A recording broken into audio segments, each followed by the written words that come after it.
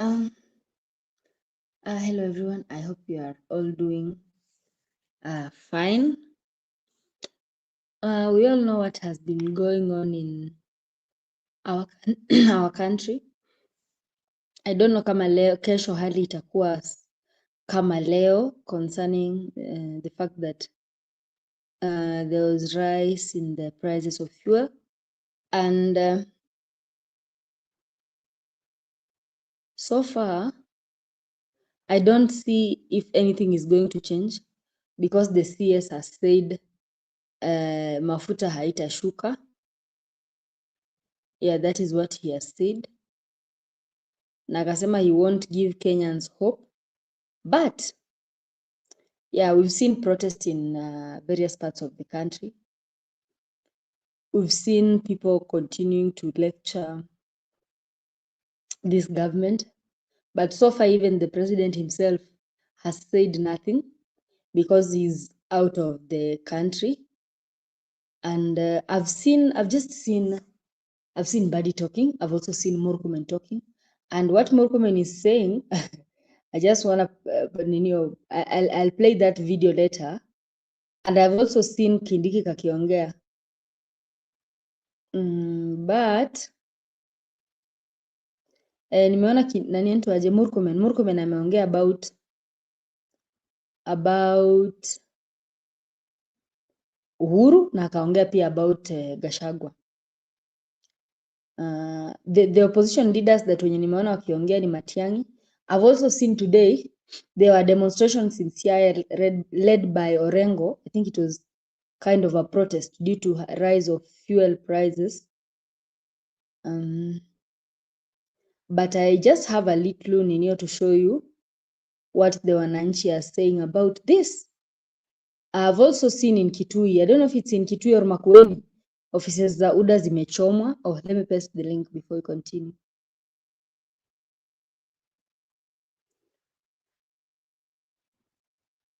Offices za UDA zimechomwa huko Makueni. But it's high time Kenyans, we stand for ourselves. Because that is the only threat that Kasongo can face, the wananchi.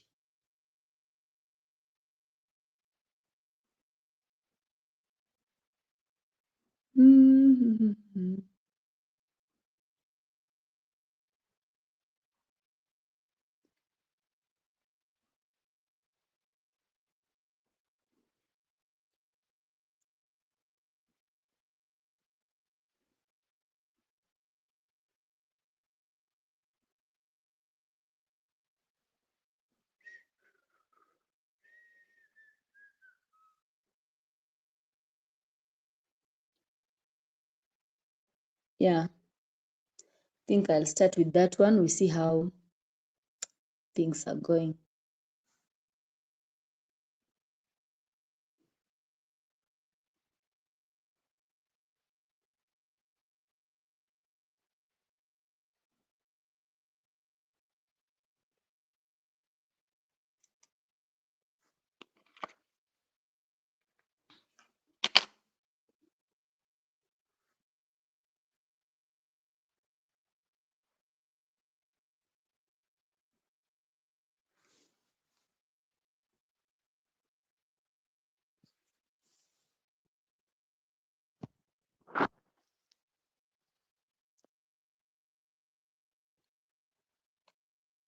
Amepigwa hapa risasi.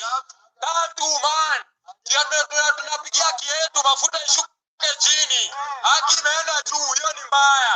Sisi tunasema wanda man. Tuwezi angalia hapa hivi bana, jamaa yetu amepigwa risasi. Ataambia tatu kwa mapacha. Watu kijana na bashi kulikuwa pelekwe hosi. Bora, Tunda amechoka. Tunda amechoka. Statement ni moja. Weka mawe.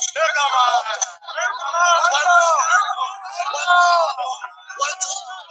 Bwana, tangu lini? Diesel ikakuwa juu ya petrol. Ni wapi? Ni wapi? Uganda mafuta ni pesa ngapi? Hapa Kenya mafuta ni pesa ngapi? Bwana. Sasa tunakataa manze, tunasema tu hatutaki, mambo ni one time manze. Kidole ni moja, kidole ni jambo, na mkituwekea hii bado si lazimisha. Sisi tunasema tu one time, one time. Hao watu wanatupiga tear gas na wanaishi kwa debe. Sisi tunasema one time, waende kwa debe zao walale huko, lakini Ruto utashuka. Upende usipende utaenda nyumbani. Tumesema ni one time. Tumeshangaa sana, imebidi tutoke nje. Tunauliza bwana rais, hatujaona hii. Kwa mara ya kwanza diesel imepanda, imepita hata petrol. Haijafanyika hivi. Imekuaje? Ulisema utaanza na bodaboda. Sasa sisi ndio wa kwanza tunaumia, tuibie wa mama. Tusema aje? Sisi tunaumia kama wana bodaboda. Walisema bodaboda sisi tutulipea Ruto kura. Sisi tulipea kura, lakini sasa Ruto umekuja kutuangamiza. Mafuta iko 200, sisi tunabeba na 50-50 hapa town. Ukibeba 50-50 watu wanne, mafuta imeisha. Hiyo mafuta hata haina nguvu. Na sisi kama madereva tuktuk wa diesel kwanza tunaumia. Kama mimi saa hizi sifanyi kazi, gari yangu imepark kuanzia asubuhi, watoto wangu sijui watakula nini. Polisi tunaona nakimbizana tu kwa barabara hapa. Tunaomba serikali ya saa hii tafadhali mtuangalie, mtusaidie. Sisi kama madereva, mtusaidie.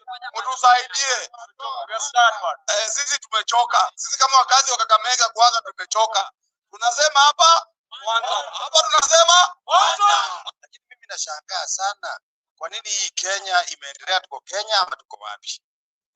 Sasa mtu anataka tuende wapi? Hii ni nchi yenye tunaishi. Huyu ndio tulimchagua. Kumbe tulikuwa tunachagua Kenya kuisha. Kumbe walisema hii ni Kenya kuisha. Kumbe hii kwa Kenya kwanza ilikuwa ni Kenya kuisha. Hata tunauliza Ruto. Na Ruto akitoa hivi vitu yote inafanyika anatorokaga. Hakuwa Kenya kama saizi ashatoroka. Aliko Kenya. Bottom up tulidhani itatoka, tutatoka chini tukienda juu. Kumbe maisha yanatoka chini sasa ikipanda juu kabisa. Bana, watu vijana wetu wamepigwa marisasi hapa Kakamega, wamepigwa risasi. Kijana mmoja apigwa risasi hapa, tumepeleka hospitali kule. Apate matibabu. Sasa nauliza maswali. Maaskari hao wanataka sisi tusaidiane aje kama vijana? Tunasaidiana aje kama vijana? Sisi kama vijana sisi ndio tunaumia. Sasa hii mambo yanafanya hivi, vijana kupigwa sasa ndio wanakisha moto. Sababu vijana wako wamekuja town hata wengi. Sasa wakati wakisikia kwamba kijana mmoja amepigwa risasi, hiyo ni kudefend ama ni kwa nadibu zaidi. Sisi bado tunaandamana, nataka Ruto ufanye maisha ya kila Mkenya ikuwe sawa. Bottom up inamaanisha nini? Hatuwezi kubali maisha inapanda, sisi vijana tunaumia. Vijana wengi hawana kazi. Wakati unasikia wanaandamana hivi ni sababu kuna kazi.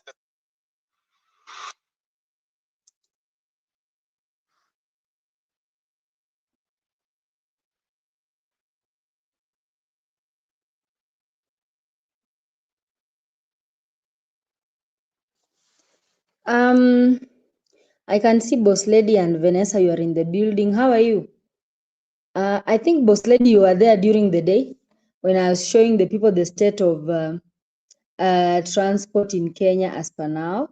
And you also, barabara ilikuwa clean, totally clean. So I don't know what this government, sijui wako na plan gani na sisi, because if it's crying, we've cried, all the tears zimeisha.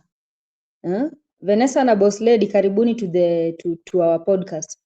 Kama ni kulia wa Kenya wamelia, but these people are not willing to listen. Hata ni kama haiwahusu ndewe wala sikio. Mbadi ndo huyo amekuja ameongea, Murkomen has just talked, but you've seen it's not only in Nairobi where watu wameandamana. It is in various parts of the country because people are really feeling the burden, but the problem is the government is not willing to listen to the people. Instead of listening to the people, the government is busy competing with the opposition. On who, how can I put it? Wanang'ang'ana na opposition kuona nani anatupa cheche za batusi kuliko mwingine. They are not doing their work. They are busy hunting votes for Ruto. And that is why most of these dockets, they are not performing. Because the CSS are out here on weekends in rallies wakitafutia ati Kasongo votes. Hadi wengine wanatuambia now it has become very hard campaigning for Ruto. So that is what they can do best.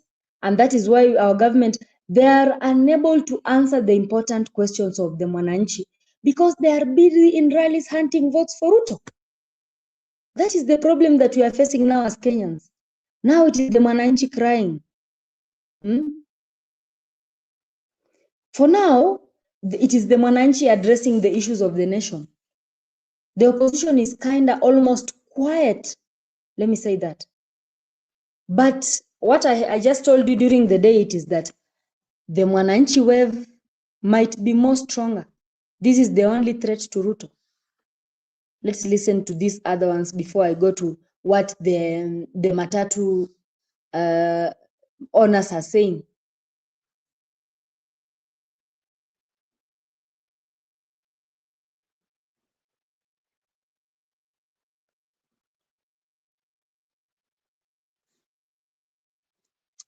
Address Ruto.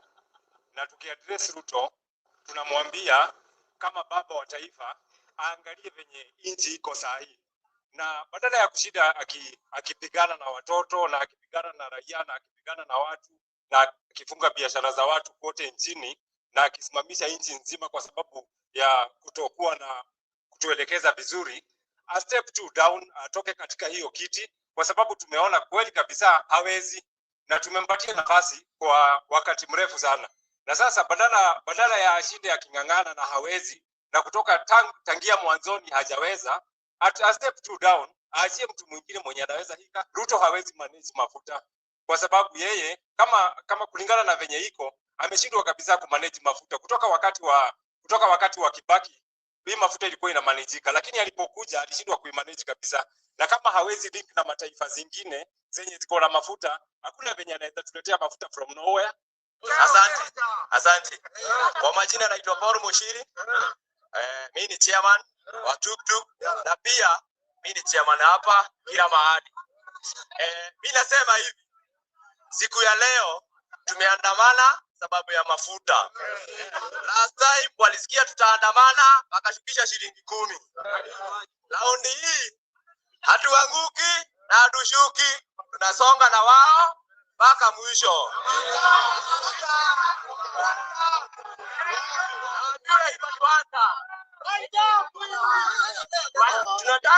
Tunataka tunaongea na fact. Walipandisha na 41 shillings wakashusha na shilingi 10. Tena wameongeza na 46. Tunafanya hesabu ya 30 bob ile walipandisha mara ya kwanza, sasa hivi wamepandisha na 46. Hiyo ni 76 shillings kwa lita moja. Mimi nasema hivi, mimi tangu nizaliwe sijaiona mafuta ya diesel iko juu kuliko petroli.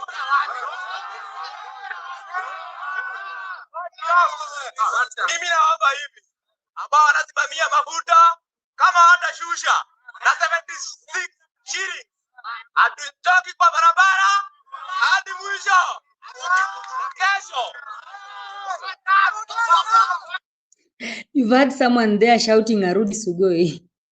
Tunawaambia hivi, si leo tu, kesho kutwa mpaka mafuta ishuke.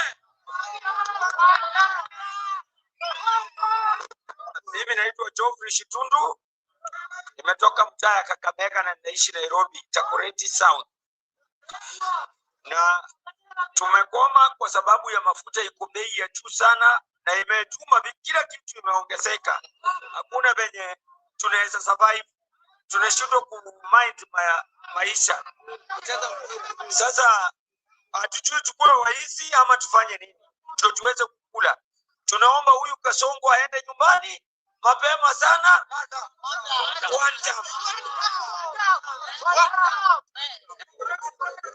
Okay, amare to ama kwa jeta gukirago na demo ikari wa guko kawa gware na tukira tumerira guko muthanya wa muthi ni undu wa maguta ni twenda irio goro muno tugaratia riu ni turakigeria gugiki niguo atunyie ana tutwanderia maguta ciringi 30 arudi kwa roho zetu. Kwa hivyo kama umekata kauli ya kutufinya kabisa mpaka siku hapa kutoka hivi.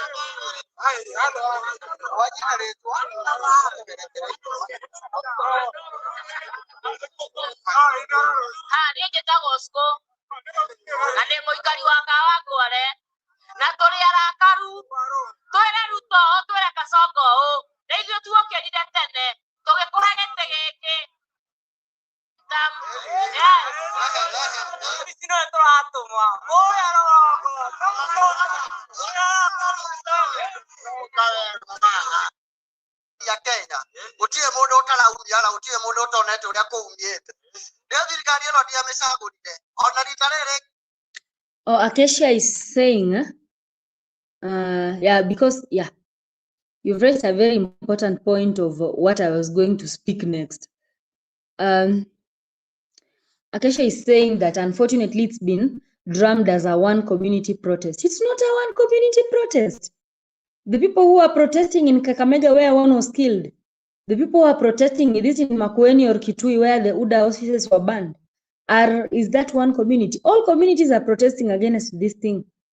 Yeah, let me just put this video of Murkomen because he was talking as if it is only one community that is protesting.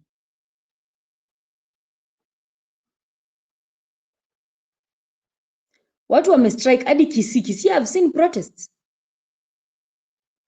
It is Acacia, you know, the problem is that they don't have anything to tell Kenyans.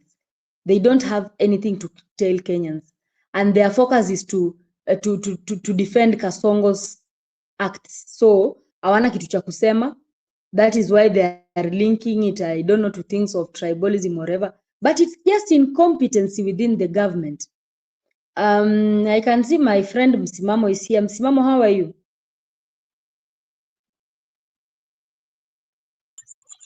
Mimi nashukuru, niko poa. Hali yako?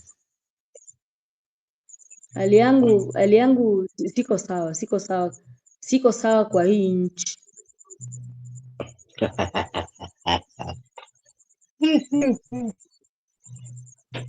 Hauko sawa kwa hii nchi? Kila kukicha. Uko Mombasa, you are supposed to give me updates also.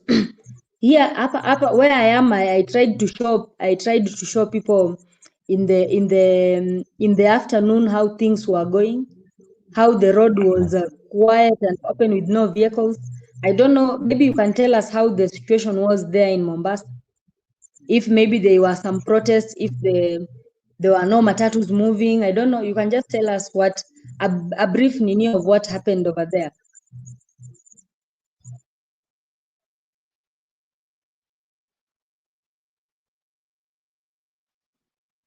Msimamo, umepotea tena. Unipati? Sijakuwa nakusikia, ulikuwa umezima mic, I think so. Sasa nakusikia. Unanisikia sasa? Sasa uko sawa. So maandamano yamekuwa kila mahali. Hata huku vijijini hakuna magari ambazo zilikuwa zinatembea kabisa. Limegusa kila mahali kwa kweli. Hata hakukuwa na usafiri kabisa leo. So maandamano haya ama mgomo huu wa na matatu basi umekuwa katika taifa zima la Kenya. Mtazamo wangu haswa hususa kwa sababu Mombasa imekuwa, sehemu zingine zimekuwa, hata huku sehemu za Mwalunga pia magari hakuwa kabisa barabarani. So meaning kwamba mgomo ulimgusa kila mwenye sekta hii, kwenye sekta hii, kila mtu. Labda kwako sasa, kama kuna swali lingine. I have seen the CS for Treasury akisema mafuta haishuki anytime soon. Sasa hii si ndio itazua mgogoro kabisa between the citizens and these people and also the matatu the matatu owners, because the matatu owners themselves, they have also said that hawarudi njiani kama mafuta hayatashuka. And also you can also answer that. And also I have this question before you finish. Nimeona president yeye hata hayuko and has not reacted to this thing. Every time kuna maandamano yeye utoroka. Na I've seen huko akiongelea mambo na affordable housing huko penye ameenda, sijui ni Baku. Your place you need to Abidjan. Azerbaijan, something like that, but it's in Baku, the country. There is another Ugandan lady who was stood akaongelea mambo na housing and whatever, because that is what they were talking about today.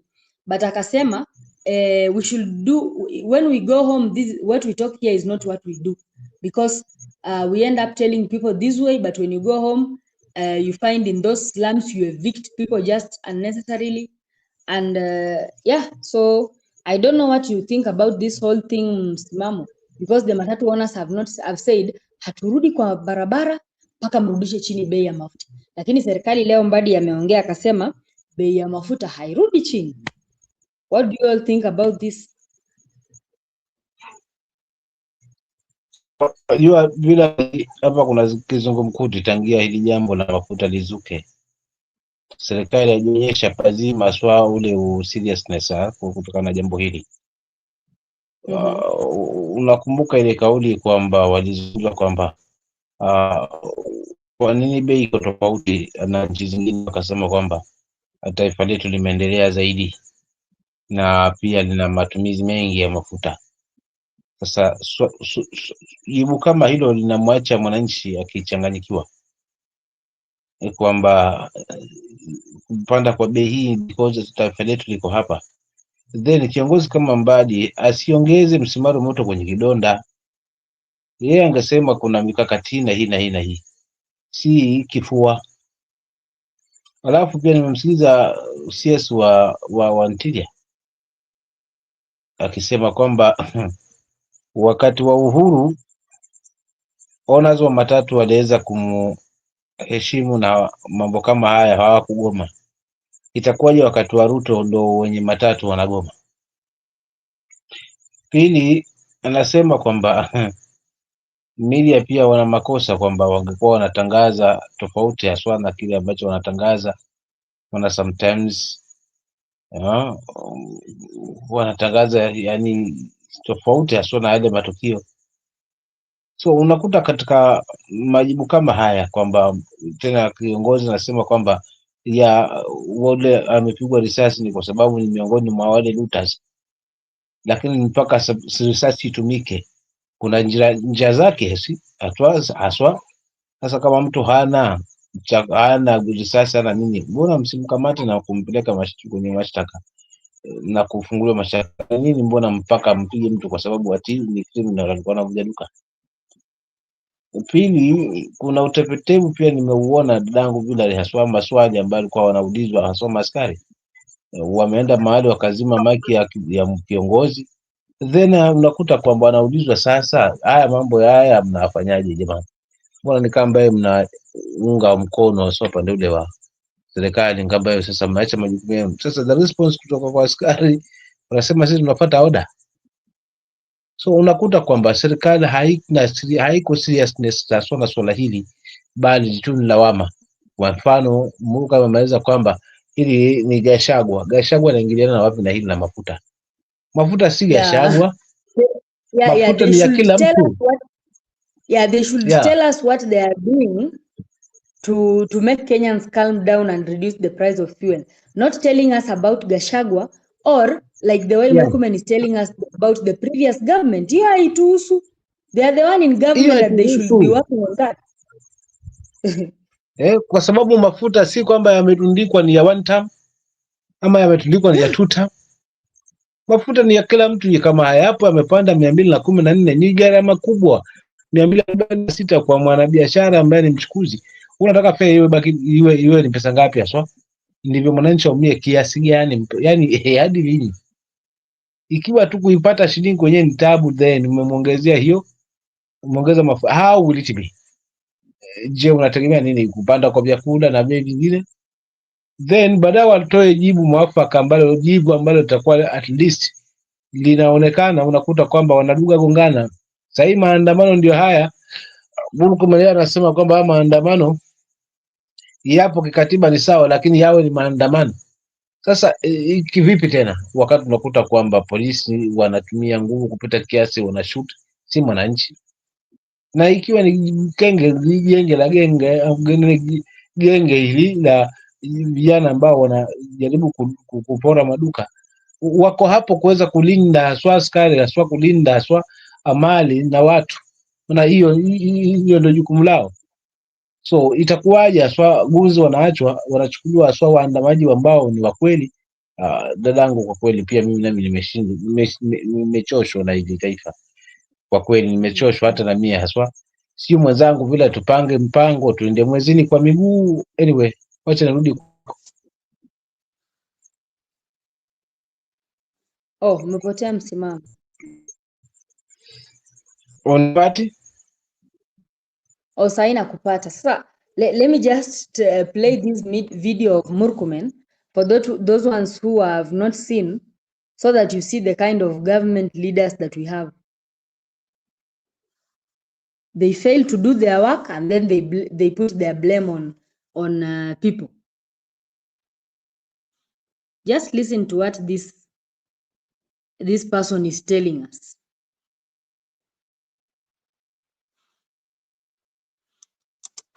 But you should give us credit that no life was lost during that time, during that agitation, that we never organized a protest. We never agitated for Matatu sector to stop transport. In fact, I dare say that the leaders of Matatu industry at that point in time never protested against the government. So the question you should be asking yourself, why did they feel that it was okay to understand President Uhuru Kenyatta, but when it is President William Ruto, they should go to the streets? The issue is, during Uhuru's time, what was the price of fuel? And during Ruto's time, what is the price of fuel? The price at which fuel imefika, is it a price that people can just sit and say that we didn't protest during Uhuru's time, then Ruto's time we won't protest? It is by far a very high margin, a very high margin. Actually, when people are saying about the statistics, like mafuta haijai panda kufika hii kiwango. Ukweli kabisa jamaa wangu, hapo na kukubali bila. Maana wakati ule ulikuwa 100, si 100 na ngapi wakati wa Uhuru, 100 na sio 40 kai inapigisha kelele. Nao 214, angalia tofauti hiyo. Alafu kiongozi kama hivi mwenye dokti ambayo ya maana kama hii anaongea pumba kama hili, machungu ya kisiasa.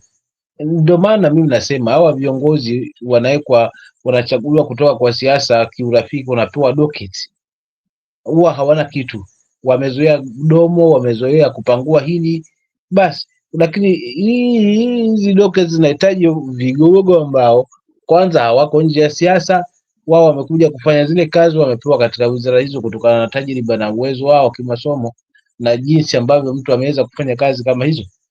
So for real nashindwa kabisa kumsoma mimi katika sababu hizi. Unaingiza Uhuru hapo wakati wa serikali ya Uhuru, kwani yeye alikuwa wapi haswa wakati Hata huo? Uhuru Alikuwa wapi? wakati wa Uhuru, kama kulikuwa na any kind of blunder, you could never hear Uhuru talking about Kibaki. Msimamo ulisikia siku moja Uhuru akiongea kuhusu Kibaki? Ama Hakuna. Followers wa Uhuru wakiongea kuhusu Kibaki? Did you ever hear them blaming the previous government? Na hata Kibaki pia alipoapishwa hakuongea masuala na Moi. Exactly. Sasa hao jamaa wanatapatapa tu, wagusapo usipo, washikapo usipo. Sasa mimi nawafananisha na wafamaji, hawaachi kutapatapa tu, lakini reasoning hakuna. Mfano mdogo vile, unakumbuka ile wakati wa mafuriko Nairobi? Ni jambo ambalo lingekuwa limeshatengiwa muda, ningekuwa ishatengiwa muda mapema, wala halingaathiri kitu kama hiyo. Likarudi tena kwa mara ya pili tena, bado serikali hawali. So hawa jamaa zangu, nadhani mimi mahali wapo ni kwa jinsi gani watabaki katika mamlaka, piga huwa vyovyote, lakini wabaki katika mamlaka, kwa sababu sijui wakiwa nje ya mamlaka itakuwaje. Mimi nitaachia pale vile hadi, lakini nachoka bwana, si ndio mwezini kwa miguu. Mimi ukikataa bila naenda mwezini na miguu bwana, nikapumzike huko. Uongo.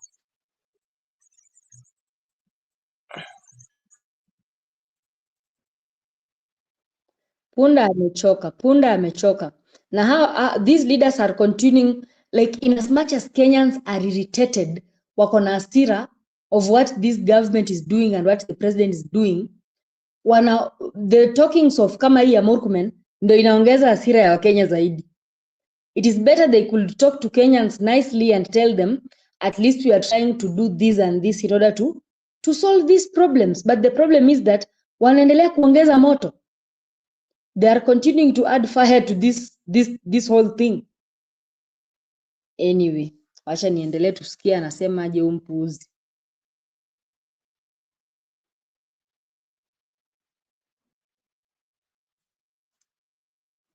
You should ask yourself, why did they not stop their vehicles just less than 4 years ago? And why is it that in the administration of President William Ruto, they have stopped their vehicles from coming to the streets? There must be something. There must be a certain level of profiling that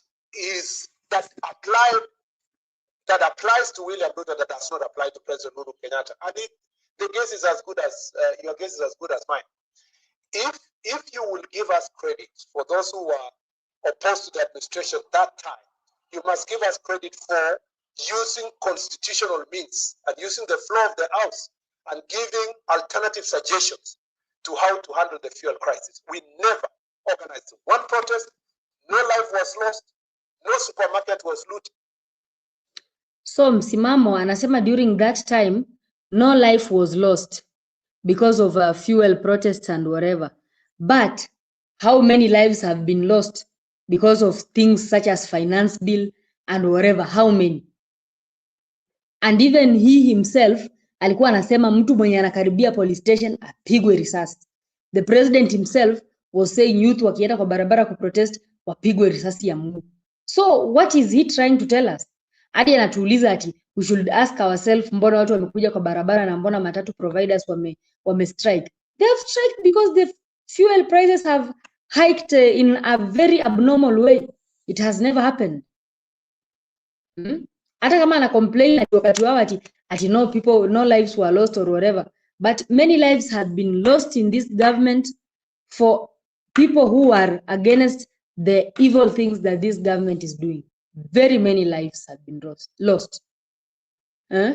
Not only in one sector of the economy, but every sector. Because tumeona juzi Dr. Obuaka here. Dr. Obuaka died. And he was in which sector? The health sector. So I think every sector has faced a lot of ninio. I can see my friend Njiru is here.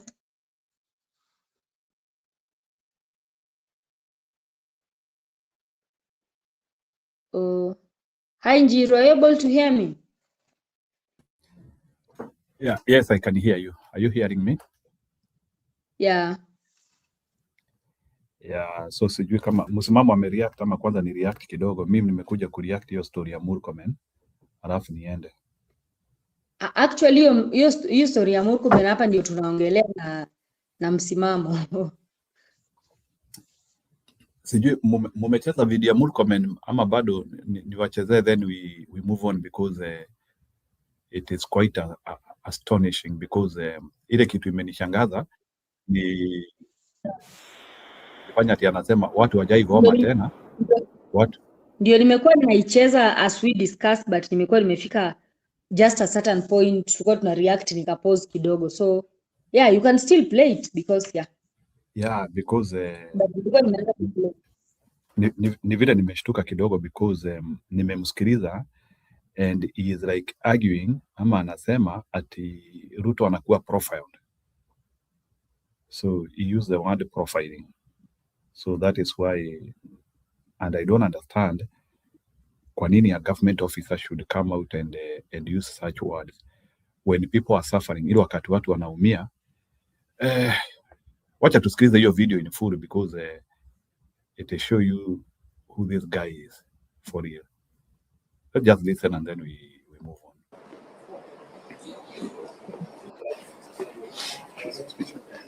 Injured. No, arrest civilians injured. Police officers injured this time. Okay. Thank you very much. Good evening, everyone. Chaos, violence, looting, and disruption of transport in the country today ostensibly to protest high fuel prices. Even though our constitution protects the right to demonstrate and picket, it is quite unfortunate that today's protests have once again been hijacked by political actors for political ends. Whereas we take cognizance of the fact that fuel prices have risen significantly as a result of ongoing global political crisis, looting, violence, blocking roads, and vandalizing public and private property can in no way bring down the oil prices. If anything, the disruption of transport and closure of business can only worsen the situation. The government, led by the National Treasury and the Ministries of Energy and Transport, are taking steps to engage with transport stakeholders to explore the ways of addressing price increases, and we are confident that the talks will bear fruit. We are, however, concerned that although most parts of Kenya were peaceful, criminal elements in some parts have been mobilized and deployed by rogue politicians to target government projects, property, personal property, pro-government, and also property of pro-government leaders. The looting of courteous supermarkets owned by a member of parliament who supports government, the burning down of UDA offices in Wote in Makueni County, and the torching of 2 trucks at the site of Rironi Mau Summit flagship project are not coincidence, but a calculated move to spread fear and intimidate government supporters and innocent public servants. Coupled with the recent violent attacks on Ms. Rachel Wandeto, who passed on this morning, we are witnessing a clear scheme where a section of political class is making incendiary statements to fund intolerance and ethnic bigotry and organizing gangs to spread terror, sabotage government projects, and profile and intimidate those of different political opinion, especially those who support government. We wish to reassure the country that the government will do everything in its powers to protect lives and property, and at no time would lawlessness be allowed to take root in any part of our country. We will intensify our fight against organized crime and its sponsors who are hell-bent on propagating anarchy. The full force of law will be brought to bear on the organizers of today's violence and wanton destruction of property.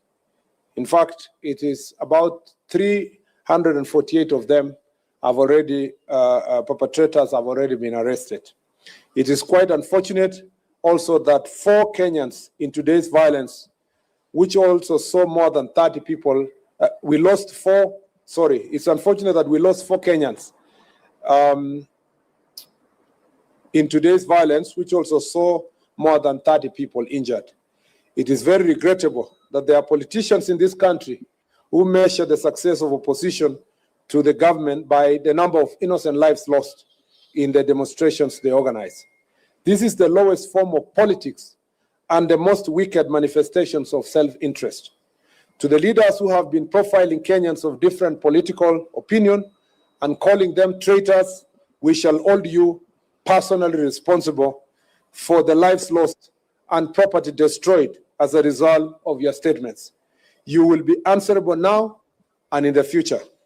I commend Kenyans who went about their business in peace, and actually, in largely in most parts of the country, Kenyans went about their business in peace, but also there are some public transport owners who protested in peace by just keeping off the transport system without really interrupting other people's lives. And we regret, in some cases, disruption of transport and businesses that have been looted, including a supermarket in Naivasha, which, as by the time we were coming here, was still facing invasion. Agencies address the issue of fuel prices. To those traveling, our security agencies are under instructions to ensure our safety. All the roads that were blocked have now been cleared, all part of Kirinyaga, There was an attempt in Rongai and in Kitengela, and a particular attempt in Kakamega to invade I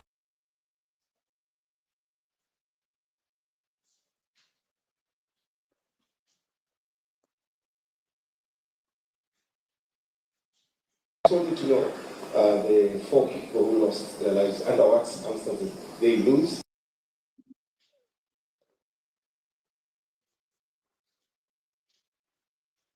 Investigations are ongoing. It will establish exactly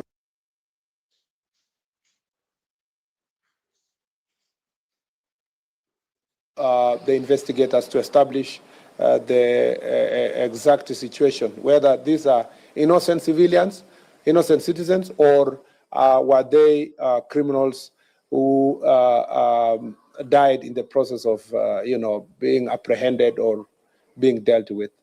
And on the question of oil prices, as you may be aware, there is an ongoing meeting now between the ministries of transport and energy with the stakeholders.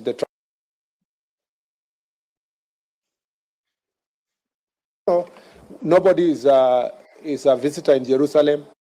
We at least have guarantee of supply of the fuel, even if it's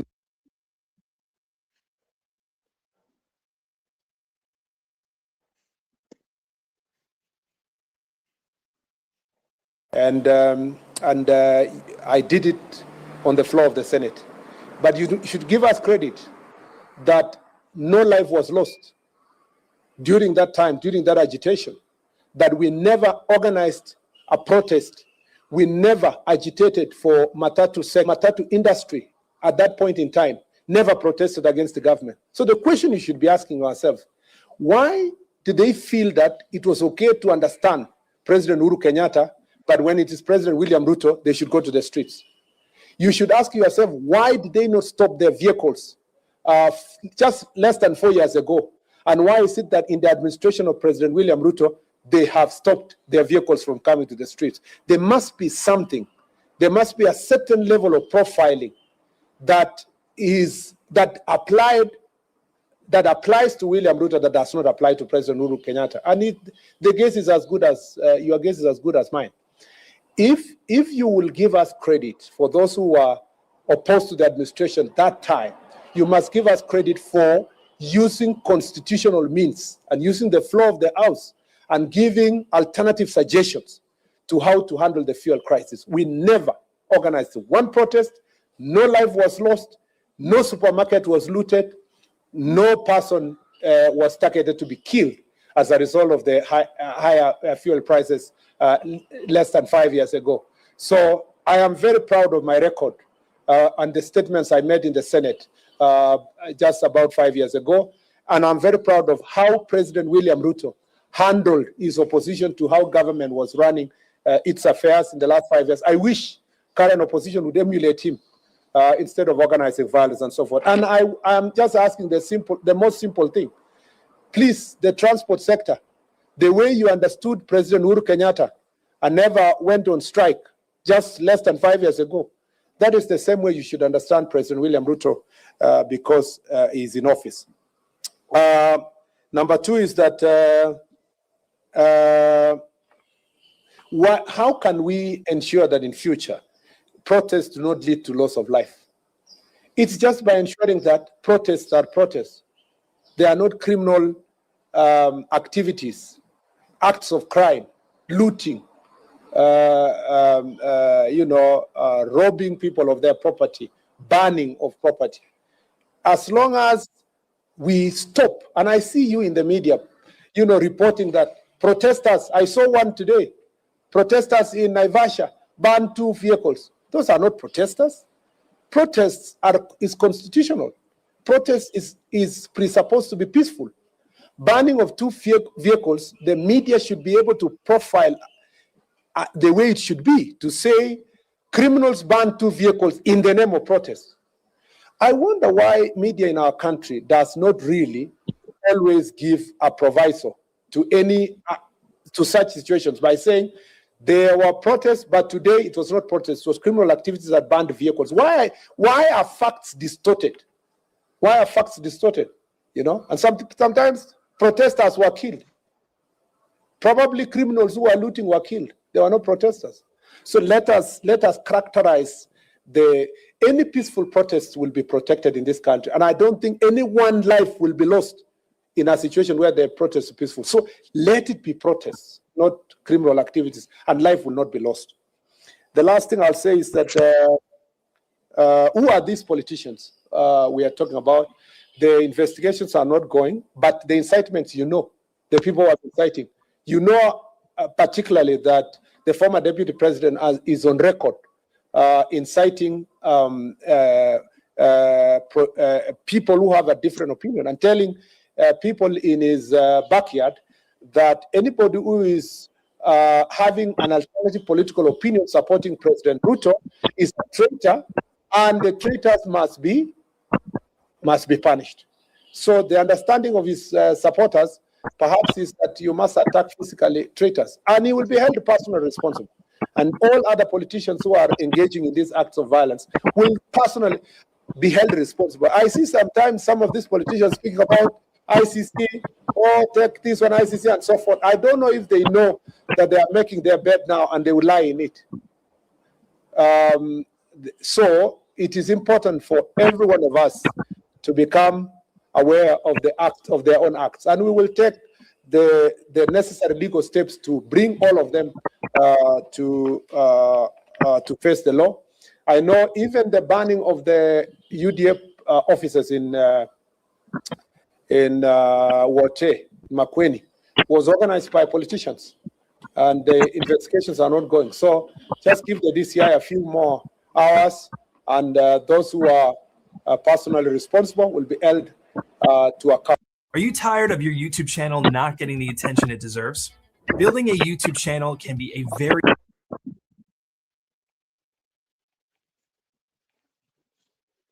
Yeah, so that is what I wanted to give. Varai, I have listened to that video. Na hiyo video imenipea stress sana because I could not imagine Minister of Interior could say such information. Why? Because he is refusing to handle the bottom of the issues, like the operating conditions of Kenyatta government are not the operating conditions of Ruto government. He needed to like tell us to what levels did the fuel increase during Kenyatta time, and what was happening during Kenyatta time. Because I remember during Kenyatta time, he was working with the subsidies. Kama unakumbuka ile kitu inaitwa subsidies. Na wakati Ruto alikuja kwa power, the first thing alisema anaondoa subsidies. Remember that? So there's no in which people could have protested during Kenyatta time, because Kenyatta did not increase prices astronomically, because he was dealing with the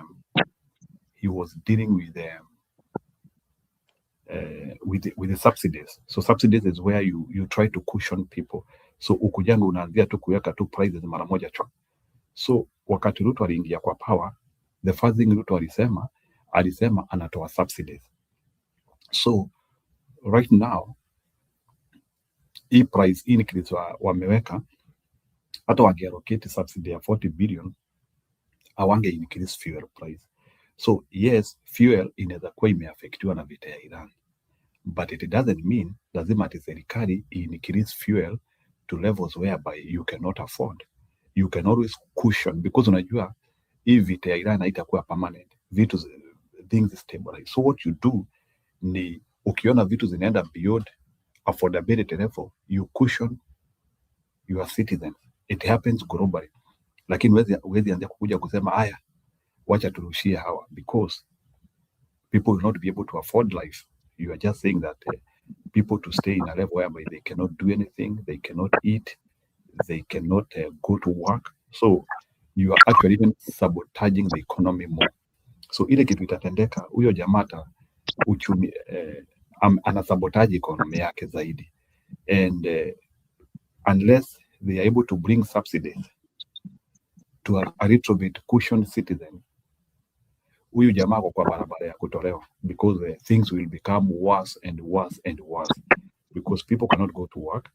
Kama saa historia ya matatu, be assured hiyo fare wataanzia kulipisha, no one will be able to afford it, because if you cannot afford the fare, you cannot go to the job, and some people cannot walk the distance which they go, they are quite far, and your employer will not earn the salary to you simply because that mafuta imekuwa bei ghali. So hakuna historia ati my employers wataanzia kusema sasa tunaongezea 10,000, tunaongezea 20,000 simply because mafuta imepanda, because pia inategemea employer. Mafuta ikipanda, does it mean that the income is increasing? Are employers making more money? Those are the things. It necessarily doesn't just come that way. So salaries do not increase simply because lifestyle is increasing. So I think it's a time bomb. Another thing, Jiru, every day I tell people here that whenever Ruto wants to do something fishy, he always creates distractions. Kabla aongeze mafuta, alijua kutakuwa na by elections Emuru Dikir. Watu watakuwa wameconcentrate huko. Kabla aongeze mafuta, there was the African Forward Summit. So he created that distraction. Between now and is it June or July, ndio parliamentarians watapass your finance bill. Between that time, ndio huyu ameongeza price ya fuel. So this guy is always way yake ya kufanya vitu fish in this country is through creating distractions hapa na pale, so that a divert attention ya watu, and that is what he's been doing for the very longest time. Alafu saa hii ameenda nje ya nchi, akirudi ni hizo rallies zake na kuendelea kudanganya watu and continuing to to create distractions as he is doing some fishy things underwater. And also Murkomen has been speaking, na nimesikia akisema mambo na ICC ati opposition wanaongelea ICC. They do not know that they are making a bed that they lie on. Ukiangalia vizuri between the opposition and the current government, who is supposed to be taken to the ICC? And there is also something that he has said, that the transport, why is the transport sector not understanding the government of Ruto, but they were understanding the government of Uhuru, which is something that we've been saying here with Msimamo. When Kibaki came to power, at that time, sijui kama Njiru wewe unaweza nijibu, aliongelelea Moi's government according to the performance of his economy. Wakati Uhuru amekuwa in power, uliwahi sikia akitaja jina ya Kibaki? So these governments, instead of them telling us what they are doing, you know, the relationship between the government and the people should be that relationship of yes, tumewasikia na hivi ndio tunafanya to do this, but this government is busy defending themselves. Bara nikuuliza kidogo. Huyu jamaa anataka tumuelewe. Does he understand us? He is busy saying that Wakenya waelewe serikali ya Ruto. Yeye anatuelewa. Does he understand us? Yeye anatuelewa. This whole government is not understanding us. Instead of it understanding us, they are busy doing things that are manipulating us. It's like every time when they wake up in the morning,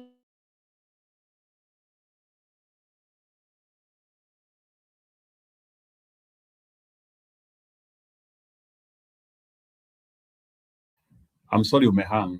Maybe kabla nipe Innocent, leo naona ni kama Kalonzo alikuwa amehang vibaya sana, alikuwa amewaka vibaya sana. Vara, let me just put Kalonzo kidogo. Msikie vile Kalonzo alitusi huyu jamaa. Nauliza baina ya Kalonzo na Ruto nani mjinga? Nani mjinga? Na sasa akiendelea nitamjibu zaidi.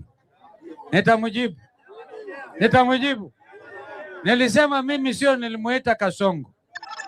Sasa huyu ni maumbile ya Mungu, sio? Because akiendelea mnaita Ruto, you have elephant ears.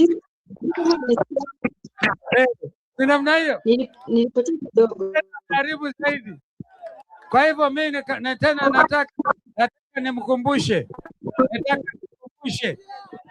nimkumbushe kama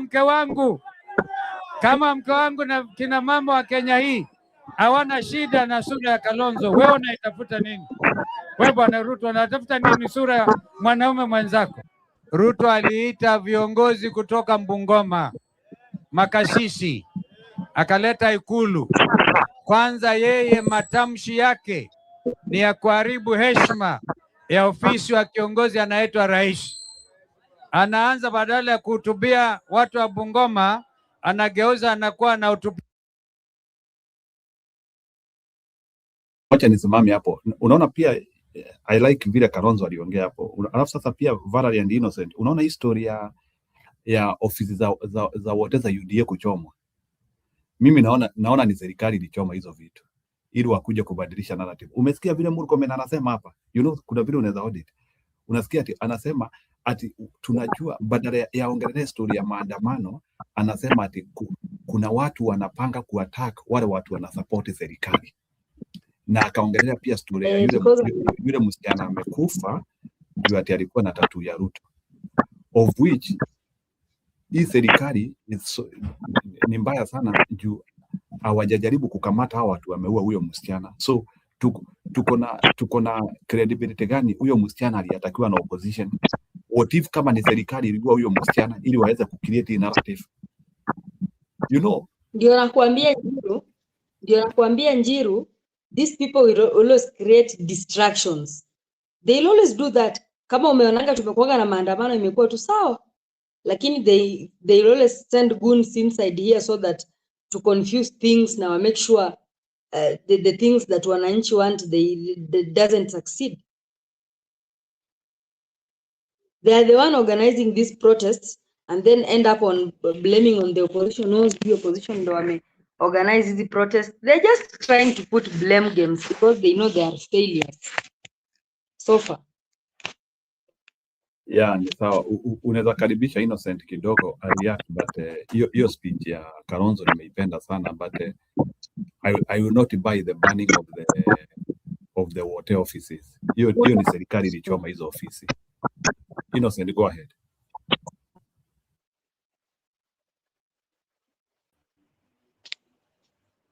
Hello, how are you? Hello, njema kabisa, karibu sana.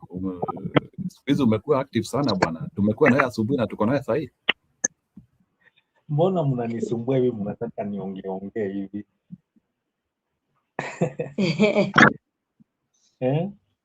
No, you have to react sababu unasikia serikali wanaongea ati yule msichana amepata itirafu ya kifo na pole sana kwa huyo msichana amekufa. Unasikia sasa wakati kuna maandamano hawaongelea historia ni nini kinafanya watu waandamane, wanaongelea historia na waongelea hata sana historia wale watu wamekufa leo, wanaongelea tu historia wale watu wana support UDA wameuawa.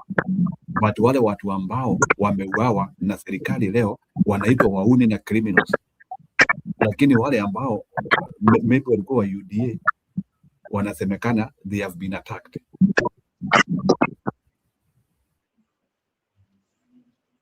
And they will not be distracted by their shenanigans. We will continue doing what is right for Kenyans, and whatever makes Kenyans happy, they'll do it. They'll do it exactly the way they plan to do it. Yeah, I've just listened to the press release. Zenye wamefanya the ministries, that is Ministry for Transport, Energy, there were 3 of them, and they gave their resolutions after meeting them at the 2 corners. And you can imagine these guys, they lie, they keep on lying. Kuna mtu microphone yake iko on, sijui nani napiga kelele kwangu. You can mute kwanza. Yeah, that's okay. You can imagine they have a meeting, deliberate on the issues, they come up with the resolutions. Na wakikuja a joint press conference with the stakeholders, wanakuja and they are lying to the citizens. And I'm happy with the stakeholders, the Matatu Association. Walikuwa bold na wakasema no, we did not, minister, yes, don't lie. We did not agree on that. What you are saying is not what we agreed on. And yani ameonekana sijui, let me not use let me just because of their character, this government, that they'll continue lying to people, they'll continue lying to the citizens, and even after having the meeting and agreeing on something, they come up and then they give a different press release. And that's why napendanga watu when you go to the meeting, have minutes, andika minutes down, and mkienda you read what has been agreed. Matatu owners should also learn that hawa sio watu mnaweza agree something and then muende kwa press, muende kuongea. Waandike chini waseme they agree, hata wasign waseme this is what we are going to give in the press, a joint press. So unaona vile wanaendelea kudanganya, mpaka wanadanganya in front of the cameras, and Matatu wamebaki nyuma na they have clarified, wamesema mgomo uko kesho, they'll continue with the strike, and wamesema wakitaka wanaweza ongeza the fare, but they don't want to do it because they hawataki wasukume wateja wao. Wanataka that burden to be carried by the government, because there is a way they can remove that 46 shillings. Now imagine wametoa only 10 shillings. So you can imagine this is how this government is pushing the citizens down na kuendelea kuwasumbua. So the Matatu owners wamekataa, wamesema hapana, we will continue and stay at home. I hope the owners of the vehicles will agree to that. Let me tell you, sijai enda to a country yenye haina gari hata moja. Today nilikuwa nimeenda abroad kwa country fulani na nikapata nikaona a country without a car, even one car, kulikuwa na pikipiki kidogo. That is the country yenye nilivisit leo, and I was very happy, nikasema wow. And daytime nilisema ati the opposition should not be in charge of this, wasionekane ni kama hao ndio wanaitisha hii mgomo, wacha ikuwe mgomo ya the other stakeholders, especially the Matatu na watu wa biashara wenye wanafanya biashara wanatumia magari ku transport their own goods. And that's why it was successful, especially from most of the counties. But I'm disappointed to learn that Kisumu, Migori, Siaya, that the business was as usual. That hao walikuwa wanaendelea na biashara, na nimeona magari zinabeba watu wakiendelea. This is the far the ODM has gone. That is awezi for them, it's not affecting them. I'm disappointed with that clique of part of Nyanza where we come from, that for them they can kumbe walikuwa natusukumanga tu uongo kitambo, watu tunaenda maandamano because of mafuta, because of food, rice. Saizi mafuta imepanda and they cannot join the other Kenyans. I was disappointed in Njiru and Valerie to see them backing up and wanaendelea biashara. Shame on them. Shame on them mara tatu. They should not do that, because itafika wakati pia, unajua hii country tusipoona vizuri, Njiru, itafika mahali watu wataanza watu wataanza kudemo, na wengine wanasema hiyo ituhusu, hiyo ni ya Wajaluo, hiyo ni ya Wakisii, hiyo ni ya Wakikuyu. Sasa itafika mahali people will be protesting, na wengine wanasema hiyo si ya tuhusu. We should join hands and support other citizens when they are striking. Lastly, what you said about Kalonzo, wacha Kalonzo afungulie umbwa sasa. And that's why nilikuwa nasema when Gachagua is not there, wakina Gachagua yani wakina Kalonzo, wakina Matiang'i should take charge, na ndio Gachagua asianze kuonekana ni kama is the engine. Unaona, tumeanza kuambiwa is the engine, ati engine ikitoka sasa gari iwezi tembea. Let them continue injecting also wherever they are. Matiang'i niliona ali-inject huko Kiambu na Kalonzo ame-inject huko, so that is good. Sifuna ndio sijaona, sijui maybe you have something for Sifuna, ndio tuone also what they did, but that is good to see the opposition doing what is supposed to be done. Kalonzo na yeye amefungulia na amesema nitamrudishia na amemrudishia, that is good. But Njiru, I have never seen a strike ama protesting ya stakeholders wa maratu kama hii. I've never seen it. It was well arranged, it was well done. Unajua kitambo walikuwa wanafanyanga, wanaamka asubuhi wanafanya kidogo, ikifika maybe saa moja wanafunga, wanaenda kudemonstrate, washaunda pesa. Wakifika jioni watu wakitoka job, unaona wanaenda kuwachukua. But today paka saa hizi I was somewhere na nimetoka karibu saa 3 hivi unusu, hakuna gari hata moja ilikuwa inapita kwa barabara. Hakuna gari hata moja ilikuwa inapita kwa barabara. Yeah, it is true, Innocent. Hata mimi sisikii kelele yoyote huku nje ya gari, like it is totally quiet. Totally quiet. Hata mali wanaoshianga magari, hata car wash zilikuwa ziko deserted. Mali hata magarages, watu mali magarages zinaundiwa gari, asikukuwa hata moja. Yani huko kwetu nimeshangaa all over. Hata zile magari zingine zilikuwa zimeharibika, sijui kama zingine zilitolewa wakachukua, because ina place wakianzanga vita kama hizo wanachukuanga hizo magari zenye zimeharibika wanachomanga. But most of the vehicles zenye maybe zingeweza kujiendeza kwa garage, hakukuwa na magari mingi kwa hiyo garage. So that is how effective this demo was. Bravo matatu owners. But hiyo watu kushikwa na apparently, nilisema asubuhi tutafika jioni na news tutakuja kuambiwa kuna watu wamekufa, and you can see, nimesikia kuna watu 4 ama 5 wameuliwa na bullets.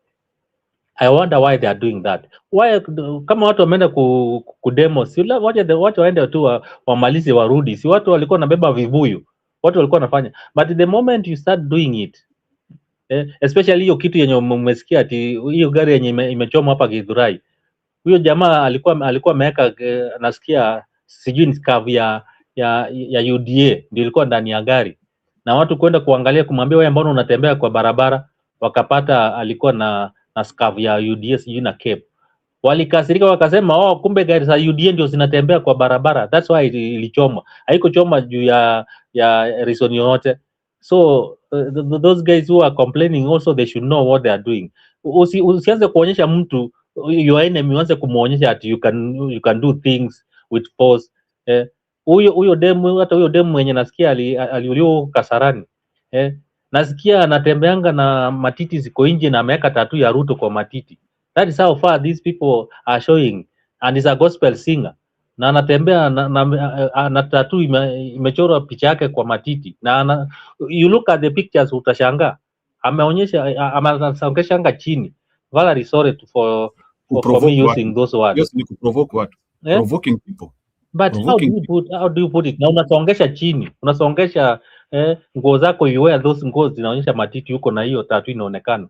I think people hao watu walikasirika. Hata kama ni government ama opposition walimuua, unaweza kasirisha. Nasema there are people who wenye wanafanyanga kitu inafanyika. Juu ukiweza kuonyesha mtu uchungu yenye mtu kuna ile uchungu mtu anaye na anaweza kuitumia kupiga. So either kama alikuwa ni opposition ama alikuwa ni government, but the things we do, hizo ndio zinafanya watu wakasirike. Things like kama hii fuel tu inapandishwa, mbona watu wamekasirika? It's because people are doing it ile kujionyesha, na that is what that girl was doing, a gospel singer, kuonyesha paka ameweka tattoo na anafanya na anasema yeye ni tuta, hata akipita njiani anasema yeye ako tuta na hakuna kitu mtafanya. That's how nasikia alikuwa anasema. You can imagine. So don't threaten people. Saizi mali watu wamefika wamekasirika. I'm not saying they did good, but tuache kutumia hiyo kiburi ya kina Mbadi, unaona yenye wanatumia. Mimi ndio government, we are the government. Saizi watu wamekasirika, umesikia vile anasema? Weka mawe. Thank you. Thank you, Innocent. I can see Kip has joined us. Kip, how are you? I'm all right. Field reporter, Okay. congratulations. Njiro alikuwa ni mute sijui kwa nini. Congratulations Valerie. Leo nalikuwa field reporter leo. Wewe. You're showing us things on the go. Kwa ofisi. Yeah. Good. For the lady, I don't think she deserved that. And I don't think she was killed because she was two-term. I did not know she died. I did not know she died. The reason why, and I'll blame Ruto, is the point those thugs, I'm going to call the people who welcome Choma thugs. So akitaka kuweka hiyo kitu kwa sura yake, that's our own problem. Anaweza kata ya shetani. That's your own choice. The problem with it is watu wananjaa sana Kenya. They actually thought she was eating alone. Na hata kwa kipata pesa. Najua kuna watu wanafanya vitu, they don't understand the consequences of the things they do. So the young people in Kasarani used to see a walk with that. Tunasema hii pesa ya Ruto unakulanga peke yake hata uwezi tukawia. You know, that is how hungry people were. So those are the things. For the lady, I can't blame her. Mi naona wewe ukitaka kuvaa vitu, unajua ulikuja kwa hii nini? Kwa hii maisha kivyako. Ule alichomewa gari was actually given a chance if he did not know Innocent. That's what I hear. He was given a chance. All he had to do was disavow UDA and stop taunting people. So his problem was, all he had to do was say, one time, turn the vehicle, talker. So that one is true. That was a taunting. That was somebody taunting. That was a Itumbi. That was somebody taunting. Now, as I said yesterday, this is the most important strike, and it's not matatu drivers that are striking. It is the whole transport industry. On that, Keeper, Yeah. now that you're talking about the transport industry, there is something that Murkomen has said about the transport industry. He has said, so haujaona speech ya Murkomen, so that I just give you a brief because you've talked about the transport industry. Murkomen anasema alisema kwamba ati mlikataa kugoma saa ile nani alikuwa amesema Uhuru and it's tribalistic. amesema the transport sector should explain why they are striking under Ruto's government and they did not strike under they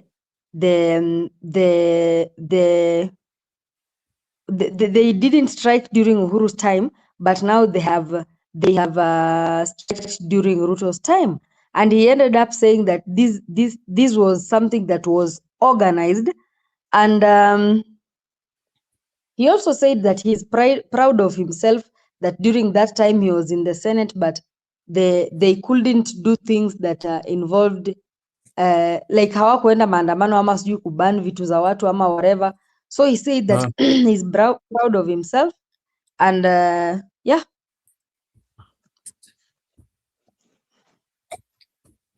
For me, I just see greedy people. Murkomen is trying to say that it's a Kikuyu problem because he says it's tribal profiling or people profiling. You're not going to win the sympathy of people by blaming Kikuyus again.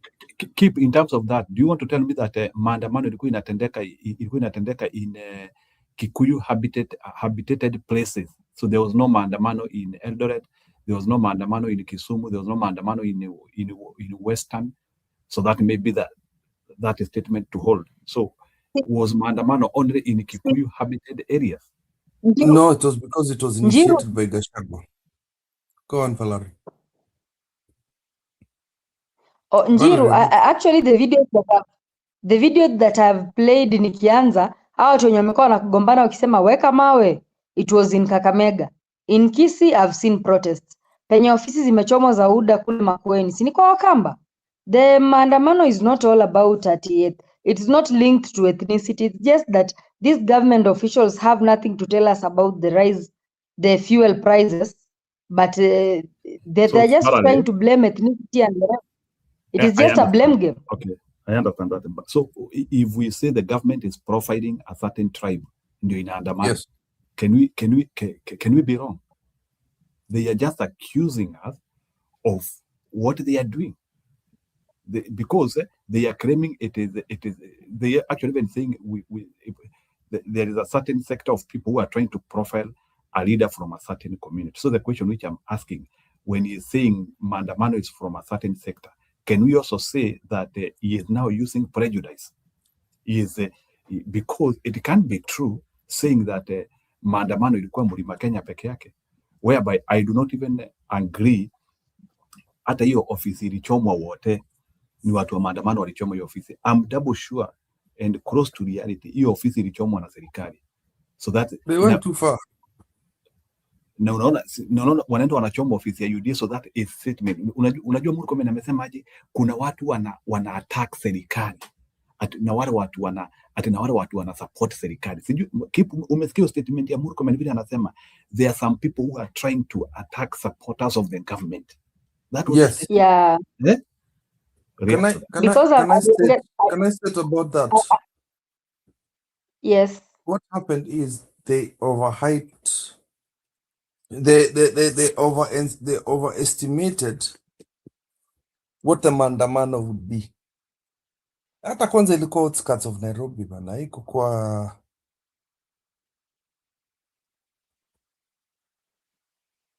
ngoja mtu anasema I hate Ruto mbaya sana. There's one of our guests here who's saying mbona unachukia Ruto? Namchukia. Akikufa leo naenda kukojoa kwa grave yake. Asemi hata unachukia Ruto, anasema unachukia jamii yako. That is the big thing. Forget about Ruto. Anasema unachukia jamii yako. Respond to that. Unachukia Wakale vibaya sana. Kwani Ruto ni Mungu wa kale? Keep. Wacha nikutetee. Kwani ulikuwa mkale lini? Ulianza kuwa mkale lini? Hii mafuta ikipanda ni mkale ndio ina wakale hawaumii ama nini? No, I think Wakale wanapewa do bana. Wakale wanapewa do na serikali, wanapita pale State House. Huyu jamaa naye ameanza kuprofile. This is how the government ina profile watu. Wakikuyu wanakuwa na Wakikuyu they are the most owners of matatu vehicle, but matatu sasikuwa zina, yani it's not only the matatu, kuna transport also, kuna magari kubwa, kuna matrakta, kuna ni kila gari ilikuwa matatu. Wakikuyu na Wakisii ndio wako huko wengi. Kwanza Wakisii. Kwanza Wakisii even the more than do you mind that innocent the profile Wakisii ndio baba Wakisii ndio the owners of matatu. So matatu that is strike, so imekuwa ni Wakisii na Wakikuyu. Hii maneno ya kuprofile watu alafu nyinyi mkienda kuambiwa ni mko hivi mnaanza kukataa, they should stop. Huyu jamaa mwenye anaandika hapo ajue Keep sio mkale. Keep is not a Kalenjin. Wacha ajue kuanzia leo. Keep continue. So Innocent Keep upe Innocent za kukua lawyer. Amekuwa Danstan Omari wako. Continue. So for me, watu wajakuja kuniona hapa. I've been doing this for years, man. I don't give a damn about ati sijui you're supposed to support people because you are Kale. Oh, si Ruto ni Mungu ya wakale. Kama nachukia Ruto hapa, ninachukia vitu ambayo Ruto anafanya na nikifanya, na nikisema kwamba anatumia jamii yangu kama excuse ya kufanya matendo mbaya kwa sisi jamii ya Wakalenjin na Wakenya wengine kwa kijumla. Yeah. Na yeye akikufa, mimi nitaenda kukojolea nini mahali pake hapo pa kupumzika.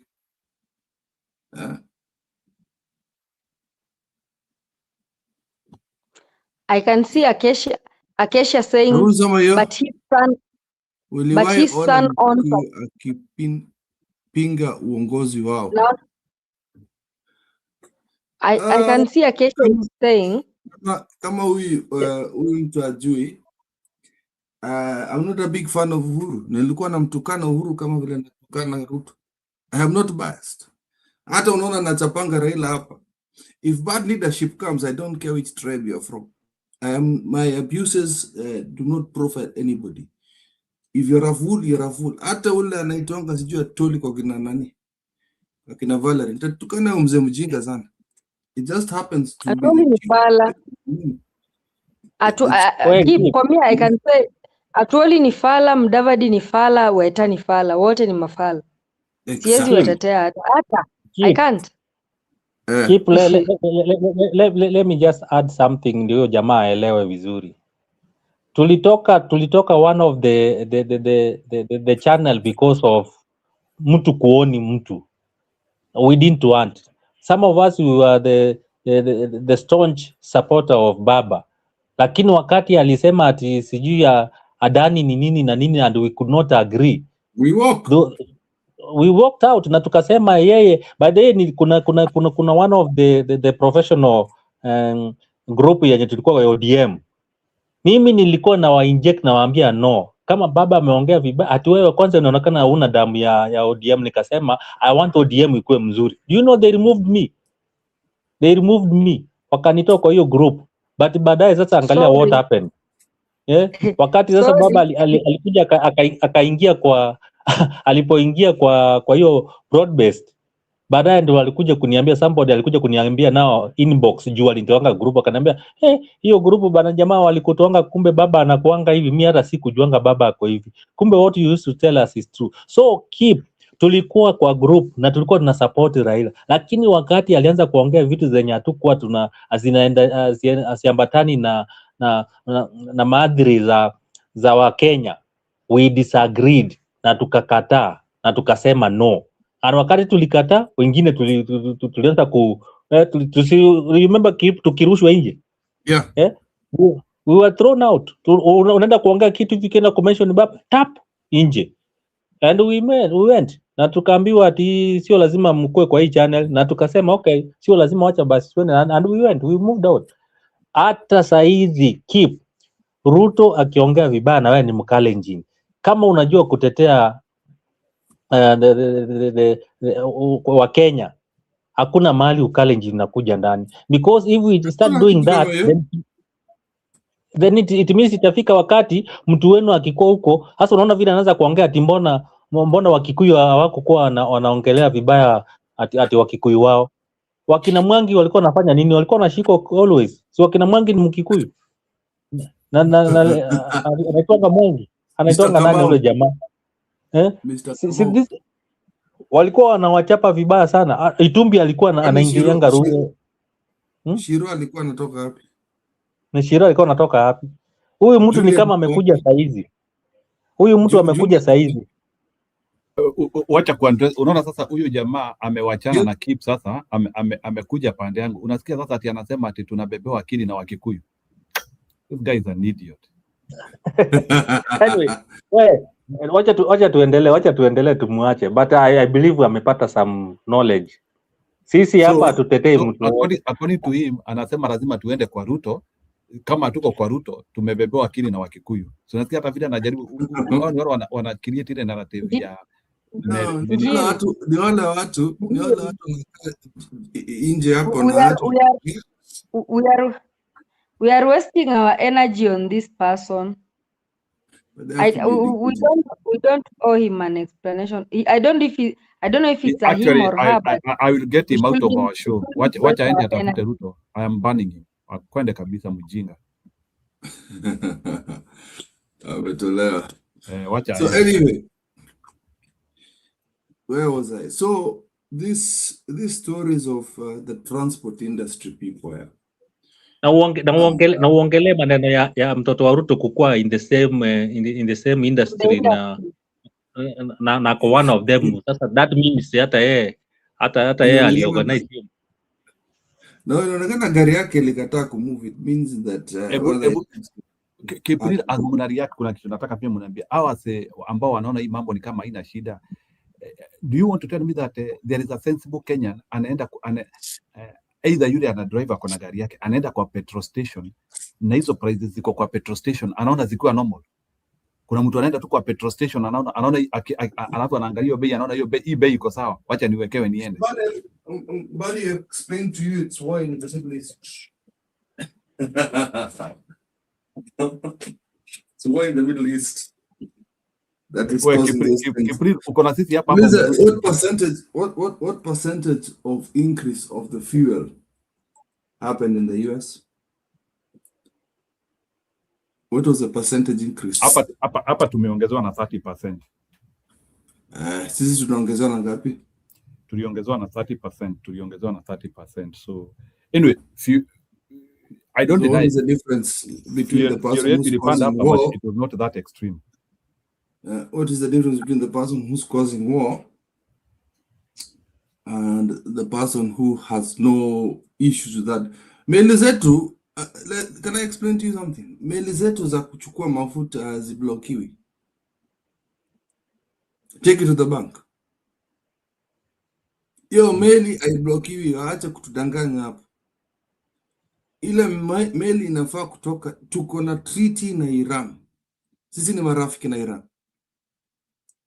Wakisema hiyo meli ni ya India, wakisema hiyo meli ni ya China, wakisema hiyo meli inaenda Afrika, Iran itasumbua hiyo meli. Tuache kujidanganya. They will not touch those ships. And there are ships that are leaving that strip safely. Occasionally there's going to be a little bit scare. Watenda watasema tataka kudunga ya India, lakini kuna meli zetu zinatokezea. Na kuna mahali pengine Kenya upata mafuta. So kuna hii mafuta ya sulfur ilikuwa inakuja kutoka huko nje. Mbona wasituletee mafuta? Walikuja wakasnatch hiyo mafuta ya sulfur.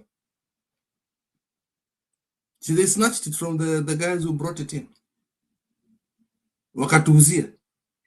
And then punished the so-called MCS, CEOs and government CEOs and PSs. By the way, we would not have been having this problem, because I'll tell you the truth. Wakenya wangechukua hiyo mafuta chafu, so long as you don't increase the prices. Trust you me. Watu wangesema tu afadhali niende kujaribu kufix gari yangu, na hizi magari mpya ndio zingekuwa naumia. Sasa wewe ungeka tu Mercedes yako nyumbani, alafu wenye wana magari za diesel, magari mzee zinaweza accept that fuel yenye iko na sulfur, na tuendelee mbele. I don't think even nobody would notice. Lakini because of the government to goons deal of G2G, imesumbua Kenya. Unajua Ruto ni mtu hawezi achilia kitu, because the deal that we were talking about is for every liter of mafuta inauzwa Kenya, huyo mtu anakula 5 bob. He's eating 5 shillings. And you know how greedy this guy is. He rather suffer before he can let go of 5 shillings. Hiyo shilingi 5. Huyu mtu anaiba kila kitu. Ingekuwa mtu kama Uhuru, let's just assume Ruto, the guy who was here before. Let's assume it's Uhuru who stole that money. Let me tell you. Uhuru was a clever thief. For those who are going to get offended in shida zao zenu pia. Uhuru at least used to know wakati ya usifinya wananchi. There was a time tulikuwa na shida na inaitwaje hii kitu during COVID. Tulipiga kelele. Iliumiza Ruto, iliumiza mfuko ya Uhuru, lakini Uhuru aliachilia hiyo mambo alikuwa anafanya. Na nini inaitwaje hiyo? Mafuta ikashuka. So Murkomen, yes, it has happened with during Uhuru's period, but Uhuru actually gave reprieve to the Kenyans. Na najua ni ile mchezo wanataka kufanya pia forex. They want to scare the forex market. Watu wastuke, pesa ya Kenya ianguke chini, alafu waanze kuirudisha juu tena wakimwaga pesa. Alafu wana benefit. Kumalizia hiyo topic, what I'm afraid of, because we've started very well today, and this is what I wanted. Hata zile maandamano ulikuwa, it was not as, I'll explain to you, it was not as energetic as the one for Gen Z's, enye tutaenda kwa streets, alafu tunajaza streets, tunakimbizana na mapolisi watu wengi. It was a maandamano that made sense to me. Unfortunately, lives were lost. But it's so hard for Ruto, it is so hard for these other people, like in Murkomen, to actually blame a particular community or to blame a particular leader as to who started it. Because And it's then busy. And then Murkomen said another statement. He said that it is the opposition who are linked to organizing these things and coming with thugs who are distracting properties. And then he was like, you opposition, every time you're talking about ICC, as I can see now, you are the ones who are making the bed that you will lie on. That is what he's saying. Yes, you see, the problem is they planned for a big event. Big thing. And I was really praying it was not going to be big that way. I just wanted the streets to be empty. This one has confused them. Wako confused. Valerie, you know how confused they are? That they deployed idiots to go and do the property destruction, to go beat up people. I won't even be surprised that some of the properties that were destroyed were them who did it. But it was just them running around the streets. Kivyao tu hata wajua anafanya nini. Hako anajua yenye anafanya. So when he was talking there, even people watu wanamwangalia hii mtu anakasirikia nini? Si Gen Z walikuwa nyumbani. Because according to even what the state-bought media did, was they even helped the agenda for us. They showed what I wanted. Empty streets. Adi alikuwa ni kama anataka ku drive the media. There was a point that he talked about media. Ni kama anataka kufunza media kazi yao. At the media, why are you telling us about? Alikuwa like, why is the media telling us about the protests and the people who are? Why don't they tell us that it is criminals who went to the road and not protesters? Anataka kufunza media kazi yake. Aliambia protesters kwa sababu ya international community usioneshe maandamano. Ungeenda kutafuta mahali vitu zilikuwa zinachomwa, alafu wanaisha hiyo, alafu waambie watu. So I think it backfired on them, and this is where I think, and I hope that these people who've been summoned, and this was my biggest fear. There are two fears I have. The first fear ni kana kwamba that these guys will let go of these things. Sijui kama kesho tarudi watakata bado wamegoma. I hope wamegoma kesho. Na hope wanagoma mpaka bei irudishwe chini. That's what they said. That is good. Number two, I hope hakuna mtu atalipwa ati sijui Ruto akuja aambie boss shika peni mbili hivi. Ruto hata yuko akobaku, hayuko nchini. Ametuma wajinga yake. Na ataambia waende kwa Zoom. Ingiza watu kwa Zoom. Ingiza tuongee nao kwa sababu mimi bado nafanya kitu ya muhimu huko Bashajini. I told you guys yesterday, Ruto is not coming back. Yeye ilikuwa tu kutuonesha anarudi. Ruto hawezi rudi kama kuna maandamano, my friend. He cannot be in the country when that. Hata hiyo ni kazi ya kina Kindiki na Murkomen waende wakastakilie. He cannot be in the country when people are fighting. Anajua atachukulia ICC. ICC alijikojolea bana. You know it's a big nightmare for him kusikia mambo ya ICC. haiwezi kuwa kwa nchi sasa wananchi wanaumia. So if it's going to happen tomorrow, I hope it's the same spirit. Nasikia there's a relative of mine alikuwa anacheka hapo, alikuwa anapitia hii nchi ni Kangemi from town. Unajua alikuwa anakusimamisha kwa gari because he came out, he said it was funny for him, and he says yeah, he kind of deserved it. Nikusomea nika text message katabu bana, ilikuwa nichekesha. Nilikuwa Kangemi, nilikuwa vijana walikuwa wanasimamisha, akasema alisema just spent 800 bob on roadblocks to get home, each at 100 shillings, 100 bob. They were lively and very peaceful extortion. Vijana walikuwa na extort watu kwa barabara, very lively, they were happy.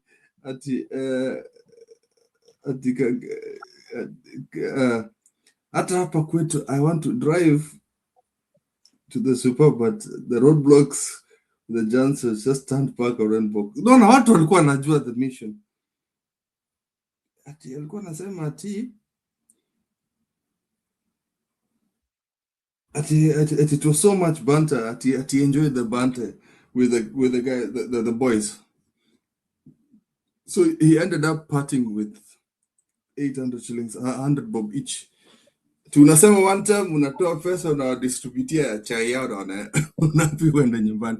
And even the extortion was not too bad.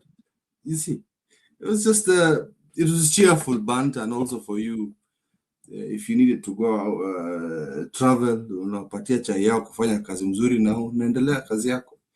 So for me, I liked it. Other than the deaths of the people. The rest of it was actually a very successful, because Mr. Ruto, Mr. Murkomen, hata CS Mbadi amekuwa confused, doing explanations that I'll tell you. You remember yesterday when I was saying that if you can find something that is easy for people to understand, very hard for the politicians to explain out. Hata Mbadi aki explain marangapi, it is impossible to change the people's mind, because what the Gen Zs have also done in the back end. Gen Zs wamesema, unajua hapa Uganda ilikuwa ngapi? Uganda is 174. Sasa wanasema hapana. Sio hiyo mafuta inatoka na meli kutoka hapo Mombasa inakuja hivi. And these are guys from the villages who are explaining that to you. Wanasema sio mafuta inatoka kutoka huko. Mbona tusinunue ya mafuta inakuja hapa? Hii hapa lazima iende kwa gari ifike Uganda. Hata hiyo gari imechoma mafuta na bado ni bei rahisi kushinda yetu ya Kenya. Mbadi tried to explain that. He started saying that the market in Uganda is different from the one in Kenya. Anaanza kupatia some economical explanations. Akuda. It's not possible. Another thing, Keeper. We need to repair roads. We need to be. Go on. Sorry. Yeah, go ahead. Another thing, now that you've talked about Gen Zs, before I forget, now Gen Zs are saying they are not going to tell the government their strategies, but there's something that they are planning, because they've been having strategies. Kama venye walikuja na Niko Kadi, they are planning the strategies, and then these politicians are coming in between those strategies.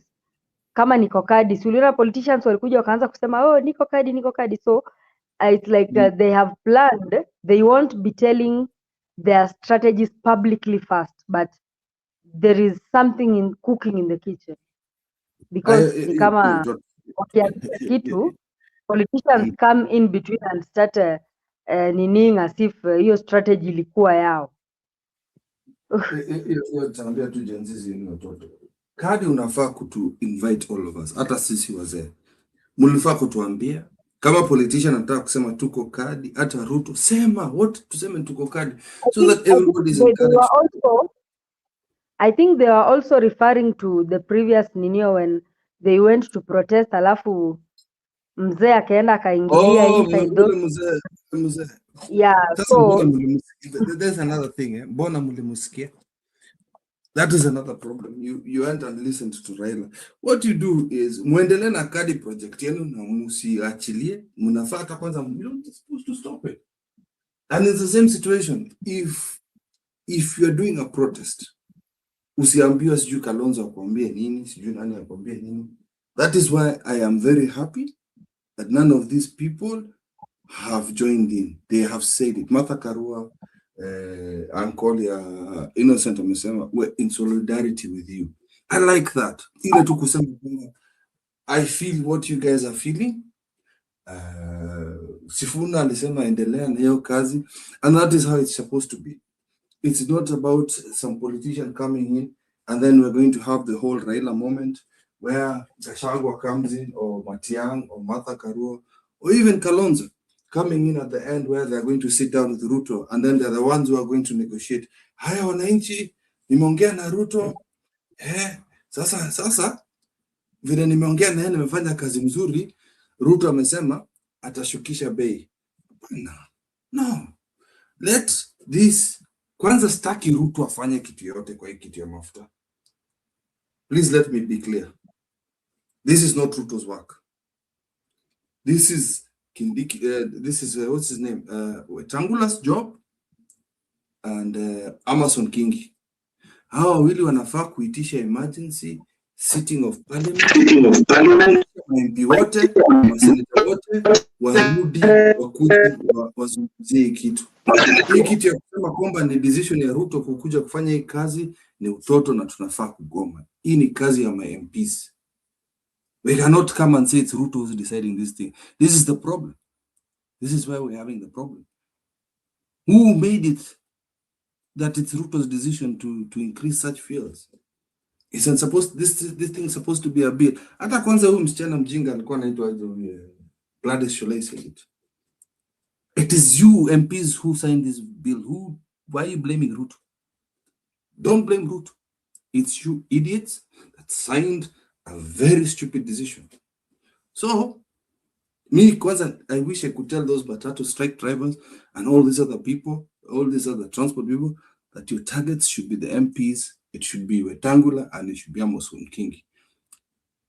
Wakienda kwa parliament, wa decide, hii kitu ya VAT itolewe, hii itolewe, hii yote itolewe. Ruto akikata, tuende tugome na Ruto sasa. At the moment, the target should be MPs. Hata kwanza Mbadi should not talk anything. Because why he's talking is because the VAT part. Opia and I should not talk anything because it's the energy, transport, whatever. Na ule wa transport sijui anaitwa nani, hawa hafai kuongea sahi. Right now, it's MPs. It's MPs. MPs go do your job. There should be an emergency sitting right now. The country is on fire. Lakini mnangojea mtu ametoka nje. What the hell? What the hell? Tell me, miss you, Madam Njiru. Madam Njiru alikuwa anasemanga hivyo. What the hell? Anyway, I hope you guys understand what I mean. Hii ni kazi ya MP. Si ya kina CS Mbadi ama Opio and I ama huyo MP wa Trump. It's not their job. Their job is to implement the garbage that Parliament signed. Yeah, that's it. It's because MPs are allowing Ruto to behave like this. Yeah. I don't blame Ruto for anything.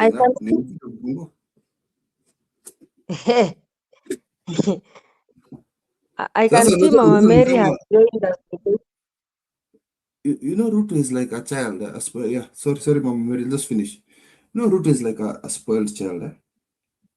Ruto anaenda naye shopping, anaenda na vuruga kila kitu kila mahali, alafu mzazi yake anasema it's okay, you know, anakuanga hivyo tu, badala ya kushika kijiti na kuchapa mtoto bana. Unataka nini? Nataka sweetie. That is what we're doing to Ruto. Hii ndio nataka, nitakununulia. Because Ruto is that child who will pick everything from the aisle. Baba, I don't have budget for this. Or, Baba, you can't have everything you want. The MPs are treating Ruto like a spoiled child. Thank you very much. Sorry for the prolonged talks. It's okay. Anyway, I can see Mama Mary here. To join pia kwa studio. Let me just greet her and welcome her. Mama Mary, how are you? Welcome to our today's session. Thank you. Sorry. Thank you, Valerie. Nasalimia Wakenya wetu, Innocent, Kip, Jiro, and Valerie, our director. Thank you for your service. Wakenya pahali mko, huko comment section, and all corners of the world. Yes, Kip, umeongea neno mzuri, na hiyo tuweke maanani. Are Kenyans ready to listen what the government is going to tell us? Is there anything that they can tell us to help or to quell the problems we have? We have so much, and it's still piling. Hakuna jawabu watatupea. You see, when they come out, they come with anger, as if we are the one who have made them angry. They are the one who have made us angry, and we react. And when you are pushed too much to the wall, really, you have to fight back. Sasa Murkomen ametoka na gangio yake ya ujinga, because I would say those people, they are standing behind a very stupid guy, very proud and arrogant. Kusema ati ni yani anaegemeza hiyo maneno kama politics. Are we really politicking, Kenyans? Are we in politics? Ali link to ethnicity. Go ahead, Valerie. Is it my net? Like he linked the whole fuel situation to ethnicity. But Exactly. like it's like he's trying to say that the transport owners are Kikuyus or something, but we've seen the protests have been all over. We've seen in Kisii, in Kakamega, in Makueni. So this is just a blame game which is not heading anywhere. They It don't is even they are in not Rift giving us Valley. the correct thing. Yeah.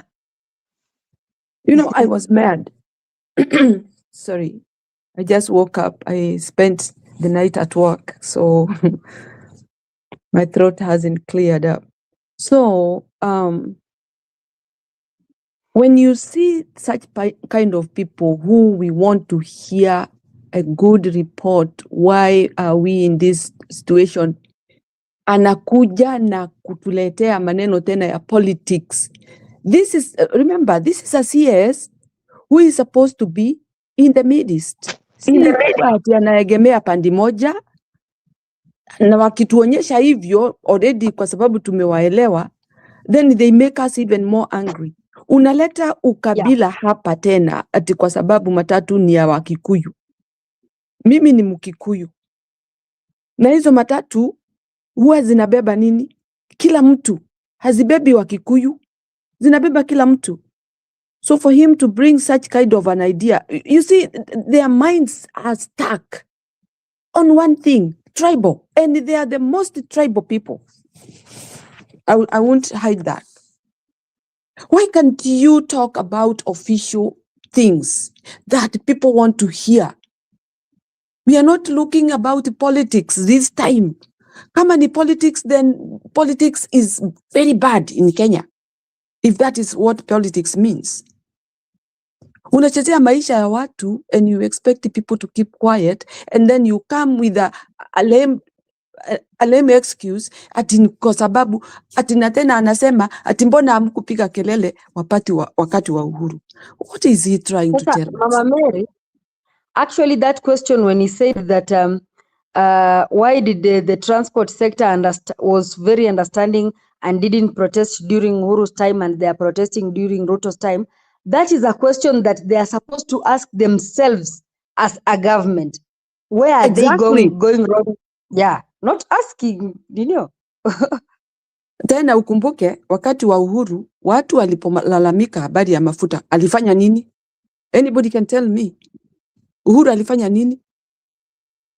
Si alisubsidize hiyo mambo ikawa kidogo, ikawa rahisi kidogo, watu wakanyamaza.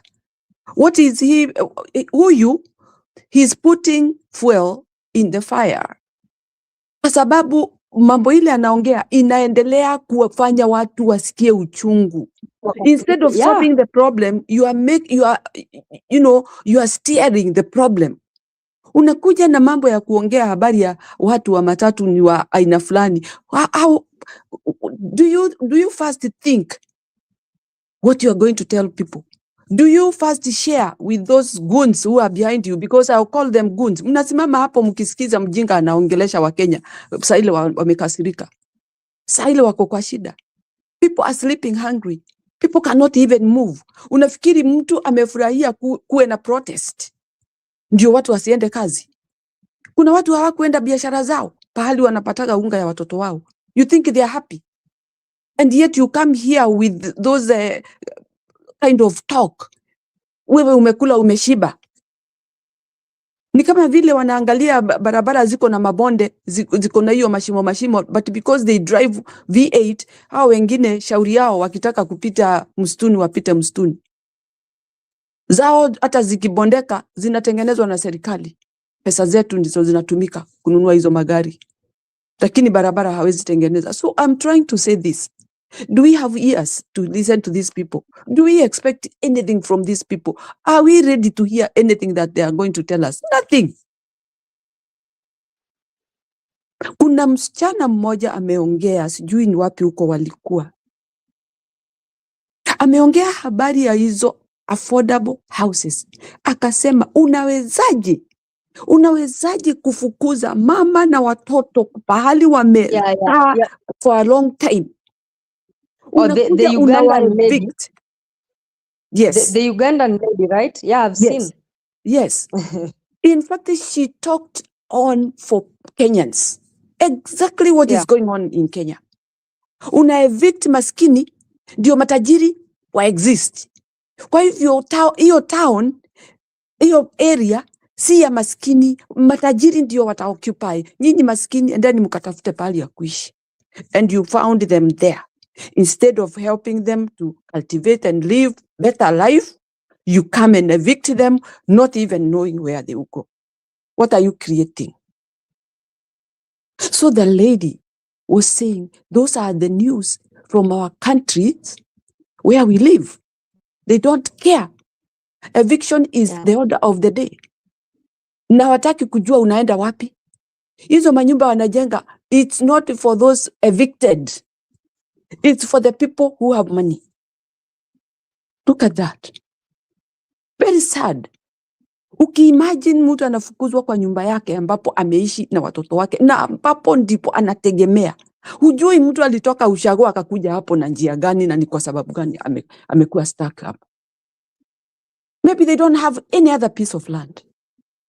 Tegemeo ni hapo, alee watoto wake, wakuwe wakubwa, wasome, ndio waweze hata maybe kupata eneo lingine. But you spoil the life of those poor people. When will they rise? When will they know that they belong in Kenya? When will they know that life is sweet? They will never. Na ndivyo sasa unaona, anaua biashara za watu pole tu. I don't know what kind of economy people think about and what kind of economy people want to build. When you look at the person who is killing the economy is talking, the economy is good. Which economy are you talking about? It's for you, not for the common Kenyan. Common Kenyans are struggling. Na ndio hao walikuwa kwa barabara wakisema hatuwezi kuendelea namna hii. Those are not goons. They are people expecting future. And they are looking forward to see that they build future for their children. But now you are curtailing everything. na unarudi unatoka kwa nchi unaenda. Hata kama ilipitishwa na bunge, the president has to see what is being passed. He was aware this is what is going to be passed. And so why should my people suffer? I'm going to change this. You cannot just sit there ati walipitisha. Nani walipitisha? And yet they are your people. Sasa ile wewe unataka kupitisha kitu mbaya unawapelekea. Because nothing has been passed with this parliament. By this parliament, it's good for the wananchi. Nothing. It's for them. Kwani ni wangapi ambao wanaumiza millions of Kenyans? So nimeangalia Murkomen, nikashindwa hii maneno sasa ametoa wapi? Alikaa chini akashikwa na kizunguzungu, akajua tu hivyo ndivyo atakuja kusema. Because he has no good moral. Ni mtu mbaya. Na hiyo, in fact, ukabila ndani ya Murkomen will never cease. Hiyo atakuwa nayo mpaka maisha yake yote. Because I've heard him, I've listened to him many times. Tribal. He is a tribal man. Na anajificha kwa hiyo makasiriko yake. Anakuja kuongelesha Wakenya wale wamekasirika. Ati yeye ndio amekasirika. Unakasirika kwa nini? You have got everything. Saa unavaa saa ya millions. Kiatu ya millions. Na unakuja kutuonyesha kwa TV. And you want to come here, start rambling, telling us things that cannot hold water. Me, I'm saddened. Because if these are the people who want to speak to angry people, in fact, they are making it even more worse. And Kenya will not stop. Unaongelesha watu ambao umewakosea. In fact, I believe, kama mimi nikikukosea, I'll come my hands behind, nikiomba msamaha. Tafadhali. Look at Buddy. Buddy ametuambia aje? Ati mafuta haitaanguka paka June, sijui nini. Kwa sababu June ndio tutawekwa damu ingine. Tuweze kuwa na nguvu. How many will die before June? Because of this problem that they have caused. People will not be moving from one place to the other because they have created that problem. And yet they want to convince us that they are doing good. That we are the one who is on the wrong. And the problem, Mama Mary, as I was telling people here mchana tulikuwa na podcast mchana, is that you see a government is supposed to, when some citizens are raising some grievances, as a good government, you are supposed to come and tell the wananchi, calm down, we are doing this and this to make sure that this one works. But this government, it's like ni kama inagombanisha wananchi. Like, I don't know the kind of relationship that they have created. Ni kufokea tu wananchi. They are not giving them solutions, some are trying to calm them down. They end up doing things that provoke sasa anga ya wananchi zaidi. And they are not, they look like they don't even care, and they are so nonchalant. It's such a narcissist behavior that they are trying to show us. So hiyo ndio inafanya wananchi hasira yao inapanda zaidi. You should know how to talk to people. They don't know how to talk to people. They don't know. Yeah, you can carry on.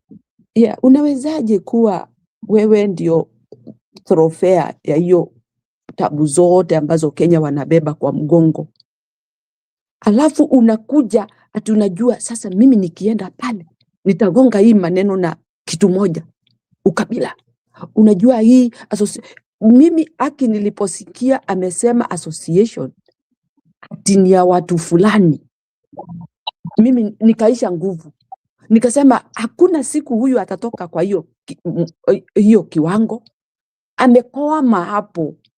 Na hiyo ndio ile kitu ambayo atakuwa anatuambia ndio tunyamaze, ndio tuone anaongea. How stupid can he? You are standing there to tell us about tribal. Ni nani asikii uchungu kwa Kenya? Nani haumii Kenya? Is it only Kikuyu? Is it only Kikuyu who have got problems? Who are not taking children to school? Who are not able to pay for their health? Is it only Kikuyu? Murkomen, change your style. In fact, we term you as a goon. Kwa sababu maguni ndio wanaongeaga hivyo. Si mtu ambaye amepewa cheo ya ofisi kama hiyo. You need to speak like a person who understands the problems people are going through. But you cannot just be coming to, ridicule everybody. Unatufanya ati tukusikize ati what are you talking about? Nonsense. In fact, Murkomen has been the downfall of all the speeches that we would like to listen. Mtu ambaye anaongea tu matope. I would like him to listen. Ama atusikie vile tunamwambia. Hakuna kitu anasema. Na hiyo cheo umepewa, haukupewa uwe unaongea arrogantly. You need to be a human being. Ujue ile uchungu watu wanaendea. You are the same person who said shoot to kill. Can you imagine? Same mouth. I think sometimes they forget that his mouth is so dirty and very vicious. He is very vengeful. Mtu ambaye anaongeaga tu aongee, lakini hataki kusikizwa. Yeye anataka atoe amri. Kama huyo ndio angekuwa kiongozi fulani, angekuwa ametoa amri, watu wote wauawe, yeye abaki peke yake. That's how it is. Because maongeo yake yote inakuwaga machafu. Ya kumaliza. Si kubakisha, ya kumaliza. Yeye avae vizuri, akule vizuri, aongee matope kwa TV, akijionyesha vile ako na mali, akijionyesha vile anavaa vitu za vizugali, lakini wananchi waendelee kudhoofika. Anyway, mimi nitasimamia hapo, lakini Murkomen, the problem you are looking for, you'll get it. You'll face it one day. Hakuna mtu atakukuta pahali huko, but you'll face it naturally. You have been very proud of yourself. Asanteni sana.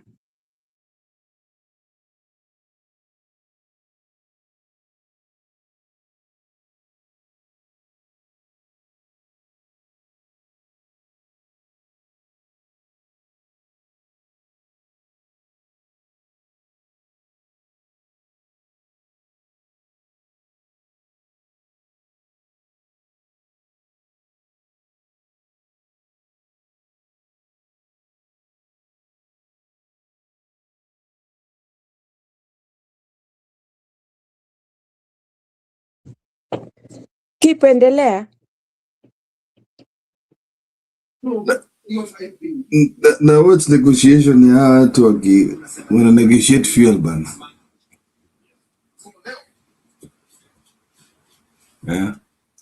By this thing of gunning against the Kikuyus, watakuja wapige kelele ni Wakikuyu ndio walikuja profile wakale. Alafu tuona Ruto tu in a couple of weeks anakuja hapo kuomba kura kwa Kikuyu. In fact, it is very painful, Keep. When you see, instead of sorting out the problem, you are trying to blame people. This problem is not only for Kikuyu, it is for everybody. Mm-hmm. And you should not come with such kind of analysis. You know? Murkomen is an idiot. I remember you celebrating the day they stole the election from us.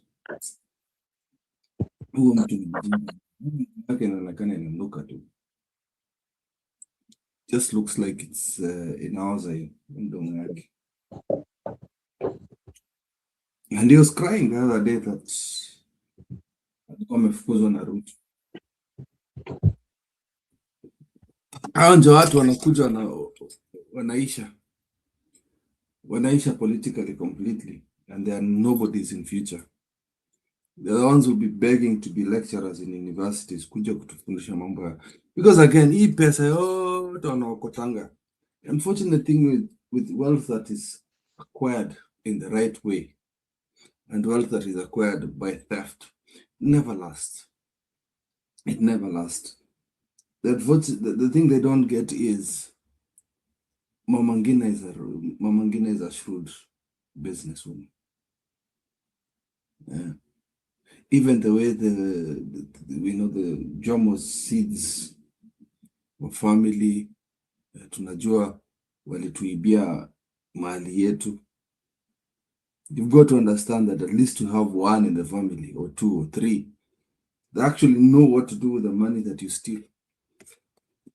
I don't think I can see Charlene or any of the other children actually continue operations with that so-called wealth they are stealing. I don't know. Ruto akikuwa mgonjwa mwezi mmoja kuisha, alisema biashara zote zinaanguka.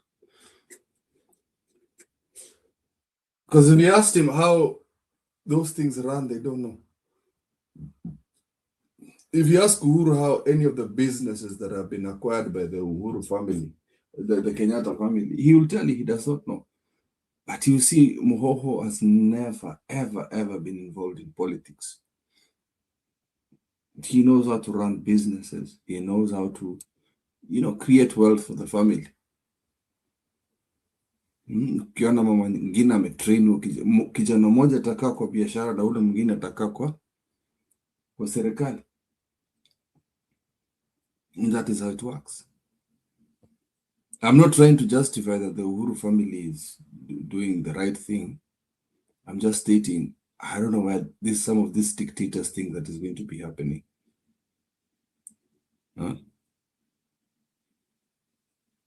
So at the moment, I think they're still having meetings. So I'm in the boardroom. Watu wa mafuta. They're negotiating with the government. The government is negotiating with them. It's very noisy. But I don't think these negotiations are going anywhere because they're going to say the same stuff. This is 10 minutes ago. Let me see if I can get that thing in here. There's Chirchir in there because I think Chirchir is the Minister for Transport. Then one of the ones we entered. I think kuna moja aliingiza kamera huko ndani. Inside negotiations. Fuel.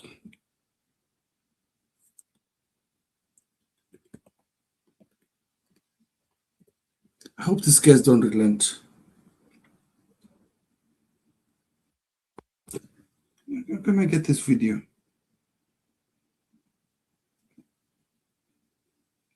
Nafikiri Ruto ametuma Chirchir aende aongee nao.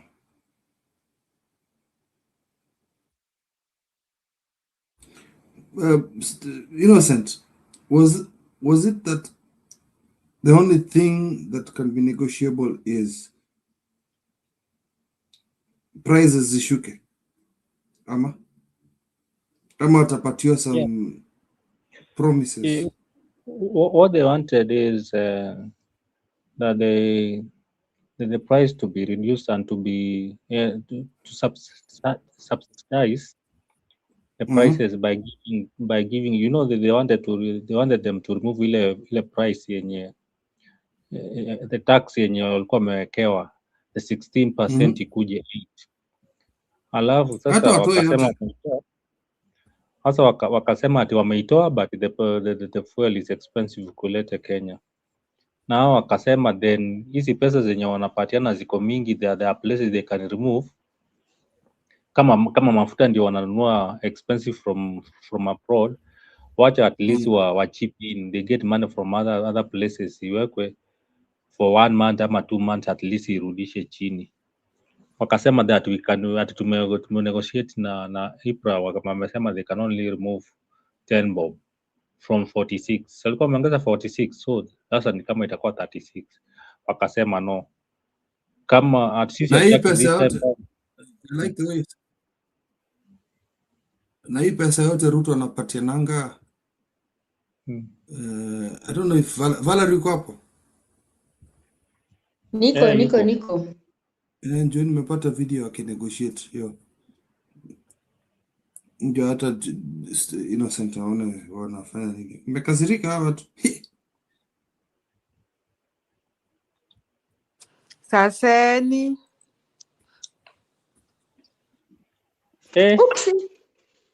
Zuri, Julia, how are you? Good. I'm so happy today. Our baby. I'm so We've happy been today, waiting for you. innocent. I'm so happy, What? innocent. I'm so lakini Murkomen ameongea matope. Wacha Nini tope wa tope Kikuyu? huko. Ati all people, all matatu onasa Kikuyus and they hate Ruto. Usiwacha wamueti basi. Kwani kuna nini? Iko nini? We have no apology. We actually hate him. Anapendwa kwa kazi gani? Kwa uzuri Kwani gani? saizi ndiye anajua? I thought alikuwa. Ati all Kikuyus, ati it is because it is Ruto who is encouraging. That is why there is a strike. Ataenda kwa kanisa alafu aombe kura tena. That is Ruto who is encouraging. That is why there is a strike. Wow. Situweke gari ya nani? Ya anaitwaje? George atuendeshe kila mahali Kenya. Si wako na mama tatu. Basi alafu si hata George ni Mkikuyu. George Ruto. Siko na gari ya George anyway. Anaitwa Kamau. Hata yeye anachukia baba yake. Mbona hakupeleka gari City Center ibebe watu na watu wakwenda job leo na angewasaidia. Na hii watu wana mdomo mdomo mbaya hii. Imagine Murkomen just opens his mouth like an idiot. Hapana, hiyo mdomo yao ni clip zingine zinaonekana kama za monkeys. Kichirchir. Hakuiti body shape. Yeah, chirchir. Hebu angalia sura zao. Chirchir na Murkomen. It is because of eating too much food. Just sababu midomo yao inakaa hivyo. And whatever they eat also may be questionable. In fact, they are right, tunawachukia. Hebu Valerie, tuchezee video kidogo. Hiyo nimekuweka hapa. Nataka watu waone wakistrike. It's only a few seconds.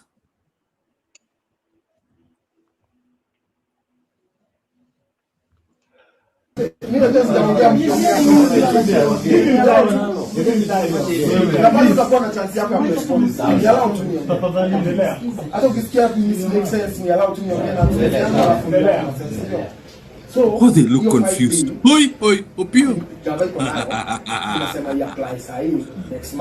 Opio looks confused. So leo wale wanafuatanga Twitter umeona Trump ametweet. Ameambia Iran tunakuja tena. So assuming hiyo kitu happen. That is Itumbi. Hii story yote we are back next month. Sasa pengine next month hata itarai sasa haya. Na gava itakuwa na hiyo dose sasa ya comply. Because reality ni say hata show. Mimi nimechikizi figures. Debt, which is the first charge. Out of what we Samtasikia Itumbi akisema nini sasa? What does Itumbi have to do with transport? Yeah? Opio ndiye atatuambia kitu. If you have a spin doctor coming to talk on your behalf, you know you have nothing to say. Julia, karibu bwana. Asante. Sasa hiyo ilikuwa meet ya nini? Keep Transport operators with government to negotiate. Ati they are telling them Trump is about to strike.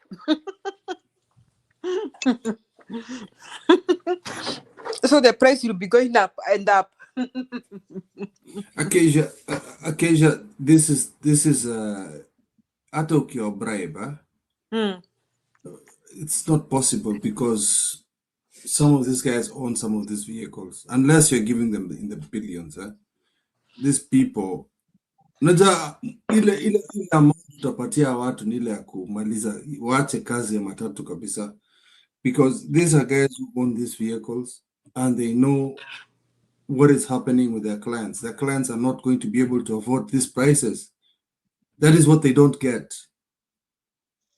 People cannot afford this thing. Mtu anasema kwamba kutoka place moja mpaka ingine wamezoea kupatiana 100 shillings. Prices zimekuja to 300.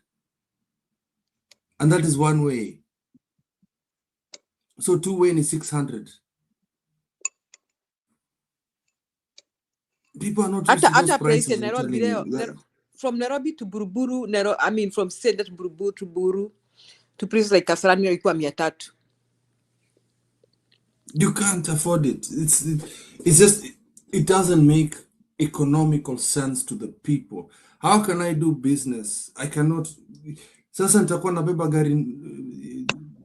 gari empty. It's not possible. And those ones who are going to accept bribe ni wajinga sana, and I think they'll be kicked out. That is a fact. Kicked out waeke mwingine. This is not possible. Wako wapi? Where is Ruto keep? Abajaji, whatever, huko karibu na Georgia. Baku. Si Georgia state.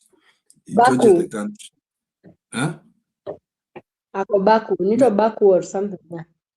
Anafanya nini huko? Ameenda kuomba kuongelea mambo na kuongelea mambo na stuff na housing and hizi stories za mambo na slums or whatever, but nimeona huko pia amekuwa roasted na another Ugandan lady. The Ugandan lady said that in as alikuwa place ingine. Yeah, like in as much as we are here to talk about mambo na reducing slums in our countries, when you go back to those countries you find that some people are being evicted without notice and na wanateseka hivyo. So I think your point ililenga Ruto in a way that he's evicting people and in the name of building affordable housing. So yeah, he's not in Kenya, Julia. Anytime anasikia kuna maandamano yeye utoroka. Alikuwa anafaa kurudi leo. I think alifaa kurudi leo, hawezi rudi. Unajua hawakufikiria jana. You know, this thing was to take off. Unajua hawakufikiria ita take off. Na vile ime take off unexpectedly. Yani imekuwa spontaneous. It was a spontaneous thing. Like the matatus, the plan was keep off the roads. Lakini the things escalated.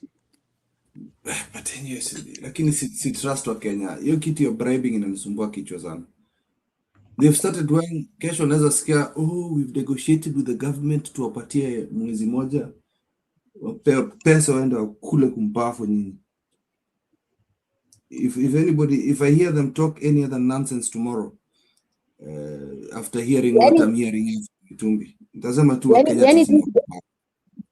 yani this government is ready to bribe anyone, but hawayuko ready to take into consideration maslahi ya mwananchi.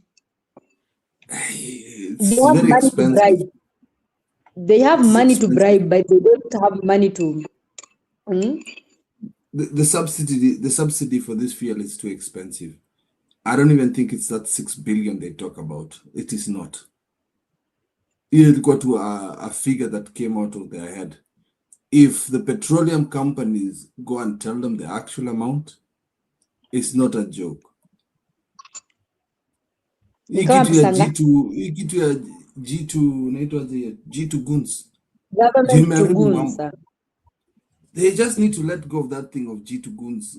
Yo waache nayo, nataka tu hawa shetani wote warudi. Akina Tangula, akina Amason Kingi, ita watu wakuje parliament tuongee kitu. Hii kitu ya kwenda kunegotiate with CSS, bunch of garbage. Go do it in parliament. But now keep pale kwa parliament pia tuko tu na hyenas. The National Assembly tuko na hyenas. Wamekaa tu chini sasa. What is the purpose? Unaenda kunegotiate na CS44. Go do a bill, toa itakataka, toa pesa kutoka pale, weka hapa, toa pesa kutoka affordable wanaitanga affordable what?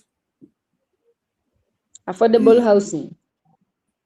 Kuna jina lingine inakuanga na something else watu walitengeneza. Those affordable garbage kit watoe pesa hapo. Kuna barabara wanataka kujenga, wacha hizo barabara, tutaki barabara sahihi. Just remove some things we don't need. Tunaweza ishi na potholes, we don't mind. We don't need Mbadi, we don't need road repairs. There are certain essentials we need. We lipa tu walimu, lipa hospitali, chukua lipa Ruto pesa yake. Hata kwanza I even prefer sisi wa Kenya wote to 2020 bob. I heard what somebody says.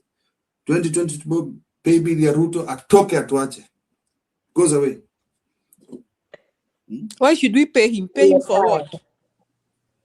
Tumechoka naye, hata akitaka pay him for what? Ama tulipe. Ruto atakana kunyongwa, si kulipwa.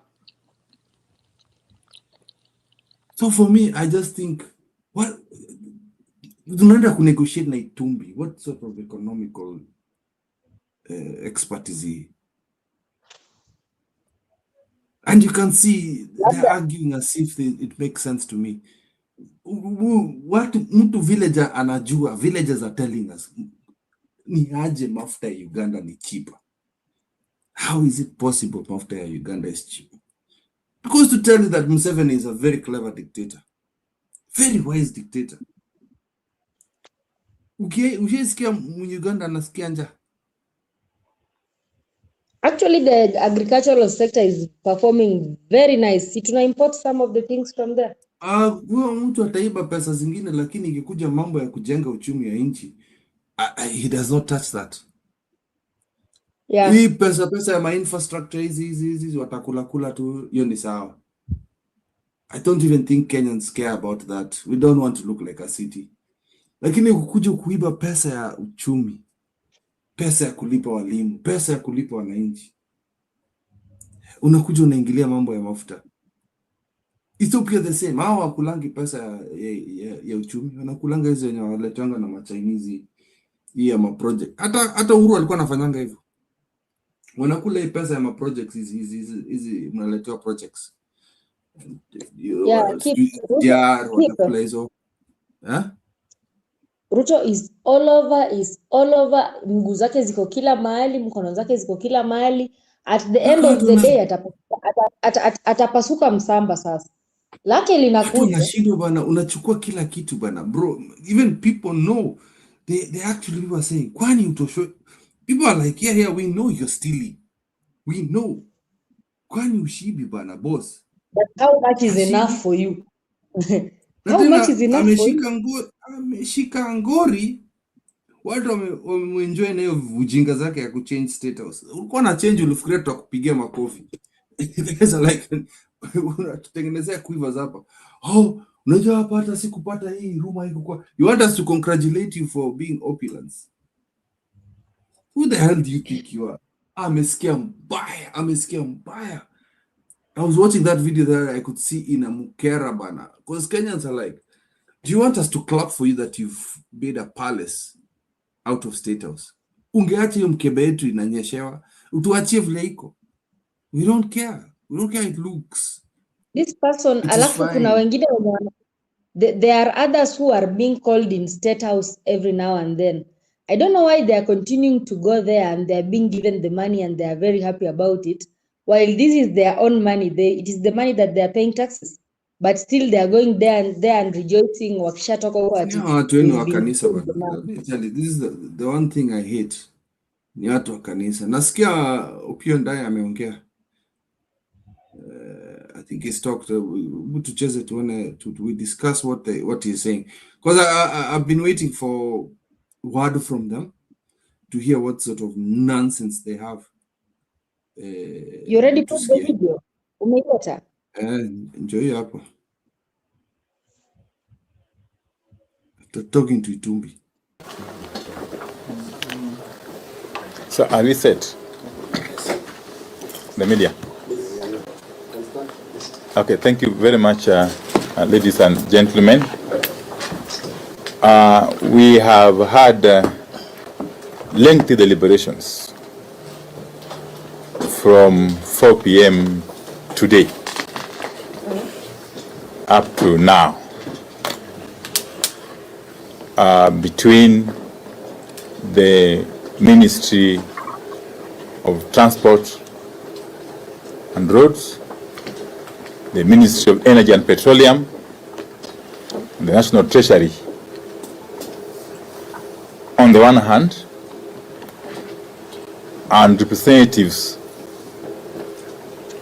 of associations of various public transport sector operators concerning the situation around the recently announced prices of petroleum products. The government of the Republic of Kenya regards the public transport sector as crucial to the functioning of the economy, and therefore would not wish to see any form of disruption in that particular sector, even for a minute. So in an open engagement within a spirit of transparency, we have been able to listen keenly to the issues raised by the public transport sector players. And one of these issues was the matter of possible adulteration of diesel due to the huge disparity in the prices of diesel and petrol and kerosene, sorry. The disparities between the prices of diesel and kerosene, as was announced by EPRA on the 14th of May this year. We have come to an understanding that for prudence purposes and to eliminate the risk of fuel adulteration on account of this huge disparity, The guy is stalling, he's stalling. and to save the motor vehicles that are operating using diesel from possible malfunction as a result of possible adulteration, we are going to bridge the gap between the prices of diesel and petrol. And that would mean, therefore, that the price of kerosene would have to go higher as that of diesel comes lower, to bridge that gap for the reasons I have stated. That is the understanding we have come up with in the course of these deliberations. Details of those movements of prices are going to be published shortly by EPRA as mandated by law. I must also add that EPRA was fully involved in those deliberations, and this common understanding has been arrived at unanimously. That is the end of the statement.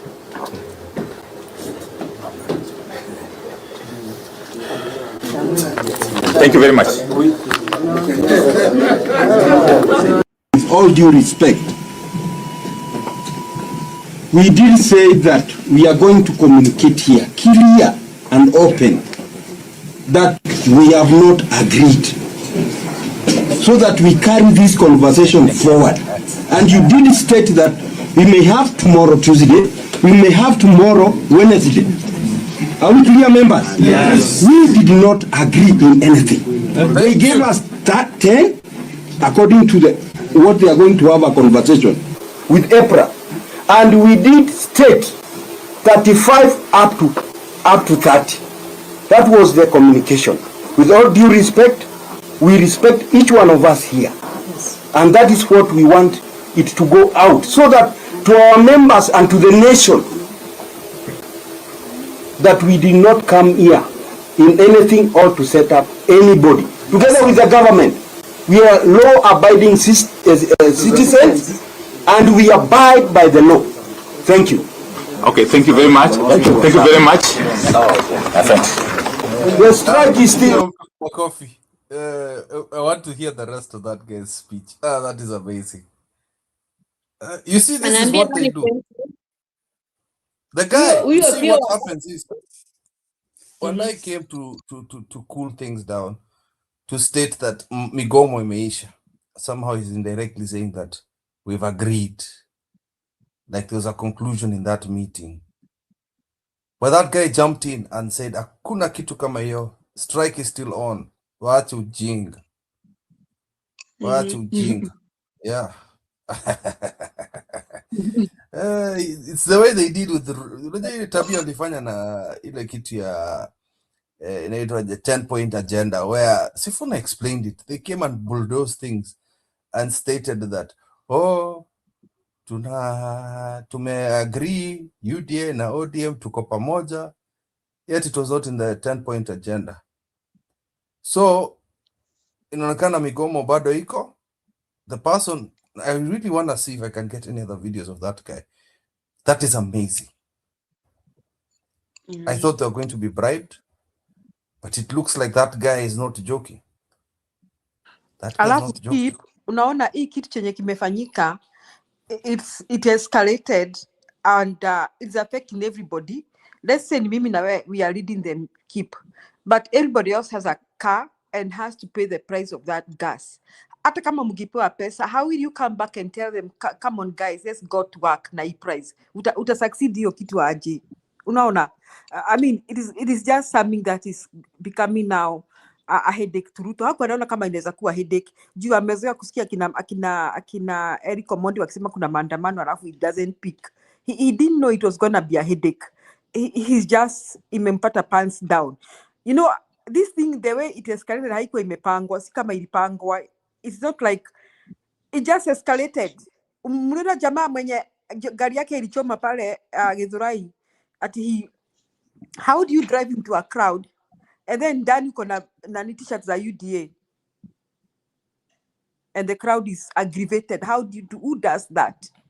I'm not justifying what they did. Huyo jamaa mwenye alichomewa Githurai, we were saying here with Njiru, it was like ni kama hata hiyo ni kitu gava yenyewe ili plan so that they can say, oh, the opposition what, but they planned it themselves. Ndio waoneshe yeah.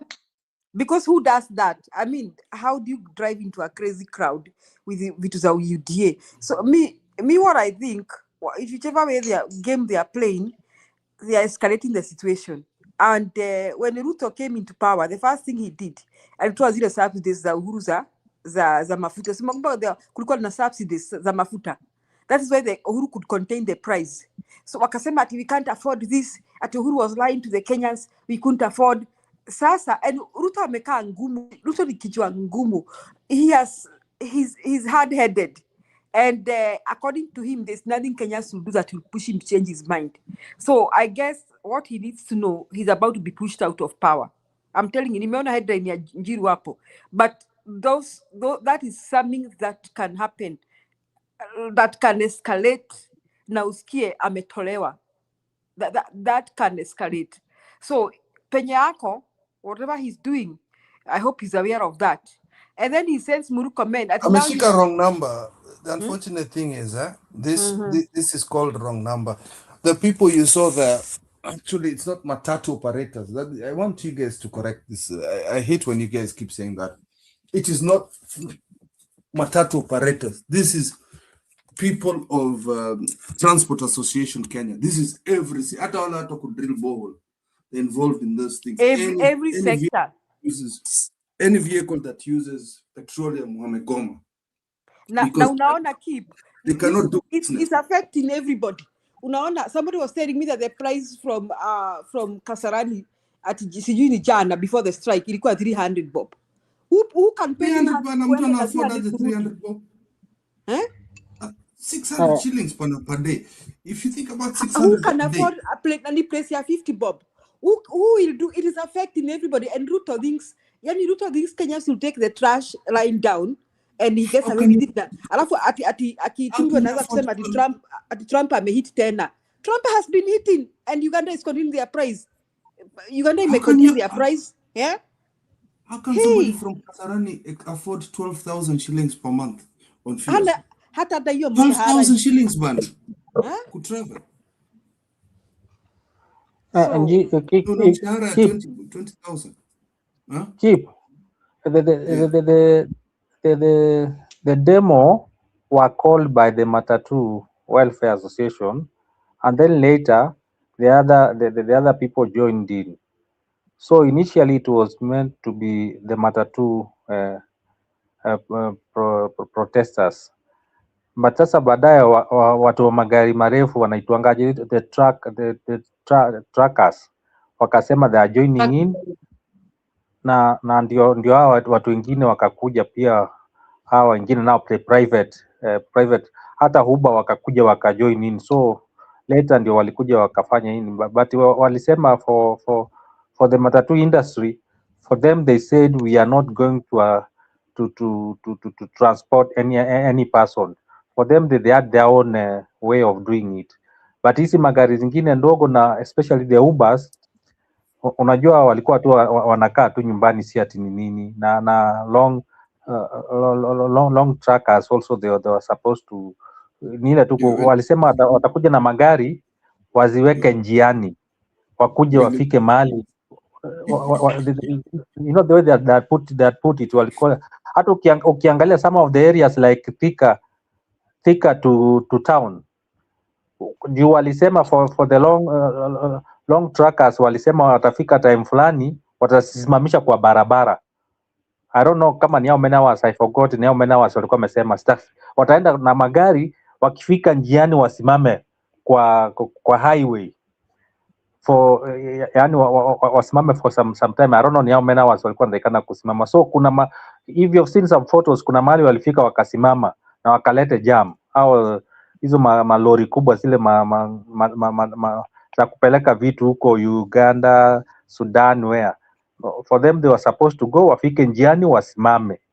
But some of them walisema ati juu ya misigo na nini, wakisimama watu wataanza kuziiba, so that's why maybe later walikuja wakakataa watasimama njiani. But kuna mahali some pictures walikuwa wamepiga zilienda zikasimama njiani for some time, but wakati watu walianza kuiba, that's when they decided wakapigiana simu wakasema no, we are not going to do that, juu vitu zinaanza kuiba kutoka ndani, and then they started going, but zilikuwa zimeanza kusimama njiani.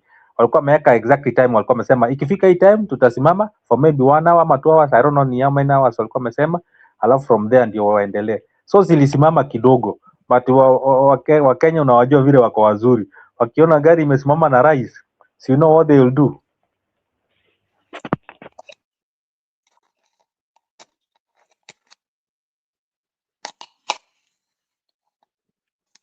Ruto amepata instructions. Nakumbuka ile siku alisema kaa ngumu. Sasa vile chirchir na upio ndao kaka wanataka kujikojolea. Wanataka kujikojolea because they cannot give anything. They cannot give in. Ruto amesema hapana, hii usiharibu biashara yangu. Usiharibu, you know, I think they will begin to understand they are working with a madman. Ruto ataenda kunegotiate naye nini? Huyu ni chizi. Yeah. Julia, how do you negotiate with Ruto? Utaenda kumwambia nini wewe chizi wenu bwana? Like, yeah, I don't know.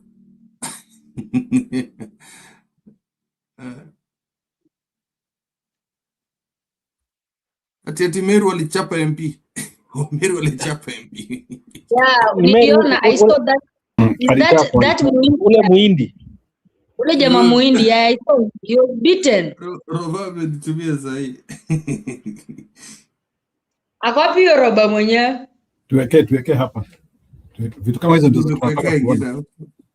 Nataka na muhindi alichapwa. Yeah. I saw it, walikuwa wameonyesha kwa news. Why are facts distorted? Probably criminals who were looting were killed. There were no protesters. It is unpatriotic for any person because of political interest. Africans always warn us that a bad dancer always blames the ground. Sio hiyo kipi, kwa wapi yenye huyo jamaa alicharazwa? Huyo ndiye jamaa, nitawekea video ya Kindiki akisomea Uhuru the other time, akiambia Uhuru mene tekel. Sasa yeye ndiye mene tekel sasa hivi. Sijui kama Kipirino nakumbuka hiyo video ya Kindiki when he was a Senate majority akisema mene tekel. Do you remember the famous mene tekel ya Kindiki? Wakati alikuwa ametolewa, ni wakati alikuwa Nyinyi mnataka tu kuona Meru akichapwa. Sawa. Ndio hii hapa na. Wacha niweke ya Kindiki dakika moja msikia. Alafu sasa yeye ndiye anasomea watu saa hii. Maana ya mchana kutwa siku ya Jumatatu hayakutarajiwa na mtu yoyote, kutoka kwa vyombo vya habari mpaka hata kwa serikali yenyewe. Inaonekana serikali ya Rais William Ruto, haswa kupitia waziri wa usalama wa ndani Kipchumba Murkomen, bado wanasisitiza kwamba maandamano yalifanyika na wahuni waliopangwa, na ni kama wataishia kulaumu Rigathi Gachagua na wapinzani kwa kile kilichofanyika. We will intensify our fight against organized crime and its sponsors who are hell-bent on propagating anarchy. Imekuwa ni siku ya ghasia na vurugu kote nchini, wakati wa Kenya wengi wakijitokeza kupinga gharama na bei mpya za usafiri zinazotokana na kupandishwa kwa bei ya mafuta. Cha ajabu zaidi ni kwamba hata wanasiasa waliojitokeza hawakuwekwa na wananchi, mfano bora akiwa mbunge kutoka Meru MP Rahim Daud kutoka North Imenti, kaunti ya Meru, ambaye alishambuliwa sana na waandamanaji alipojitokeza Meru mjini eti akijaribu kuzungumzia waandamanaji wakati wa shughuli yenyewe. Mbunge wa North Imenti Rahim Daud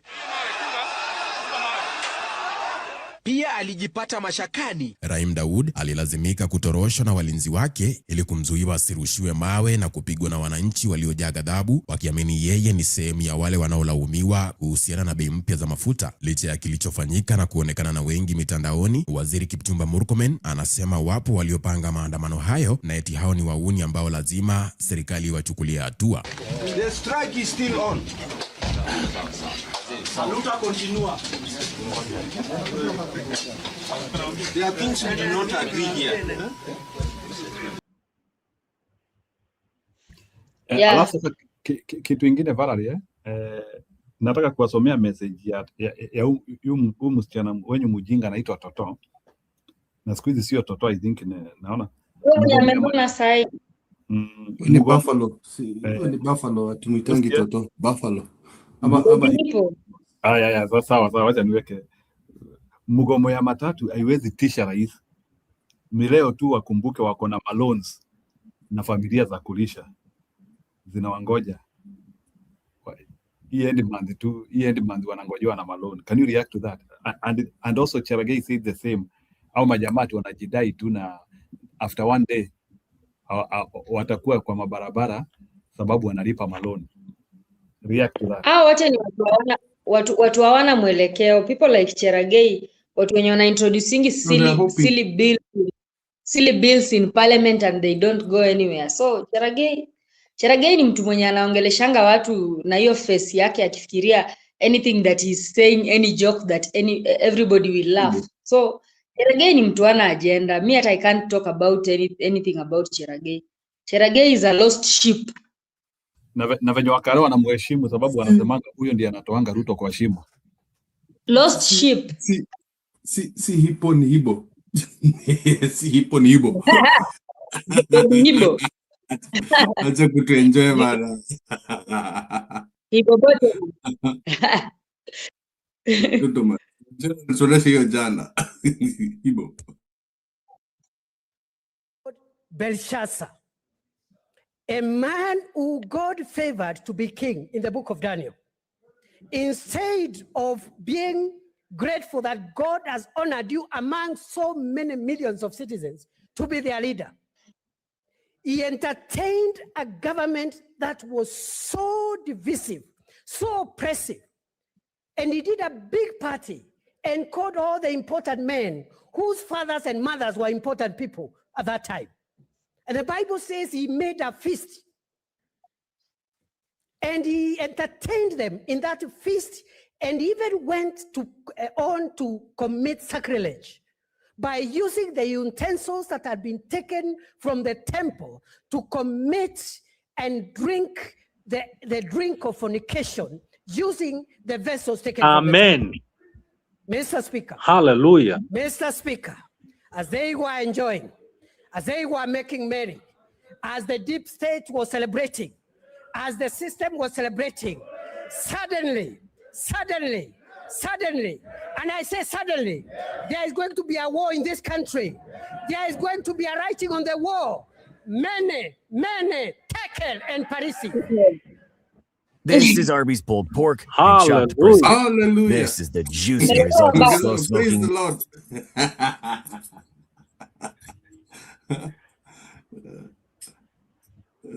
Praise the Lord. I wish you could give me the one for your scans. Can you now connect to that? The same man with the government, can he remember what he used to say when others were having power? Njiru,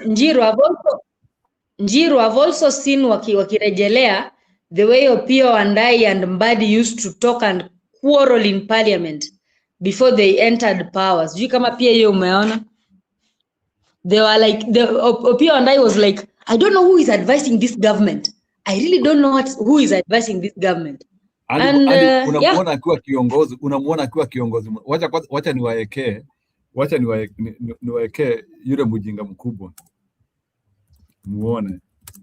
Huyu ndiye the most stupid guy. Ungesikia vile alikuwa anasema. Mimi. Mimi. Nani huyu wa Kisogo Sharp? Ebu Valerie nichezee hiyo hapo. Okay, kwanza cheza yake. Yeah. The second one. Okay. The appointment of these members to the cabinet, if you can have Aisha Juma tasked with the responsibility of reforming our civil service, which has challenges, I fear that is not something that is going to work. This is a cabinet that was informed by political expediency. The president has actually appointed 2027 campaign managers, regional campaign managers. The president is simply telling us that we give him a cabinet that is not going to function because he's ready to run the entire government system, machinery and structure from State House using advisors. Otherwise, we would not have a cabinet that we have today. The cabinet is deficient in terms of academic, in terms of professional competence, in terms of experience, in terms of integrity. Many people with cases. Look at the case of Davis Chirchir, Mr. Speaker. This is the same gentleman who was removed from office in 2015. Removed from office on matters of corruption. This gentleman, how many Kenyans, if you ask them today, would remember that he was holding the docket of energy? Very few, meaning he left no impact in that ministry. And then you are leaving a lady you have already appointed to the cabinet called Rebecca Miano, who has enough experience, expertise, knowledge, capacity to run the Ministry of Energy, Mr. Speaker. Point of order from Chepkonga. What is the point of order? It's just argument. Point of argument, you're wasting my time. Mr. Speaker, you know, Honorable Mbadi knows that I know the law. I rise pursuant to Standing Order number 83, as read together with Standing Order number 91, on the accuracy of your information. Mr. Speaker, would it be in order for Honorable Mbadi, who has been sitting in this house, he knows that Mr. Chirchir was never charged in any court of law. He was removed in a very capricious manner. He cannot quote any case here. He is just bringing some market talk from outside. Mr. Speaker, he is under an obligation to be accurate. If he thinks that somebody is corrupt, he should give us. In any event, you had the government the last time. You should have charged him in a court of law. But you cannot just come and engage in a market talk here, in a serious house, Honorable Mbadi. For goodness sake, please, quote a case in which Honorable Chirchir has been convicted or has been charged with an offense.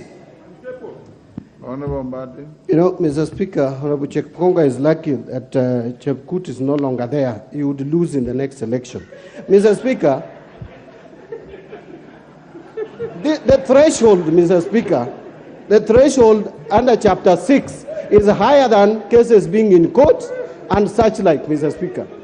Mr. Speaker, the threshold for approval in this House, we are not a court of law. In this House, we are approving you based on your capacity to hold office. Look at the lady Penina. She's being disapproved simply because she could not talk properly in the committee. And you are telling me that a name that has been brought here by none other than the president as having been mentioned in matters corruption, that person is as clean as cotton. Mr. Speaker, let us be serious. Even if, and I've never been in government except in 2008 to 2013 when I was in Nusumukati government. I have never been in government since that time, Mr. Speaker. So, Mr. Speaker, as I conclude, we have a choice to make either decision to reject over 60% of these names or give President Ruto his skunk. Let us not interfere with it. We give it to him. He has asked for it. Let us give him his cabinet. We know he's going to run the government from State House. These are not people who can run a government. Apart from a few individuals who are not even more than 8, the rest are incompetent, unqualified, have integrity issues, are people who cannot deliver this country from where it is to the next level that we want the country to move in. Thank you, Mr. Speaker, and I will oppose most of the names. Your time is up. He's now a skunk. And now he's the incompetent and the unqualified. Oh God. Juzi nawasikia kwenye jukwaa hapa wankwenda kwa Walimbogo pale Kisauni vurugu kidogo wasema mimi Hassan Joho nikitaka kuongea mimi I don't even dream of engaging with them. Ati huyu akitaka aje aongee sio na mimi niongee na Ruto nini? Mimi nikamtafute atanipa nini? Wilbaro. Nilipeleka Wilbaro mimi la kimtaani la kucheza nalo zamani. And then someone has the audacity kukaa kwa jukwaa. Hata nimeshangaa mimi. Wanasema sijui Governor Joho akitaka aje ongea na fulani, mimi niongee na wao nini? Wana agenda gani hao watu? Sisi agenda ni hii hapa, what we are developing on behalf of our people, because primarily our responsibility is to represent the people. You know, so hisia kali za kizembe za wale watu ambaye wana indoctrinate watu, and we have to be careful. Mtu ambaye anakukumbusha wewe ni maskini, mtu ambaye anakukumbusha kwamba maisha yako can only be retrogressive, uende hivi wanajuma tu, you know, it's a serious problem. Yani at this time 2021 you are telling me my solution is a wheelbarrow. 2021, and then wanatufanya sisi wazembe, wanakuja wanaweka wheelbarrow ndio jukwaa, wanasimama juu ya wheelbarrow, wanaongea, wakitoka wanaingia katika V8 kubwa inawapeleka katika landing site, helicopter, Eurocopter inawaongojea, wanaingia helicopter 5, wanaenda, wakifika mtaani wanaweka wheelbarrow, wanapandisha watu na watu wanaingia hisia kali, and people follow blindly. My friends,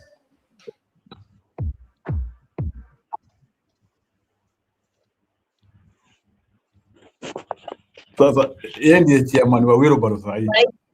Yeye ndiye chairman wa wheelbarrow. Sasa anataka kuwa deputy wa Ruto. Enyewe Kenya hatujui wanasiasa. Hebu nikuulize Kipril, can you help me, what would make a politician to kuenda kwa roundabout na ana change from north to south?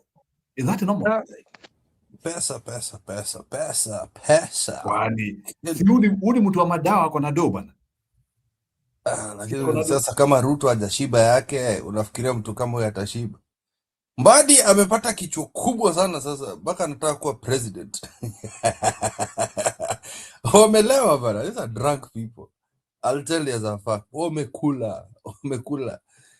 Yaani unajua hapa, unajua kwa ile serikali ya Uhuru kulikuwa na restriction ya kuiba. Hawa wanachukua kila kitu na wanafurahi. From day to night hawa wanachokanga kufanya nini? Kufanya corruption. Wanachoka, yani ni full day work ya kufanya hiyo. Aya, hiyo pesa imeingia hapa. Okay, sawa. Aya, hebu ipitishe iende pale. Hello, Morocco. Flat imefika many floors. Oh, imefika hapa. Oh, good. Dubai. Yeah, imefika ngapi? Yeah, I'm expecting some money next week. These guys get tired, bana. Pesa inakuja, pesa ni mingi ya Wakenya. There's a lot of money. These guys are genuine millionaires in US. The guys who are worth $100, $200 million. Huyu wakikana ma celebrities wa US wameiba ya kutosha. These guys can buy jets. You know that? These guys can literally buy jets. You say you don't need jets to fly in around Nairobi. You just need choppers. There are those ones like for example, Sakaja. He has 5 choppers. 5 choppers. Na amejenga ana compete na Wasomali kwa kujenga ma flats huko Nairobi. Nacheza nao watu. Money. Amelewa ati I'm going to be governor. Yani mpaka anataka compete na Babu. I'm going to be governor of Nairobi. Then in 2032 I shall be president. Naona sasa huyu. Sometimes I think these people are delusional, eh? Very delusional. Absolutely delusional.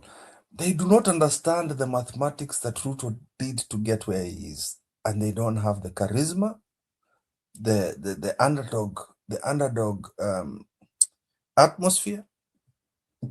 You cannot, you know, Ruto alishinda because people perceived him as oppressed.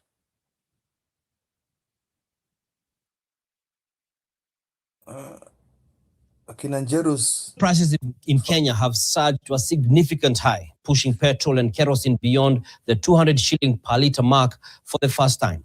But beyond the numbers, a political memory is resurfacing, placing President William Ruto at the center of a debate he once led over fuel prices during the Ukraine-Russian war. NTV senior reporter Ibrahim Karanja takes us down memory lane and reminds us that Ruto, who was the then deputy president, said this.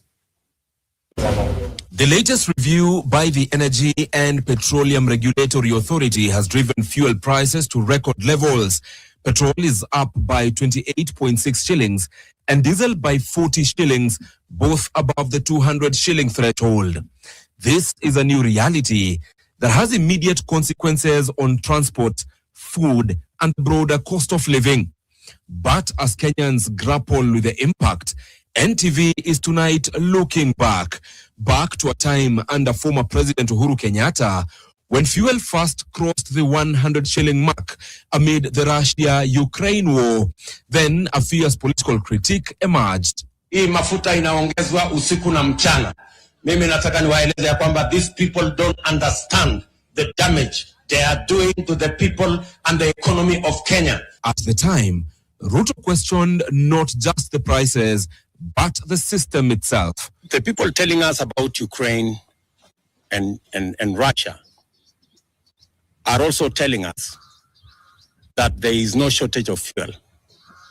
They are also trying to blame oil marketers.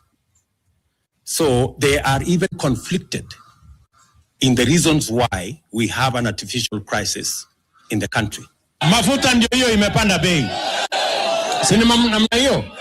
Sasa badala ya watu kushughulikia mafuta wanaanza mambo ya fitina ati wananipangia. Sasa mnanipangia nini? He wondered how fuel in Uganda could be cheaper than in Kenya, yet it passes through Kenya before crossing the border. Ile cartel ya ufisadi iko pale ndio inasababisha bei ya mafuta hapa Kenya kuzidi bei ya mafuta Uganda.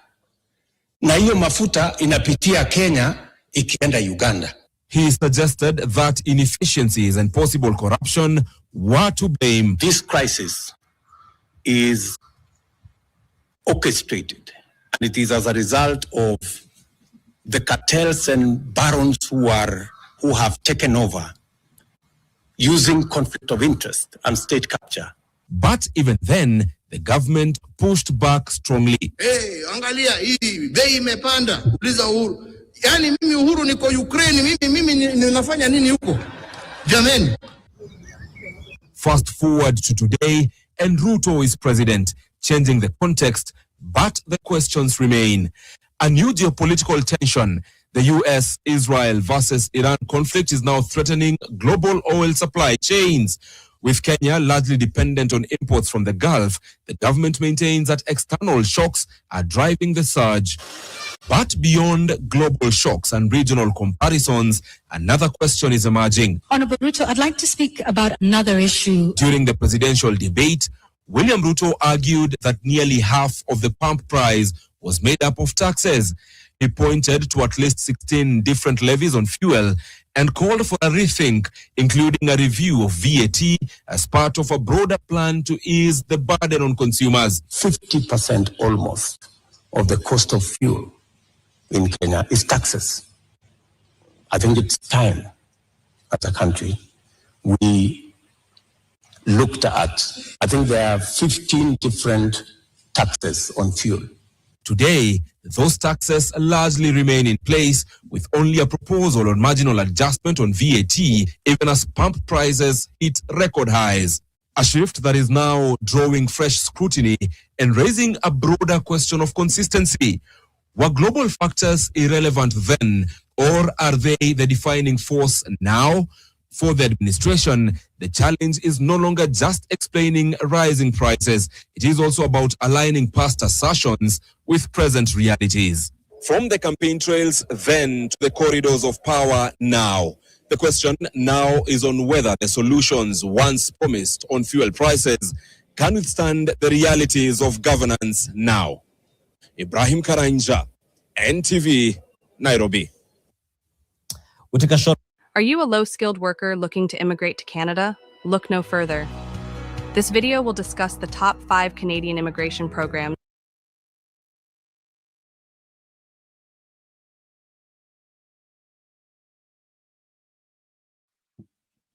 Julia, karibu.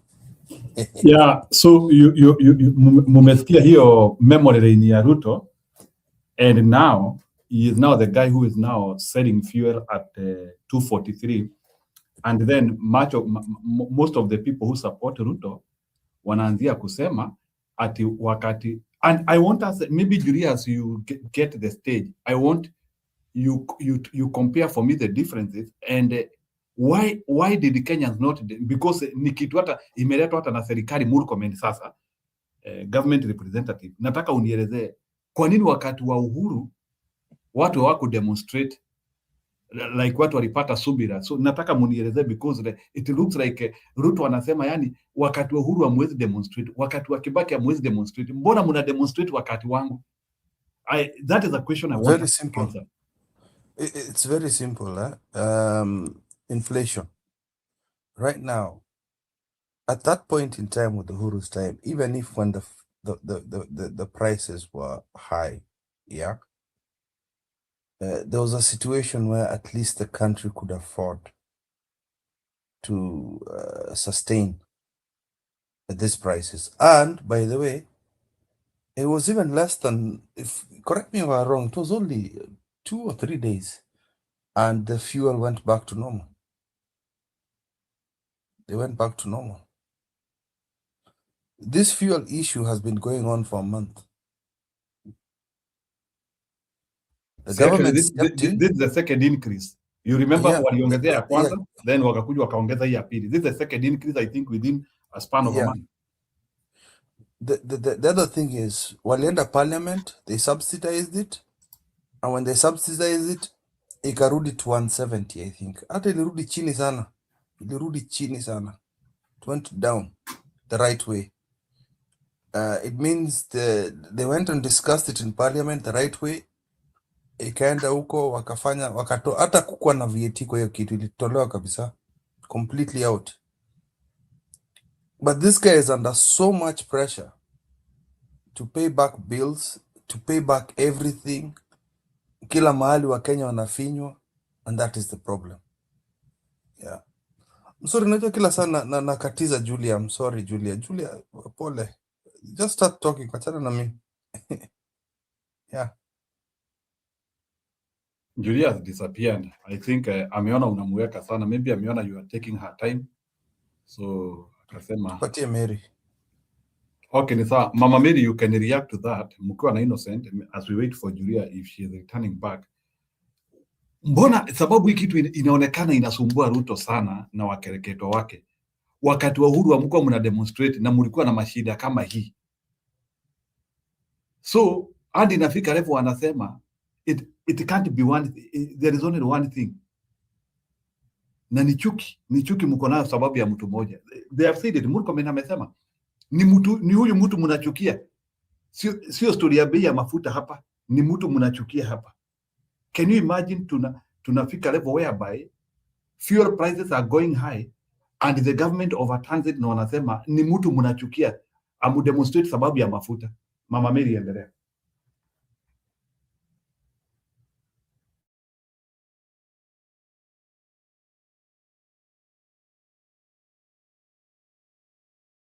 Mama Mary, hi. Julia, please can you come? It's your time. I don't know why you grew impatient na ukaenda. Aya, Innocent, are you there? I know Innocent sahi ana snore. So Kipril, let me also, I want to advance you. Okay. So kwa nini wakati wa Uhuru hamku demonstrate when Uhuru and Matiang'i were having the government? Why did you not demonstrate? Mnakuja kusumbua Ruto na hii demonstration yenu ndogo ndogo hii ambayo haimwogopeshi. Ruto asitishiki na hii maandamano yenu, mtaachana nayo. Si mko na maloni ya kulipa magari na itabidi mulipe mishahara na mulishe mabibi zenyu. Amwezi demonstrate juu mko na maloni. Within 1 or 2 days mutarudi tu na hiyo bei aturudishi chini. That is what they are saying. But wakati wa Uhuru amuko mnafika hii level mnafikisha Ruto. Mbona mnachukia Ruto? Kwa nini hamkufanya hizi vitu wakati wa Uhuru? Go ahead. Okay. Indeed, what Ruto said then is exactly what is happening now.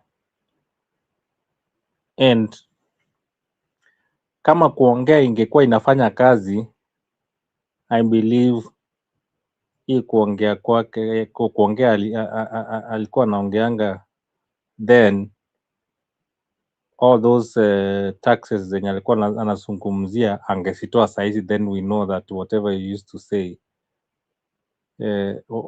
was the right way of managing the economy. But sasa the same thing zenye zilikuwa zenye alikuwa anaziongelea, the same taxes zenye alikuwa anasema ziko kwa hiyo fuel ndio ziko saizi. And I believe vile wanasemanga, everybody enjoys the side of the bread which is buttered. So saizi sasa siku ile unajua mkate side yake haikukuwa na blue band. Sasa hizi side yake ndio iko na blue band, wacha kule hiyo side yenye iko na blue band na wacha hiyo ingine. Na hizi mavitisho zenye wanaambia watu ama wanajaribu kutukompea Uhuru na Ruto, I don't believe those are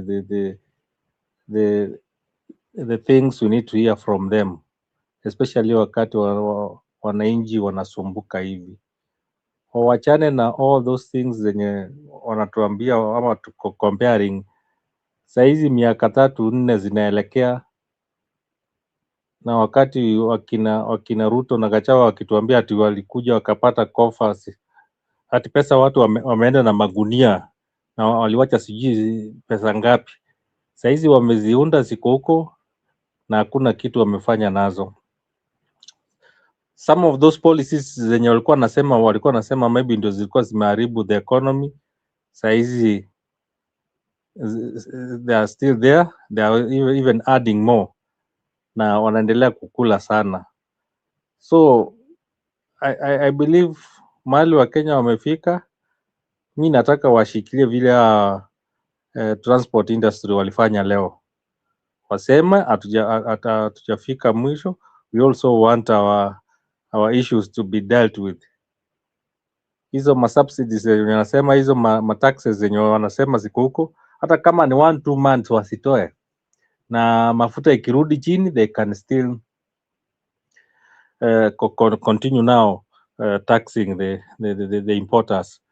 So in Njiro, I said once here that if there was a president mwenye alikuwa amepatiwa marking scheme, angetumia na Wakenya wangeshindwa 2027, wangekuwa namuuliza nini ni Ruto. Imagine umepatiwa marking scheme as a student who is going to do exams, alafu mtu anakuambia fanya hivi na hivi, hii utafanya hivi na hivi, and then you do the opposite of it. Do you expect the teacher to mark for you na kuwekea hiyo marks na asha kupatia mwa Kenya? So Ruto was given the marking scheme, akaambiwa afanye ABCD with the Gen Zs, ameambiwa na Wakenya wote saizi, but he's not able to do it. So what do you expect 2027? Huyo mwanafunzi lazima afail, huyo mwanafunzi lazima afail. All the things hata answer zingine alikuwa nazo, but he has not. Yani mtu unajua kama answer ni A alafu unaweka B, unafikiri utapata hiyo marks? You can't get it. So he has failed, the government has failed, and we should not even tolerate them to go to 2027. Wakenya wakasirike vile wamekasirika, the transport industry wakasirike vile wamekasirika, and I hope watasimama na Wakenya vile wamesema ati wataki kuongezea Wakenya hiyo gharama. So we are waiting for tomorrow or today tuone kama again maandamano itakuwa. So we are waiting to see kama they'll walk the talk. Tuone now who will walk the talk. Kama wamesema ati watu wana loans, of course they have the loans to pay end month. But sasa hiyo loan utalipaje na most of the pesa zinaenda kwa hii mafuta? So I wish they could at least help them to pay some of these taxes zenye ziko kwa hiyo fuel, even if it's 1-2 months, ndio wamiliki waweze kupata pesa walipe maloni zao.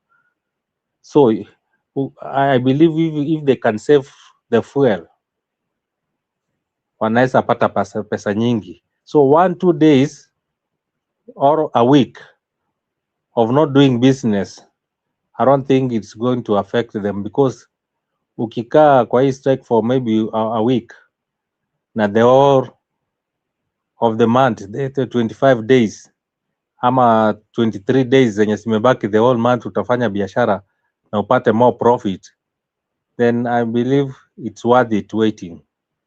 Thank you, Njiro, and good night. Okay, thank you, Bwana Innocent, for that. I know you need to rest. So Kipril, do you want me to do these videos? Some of the, I think ya Murkomen tumefanya sana. We will not do Murkomen again, but I can do the other two, right? Yeah, you tu ni what do you call it? Ni maybe as well. I also want to read Budi comment, because naona Budi pia ameandika comment. He is talking about. Let me read Budi. The World Bank conditional loan can't allow subsidies. So according to Budi, he thinks like Ruto cannot be able to unleash subsidies to Kenya. No, he's caught into a hard place and a rock. There's nothing he can do. Then the question comes: why accept those conditional loans if they cannot? If those conditional loans, their work is to make your people suffer. Even with best subsidies, fuel prices won't change. Huh? Let's see what good is. Even with the best subsidies, fuel price won't change. G2G has hidden costs.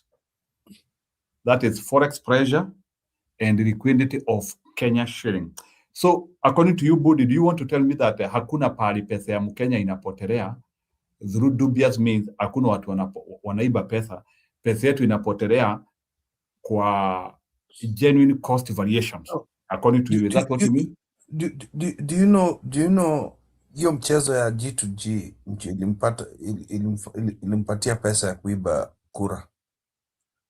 He cannot mess with those gangsters. Hao ndio alienda kuwakimbilia huko Dubai. Remember there's a time Ruto ran to Dubai to meet them. He can't mess with that one. That is why you can see on unataka kusema hao ni wale watu they can pull the trigger away from him and he can actually lose the election. Is that what you mean? Akicheza na hao anaweza jikuta yuko kwa power. Is that what you mean? Come expose bana. These are gangsters bana. These are so if they are gangsters, hao watu wakiona ni kama tuna shida, si wanaweza hamia wakuje pande yetu. Waone majamaa wetu. Hii kitu hata isaidii hata individuals. For them inasaidia pia, it's actually helping nations. The amount of Kenya the amount of Kenya the amount of money that Kenya is churning through this G2G is a lot. There are governments that are benefiting from this. Governments, not just individuals. They want this.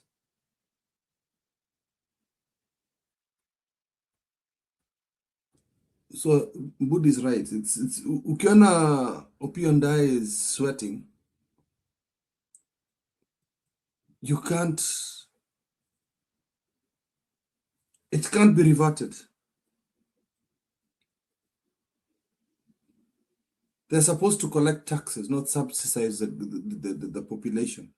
That is the deal they had with World Bank when they took that loan. Guys, do you want to tell us that now that hakuna pesa inapotea Kenya, so it's not about corruption? No, what you're not getting is, even if what you don't get, their hands are tied. They cannot subsidize.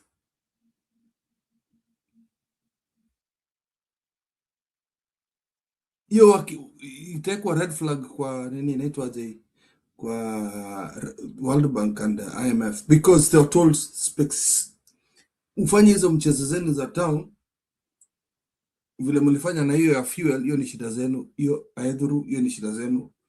So they're in a pinch.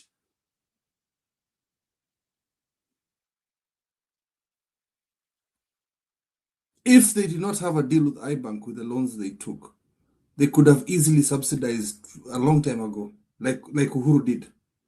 Ulona ya Uhuru ilienda mbio mbio. It went very fast. These guys are what do you call it?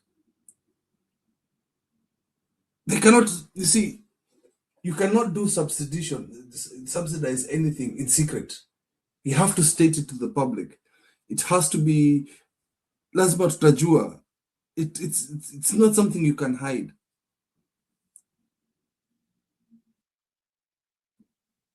I don't even think they were making that much money in that G2G because of the war. Hiyo pesa ya juju hakuna. They are sweating. Can you see them? They are sweating. This is bad.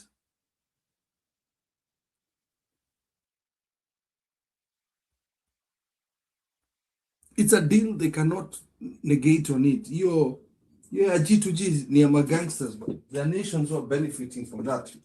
Walirukia tu hivyo. And I will not be surprised. How much is the dollar to Kenya now? Here. How much is the dollar?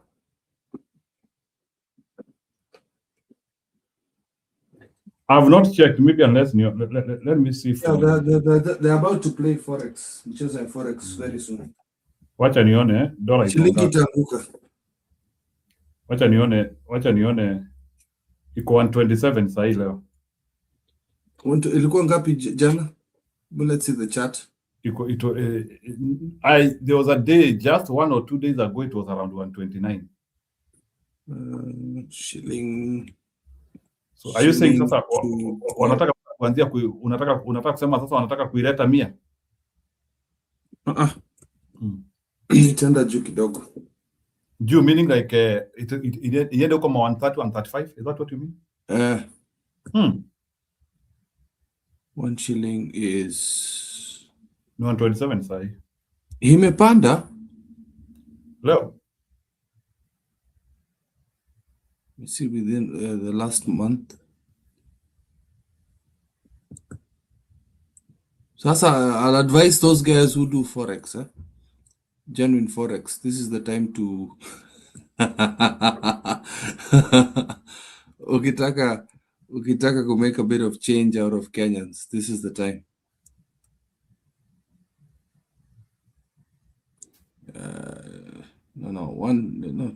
USD to Kenya shillings.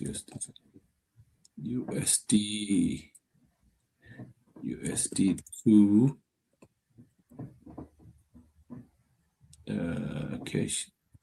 shillings. It's only 128 in the last month. Just looking at the chart. Very interesting. I like kuja to explain hii kitu tafadhali. Ilishuka chini to 128. Itafika 130. Hii inafika 130. It's going to get 130. There's a reason I've put that video of Opio and I play it. I'll show you from which point I want to watch.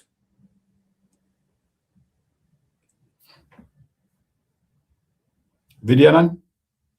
Yeah, katikati. This one. Yeah. Na hiyo mafuta inapitia Kenya no. Ikienda Uganda. The middle one.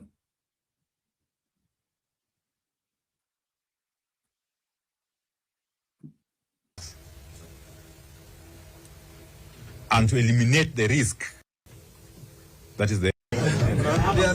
There are things we did not agree here. And I believe, Bwana CS Churchill, with all due respect,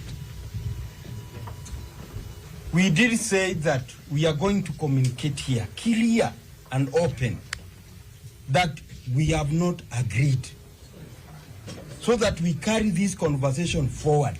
And you did state that we may have tomorrow, Tuesday, we may have tomorrow, Wednesday. Are we clear, members? Yes. We did not agree in anything. They gave us 10 according to what they are going to have a conversation with EPRA. And we did state 35 up to 30. That was the communication. With all due respect, we respect each one of us here. And that is what we want it to go out, so that to our members and to the nation, that we did not come here in anything or to set up anybody. Together with the government, we are law-abiding citizens, and we abide by the law. Thank you. Okay, thank you very much. Thank you very much. The strike is still on. Saluta continua.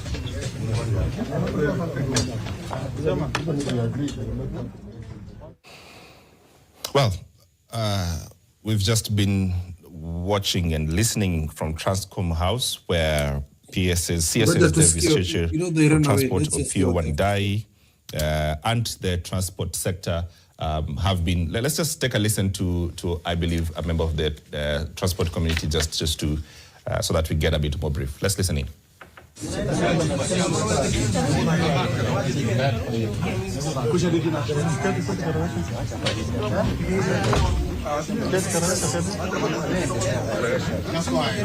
Okay, ready?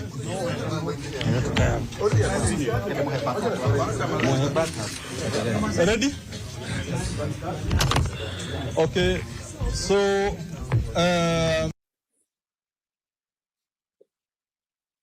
just to be clear, nataka tupe Julia nafasi asitoroke. Part of what Waziri said. Alafu tutaiendelea. If you don't mind. Okay. Yeah, Kipril, if you don't mind, because I think Julia had a storyline. She already had a place to enter. What a contributor will focus on it. Go ahead, Julia. Njiru nilikuwa nimeongea lakini wacha tu niongee one sentence. Ruto ameguza pabaya. Hao si walimu wenye wanaitangwa na sosioni, wanachotewa ama watu wa atuoli. He's wrong. That is what he's wrong about. Let me endelea. We can comment after that. Oh, so you want to say watu wa matatu? Usitoke Julia. Watu wa matatu. You want to say watu wa matatu si hawapangangwi? Is that what you mean? Hawapangwangwi, and it is kind of tough and uphill task kuwapanga. Unasikia ni watu wa maroli, ni watu wa matatu, ni watu wa Uber, ni watu. It is tough. Unajua walimu wanakuwa threatened na TSC. TSC inasema itasimamisha mishahara yao. You see what I'm saying? This one is tough. Huyu jamaa ako so confident. These are the real sons of Mau Mau if Murkomen want to kill himself. Because of that. On the part of the adulteration, we have agreed that the price of diesel and kerosene be at par. But on the rest, on the issue of the diesel prices, that one we've not agreed, and we have scheduled another meeting, which could be tomorrow or the day after. So in the meantime, it is our request that all our drivers and owners of vehicles continue keeping their vehicles at home, no at their parking places, no disruption, no rioting, as we await better engagements which will save the economy. Thank you very much. Thank you.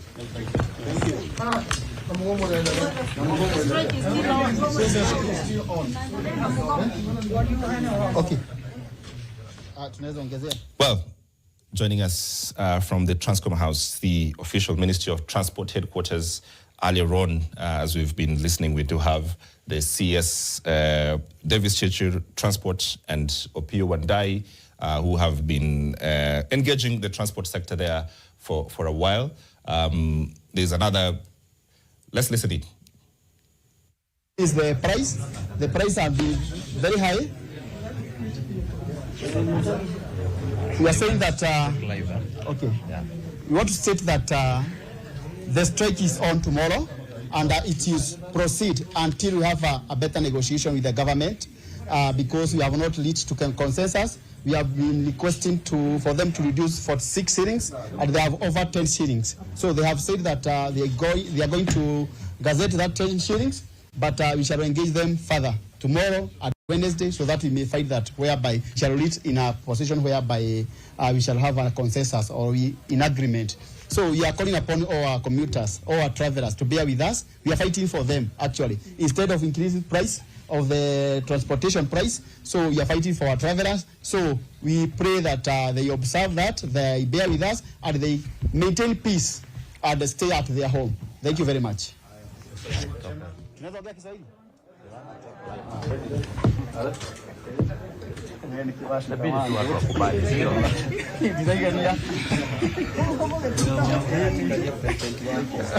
Slide, Okay. Can we proceed? Okay, good evening. My name is Albert Karagacha. I'm the president of Matatuan Association. And we know very well that the increment was there by April, and they brought the one by May. We've not agreed on anything. We know very well that the Ministry of Energy, they could do something to give us 46, which they are saying they don't have money. And what we are urging the government, they have a lot of pockets where they can get this money and fund these 46 shillings we are looking for. Because this is the money we are losing. We are paying our loans. We can't be able to pay our loans. We have services which we are supposed to pay. We can't be able to pay. So what we are urging the government, we are urging the president that he must do something because the strike will continue until we are able to get a solution because we've not gotten any solution. Okay. So for you, the strike is on. The strike is still on. And the vehicles will still stay at home. Yes. Nobody is going to block the road, and the minister should not tribalize that matter. Yeah. It is not that simple. It's for everybody. Well, from Transcom House, the official residence of the Julia, that is all the I Transport Ministry. There you have it. We don't care about the rest. In the final. Julia. Sema. Sasa unaona hawa it's very simple, Julia. Yeah? I was explaining this, is the fact that their clients cannot afford the prices. They are not being difficult. Mtu analipa 12,000 a month kuenda kutoka Kasarani kukuja mpaka town. Na huyo mtu anafanya kazi kwa mkahawa. Keep. Yeah. Sasa yani utalipa kodi, because Kasarani is not cheap, by the way. Kasarani is about 11,000. This guy is wanalipa minimum wage about. Kasarani is about 15,000. 10,000. Yeah. So Kasarani is 15,000. One bedroom. So tell me, somebody like that is even 30,000 a month. And nobody's paying them 30,000 per month. They usually paid 20. Yes. So unaniambia sasa utaachia wewe mtu kulipa rent, kuchukua watoto shule, kukula, kulipa hata hiyo loan wanaongea, wacha ya matatu, hiyo loan yao. These people know that Kenyans had already started walking to work. Not even walking. Hata kuna mwenye nimeongea wamesema afadhali wafutwe kazi.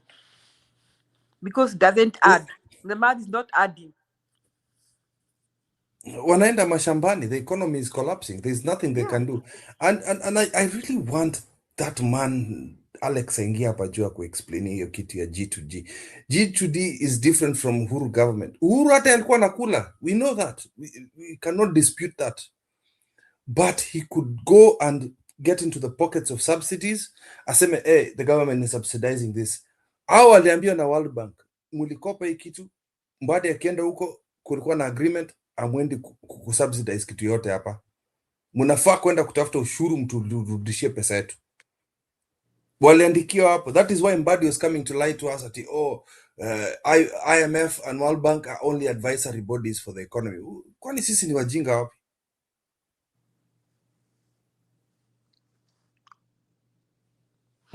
I don't even believe World Bank iliwaambiwa subsidize. Ruto said mwenyewe hawezi. No, they are told not to. No, they are told not to. They are forbid from doing it. No, keep. Remember, these people walitoa subsidy immediately they were sworn into power. Hawakuwa wameenda kwa World Bank. The next day like walitoa subsidy. So mtu alikimbia kwenda kuchukua, alienda kukopesha immediately. He hasn't done that. He said he just came into power and said he cannot afford because he had to divert that funds elsewhere. Na ukumbuke atoa subsidy ya chakula, ya mafuta, alitoa subsidy mingi sana. This guy is a thug. So he made his bed, let him lie on it. Now unaona akina watu wetu bana wanajikojolea bana, because ule mtu mahali yako sahi, he's not even appearing on news, he's not saying anything about the nation. Uhuru hata kitu serious kama hii, Uhuru alikuwa anaonekana kwa TV. He would appear.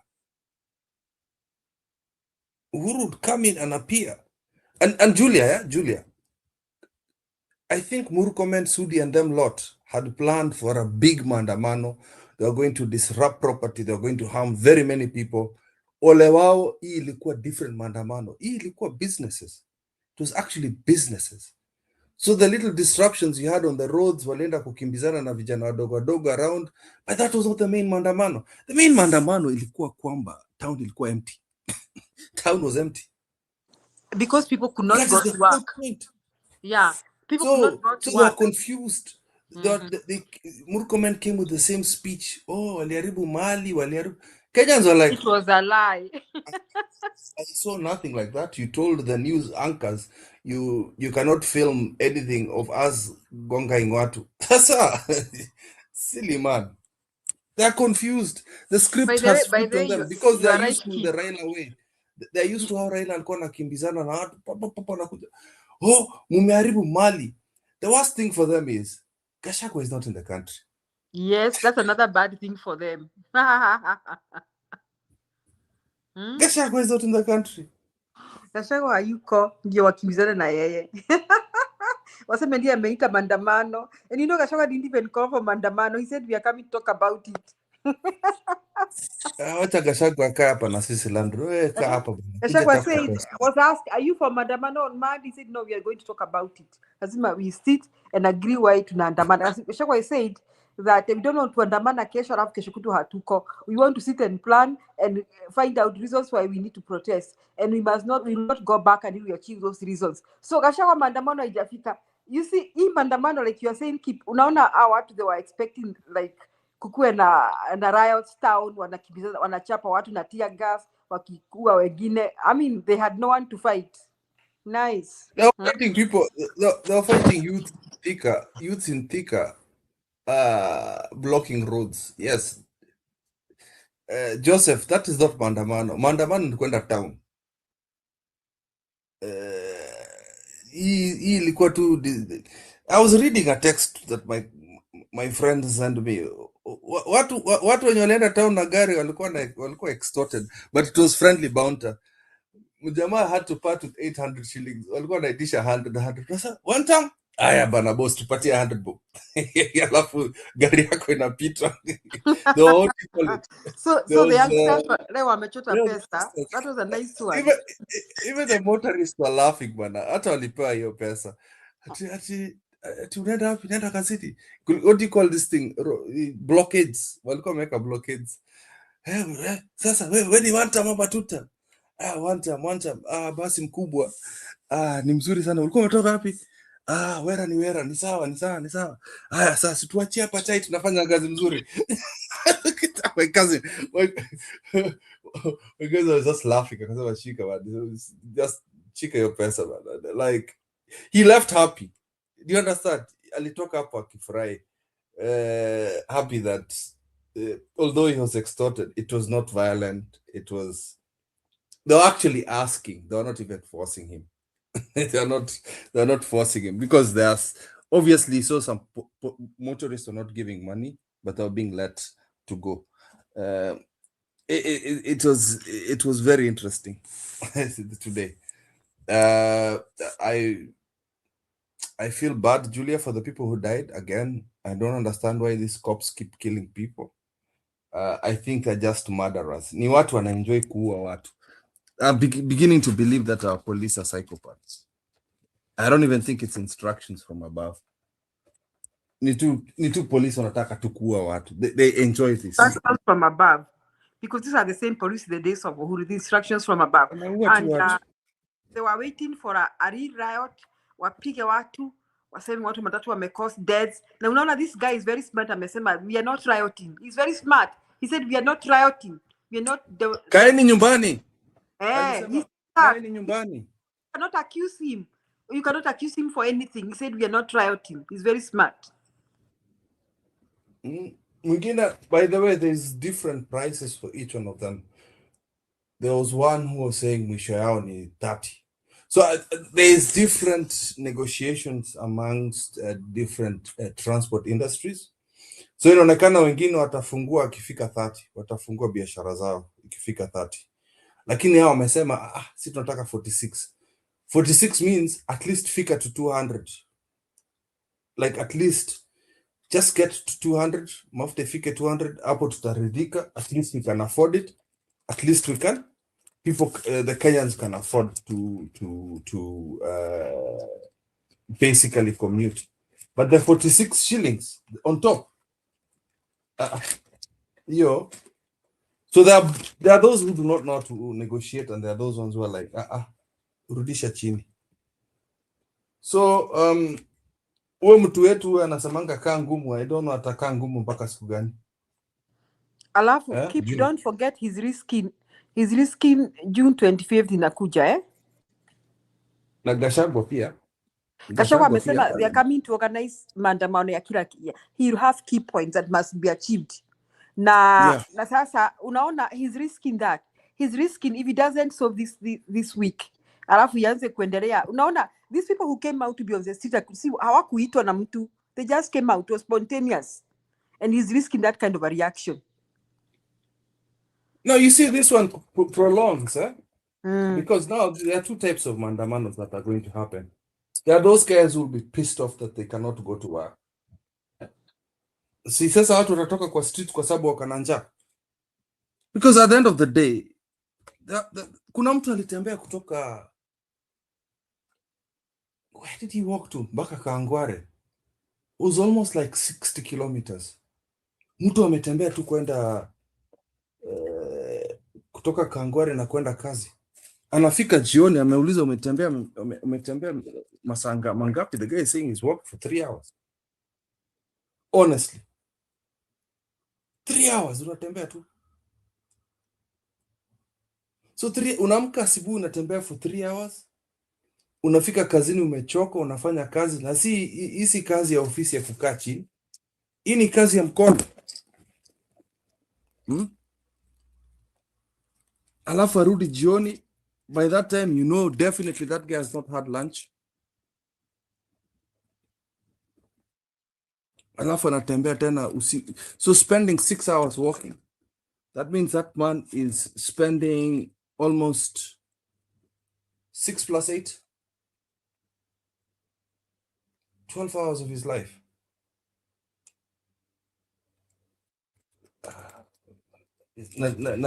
Wanataka tuvumilie. See, the war in Ukraine is still going on now. Julia. Bado inaendelea. Si bado inaendelea tangu. Nothing has changed. Hata hii ya Trump. Hii ya Trump kama Uganda but that is the biggest mistake. Ruto angeongea na Museveni wafanya deal ya hiyo mafuta, then they do in unison. Because Rwanda has already hiked his price, but then Rwanda can give an excuse and say we are a landlocked country. Tanzania are idiots, obviously. Sorry for the Tanzanians out there.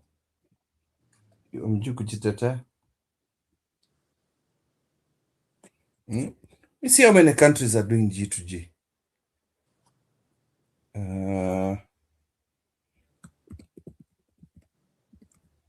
I'm just asking AI.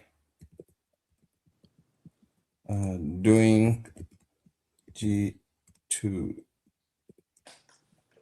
fuel.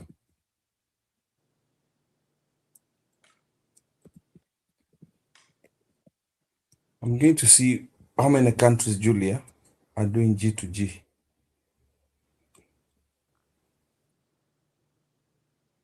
About 20. So we're doing it with the Saudi guys. Sri Lanka is doing it. Pakistan, Ghana.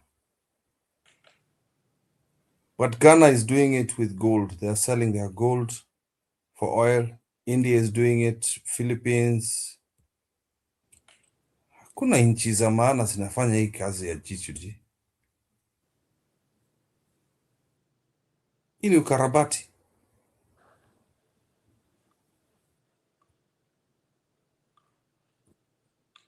This is unfair. Julia, is still there? Yes, I'm here.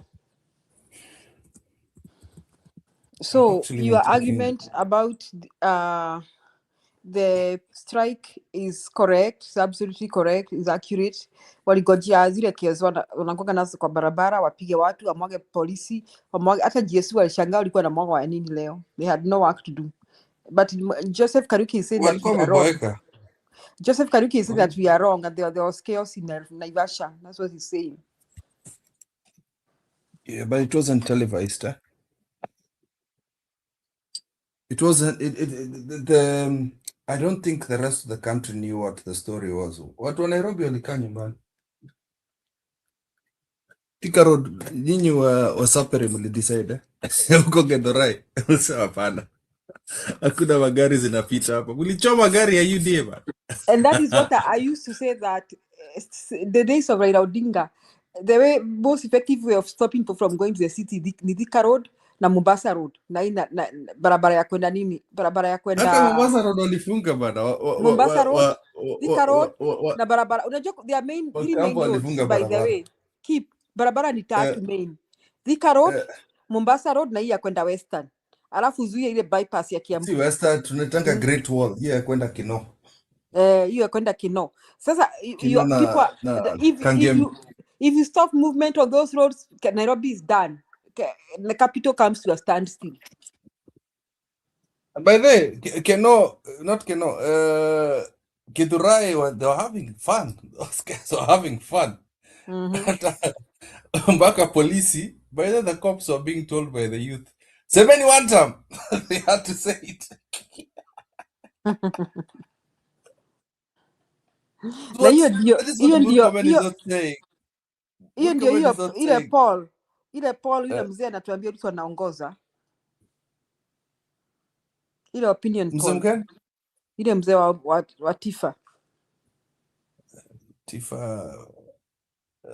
Hiyo tu alilipo bana. No, mzee amekuwa akifanya polls miaka mingi sana. Since the beginning actually. I've always seen him. Tifa is, how old is Tifa? hiyo ndio Paul anatuambia Ruto is very popular. Because that guy has been around, bana. Every election I see him.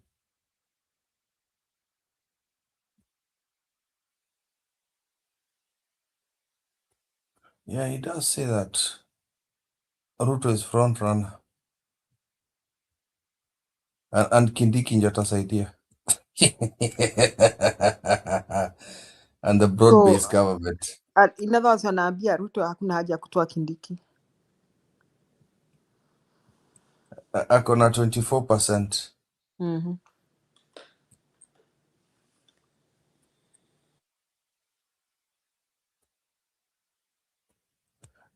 Hakuna hii ni runoff hii. For the first time I think we'll have a runoff.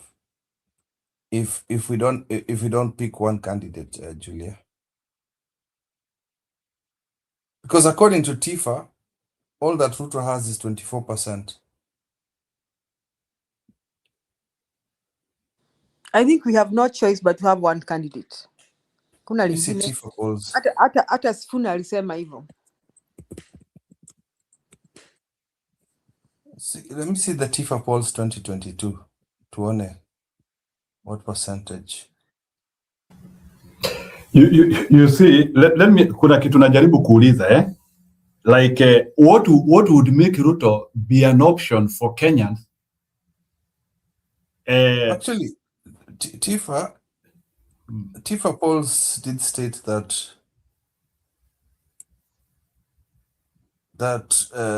Ruto's leading, but then Wajakoya akatuibia 2%. This is according to Tifa polls.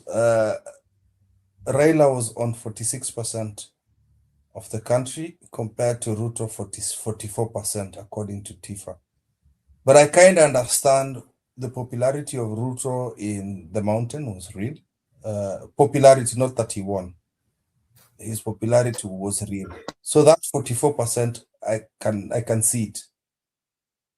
Lakini sasa ako 24, and if Tifa akuja tudanganya hapa ati Ruto all of a sudden has beaten a united opposition or incumbent, not what do you call it, alternative government candidate, because I need to stop calling them opposition. Alternative government candidate, whether it's Martha Karua or Sifuna Kalonzo or Sifuna Matiang or Sifuna anybody.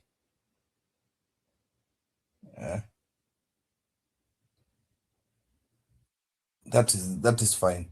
That is what's going to happen. Na Wajakoya asikuje na upuzi yake ya bangi bana. Tutamchapa kofi. What poll? Where are the polls for the rest of them? Polls for all candidates to see. 2025, 26. Tuone who's popular.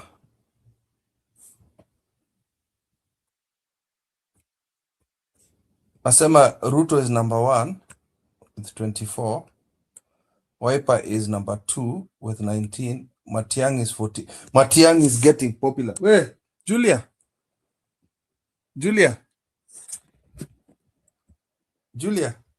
Sema. Muti yako anakuja mbio. Ati Ruto is number 1 with what? 24%. Kalonzo is 19. Muti yako amekuja mzuri bana. That Matiang'i looks handsome right now. 14%. That's not bad. Wenda huko. But no, seriously, no. You don't understand what I mean. He can overtake them. But then they also said, really, I thought he was really low. I thought he was really low. That is a very respectable amount, eh? Okay, Soma First of all, sorry, as you proceed, the most Julia, preferable combination do you trust those polls? Kalonzo Matiang'i. And if the opposition have one candidate, then they will beat Ruto with a whooping 74%. That is what that guy concluded. So Ruto is not number 1 at all. Trust those polls? If Do you we think those assume polls that are representative? akina Gachagua wataungana, he'll get a thorough beating without rigging.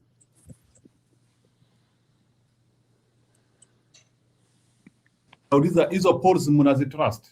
Do you think they are, or they are giving you a starting point? So, according to you, Kipru, do you think those polls, although you rejected Zangu, that they're almost giving me almost the same numbers, but in how? The Muzungu, I don't think he's got anything to hide. Ruto does have followers in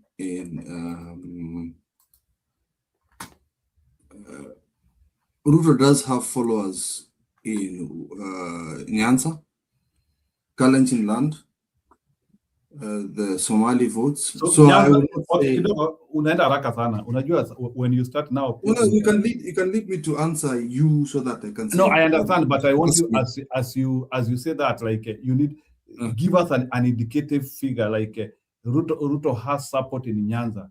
Is it close to half line or below half line? Speaking that number, in that range. Absolutely below half line. Because according to AI right now, if Kalonzo Fred Matiang'i is put in the ticket, yeah, I know people like, I know we've been talking about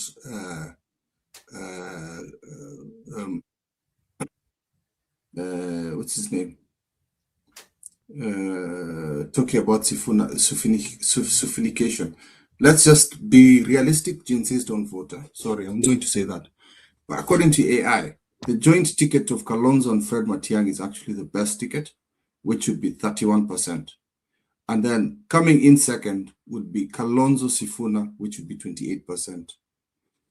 So without being emotional about anything, it looks like the Matiang'i, Kalonzo Matiang'i ticket is the most popular with 31%.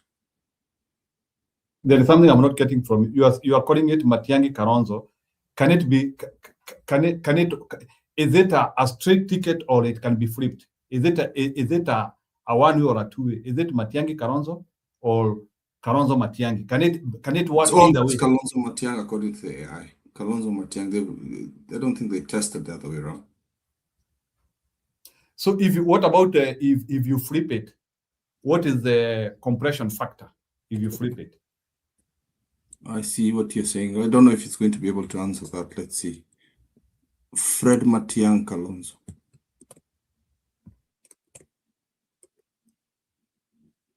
Of course, because you know the impact is not the same. When you have Matiang'i Kalonzo and Kalonzo Matiang'i, it can either have a compression factor or an expansion factor. But then how would it scientifically say it? Because it's just a combination of averages. So maybe to be able to determine that the factor, thing is the AI is insisting on Kalonzo Fred Matiang'i. You know, when AI insists on something. Okay, Kalonzo Matiang'i. It doesn't have enough data to look at the other one.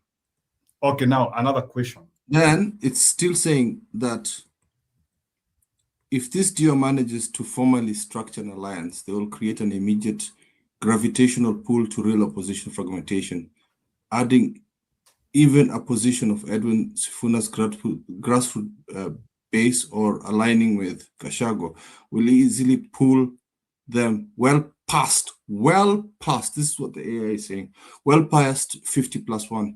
So they are saying with the Kalonzo Matiang'i, from the analysis that, you see, it's working with the data it has right now.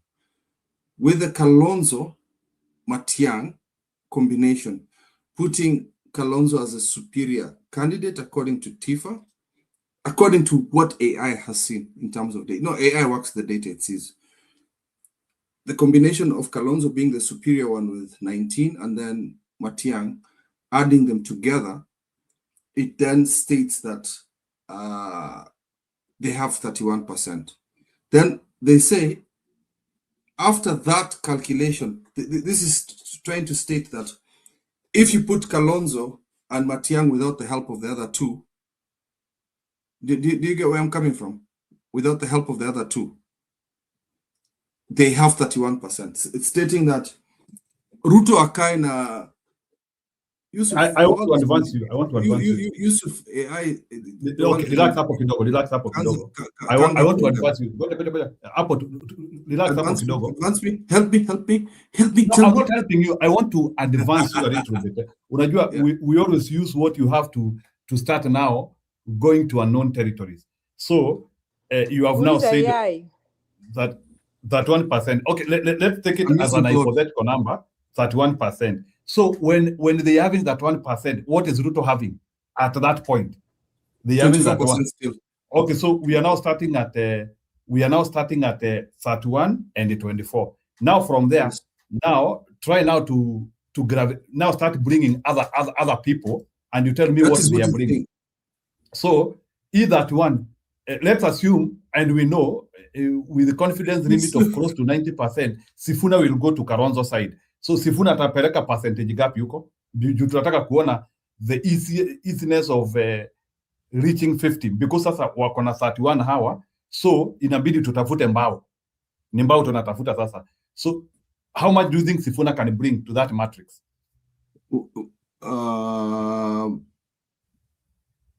Can he bring 10? Just out of the remaining 20, can Sifuna contribute 50% to that matrix? According to the English from the AI, it says way past, well past 50+1, meaning that it is above and beyond what you'd need. You don't need any more.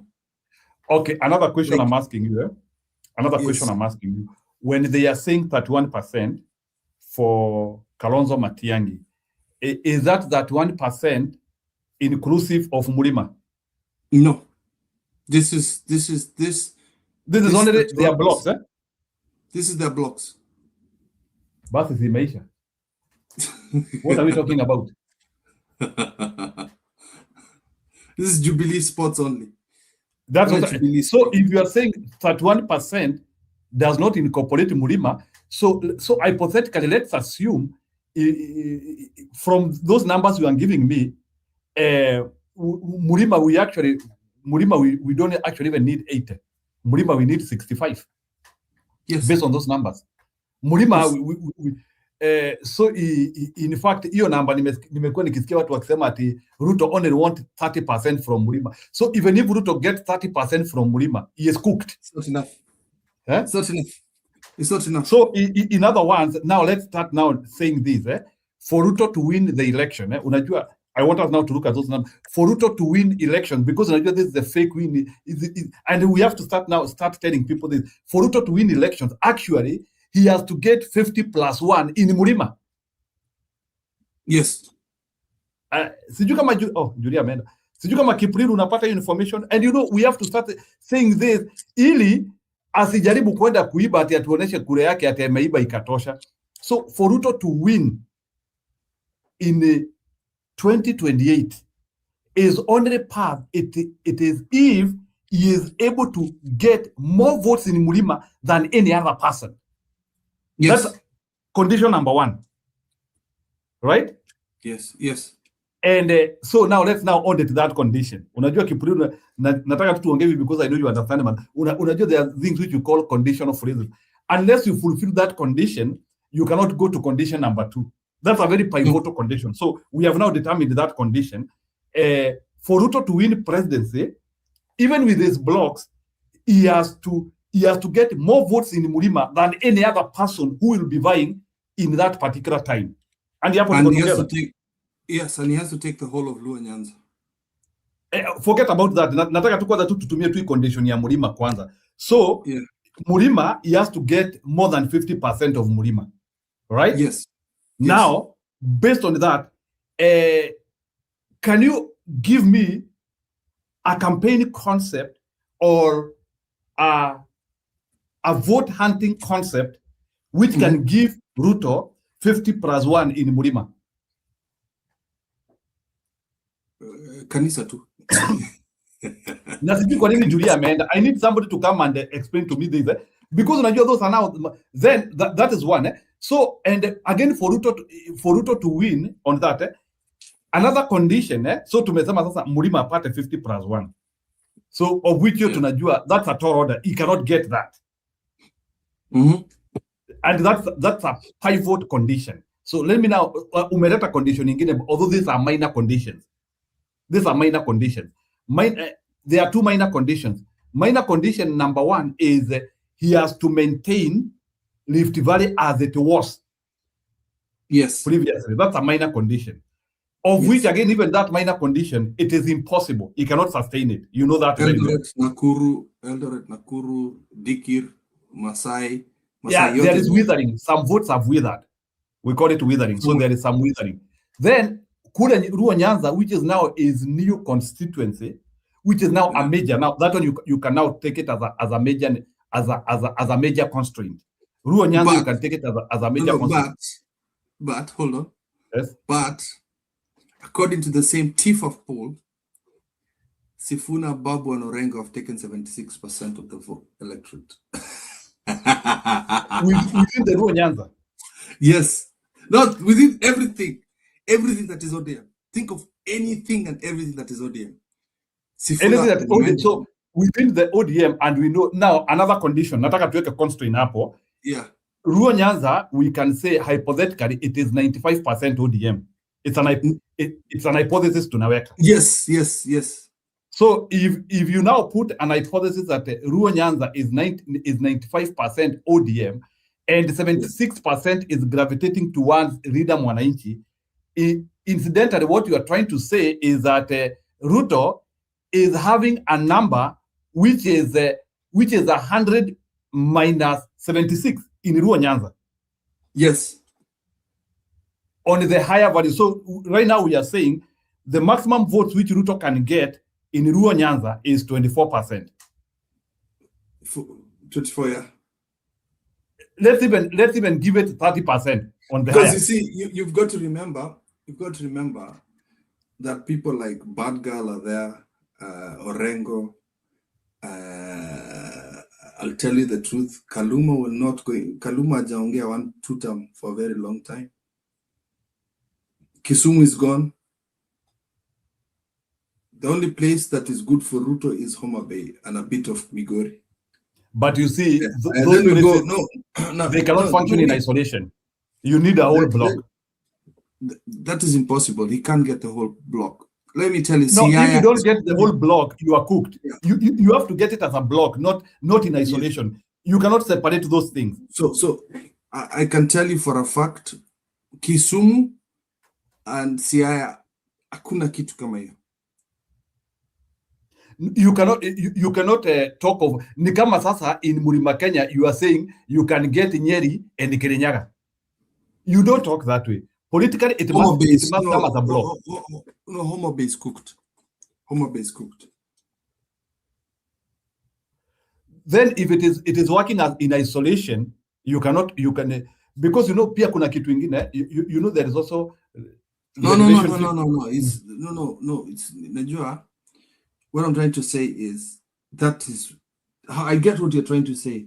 When I say Homa Bay is cooked, is because Ruto has already set up shop in Homa Bay. That is what I'm trying to say. He's already plotted a way to steal Homa Bay from Gladys Wanga. He's put his goods there. He's put his operations there. The same thing he did with Mount Kenya, where he put little snakes all over the place, all over the country, in Central, is what he has done in Homa Bay. And what he wanted to do was spread it across Nyanza, across Nyanza. But because of the broad-based issues, that operation has been paused. But most of Homa Bay has been snatched. I'm not talking about I'm not talking about genuine. I'm not talking about genuine voters of Homa Bay. Do you understand what I'm trying to say? It's not genuine. So let's just say the whole of the ODM strongholds, like Western is completely gone, and that is completely split. Where for the first time you've got the Bukusu and the Maragoli talking together. And the other time they boasted of Bungoma having turned the north for Ruto. So do you think Bungoma can be a region which can overwhelmingly vote for Ruto again? Because the other time it was 60-40. No, their son is doing very well. Their son is doing very well. Their son is doing very well.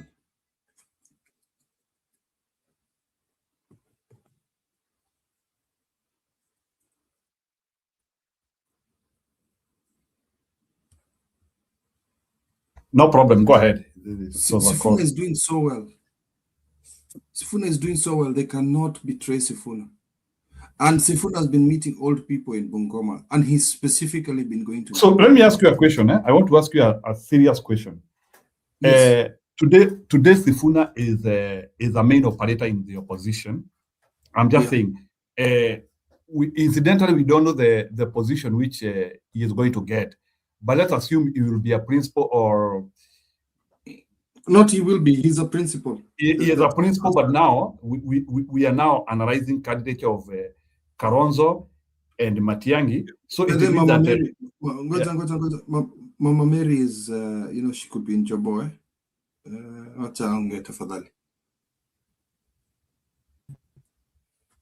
Asanti. Yeah, nimejificha pahali. Well, actually, what you guys you're saying could be correct, but huyu jambazi mimi naona anajipanga kufanya ile mambo ilifanywa na Suluhu. These guys are connected like this. He don't care, and he has his goons who talk on behalf. They have already said. They have said that tutajaza hatuogopi. Especially that lady from Northeastern. What she said, that is true. That is what their plan is. You can imagine how these people so arrogantly and rude to people, how they are talking to us, telling us openly how bad they are going to do to us. How can you eliminate that number that will vote for someone else?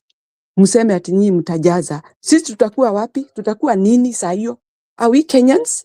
Are we the owner of the country, or there are those few the owner of the country? Hii mambo yote tumeonyeshwa. Wametoa wazi. Wamesema vile watafanya. In fact, they are just quiet to cause havoc in our country. Ruto knows that he don't have the number. And that is why they started creating this narrative ati sisi tutaiba, sisi tutajaza. Au hawaongei kutoka pahali ingine, ni wao wameketi na huyo mkubwa wao. Sasa wenzangu tutafanya nini, kwa sababu hii mambo sioni ikienda vizuri. So they give those ideas, evil ideas, and those who are talking were connected, were in a meeting. I don't know whether Zoom or whatever, or in a room. These are people who have talked and they have seen the environment does not favor them in any way. So Ruto akasema basi mtu akiwa pahali yako, just say it. We see how the water will go, whether it will be red or blue or white. So those are the tactics. Aya, mi nataka niwakumbushe saa ile Ruto alikuwa ameenda huko Tanzania. Alafu ati anasema anaenda kufungua refinery Tanga, Tanzania. Mama Suluhu alisema nini? Alisema ati mimi nimembana, nikamwambia hiyo maneno uko nayo, utaambia watu vile unafikiria, mimi siko hapo. How comes they can have such big thing that they want to tell us kama mchezo? It's like they are playing drama in front of us. Ruto ameenda kwa nchi ya wenyewe kutangaza ati wanafungua refinery. Mwenye huko anasema yeye hajui, lakini hawatuonyeshi nyuzo za kusema ati wanagombana. These people, they just wanted to make us focus on another issue ambayo hawaelewani, but they are causing that for us to feel like they don't know each other, they don't collaborate, si marafiki, and this is very untrue. These are evil people, very criminal. Na mimi hata ninashindwa, huyu mtu anataka kutuambia hiyo maneno ndio tuwe tunafikiria nini? We are thinking about one term na tutakutoa na kura zetu. Kama sio kura, wewe sasa unasema utajijazia, tuone vile utajaza. And in fact it is very painful the way he is trying people ndio asikie uchungu wenu utafika wapi. It's the same thing that he is playing games in our country with all this hiking of prices. Ni kututest na tutest. Na hajui besides that, kuna watu wanakufa. Like now we have lost four people during that protest. Na hawakuwa wameenda kwa mtu alikuwa barabarani. And there was no chaos. Just people saying we don't want this. You see, death has come. Huyo askari anaua kwa nini? Anaua kwa sababu aligongwa na mawe, ama kwa sababu ni shamba yake inaimbiwa, ama yeye ndio mwenye hiyo petroli ambayo watu wanapiga kelele? It doesn't make sense. Kwa hivyo Ruto mpango yake anataka kujipea 98% kama huyo mama mbaya huyo wa Tanzania. The same thing. That is what he is going to do. Because even the way he is trying to renovate some places, I don't want to mention, kwa sababu hiyo ni ujinga mtupu. Ni kuonyesha yeye hayuko tayari kuondoka kwa serikali. Na mpango yake ni mbaya. Hata we are the people, but we are not people in front of him. He is the people. Lakini sisi hatuna haja kwake. Hana haja na sisi hata kidogo. Kwa hivyo mkae mkijua, this is a man who will swear himself in the camp of the military. Kwa sababu watu hawataenda kushuhudia hiyo swearing. Kwa hivyo mapema tupange how we can navigate this before he get there. Asanteni. Thank you.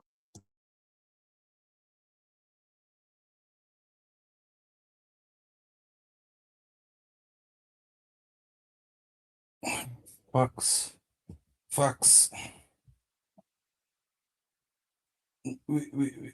We are all scared of that, actually.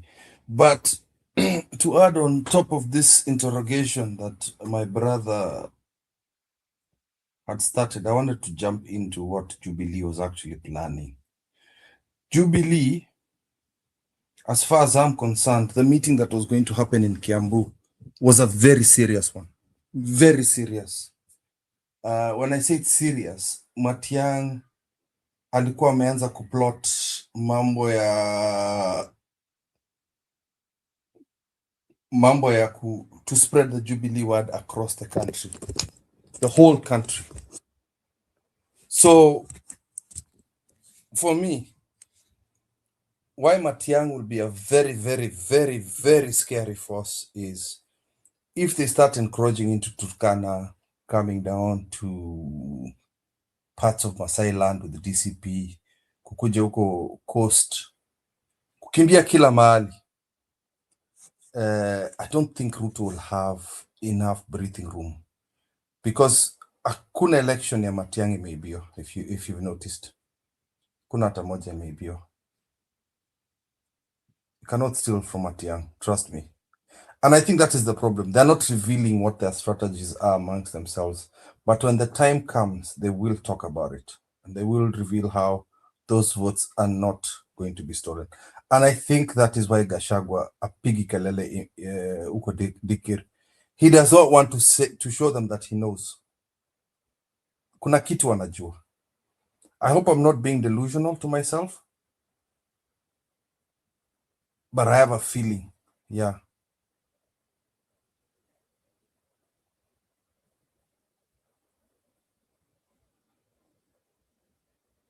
Njiru?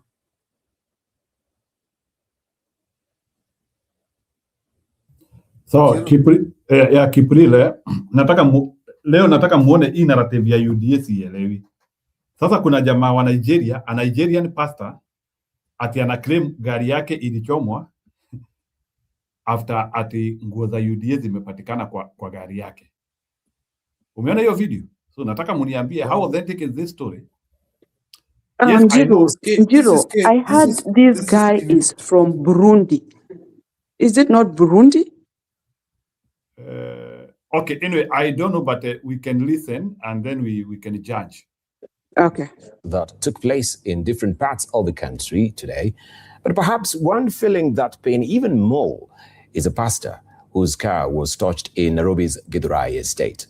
TV47 spoke to Pastor Henry Ladway, the owner of the vehicle, and here is his story.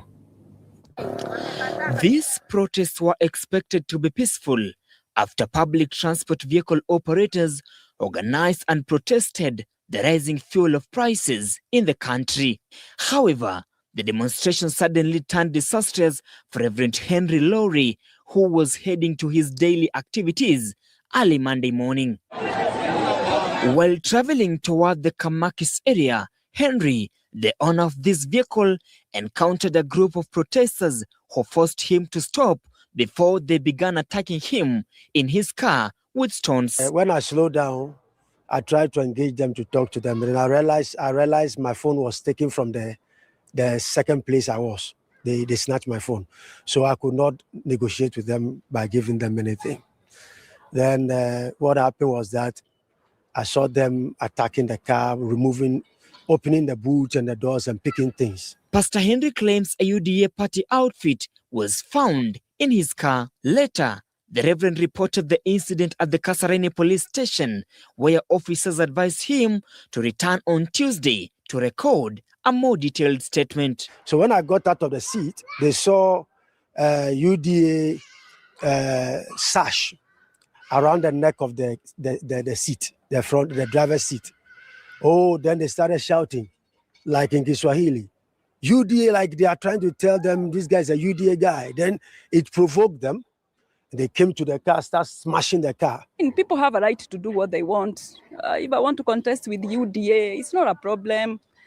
I have an agenda just to connect youth to employment. Those are the youth who have burned my car. I've lost 3 million because the car is not very old. But God is still on the throne. As these protests continue to cause major losses for some Kenyans, Reverend Henry has urged citizens to remain civilized during demonstrations and maintain peace instead of causing distraction. And opposition. So, Kipril and Mama Mary, can you react to that? Like, what were UDA clothes doing in his car anyway? Is that or not like, anyway, I don't know, but... See, that's what I was trying to explain to people. They're not getting. What was expected was these guys were going to cause a lot of havoc in Nairobi town. they thought that the Mandamano was the Raila way or the Gen Z way or full-blown Mandamano, wakimbizane na watu town, waumize watu, waue watu, and then what they would do, watupe mamawe huko, jioni ishe, then they have an excuse, oh, lichoma magari ya watu, what, but it did not go to plan. That's what I'm trying to say. I know people saw some events in Naivasha or other places like that, but we're talking about where most havoc is actually filmed in Kenya, which is in Nairobi. I know the other cities that did not get the memo. So now, why Murkomen? First of all, why was Murkomen there? It was because this was pre-planned, that waeke vitu za UTA hapo, vitu zichomwe,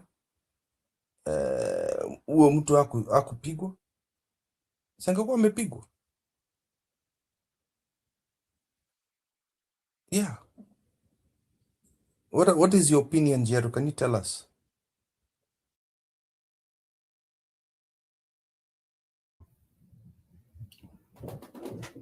Go ahead. No, I said, what is your opinion? You.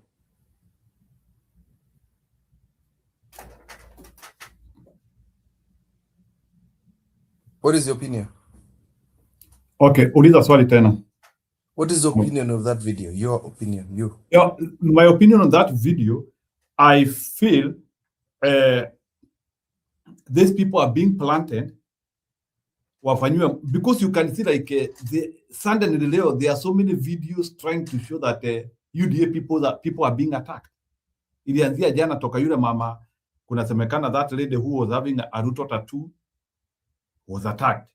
Huyu ati ako na nguo za UDA ako attacked. No, let's get it out straight about that poor lady, yeah? Can I just tell you the truth about that poor lady so that you may understand, Jeru? This is between me. Please, tuongee mimi naye. That poor lady was paid. She's a gospel singer. She was paid to be the token. Hata alikuwa ameanza kuimba mawimbo za Ruto. She did all that stuff. And the reason why she was burnt is not what people think. She was burnt by thugs, animals, assholes, stupid people, thieves that were asking her, anakula peke yake, anakula pesa ya Ruto peke yake. So, for me, it was not politically motivated. It was thieves. They were goons. Goons. Those were animals that killed the poor lady. I don't even care if she had the name Ruto in her forehead, if she alikuwa na scream Ruto from the top of her lungs everywhere. There was no right for anybody to do what she did, that they did to her. I still feel painful. I thought she would leave. I was even thinking that today I was going to bring it up because they needed blood. They needed blood for her because she had very bad. Kitu linaumiza roho sana. So mimi, I'll tell you, the people who did that are animals. I cannot justify anything that they did.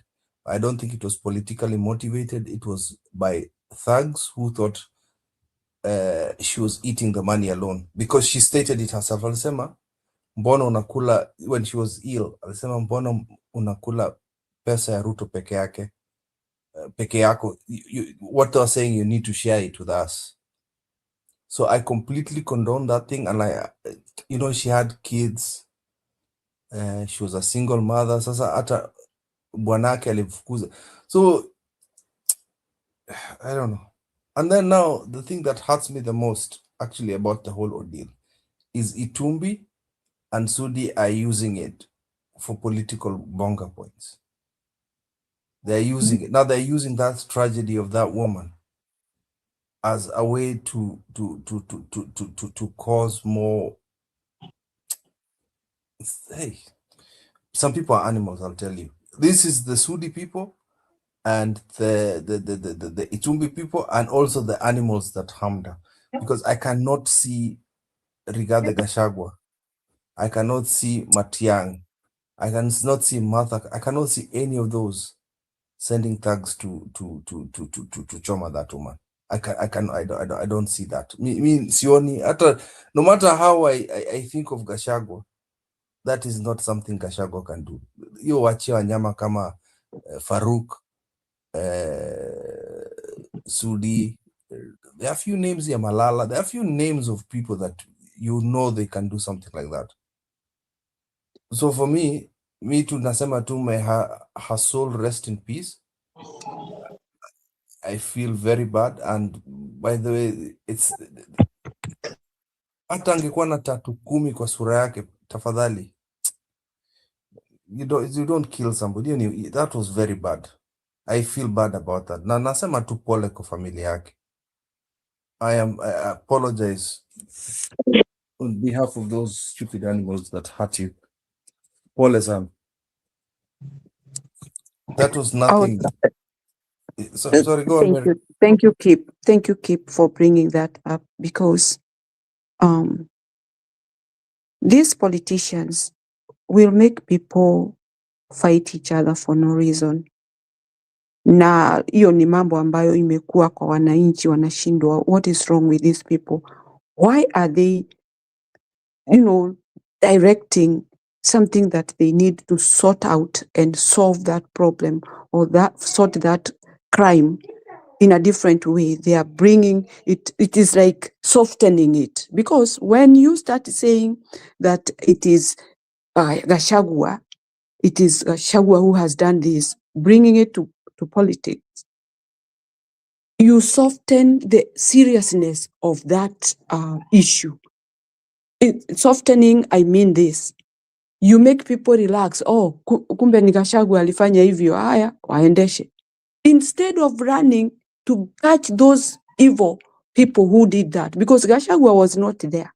And if you want really to involve Gachagua in that crime, arrest the people who did it. You have the muscle. You have the government. You have all the machinery. Arrest those criminals.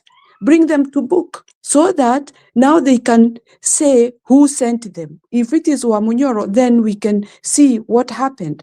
And we understand that really you are talking guts. But these people, Sudi and Farouk and all those idiots, they talk like it's a joke simply because they don't have pain of those people who are being maliciously killed, viciously. Na mtu anaongea tu maneno, anaruka tu anaenda anaongea. The same thing with Murkomen. Murkomen anarusha mdomo, anaongea mambo. It's not even sensible to a person who has got guts, brains. Wanaongea tu kuropoka. What is the anger? Are you angry because of that lady was killed? Yes. Where are the culprits? Ni nani wametenda hiyo mambo? Nyinyi ni serikali ambao mnasema mtu apigwe risasi ya mguu ama apigwe risasi ya uawe.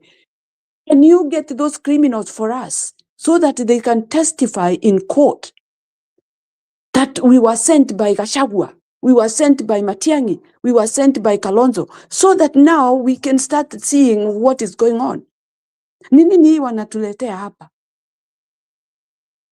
Kwani wao hawajui hao watu wanaweza kabiliwa na serikali na washikwe? Can't they do that? But because they have been playing this game for the longest and they have never been, put to testify, why are you saying that? That's why they talk this nonsense. And it imposes more pain to us. It gives us more pain because they have no capacity of how they talk. Si watu wanaongea mambo ambayo ni ya kutusaidia. It doesn't matter which side wounds come from. We want them arrested so that now we can know our country, how it is going to be governed. Lakini sasa kusimama hapo, kweli msichana anakufa huko. Mnaanza kuropoka mambo ya politics. This politics, I think it has driven these people crazy. Na afadhali hawa watu waondoke, waende. Tuwe na watu wasi wazimu, watu ambao wanaongea mambo ambayo ni halali, mambo ambayo ni ya kusaidia mwananchi. Si watu tu kuongea ovyo ovyo. You know, when you stand and start politicking on somebody's injuries or being attacked so seriously like that, he ended up dying. Ni nini kazi yenu? Ni kuropoka tu kusema ati ni wa Munyoro, ni nani? Why do you have to? Kwa nini useme mtu mwingine? Kwa nini usiseme how criminals badala ya kutaja mtu? Afadhali ushike huyo criminal ndio atoe mastermind. Ndio mudiru na huyo mastermind. But you just talk. Kwanza Sudi mimi huwa ananikasirisha sana. He is angry for nonsense. He is angry for nothing. He has nothing he can tell us. Only ni matope. Mambo ambayo hata hatuelewi anatoa wapi. Na kama yeye ni investigator wa Kenya, ajitokeze. Asimame mbele ya watu aseme, I'll be investigating all these crimes that are being committed in our country.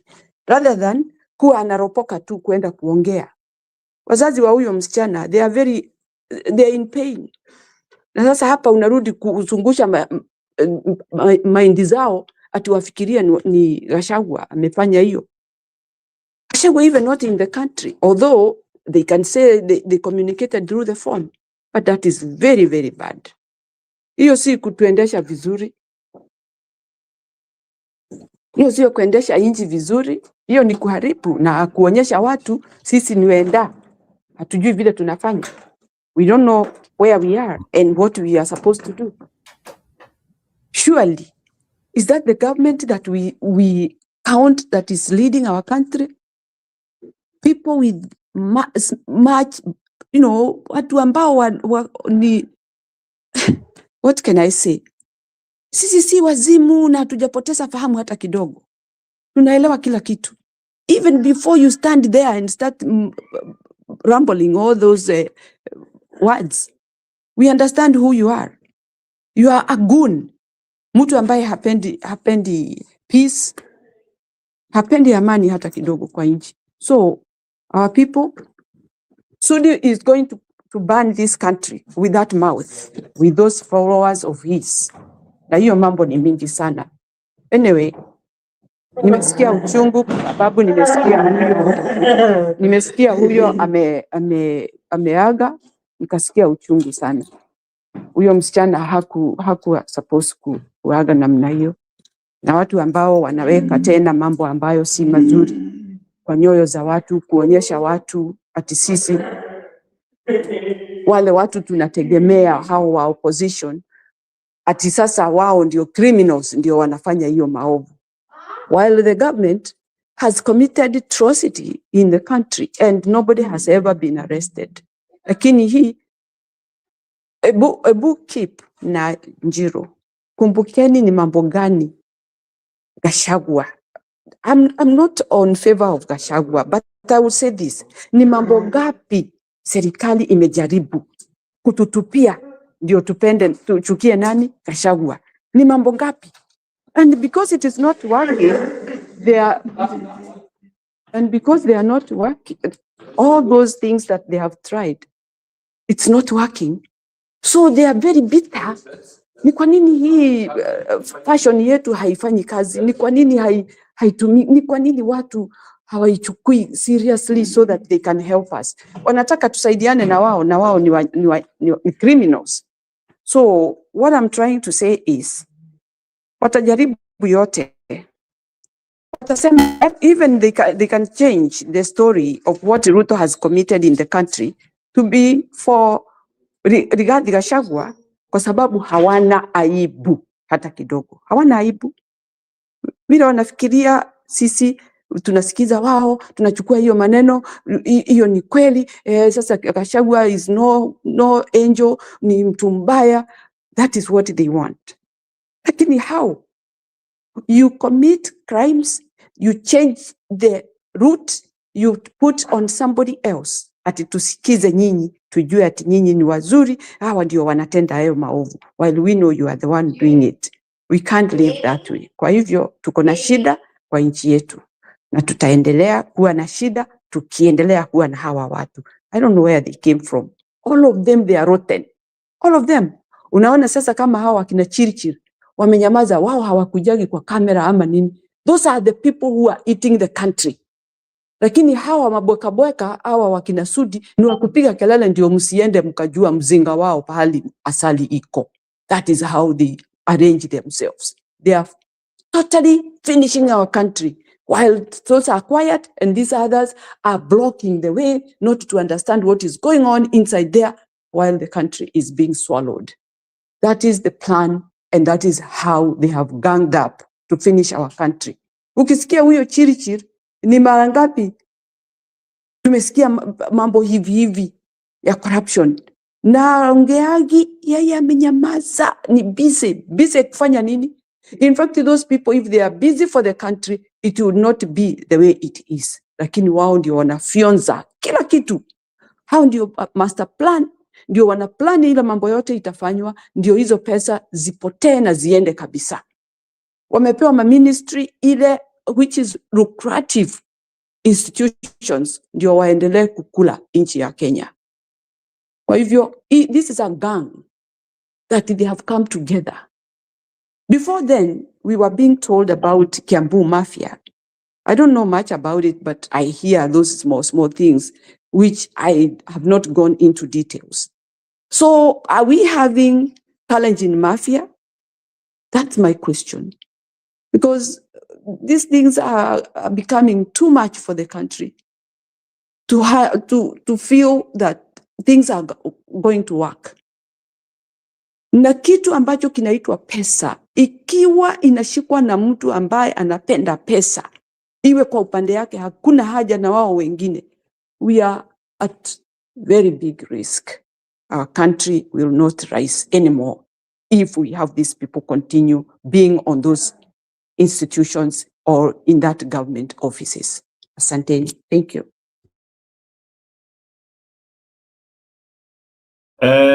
Kipril, sijui kama kuna mavideo umeniwekea unataka nicheze, lakini there's something I want to react to Julia akikuja. Nimekutana na tweet hapa. No videos. No videos, just plug TV. There's no video. Nimekutana na tweet hapa atu wanasema, nataka munioditie statement. Northeastern, no protest. Nyanza, no protest. Coast, no protest. Eastern, no protest. Western, no protest. Nairobi, no protest. Protests only Central. Somebody need to audit that statement for me. All what you have mentioned is where they were. Jiru, and why are you propagating that propaganda yourself? No, I'm not propagating it. Nimeshangaa because I'm not getting it. You are, through your show. You're propagating the propaganda. No, you remember that thing, Julia, ile kitu ya one versus sasa Jiru, amechukulia hiyo. Unaona Jiru, you people, you should, there's some things you should even share in your video, in your YouTube, because you help them propagate that. That is hiyo ndio story Murkomen ameanza leo. Si alisema ati Ruto is being profiled. Sasa wameanza hiyo kitu, ameanza kwa Twitter. And you see they don't have followers in Twitter. The followers are those Udaku people. So we shouldn't help them. We shouldn't help them. They've given up on Mulima, so you should be grateful. They've given up on Mulima. We shouldn't help them. Jiru, we shouldn't help them. Wafanye hivyo. So kwa hivyo mnataka kusema they know hata watu wa Mulima wakiwekelewa mavi kwa kichwa wanajua hawawezi rudi. So they are trying to get sympathy from the rest. Imagine hiyo ni kicks of a dying horse. Ile story Murkomen alisema leo ati Ruto is being profiled. Those are kicks of a dying horse. Yani he had nothing else to say apart from that. At being profiled. Na imagine this CS wa interior anasema hivyo. Imagine. So we shouldn't help them. And I wanted to comment on that kasichana. Lakini niwaulize maswali. I tried to follow the story Mama Mary. Yani what exactly happened that you msichana kachomwa? Anybody who knows exactly what happened? The underlying story kidogo tu, the underlying story inasemekana ameweka tattoo ya Ruto kwa matiti. Alafu matiti yake, nani aliona matiti yake ndiye akamchoma? She's a gospel singer. No, she was showing it. She's a Julia, singer. This is how I understand. Julia, this is how I understand. This lady was married. That's my hearing. She was married. Now, one morning she prepared her children to go to school. The children left. Now, the guy was not happy to see that the guy is 1 term, the lady is 2 term. Now, after preparing the children, they have left. The guys told her, the children have left, now is your turn to leave. You see? Now, what people, I think they were speculating is that because you have the picture of Kasongo on your chest and not me being your husband. You see, that is what it is. Jamadi alimchoma. Okay, for that one, I don't know which level it reached that she was attacked that way. Nani alimuattack? The man? No, they are saying some thugs that was saying that somewhere she's eating money for Ruto alone. Anakula peke yake. Just this. Okay, you see this story is not adding. First, nani alimuona uchi? Ndio akaenda kumuattack. She showed it. No, she shows it was not on the breast by the Julia. It's just above, close to the shoulder blade. So she showed it to people. It's not. It's not far. I think there was one part where she was interviewed somewhere. It's not. And she showed that part of that drawing on her right shoulder, on top there. Oh, sasa. Then unajua, then UDA wakamchoma, ndio waseme ni watu wa 1 term. So you know their signature is violence.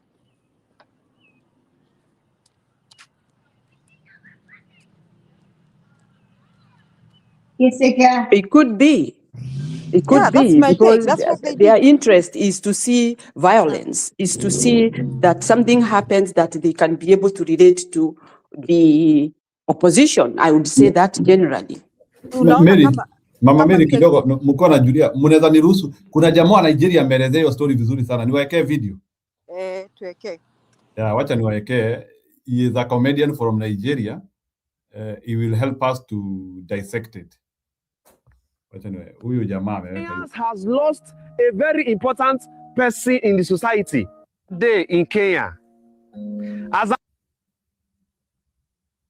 It is a very sad day in Kenya. As I'm talking to you now, Kenyans has lost one of their prominent person. Kenyans has lost a very important person in the society. Everybody in Kenya is pained right now. How many of you remember this lady, Rachel Wadeto? She's a gospel singer and a content creator. This lady went viral, I think some time ago, early this year, for tattooing the face of the president of Kenya on her body. She tattooed the face of President William Ruto on her body, and she also tattooed the slogan 2 term. You know, Kenyans are always shouting 1 term, 1 term, 1 term. Though a lot of you don't know the meaning. Me, I know the meaning, but I will not tell you. Kenyans are always shouting 1 term, 1 time. She tattooed the face of the president of Kenya, and she also wrote 2 term on her body. Recently, the news that is getting to me now is that she was attacked on the 15th of May, and the attackers set her on fire. Hi.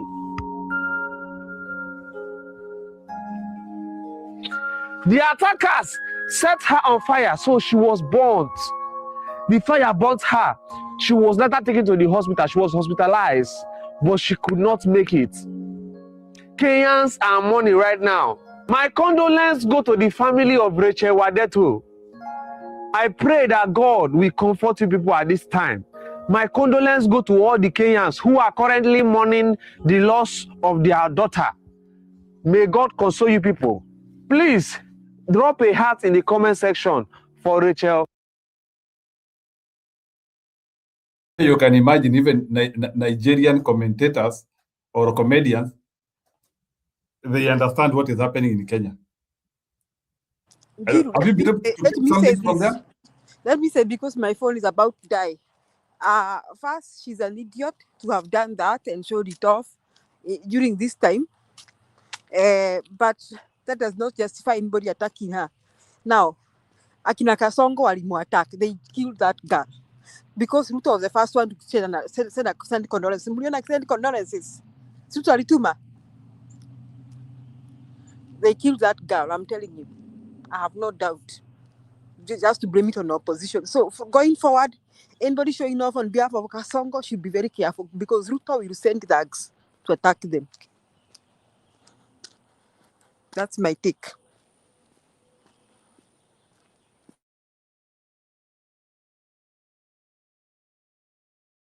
Able to some comment here, Helen Watroy. Helen Watroy anasema ati, so if you are a UDA supporter, you are damned if you do and damned if you don't. Okay, Martin Wandeto anasema, Njiro slow down on concentrating on shida huyu na yeye tutasoma hii. Who are saying we are not focusing? We are focusing on everything. So why are you saying I'm focusing on Mulima? I think Bwana Wandeto, you are sick. Kuja urani show ni kuachie. So Njiru, umesikia vile nimekwambia. Imagine if you are supporting Ruto, you should be careful. He'll use you as a I mean, anatumia mtu try and show ati akina Gachagua ndio wanafanya hizo vitu. That is Ruto's signature. That is him. Actually mimi hata kulingana vile nimeanzia kuona hata hawa mapolitician wana support Ruto, wakuwe careful sana. Atawaendea watauawa ili opposition iwekelewe. Kwanza akina Ishungwa. Akina Ishungwa. Kama huyu mtu ameuawa na Gachagua. Alafu wacha nikwambia, atakos, you see what Kip is giving a very good analogy that leo walipanga, they hope there will be chaos. Walipanga sana lakini hawakuachieve. Lakini people from our watu wa matatu owners, they achieved their objective in a very effective way. So serikali iko na makasiriko saa hii kwa sababu haikupiga watu lakini they achieved their objective, so they are hiyo kitu imewakasirisha sana sana sana. Naona mrukomenti you see that Ruto is being profiled. Julia, let me say this. Tunajua Kasongo ni nani, tunawajua. Let me say this in a kind way. Very kind. Hawa watu, Ruto alisema he'll be working with the widows. Okay? You know where I'm heading. You'll be supporting widows. This time round, Labda, I'm saying this kindly, please, people understand me. Maybe they have seen nowhere else they can go for. Tafadhali, msinichukue vibaya. Sababu, it's not my wish and it's not my happiness to see this girl go down like that. Sisi hatuishi mtu yeyote akufe kwa sababu ya kuamini kile anaamini, but we will fight for what we want for everybody to enjoy the country. Lakini munielewe tafadhali. These are people who can create chaos. Unajua kuna movies zingine, Julia, Kip and Jiro, tunaonaga mtu ambaye amecastigate kifo ya bibi yake na unarudi unaona yeye ndio the most mourning person, breaking down, crying, all that. kuonyesha vile alikuwa anapenda huyo bibi yake, only to find that he was the murderer. He is the one who killed the lady. We have seen those movies. What am I saying? Who knows whether these are people who have done this so that they can have a congregation where they will be going for burial and have a chance of going to talk whatever they want to talk and tell people what they want to tell in that, because I believe that girl, let me not look so bad to you guys, but I'm trying to navigate their minds, trying to investigate their mind. Who knows whether they are looking for places where they can go and be seen talking and bringing all these hasira zao, kutolea watu, kuwaonyesha ati nyinyi mumeua huyu mtu kwa sababu ya kitu fulani, while there the blood is in their hands. I'm just trying to make people see some other pictures, what I think. I may think wrongly, but I pray that people don't take me wrong, but these are people who can look for ways and means to reach a certain destination, killing and finishing all others for them to reach that point. And it is this government. Kwa hivyo mimi nasema labda walifikiri this is another way we can finish her, then we can get a chance of going somewhere for a burial. Because how many have they buried? How many people have we buried? Innocent people being killed by this government. It's the same way. They can kill her to get a chance of going to Central, go there and start talking and insulting everybody and saying who killed her and all that, and they know who did the plan. I'm sorry, guys, I might have gone beyond your thinking. Mimi niwe labda niko peke yangu, lakini nafikiria mengi sana kwa sababu hii government imetuonyesha mambo mabaya sana. Mambo ambayo it's like intentional. Actually, it's intentional.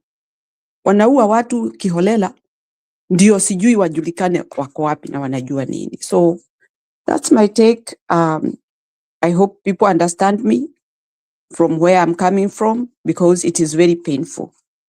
Asanteni. Sawa, Mama Mary. We appreciate for that kind of presentation.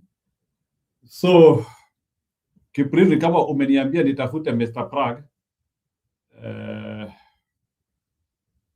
and Mr. Idongo Kangata alikuwa interviewed jana kwa TV na akasema vitu.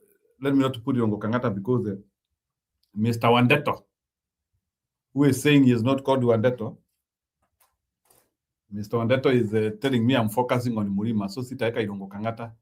I don't want to give him fodder to attack me. Najua unangojea nikupee fodder unigonge. Nimesema sitasoma comment yako, lakini yana amesema atasoma. Which is okay. So let's put Mr. Plug as we come to the end to the show, because hata mimi inabidi niondoke hii pahali niko sasa. So Kipril, we will put this video, we analyze it and we call a day, unless if there is anyone who will be able to come to the show. I don't want, nataka uende ulale leo, nataka kukurelease mapema. Oh,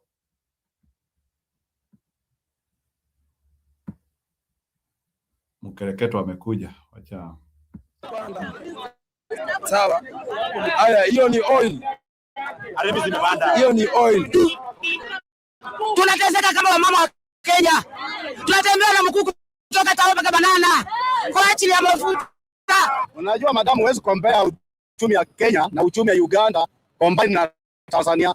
Kule hata barabara hawana, magari sio mingi kama Kenya. Kulingana na uchumi yetu, lazima pia sisi tuishi na standard zetu. Huwezi compare kwa mfano uchumi wetu ya Kenya na uchumi ya US. Tunaishi kulingana na standard zetu. So if you have decided as Kenyans to ishi executive life, hatuwezi kuishi maisha ya kichaka kama huko Tanzania. The overnight fuel hikes that saw diesel jump up to 243 shillings and petrol 214 shillings, which is something that has not been seen in years. And in 3 years, about the fuel price hikes have gone up to 135 shillings in a matter of 3 years. So we're going to be asking Kenyans how they have been affected by this particular fuel hikes and how the fare amounts have hiked, because most Kenyans have been complaining of how they paid double the usual amount they usually pay when they're going to work or when they are using matatus or using any other form of transport to get to their places of work or wherever they might be going. We're going to be asking a few Kenyans how this particular hike has affected them, and if it has affected their pockets when it comes to fares. Reporting for Plug TV, my name is Winnie Magane. Umefika in hapa town.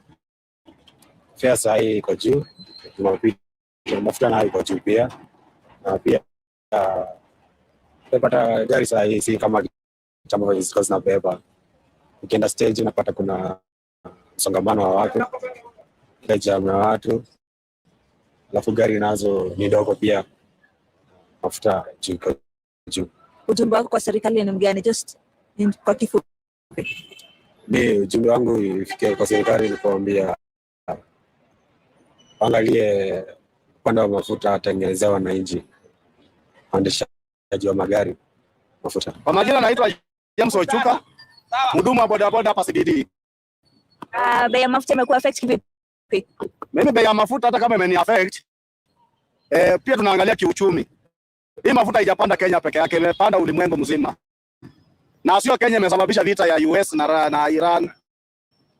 So tukiongea mambo ya mafuta, pia tuangalie serikali imefanya jambo gani kuhusu bei ya mafuta ambayo imepanda dunia mzima, sio Kenya peke yake.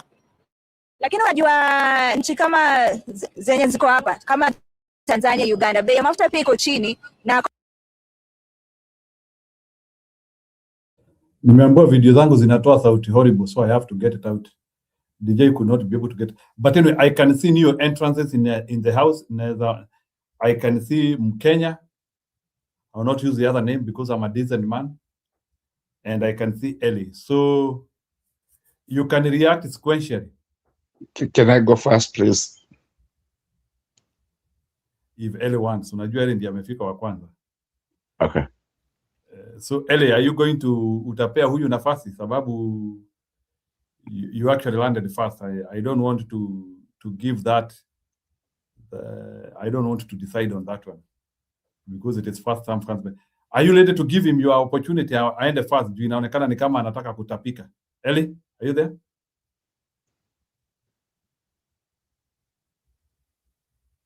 Ellie, how are you? Wow, I don't know what's happening.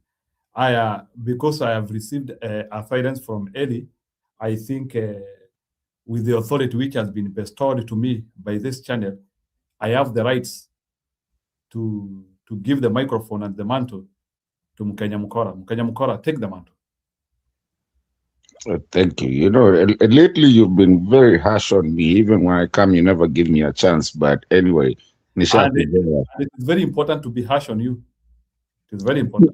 Because first of all, you called me a very bad name, and you're my friend, and you know me. My name is not Wandeto. My name is Ndeto. It is and like I'm very proud to call it's like a Dutch man. When a Dutch man unasikia akiitwa Ruud van Nistelrooy.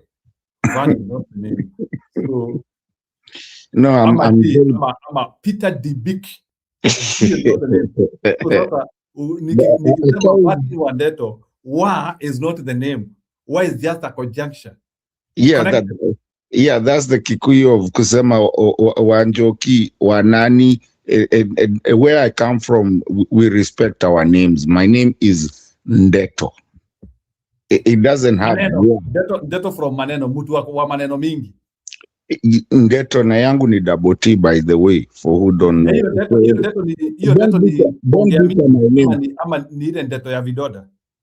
Don't butcher my name. Jina yangu ni Ndeto, and I respect it because it comes with a family. That Ndeto, is it a confirmation from Story Mingi? No, that's not a Kikuyu name. The way that's a surname. So, like I understand, but so Ndeto in your direct, what does it mean? What does Deto mean? Ndeto, I'm talking about my surname. Is Ndeto, that's a surname. Has no meaning. But it means what? Okay, let me move on. I think I've corrected what I wanted to correct. Wandeto, however you want to say it, but don't say Wandeto. I'm not a Wandeto. I am Andeto. When Martin Dindeto. Nimetumia that's fine. Nimetumia sasa ya Dutch ili usikie vizuri. So wewe ni Martin Dindeto. Ama unataka tutumie Martin Van Deto? Am I stammering? I said Ndeto. I hope I'm not stammering. Anyways, moving forward, I like the discussions you guys have been having, and I also like what people are doing with the petroleum thing, because with the petroleum thing, we've been looking at the numbers, and I remember some time we came here and we said most of the petroleum that comes, especially to the East African community, do not even pass by the gateway of Hormuz or whatever. It doesn't pass there. It passes through the Suez Canal.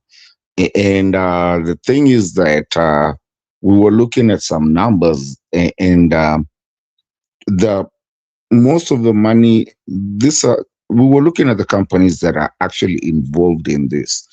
And most of those companies are companies that have really hiked their interest rates just because they know there's a war going somewhere. But that war is not really affecting the East African pathway to bring oil or petroleum, refined petroleum, into the East Africa. So this is something that is just being cooked for. And you remember about 2 years ago, we were talking about the maize that was circling around the Indian Ocean, so that the parliament can pass a bill to say that they need to invest some money into, because there was not enough maize and whatever, and some ships were circling around until that bill was passed. It's the same thing that we are seeing here. It's the same thing that we are seeing here right now. This thing that is being passed and money being hiked is exactly what is happening. East Africa should not even be affected by the fight between Iran and the US and Israel, because not much oil even passes, not much petroleum passes through that thing you call Strait of whatever that you guys have even apparently now everybody's talking about the Strait of Hormuz. Nobody even knew it even existed since even our independence. That's why, why? Because none of our stuff passes through there. When the Suez Canal was affected by that one ship, that one we could have understood. But this one is nothing. It's just people taking advantage. And that's why there's so much fight. And that's why I actually admire people really coming out to say and call it out how it's supposed to be called out. I want to give big thanks to people of Githurai, Thika Road, and all over the country, the people that called this nonsense as we know it is to be nonsense. By the way, I would ask somebody, this thing that you're saying that is coming from the Strait Canal, which country is it coming from? The Strait, that path, where is it coming from? How many ships come to Kenya or come to the East Africa using that? That's the longest route. Nobody is using that route. But naivety, because people do not know, they just say, ni kwa sababu ya vita ya Iran. That has nothing to do with East Africa. Take your geography, take your map, if you have a map, and see which is the closest way to get to East Africa, so that you understand nothing comes from there. And by the way, where is it coming from? But I like the fact that Africans are waking up. And they're starting to call them on their, tell them, mnatudanganya hapa. And we are not going to listen to your lies. Mr. Njiru, take your map. I know you have it there. Take your map and look at where the ships pass. And again, Africa has so much oil that even places like Texas or the US they cannot supply. Why do we have to refine outside our country? And that's the thing that some people, me included, are starting to ask ourselves. I mean, how stupid do these people think we are? And that is the point that you find, like, the police in somewhere like Nene Gedurai. They're being told, funga yo barabara wewe ikitu, and they're working with the protesters. Because even the police have started to say, hey, pia nyimu na tubebufala. It has come a time that Africa really has to start questioning these things. And if we don't question, we're still going to be told that we have to be exported. And we will export even the coffee that, Nimeendea kikombe cha chai inakuja. Kwani nimekuguza mahali. But ladies and gentlemen, the people who are listening, I'm not trying to be funny in this one, but I'm just trying to, it's something that I've been looking at for a long time. And I see so much naivety to where people are just being told, this is what is happening. Oh, it's not Kenya. It's working worldwide. It's because of the fight of, the other time it was fertilizer. Oh, it's because of Russia and somebody else. Just anything small comes and just affects the economy of Kenya. Yet probably didn't even mean anything. It didn't even touch anything. It's just people making money. I've been here for a long time, but I'm starting to start. I'm saying this out of good resonance to try and tell people, do your research before you take everything in. Some things we have to look at them strategically and actually, because all these people in government, I'm not going to say all, because lately we have some that are really, really trying to do the right thing. So I'm not going to put them in one bad one. I'm just going to say that it has come to a point where we have to look at what they have to benefit from it. Mind you, last election we were told is dynasty versus hustlers. Isn't today Ruto a dynasty? So now if we bring another slogan of dynasty versus hustlers, where will it be? Because a lot of people actually, and the people that go into parliament and the people that are making these things, the reason they don't make these laws nicely is because they're looking at the subsidy, they're looking at this, at the extra cashes, and as soon as they know there's a deal coming somewhere, then they run away and go by, open up some things in proxy names. And then they come back to tell you, oh, we are doing this, we are doing that. I like where who said that Ruto is creating a headache and then giving you Panadol. It's just nonsensical. I don't know. I'm not smart. I'm not anything, but I'm just saying it's about time we call them out, and they're being called out. Africa, East Africa, there's no way right now we should be talking about high fuel prices because it doesn't affect us where it comes from. And we also have ours. In the first place, why did we send our own fuel, our own oil to go out there and be refined and then come back?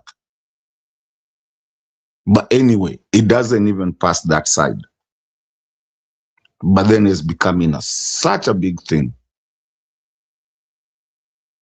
I am just enjoying to see people actually standing up. When we had the Mexico oil spill, did we see fuel go up? And we've had it too many times, the Gulf of Mexico. That was Kibaki's time. Did you see any fuel go up? Because it never affected us. I'm just saying,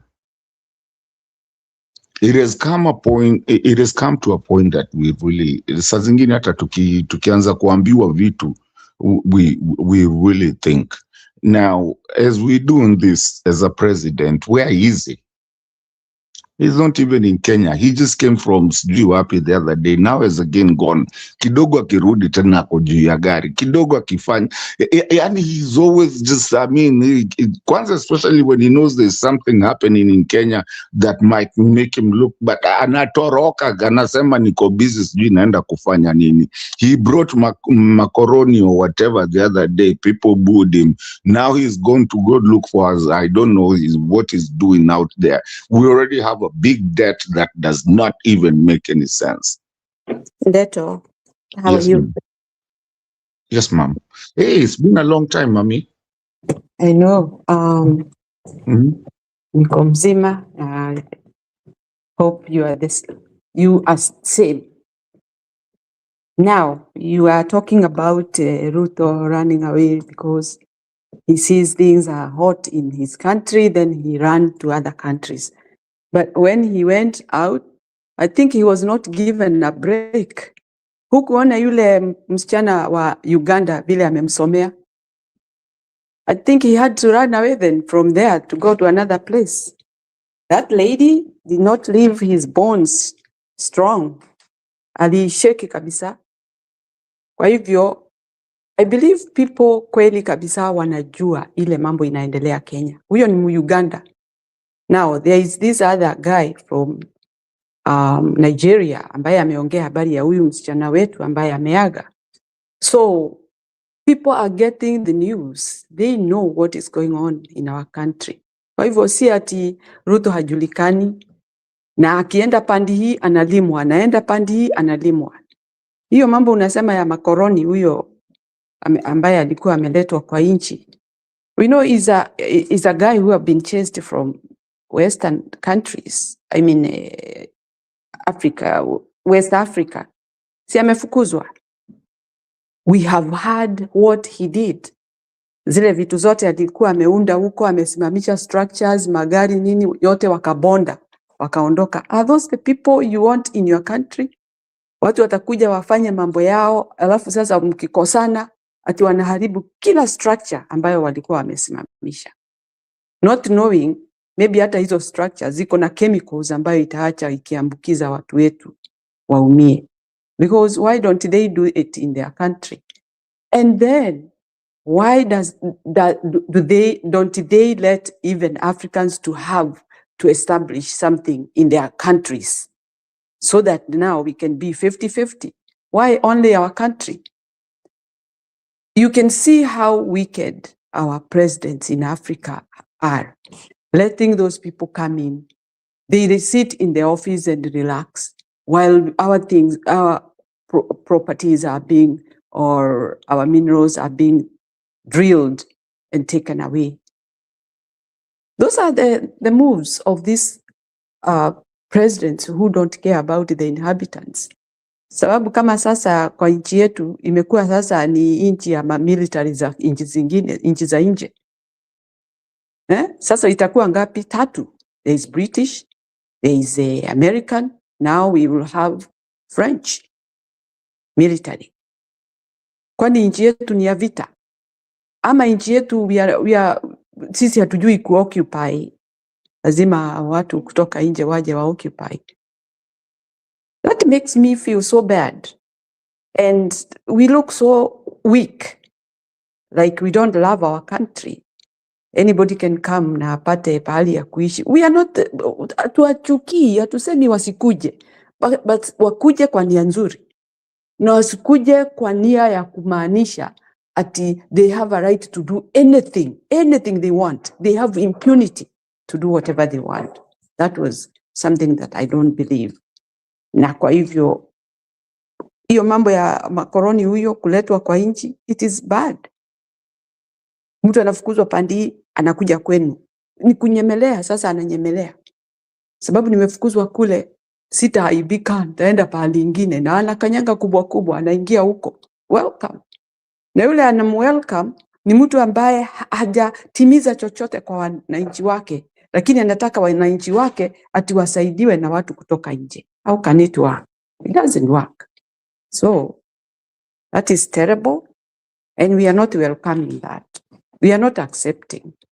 So, Kenyans have got a lot of things to fight for. Mambo ya maisha, mambo ya foreigners, all these kind of things, because mipaka yote imefunguliwa, watu waingie wakitaka. Wanaingia wanatoka, wanaingia wanatoka, na hatujui wanatoka na nini, na wanaingia na nini. Asante, Deto, sorry for interrupting you. Thank you. No, you didn't interrupt me, Mami. I think you said, since you're my elder, you said exactly, you said what I want to say, but I cannot say it out of decorum for the channel. It's just that what you said is exactly right. No, I was hoping you'll go the full hole, but I am one of those people who is not accepting this nonsense. I mean, sorry, forgive my language. To relate with you, remember how the Chinese came? Oh, we're doing this, we're doing this. Now they're all over. Okay, now we are hearing that somebody in gari yake imechomwa kwa maandamano ya oil, ya gas, or petrol, if you want to say it, or diesel, huko Githurai. Now the person was a Burundian, because I heard you say that, no, he's a Burundian. Now, what was he doing with UDA regalia in his car? And you wonder why people don't want to see that thing. Why alichomewa? And then you still wonder now where there's the rumors of what wanapewa nini, outsiders are being given IDs to. Now, even me, I live in a country that I was not born in, but I don't have a problem with people relocating to other countries and venturing and even moving. But when there's this kind of rumor that people are being given, people from outside countries, now, where I live, it's very rare you find me with the regalia of, I don't know, the councillor or whatever you want to call them, of where I live in. Why is that Burundian carrying the regalia?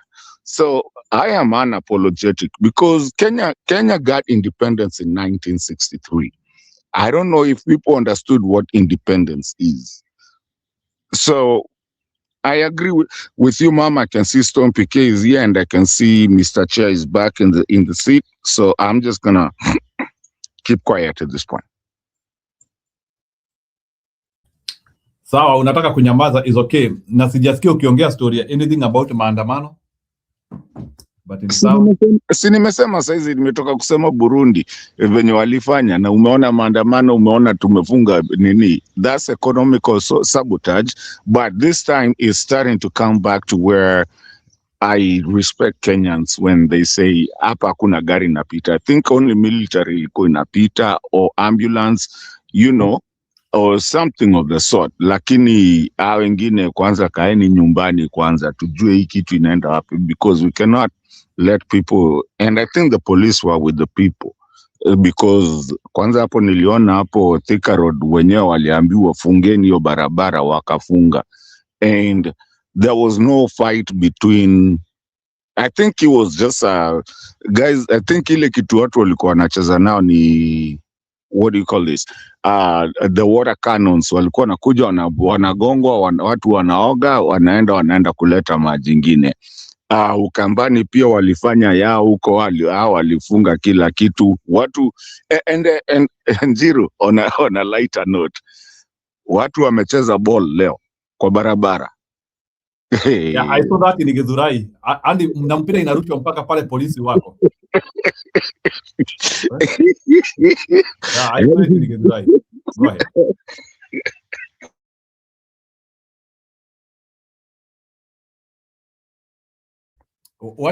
Wacha tuingize nasikianga DJ Afuro akisema DJ Afuro anasemanga nikimoda, hebu anituambie DJ Afuro anasemanga nini? Juu na mbele ya nini? Wacha tumuingize. So, Bwana Stone PK, how are you?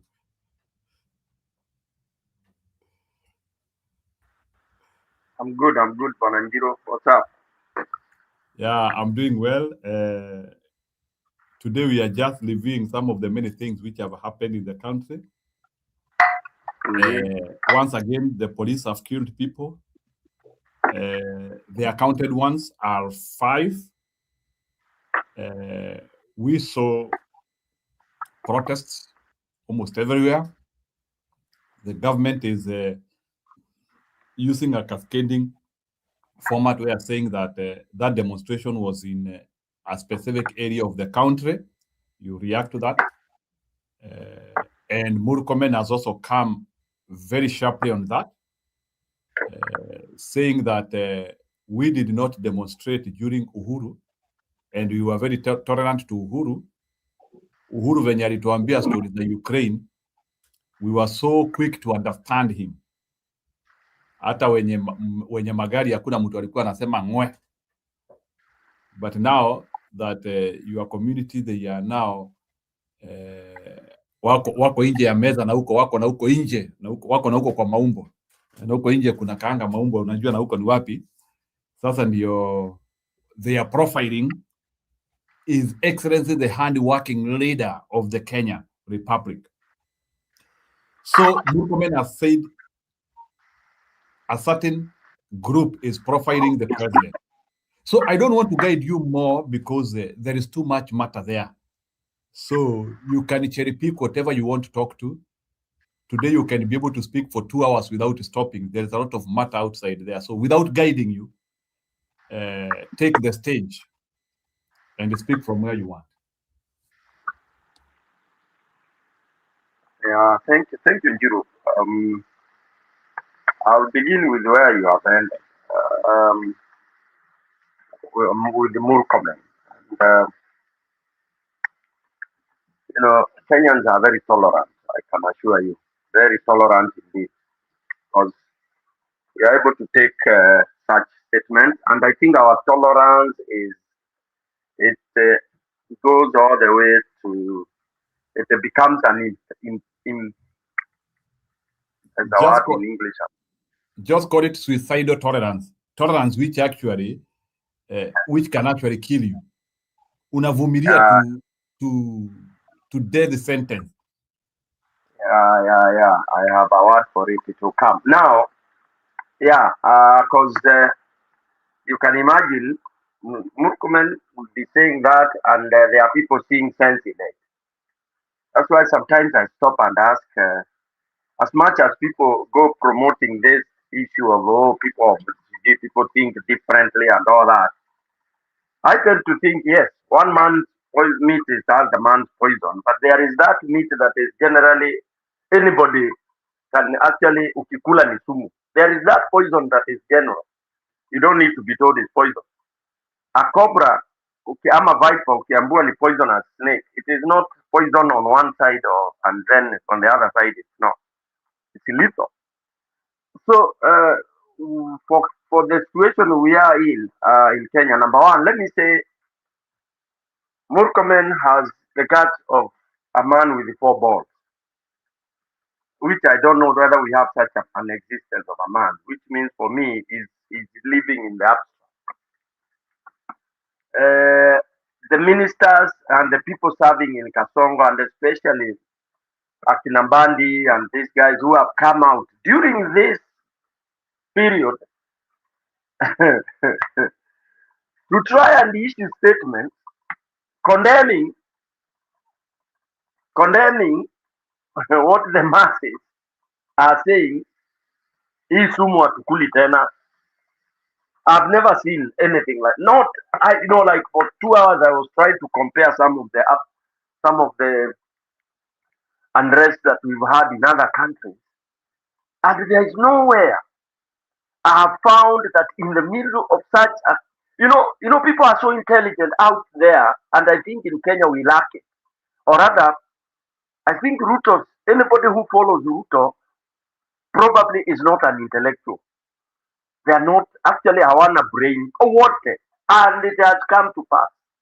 I can challenge people like Bandi. Bandi speaks and you don't see anybody who has been praised as a degree, Zanini and so on. I don't see that, honestly, with all fairness. I don't see an intellectual in finance, honestly. There are those people who pretend to be intellectuals just because you can read what is written. You read books that have been written by intellectuals. Most of these people, and it has been proven, they earn their degrees and all that through copy pasting and all this. So they never use a brain of their own. And that has come to pass. In Kenya, people are not properly educated. They are just run through the education system. And Ruto is the one who has come to prove today. Why am I saying this? How would a government land in such a mess?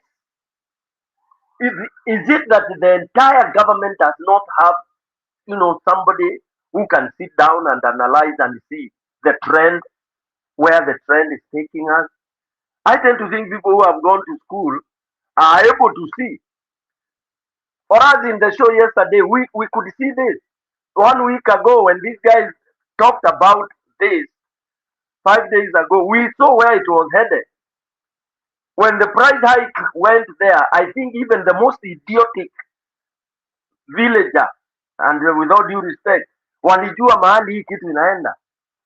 But people in Ruto's government in Europe never saw this. That's why they start preaching. And why I've specifically picked on Mr. Mbandi, he has the balls, and excuse my language, to even come on one of the TV stations, and more so the fixing, and he says he has to face the problem squarely. Zero. Who dares do that? He's only an idiot. The next idiot I've seen is the one who came out in Meru trying to pretend that he's coming to cool. Mtu kama huyo utaniambia alikaa kwa class akisoma nini? That you don't see the anger. Basically, alirushiwa mawe ama what happened, Bwana Stone PK, it was not very clear. Ati alirushiwa ama amesalimiwa kabisa vizuri. Meru. Unajua watu wanangojea kutoa huyo jamaa. Stone PK, is he an MP or who is he? He's the Huyu jamaa na habari anangojea kungolewa, alafu anatokezea kwa watu ili wakati watu wanamngojea pale kwa ndebe. That's why I'm telling you, Mimi, I have very low opinion of most of these people who are in the root of government. Hata nikiambiwa mtu ana PhD, kwanza naangalianga PhD ile inaitangwa ya kuangalia social psychology vile iko, naona mtu ana hata an iota of that, then I dismiss you. I'm not very educated, yes, but I'm so educated that today if I was a minister in Kenya, I would even have ninge take off kama Ruto. I would not be in the country. Ningeenda off kama Ruto ama Gachagua. I would be out of the country. So unataka kusema Ruto na Gachagua ni wajaja, wanajua? Wajaja, they are in the same boat. umesahau, they are people of the same birds of the same feather. Yeah, yeah. You create and na unaenda una take off. Why? Because this anger, ndugu yangu, is organic. Ushasikia organic anger. Now they are trying to run around this lame excuse. Oh, people did not riot during Uhuru's time. But that tells you again, people who did not attend any class in school. You don't start comparing when Stone was the president and the Juru is the president. Why this didn't happen? Never go to that idiotic kind of parallelism. What is that? Every situation is different. Then now you start profiling. It is Murkomen who is profiling and trying to put some ownership to this up and any unrest. And remember, yesterday we say this anger belongs to the people that are hurting. The one ule umekanyanga kidole ndiye anajuanga uchungu na hiyo bali umemkanyanga. Wewe uconnect, nikisema nimekanyangwa nikipiga nduru utasympathize ama to empathize, but you will not feel the pain I'm feeling. Today, Kenyans, you can give them all the languages you want, the theories you can give. Oh, you know our budget is tight. I hope you people have listened to Bandi, and I'm so happy to Latif alianika huyu mtu ndio ujue how idiotic this man is. Expert. Yeah, he was alifunguliwa open akaspill all his ignorance, all his anger that we are seeing whenever he picks the mic. Yeah, hiyo nduru anapiga because for him anaona unga yake inamwagwa, and stupidly he does not know how to conceal that. Okay, anyway, so let me fast forward to now, where now the government is trying to, kind of label this, apportion it to those. They are looking up as to who should own this riot or this strike. They will not, but they will just try to cherry pick, like say, okay, the owners, organizers, and all that. They will start running after them, okay, saying that they are the ones that have done this. No, it is not the owners of transport. It is everyone who uses all those facilities. And whenever you touch on transportation, then you touch each and every mwananchi. Mwananchi wa shilingi mbili, mwananchi wa shilingi kumi, yeah, those, and they are the majority. So those are the ones that are angry. Now, you don't touch the rich people. The rich people will still, they will still move around, because I don't know whether hata ukifanya hiyo petroli ikue 1 liter shilingi 1,000, then they can afford. The Murkomen and the others, they even don't know bei ya mafuta. When you ask them the last time they drove into a petrol station and ran their card to fuel their car, wengine watakwambia maybe it's when they were in college, if they were lucky to probably own a car, or when they I don't know, but they don't know how to, and how it pains when you see that pump running as you try to fill up your pump. So them, it's theory. Now, coming to the organic nature of this strike, such a strike is unstoppable, and I'm so happy that it is that way. You will kill people. People are now used to that. You will blame a few individuals. People are used to that. You will blame Gachagua, because I heard them trying to blame Gachagua. We are used to that. Gachagua is used to that. Everybody sahi hata akishindwa kulala na bibi yake anasema ni Gachagua. Bibi alisikiza Gachagua aka lose mood. So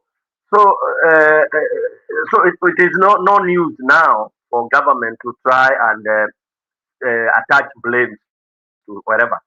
Kile watangoja ni wangoje tu matokeo sasa. Alright? Watangoja matokeo. They can say whatever they want to say. They can blame Gachagua. They can blame whoever they want to blame. But Kenyans here hata hawataki kusikia. And now, even for the politicians, by the way, If I were a politician and I'm in Kenya, I would actually have, kind of either joined in support, like an ordinary mwananchi, and then we all go doing what we have got to do. Or I choose to sit at home because hii strike iko na wenyewe, na mwenyewe ni mwananchi ambaye ndio anaumia. Kwa hivyo, with or without politicians, inaenda. The preparation that I would urge people to do, it is in the event mwananchi asichoke this time around, awe ameamua ni kumaliza kumalo, what hiyo vacuum isitokee. In fact, if I were opposition saa hii ya mwananchi, linda mwananchi na hao wengine, saa hii tungekuwa kwa boardroom not discussing about the strike, but is discussing about how we shall take the handle tukipewa na mwananchi, because that is what mwananchi will do. Okay, mwananchi akishatimua ule mtu ama wale watu ambao wanamfinyilia, lazima atataka kupass over mtu ule ambaye anafikiria atakuja kurekebisha the situation. So that preparation should be on a high gear right now. Lakini ukikaa tu watu wakae kama mende tu wakingoja sijui 2027 elections, sijui the law says, wakikaa hiyo wakisema hivyo, I think mwananchi mmoja ajitokezee tu, akimalizia hata kama itakuwa ni mtu hiyo malevo na huko kutoka na huko Githurai, hata kama ni Wanjoi atasimama akuja ingia kuenda, we will support him and we will give him the leadership, so that at least there is no gap. And then the most important thing is, as you react to that, have you listened to Kalonzo Musyoka's speech either today or yesterday when he said nitajibu Ruto? In fact, uko na masikio mrefu kama ya ndovu. Have you listened to that subtle speech from Kalonzo? Hata imenishtua sana. Of course, I mean, yesterday when people are saying, the only person who talks is Gachagua, some people are so naive. Kalonzo has been talking, even that day Nani was going, Kalonzo was in another part of the country talking. Yeah, it's not that, when you are big, loud mouth, it doesn't mean that when you're powerful. They are all talking. Kalonzo has given more than three public talks ever since. Yeah, akina Martha, they are talking. Let's not say that if ukijua kupiga binja na mimi sijui kupiga binja. Story kidogo, I want you react to the actual words kidogo tu. Nataka tu kuweka those actual words because zimenishtua sana bana. Sijaiona Kalonzo akiwa ametoa meno, and I don't think I think Budi is wrong when Budi is saying Kalonzo anaweza nunuliwa. I think he is wrong. Listen. Ruto jana alisema ati yeye hawezi kukubali kiongozi yeyote achukue mamlaka. Kwani yeye ndio Kenya? Kwani Ruto ndio Kenya? Mamlaka aliyonayo amepewa na wananchi wa Kenya, na wananchi wa Kenya ndio watamtoa. Tunajua Ruto ana mipango, wacha niwaelezee. Kuna mipango, tukimshinda akatalie Ikulu, tutaenda wangapi wanasema tutaenda kumtoa huko? Atolewe asitolewe? Atolewe asitolewe? Kwa hivyo wacha kujiwekelea mamlaka ambayo kikatiba hauna. You have no business determining who the next leader will be. The people of Kenya have the right. Nauliza, baina ya Kalonzo na Ruto nani mjinga? Nani mjinga? Na sasa akiendelea nitamjibu zaidi.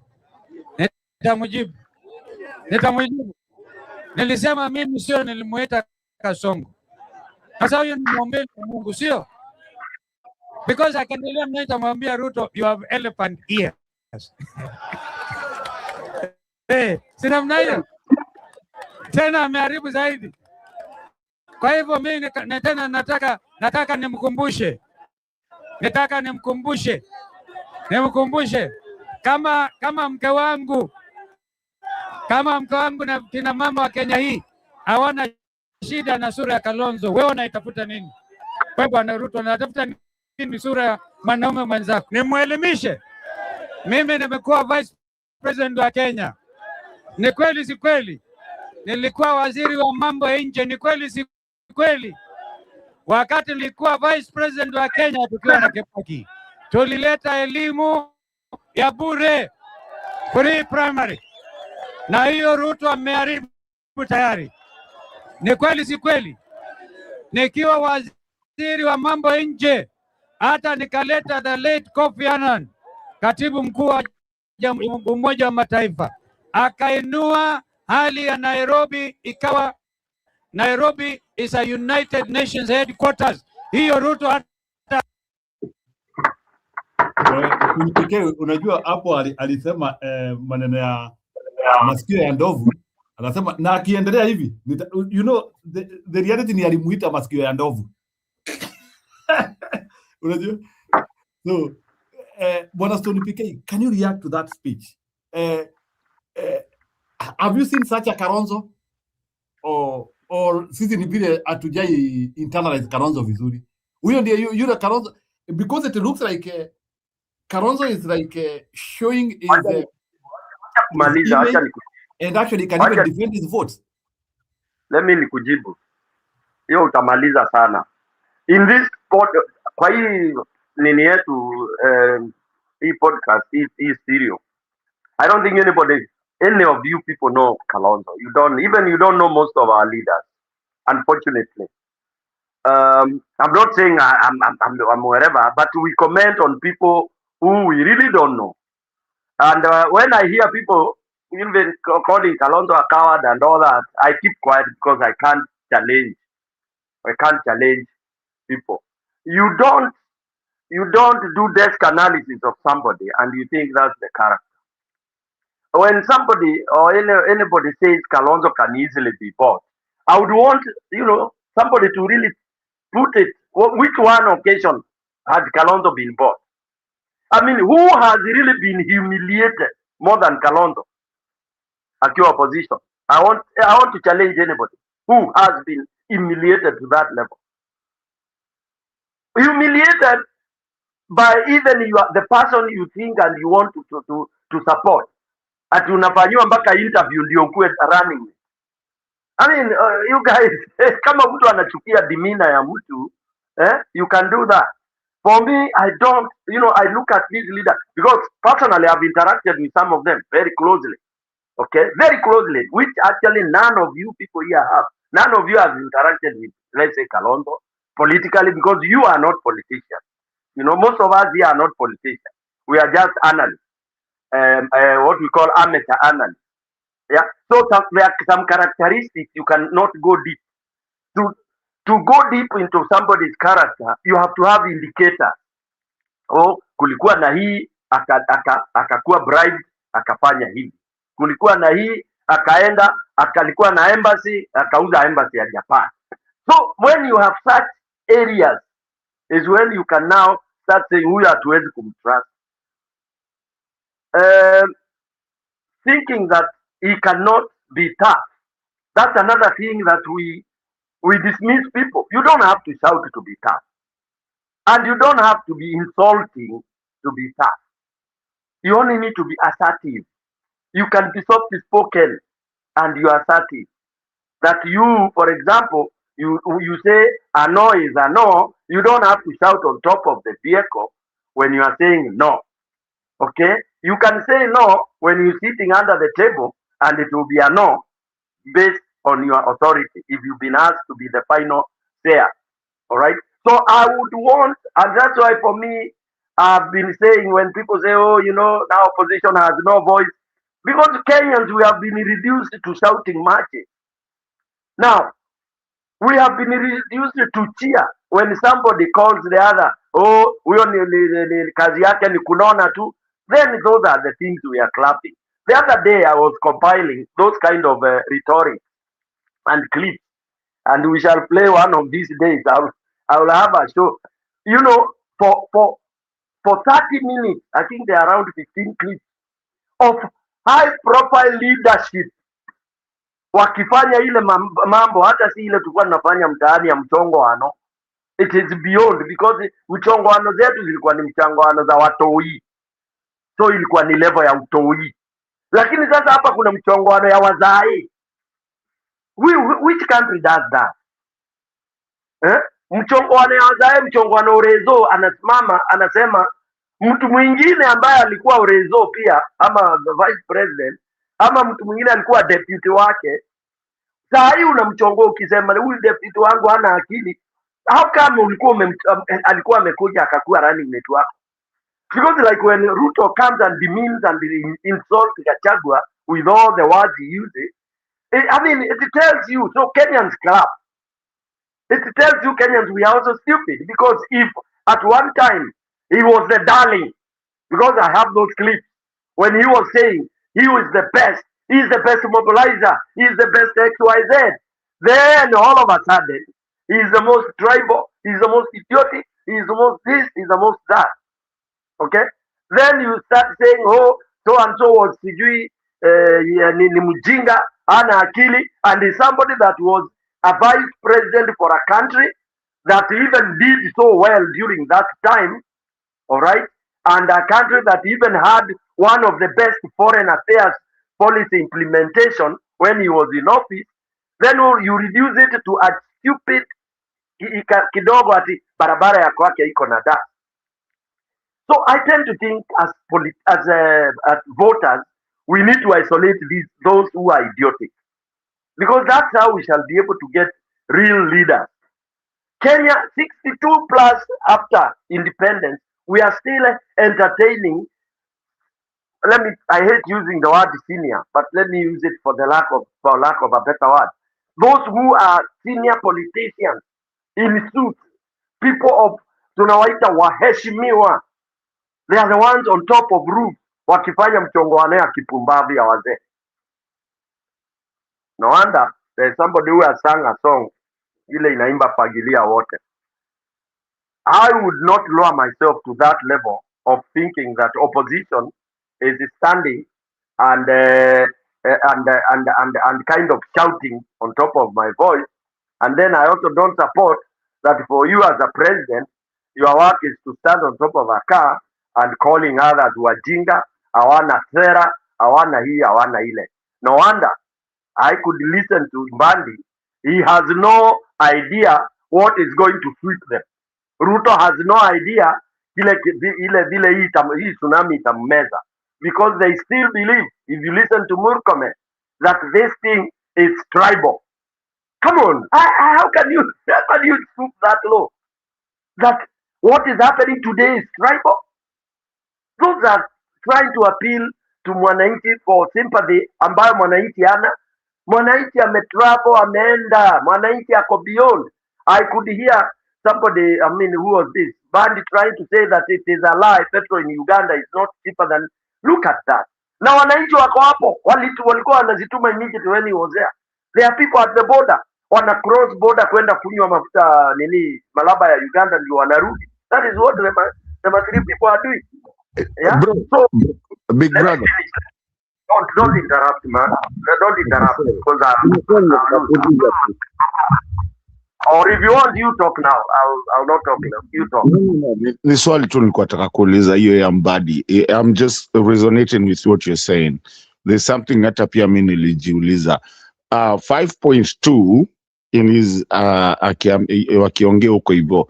5.2 plus 6.2, is that actually 11.2? And that was in the B's. Of course we know it's 11.4.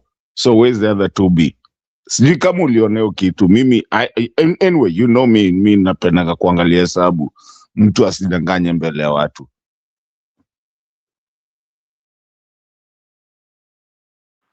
Yeah, okay. Hiyo mahesabu afanye, mahesabu asifanye, the fact means that the country is burning, okay? And ndio nimalize what I'm saying. They are not addressing the issue because they have no capacity to do that. You can say it is the war that is causing all this, which is, of course, obviously a lie. Okay? We know where our problem is. Despite the war, If they were not looting what they are looting up to today and up to even when they are in that press conference, if the opulence we are seeing was not happening, the money they are saying, oh, we've set this aside, we've set this, they should explain how much they've set aside and stolen or unstole. Okay? Why doesn't any of those, and then again, our broadcasters, our press people are so naive. Nobody questions about the opulence and the loss. Nobody, even when you're interviewing, I expected Latif to break the camel's back by even bringing the Auditor General's report. I tried to text mara kama 10 namwambia, najaribu kumwambia chukua tu auditor report moja, don't even go far. Uliza hii pesa yote hii yote hii ambayo imekuwa reported imepotea. If it was not stolen, now you are saying, oh, the budget is so tight. Tell us these billions that have disappeared. If they were in your treasury, we would have been able to cushion Kenyans for the next until this war ends. Yeah, but they are not addressing that, and that's my frustration. You are telling me the budget is tight, the budget is this is secure, whatever, securitized and all that. How about this big billions that has been lost? And it is open. The billions in NA or in ISHA, the billions in what do we call this? The billions in the construction, the loans that we have borrowed and the money never landed here. Yeah, tell us the money that never went into the consolidated account. Where did that money go? Yeah, if you are telling us we have a deficit of 14 billion, na hapo unatuambia 40 billion zilipotea. I mean, I want somebody to come and juxtapose that. Let me pause there for the time being.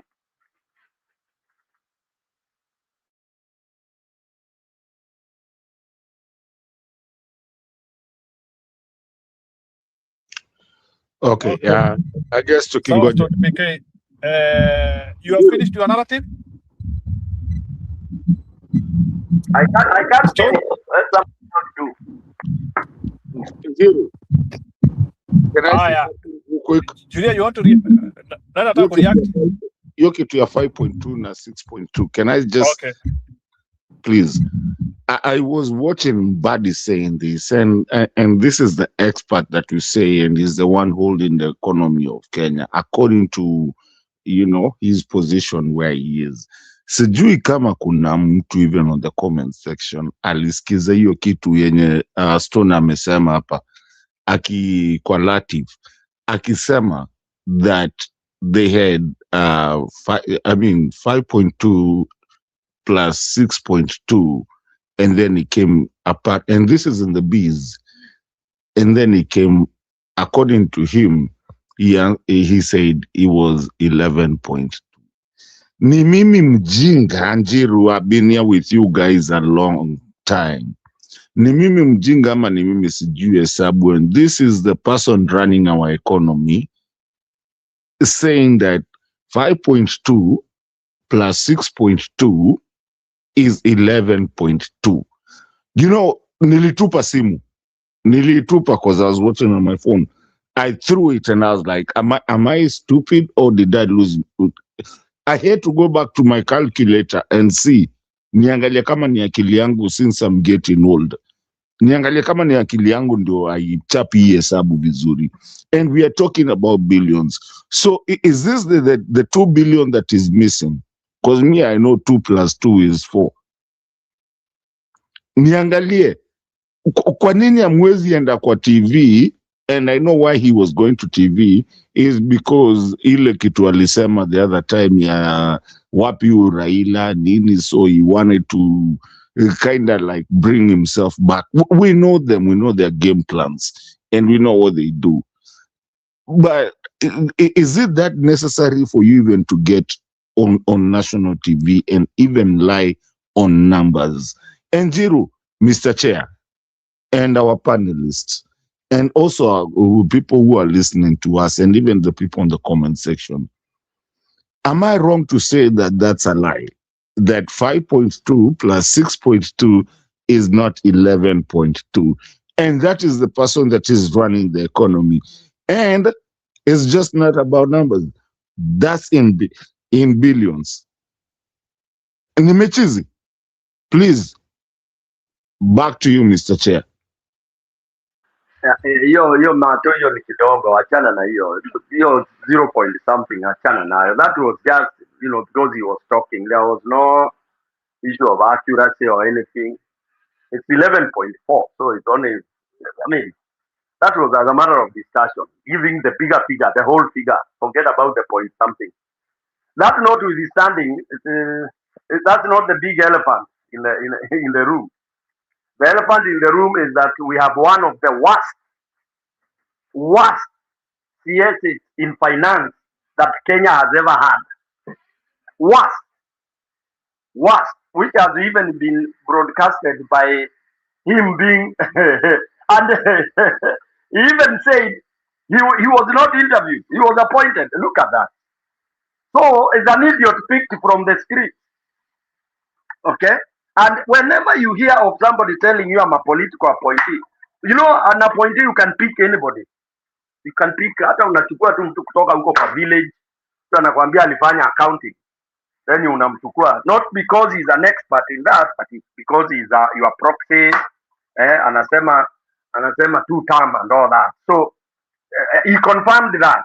So Kenyans now should understand that it's only ODM that was calling him expert. He had to be branded, or they had to be given those names to look big. And that's another huge goof, huge mistake that Raila made during his final days. Trying to play around with people's minds, branding people, calling people experts and all that, for them to be accepted for their very ill intention of joining the broad-based government. So Kenyans know he's not an expert. The fact that you studied this kind of whatever you studied this and that doesn't make you expert. Your expertise comes with practices and results, giving results. And sometimes you could be giving results because you are being supervised by an expert. So wewe tu ni unakuwa guided on what to do. We have had cases of whereby you have a manager working and doing very well because he has a supervisor that does these things very well for them. When you give him to lead the team, you get mediocrity. Okay? So for me, that era of when he was talking about those figures, I would not concentrate on that, Mato, but I would concentrate on what he said throughout the entire interview.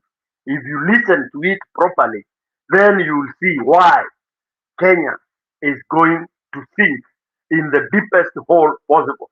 Can you imagine you saying, people are in the street, unaulizwa sasa, hii tutafanya nini? Unasema tunangoja rais. Surely. Yani rais ameenda na serikali kule ameenda. What sort of a government is that? That now if we were attacked by another country, you would have to wait for the president to come and tell us to retaliate. People are now so thank you for bringing that up, bwana. Mimi nilicheka sana ati sasa tunakoja rais, hata Uhuru aliachia Ruto. You know why? That tells you that it's mediocre. Ni kama sasa ati gari imepark mahali, gari inataka kwenda na ni basi, unaambiwa hii gari tu ni stone ndio anaendesha peke yake.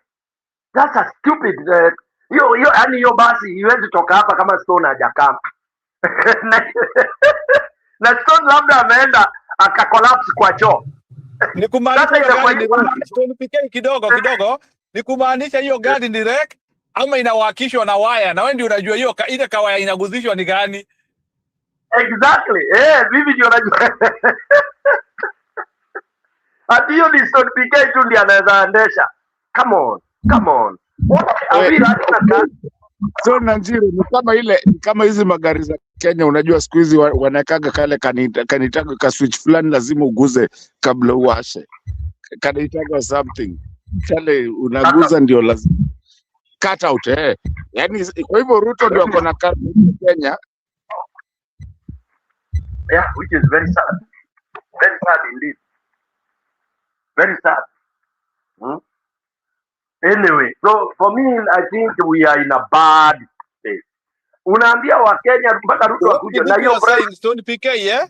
What Kindiki was saying ni Ruto ndiye anajua kuongea na makatel. Mungoje. Huyu ndiye mwizi bwana. Huyu ndiye mwizi na mwizi ndiye anajua kupanga hii mambo. Unajua Kindiki kuna information anazapeana hapo kiumane. Yeah, that's why I'm telling you, ukisikia mtu anaitwa PK sasa. Poa Njeri, mambo? Poa. So who was saying that tunagojea rais ni Badi? Nani Bandi amesema hivyo kwa nini a whole interview. In fact, I think Kenyans should tunagojea rais. So oh my goodness. And me there I'm praying you rais asirudi kitu ifanyike. Anangoja rais ndio rais ataweza kuja kuambia vile wataambia wa Kenya kama hiyo situation itaendelea. Yangai. Yaani mpaka I hated being a Kenyan. Ati we have tolerated, we have that kind of leadership, honestly. So what if something happens to rais? Unajua rais anaendaga nje, nasikia anaendaga takuangaliwa. What if wakwame kama Raila Odinga huko akiangaliwa? We are doomed. Kutaendaje? He's human. He's not a machine. He's human. Rais ndio akona kata uti ya Kenya, ya economy ya Kenya, so hatuwezi fanya chochote kabla kuje tumgoje. Sijulia mliangua mko na rais mwenye akili sana. Huyo ndiye anaendanga akiwafikiria. Mko na rais mwenye akili, sio kama wale wengine. Mko na rais hata ndiye amesoma sana na anajua kile anafanya. So that is what he says all the time. Mimi niko na akili bwana, najua kile anafanya. So mko na rais yako na akili vibaya sana. No so sio kama wale wengine walevi.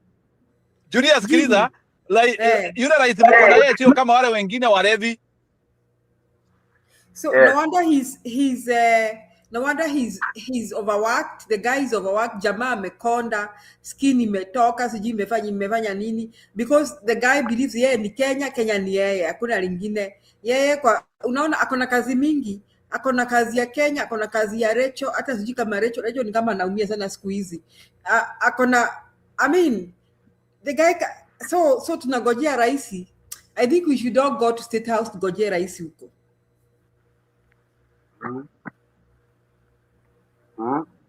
What do you mean? Kenya has existed for 60 years without Ruto. So hiyo miaka 60 tumesurvive aje ili sasa Ruto aanzie kujifanya sasa yeye ndiye baba na mama? How many years have we survived without him? Yeah. Stone PK.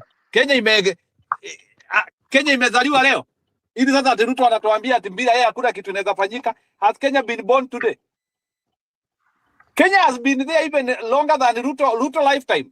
Ruto was born 1966. Kenya started in 1963. Nini anajaribu kutuambia ati bila yeye ati hakuna kitu inaweza fanyika hapa? He is an agent of confusion. So ile kitu Mbadi alikuwa anajaribu kutuambia ni huyu like it is lack of trust. And this one now confirms Julia ile vitu tumekuwa tukiambiwa. Ruto ndiye advisor, Ruto ndiye minister, Ruto ndiye kila kitu. So Mbadi cannot make any decision or cannot confirm anything without Ruto approval. It happened to Mithika Linturi. Mithika Linturi nasikia he was given a bribe of 100 million without Ruto Mithika Linturi alipewa bribe ya 100 million. Nasikia Ruto aliendea bana. Ruto alisema wewe ile pesa ulipewa jana ulete. Ile pesa ulipewa jana ulete. Siku Ruto wamekuletea milioni 100. Alitishwa pesa. Unajua Mithika Linturi alienda akakula. He was bribed by some guys. So mkubwa akajua jamaa amepewa pesa. Nasikia jamaa alikuwa anapiga magoti. Jamaa alikuwa anasema mkubwa, ni ukweli nilipewa milioni 100 na naleta. Sorry? Hello? Nani alikuwa anaongea? So what I'm trying to say is many people they cannot, unajua hata mtu kama Mbadi that is the fear which Ruto has given. So ile kitu nasikia siku hizi, what happens in the government, because I know, is that Ruto will receive bribe. Ama jamaa wa receiving bribe. So, wewe ukireceive bribe na Ruto ajue, wewe ujue kimeumana. Julia. So, who basically he even determines the amount of bribe. Wewe ukipewa ministry, unaambiwa hii ministry yako bilioni 2 unakuwa ukileta hapa. Bilioni 5 utakuwa unaleta hapa. So, Badi is a puppet.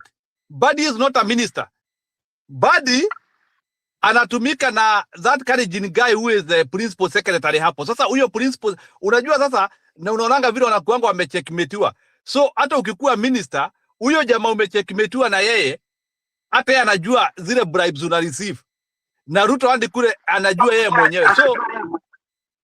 So what is happening, hata sasa president kama huko ameenda Azerbaijan, any bribes, so Ruto anaenda huko ana negotiate bribes zote. So our minister tu ameketi, tuko tu amekaa. So that is what it's trying to show you that hawa akina Badi hakuna kazi wanafanya. They are just there like stooges. Lazima waongojee Ruto because kuna kitu anaweza fanya kiumane. Ajikute Zayuni. For your information, by the way.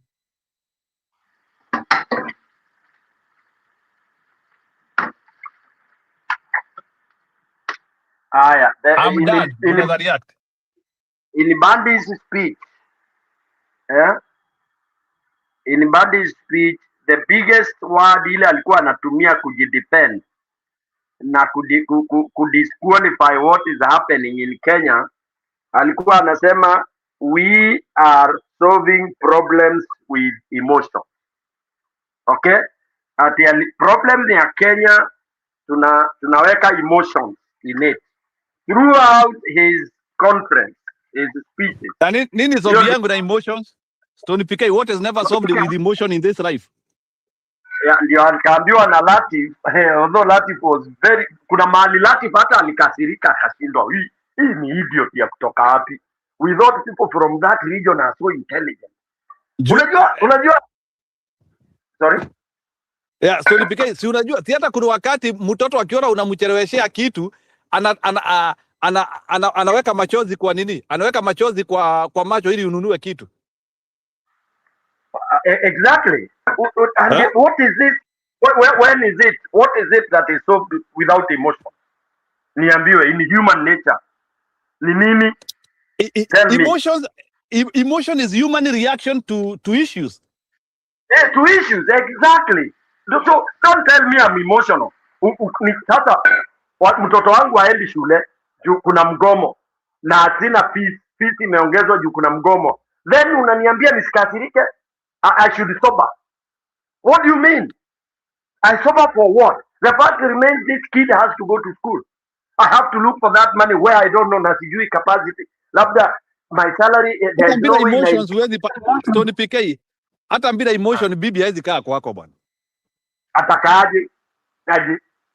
Aje. So ndio nasema tumemisuse hata kizungu. Huwezi sema wa Kenya saa hii problems zile ziko Kenya ati people are being emotional. Surely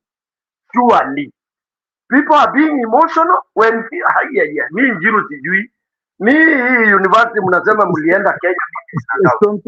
Stone PK, on a serious note, mimi leo mtoto wangu agenda shule because kulikuwa na maandamano huko Kenya. Agenda shule, what am I supposed to say? To ask the same question that you're asking, what am I supposed to say? Is that the Kenya that I want, that mtoto wangu mwenyewe agenda shule leo? Tulitumiwa message kuambiwa mtoto wasiende shule leo. Na mtoto anafaa kusoma. Na mtoia kuuliza for example, why are we not going to school? Yeah, and you want me to be nice? How do you feel? Your kid asking you, dad, why am I not going to school? Yes, mimi nauliza leo ako Kitengela agenda. Mimi huyu jamaa hata vile mnasema ati sijui is constitution or whatever nini hata sijui watu wanangoja nini. Mimi sijui, don't know what people are waiting.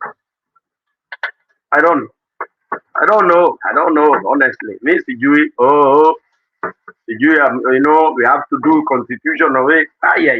Huu muiba hii muiba bwana tutavumilia mpaka August.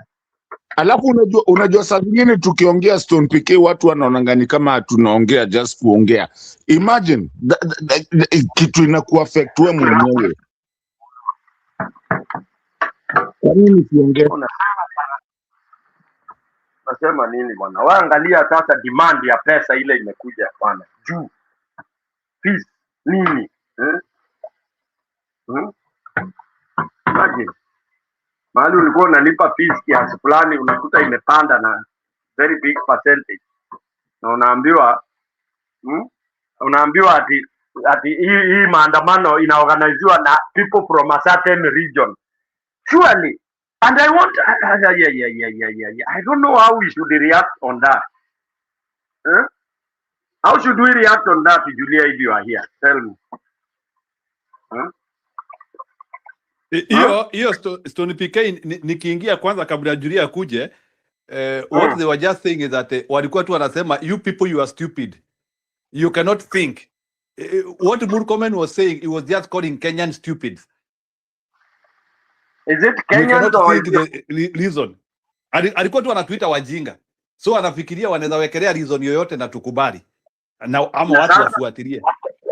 Na sasa is it wakati anasema ni one region ina hate Ruto.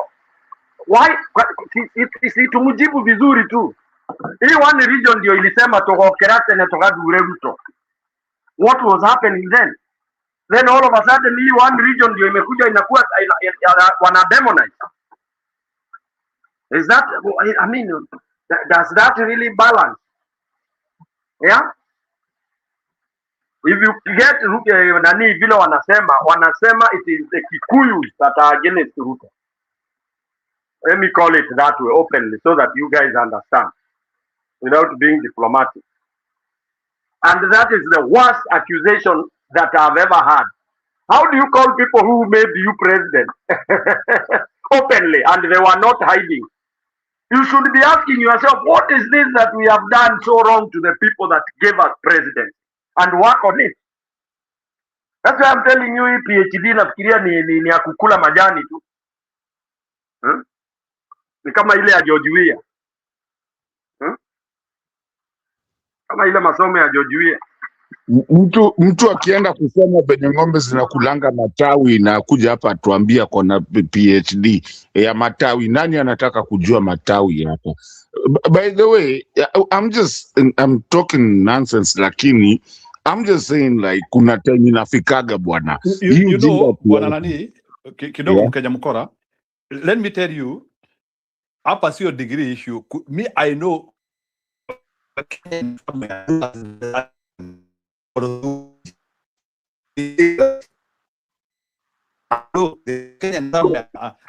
amefanya hizo some of those degrees hata kama ni degree ya matawi because it is a subject of thinking. You know, a degree is a subject of thinking. So that's why saa zingine I would hate to say ati huyu mtu anashindwa na kufanya vitu sababu amefanya degree ya botany.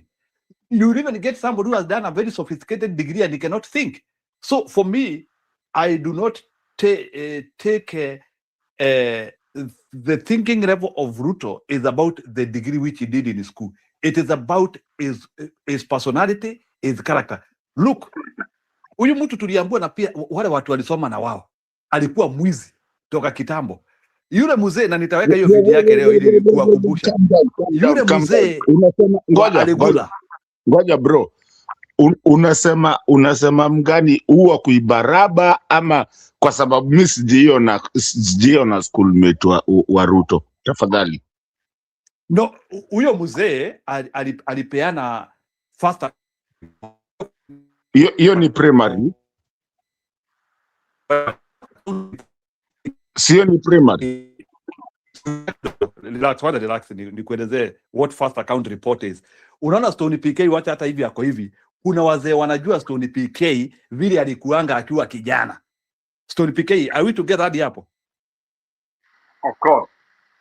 Saa hii nikienda huko kwenyu somewhere in Kiambere or in wherever, niende niulizie tu na huyu kuna jamaa hapa nataka kujua story yake anaitwa Stone PK. Utasikia mzee yako hapo, maybe mzee yako kama sasa tuseme maybe 75 or 80 years anasema ai mwana kiusitu mwezi kumaika visi hapa this guy, huyu kijana tunamjua toka akiwa mtoto hapa. Why is it that like in the US when people want to become president, unasikianga something of the sort, you know? But what I'm asking you, after I mean hapa hivi Kayuni kuna shida, do we have Ruto's classmates? No, yeah, they are there. Uelezea na Njiru about huyo mzee alafu uulize ya uni. Hata uni alikuwa he had classmates, but PhD ndio ilikuwa doubtful. I have been to school. Yeah, I have been to school with so many people in the university, and those people are idiots now. Including even Cheruiyot, nilimuona shule, for your information. I saw Cheruiyot alimaliza miaka 4 shule. And saa zingine namuonanga kwa TV, I can't believe. So being in, you can be in school, but you are just a stupid fellow. So it is not about what you did in school. It is who you are. There is something I was trying to talk about first account. And here is where in Kenya we fail as a people. Sorry? Huku muelezea huyo mzee alikuwa anaongea nini? Nataka kumuelezea story ya mzee. So we want huyu mzee wetu wa Ligula. Did he graduate university? No, forget about that. Forget about graduating or not. We are not there, bwana Mkenya mko. He graduated. He did his first degree. He did. Akina masters na hiyo PhD ndio inadao. Na hata tukaonyesha PhD akigraduate. So no, it's not about graduation here.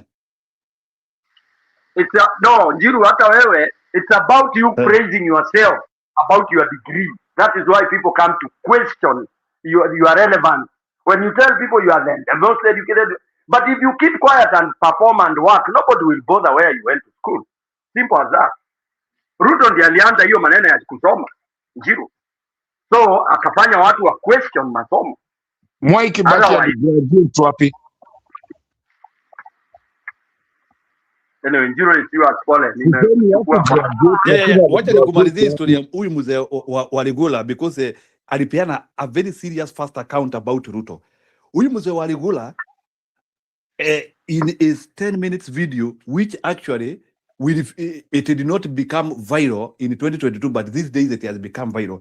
Huyu mzee wa Ligula alisema when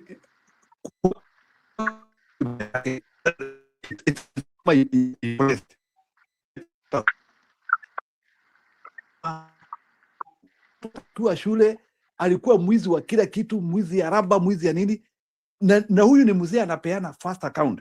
Na ukisikia huyu mzee that time when he was giving that first account alisema na mimi niko na miaka 81. So you can see that huyu ni mzee aliweza kuinteract na Ruto, ama aliweza kusikia story ya Ruto as Ruto is developing, as Ruto is grown. This is a problem which we usually have, and even it is in the Bible. After in the Bible, you can even hear people giving first account of Jesus Christ, who Jesus Christ was.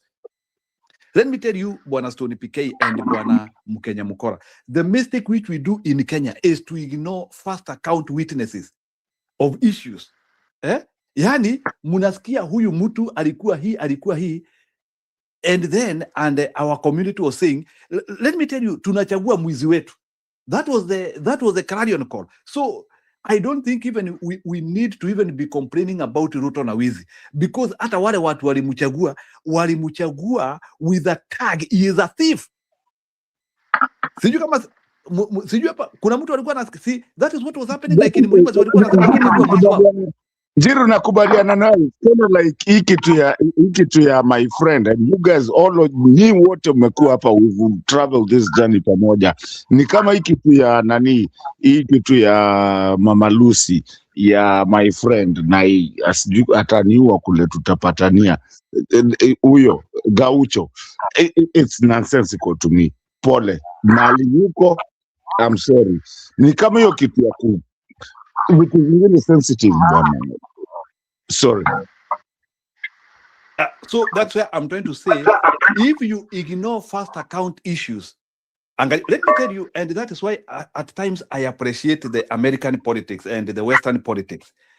When Obama want to become a president, jamaa alifuatiliwa historia yake yote. When Trump want to become a president, they give the accounts of those people. So nyinyi mnachagua mtu mkijua mnachagua nani. So kama mnachagua mtu mbaya mkua even witnesses wanatokezea, unasikia watu wakisema this person did this at this time, this one, kuna watu walisaidia. Account information which in Kenya we ignore. In Kenya tunachagua mtu sababu amejipea nickname. Kama sasa like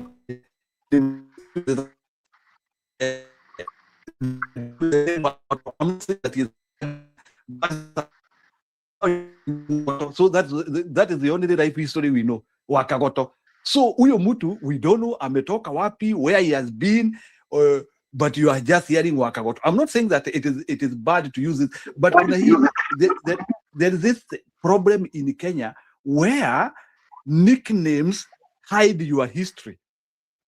Na bwana Stonipika sio vile ati hata wewe nakuchongoa sababu pia wewe najua uko na yako.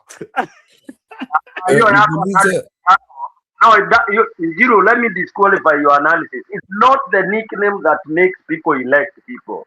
Apple, you are wrong. It is not the nickname at all. It is the money you come with. Okay? The money you come with and the idea you bring. The nickname follows later. Wakagoto aliitwa hivyo because he started by constructing one of the biggest concrete producing, Kagoto producing in Esiara, bro. Ask me nikueleze. Okay? And then he started supporting those very well empowering Nini. But the biggest of it all, which had never been seen in Mbere, no, is the hiyo ya kutengeneza Kagoto. That's why he aliitwa Wakagoto. It's not the nicknames that make you're right on point, but can you take the money out of it, please? No, the money is there also. Because Wakagoto, he has invested. He is dishing out money. So people get lured by money. What do you mean? People get lured because you are dishing out money. But also the nickname plays a big role. The nickname plays a big role. It is the politics that is going to bring you in. It is the money that is going to bring you into politics and is going to make you be in politics. Then I'm not on it. I'm going to walk away because if you tell me stories akitoka ndo inakufanya ukwe politiki. Tembea na Yesu. Tembea na Yesu. In terms of how politics is done, my friend. Learn from us, bro. You come dishing out money. That is what influences Kenyans. If you didn't know, you are Leo. That's nonsense. It's leadership and public service. Public service is not about the money. And that is the problem we have in Kenya, that people think it's just all about money. And that's why they get there. People like you, when you mnasema hapa ni pesa. It is a problem. It's about leadership and it's about public service. Yes, it is a problem, but we're talking about reality. That's what you're not getting. Yes, my friend, we are saying why it is a problem. It's because people get lured by money, bro. Yes. Wewe hiyo na wewe tuanze kuweka category ya Ruto pia nini? Niko na leadership quality. Basi tupeleke hiyo leadership ukabali tuone kama utapewa bila kuchota. We need money. You need money. Reality. Why do you think my party is suffering, brother? You need money. You learn from us, my friend. Hebu shuka hapa na ndege, enda Ulanda hapo aanze kuambia unataka kiti ya MCA. Uniambie utapata kura ngapi. Angalia rafiki yetu we former judge. One of how he's suffering. You need cash, my friend. Anaambiwa, do you have money? That's the rot. That's the rot. Why we don't get leaders? So that's how you should be. The major problem is because people get lured by money and they lose focus on the true leaders, the service leaders. Wajakoya landed with money, if you didn't know. Wajakoya landed in Kenya with money.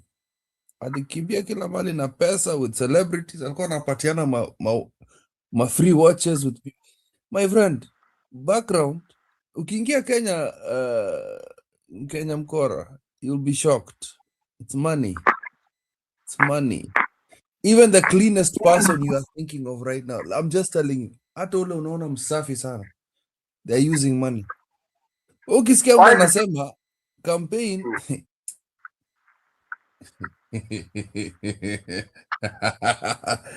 reality, my friend. Ama unafikiria ni tu kutembea na kusema aya nitakuwa hivi, I'll be a nice guy, I'll do this. Kenya's reality is tough, bana. People are lured with money. What do you think the word mobilization means, bana? Hebu Stone became explain here what mobilization means.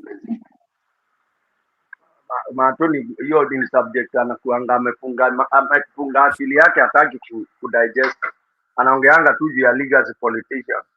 Sasa hawezi comprehend mobilization. Na mimi mwambia aende ajaribu tu. The first meeting aniambia ata hold up hapo Kamudhanga kwao. Okay? Call people. Utawaita watakunywa maji utachota pale kwa damu na kuwapatia direct. Ndio wauzie sera, because you have to have some people to come and tell them how good you are at providing services. Hiyo unasema mimi ninakuja kuwapatia service, utawaambia ukiwa wapi? Juu ya mti? You will be seated somewhere with them. Na obviously ni hapo Kamudhanga. Haya, mtu anengwe kila aidha, yani mtu apewe kile anakulanga ni lunch, chakula, maji, ule anakunywa pombe, anakunywa chupa mbili. Na wanakuambia vile watakuchagua. Wewe kama anakika hizo, wewe ndio mwisho wewe. Hata watu they don't listen to what you are saying. Wanangoja ile last sentence ya kusema na sasa muingie pale kwa hall mnasaviwa. Alafu na kuna bahasha hapo mtarudishiwa fare. That is the reality, bro. Fair. Kwanza yo jina fair. The ones who are clean. Fair. Wanasema sasa tumetembea. My friend. Tumetembea. Nimetoka huko Matoloni, nimetoka sijui wapi, nimetoka Kanzuki. Sasa ndio mmoja Kenya. Si kivuza kibwana alikuwa alikuwa inakunywa nini? Gari ilikuwa inakunywa maji. Ndio ajiendeshe. Azunguke Makueni mzima. Hiyo gari ilikuwa inakunywa nini? Ndio mnaua Kenya. My friend, the enemies of Kenya. Kwani kivuza kibwana si alikuwa anajiendesha mwenyewe na yako anaonga watu. Lazima muongo ndio mpate mtu kura. Hata sikia kuongo. Wewe bana wewe. You're not getting it bana. In America you've refused to listen, You've refused to listen, Mkenya mkora. Unajua ule mtu, by the way, you need to, in politics, you need actually mtu wa kutembea naye, a guy from the village, from each constituency. If you are rich enough, ukuwe na chief unatembea naye. That person, when you're not even around, anatembea kila mahali, akizungumza na watu. Na kazi yake ni kukutana na wazee, na kukutana na wazee wa mji or even ngoja Kenya mkera eating them is not lakini hapo unakosea. Lazima wanunulie chai, lazima wanunulie ni mfanyakazi wa serikali. Unatembea leo mkifanya nini? You can't learn. You sit in a classroom, listen, then you ask questions. Sasa hivyo unawezi.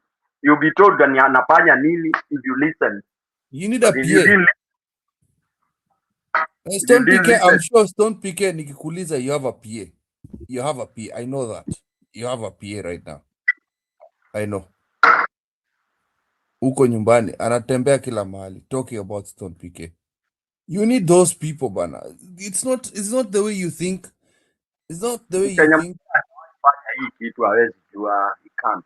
Na it's easy, he doesn't listen, he has a fixed mind. hata huku US anakaa, people have money, they have to move around, there is money mobilization. He pretends he doesn't know. I don't even give him a lesson. He's my bro, I can tell you that. Unajua Stone PK. What do you think Faruk Kibet is? What do you think Sudia? Those are mobilizers. These are people who speak to villages. These are the people you send to funeral. These are the people you send to kwa makanisa wa kuongea na watu. There are things that happen behind the scenes you are not aware of. You're not aware of some of these things. You had a budget. You have to have a budget. Even hata kusimama kazi. Alafu mkipata goons mnaanza kupiga kelele. See, you are the ones creating the goons. Ay, bana, bro. Okay, so okay. You live in another world, bana. Me, I used to think like you live in another world. Till you know politics in Africa, we are not tujafika your stage. Tujafika your stage inaongea. Politics in Africa is lost. Nika America sana. Hawezi elewa kabisa. Unaona ni mtu rafiki akaucho. Akafanya changie pesa hapa na mimi nilikuwa naambia watu Gaucho ni rapi. Watu wananiambia hapana, Mato anaelewa hii story. Story PK, Martin Ndeto anaelewa hii story. Ni ile tu anataka kuwazungusha. He cannot be afraid to Gaucho no. And he is not aware. Hiyo asikudanganya, anaelewa. Haelewi kabisa. Hiyo I can bet. Mwambie kuandikie page 2 au Kenyan politics inaendanga. Atakwambia watu wanazunguka kila mahali kwa convoy na hiyo that crowd just appears out of nowhere.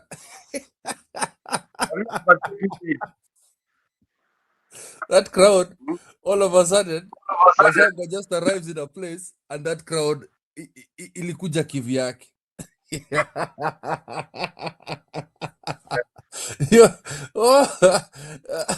It doesn't matter, man, bro. The only time hata wale watu wa market Mato, hata wa market hapo mali umewapata hapo, they are mobilized, my friend. You need a few people wakuja hapa, wale wanakaanga hapo mbele kwa hiyo crowd, my friend. Kenyan politics is si Kenyan politics, ni siasa kila mahali, hata Amerika. Acha bana. Kupata watu wakuja kukuona wewe unacheza bana. Kuja kukusikiza kwani wewe ni nani? Wewe ni Yesu. Hata Yesu atahapo. Let me tell you, Gachagua has planned meetings a month or 2 months ahead.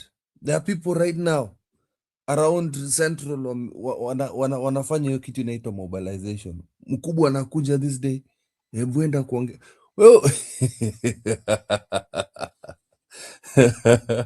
Wewe. Wrong politics. Yeah, it's wrong, but it's the way it is. Stone PK, I wanted to ask you something. I've got a couple of theories about why Ruto cannot get rid of the fuel prices. IMF inanishika kabisa kichwa. IMF wana discouraging broad subsidies kwa sababu lazima umaximize revenue collection. Haezi.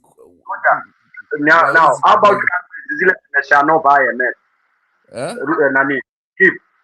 There are countries that have told IMF is a bank. You can in Kenya, like for example, a bank can not force me to go to them. But they can restrict. But they can restrict you. Yeah. Kwani ndio? No, hata nyinyi mnadini. Watakurestrict to what? Unajua sasa niliambiwa huko kwa CBK. There are some people in the problem is these people, it's a bank, yes. But you don't understand the kind of impunity they do in Africa. These people. No, Namibia yani kuna nchi kama 6 in Africa. They say to hell with IMF. That's what we want to do. But this is remember we have a cartoon. Now you are telling me Ruto can't do that. That's why we want to war Ruto and we go back to factory setting. Tunaweza deal na IB bank ya China or whichever bank, ADB ya Africa and all that. There are many places to borrow money if you must borrow. Kabisa, so mimi nataka hii subject ya kusema ni IMF inatuninia nayo. No, I'm saying it's him who's carried his hands. Huwezi Afrika kivyenyu na venye mko na minerals mingi. Alafu kuna hii story ingine ya hiyo G2G. Hiyo kitu ya kumonopolize mali mafuta inakuja. That is nonsense. Hiyo ni Saudi personal. Arabia cannot allow them to do anything. Kuna watu wanakula vitu on top. This guy is caught between a rock and a hard place. But that's why he's going. That's why he has to be removed before August. Because what he's not doing is not for our interest. Ni zile ma-treaty amesign personally, trading with Kenya on a personal level. And that's why anaenda by... Yes. Or is the dumbest thing. Is the dumbest thing he's doing right now, which is hiyo tabia Moi alikuwa anatufanyia na hata Uhuru. Ile ya kusema ana raise price alafu anatoa kidogo alafu anasema I have saved you my fellow Kenyans. But I think I'm a pinch too hard. He has pinched too hard for that. Sorry? Kitu imepasuka.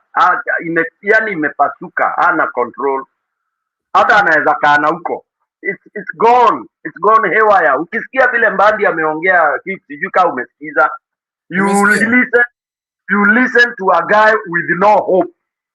When somebody you ask mtu sasa hapa tutafanyaje, anaanza kuambia we hope. Let's pray. Unaambia watu let's pray. Unaambia gari tires are going flat, unasema let's pray tufikishe kule tunaenda, and air is running out. Surely.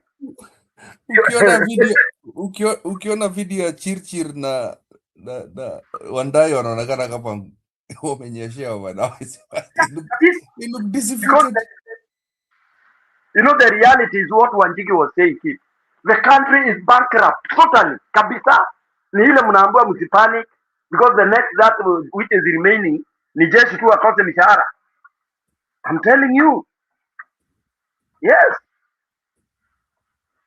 We are reaching Mali, Nigeria 19, was it something? Mahali kunakuwa na red flag, muna panic sasa. When civil servants watakosa. Because they look desperate. Mbadi does not know where to get money. Anatudanganya na ati repairing roads. No. Kuna madaktari wamegoma, ma county government wajalipa watu. Civil servants wajalipwa. I texted nani Latif hii swali. Lakini anafikiria alikuwa na mingi. Aulizaje? Latif huyu alikuwa anamuinterview. You know when he's interviewing live, you can text nini. Sasa mimi nilikuwa nataka aulizwe hivi. Now, when you tell me you have let's say 40 billion kwa mfano for development. Can you break down what that development is? Alikataa. Akaulizwa na ule msichana, huyo msichana anaitwaje? Can we look line by line ya hizi taxi? Tuone that tax that tukiitoa Kenya inakufa. Akakataa. Akaambiwa haya, kama education umeweka ni 80 billion education. Tukiipatia 60 billion tutoe 20 isaidia hapa, education itasimama kwa mfano. He refused because that's how you review your budget. Hata nyumbani I wanted a crate 12 packets of milk, but now because I'll buy 8, and then by the time zinaisha I'll adjust here and there. That's how you do it. Simple. He refused because if we were to scrutinize that budget, you will see the money that they put there to steal. And you will see what they have stolen. That's why we are in deficit. We borrowed these of IMF money and we stole and ate it. We got it and eat tukakula. Nasema IMF amesema bana lazima uturudishie pesa yetu. Otherwise, what they're afraid of is defaulting.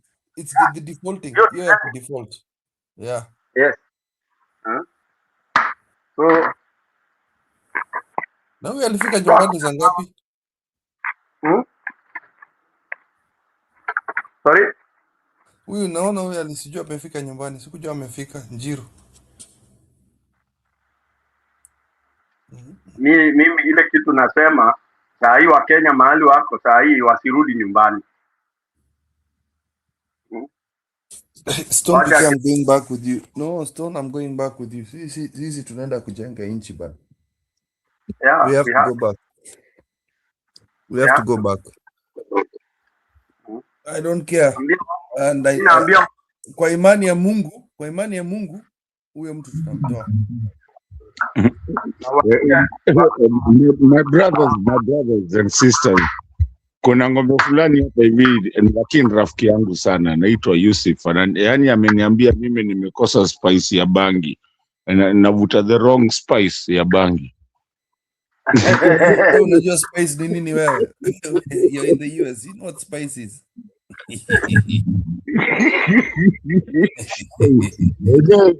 Wakenya punguzeni matusi bwana. Ya Saitan. Mbaya, hii ni bangi haramu bwana.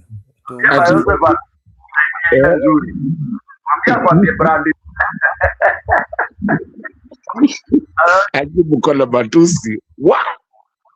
It's okay. Tumewazoea bwana. Wewe, yeye imekuja mzuri. Yusuf, hiyo nakupatia yako heshima. Asante sana. Lakini mimi sivutagi bangi, but hapo umechezeka wewe.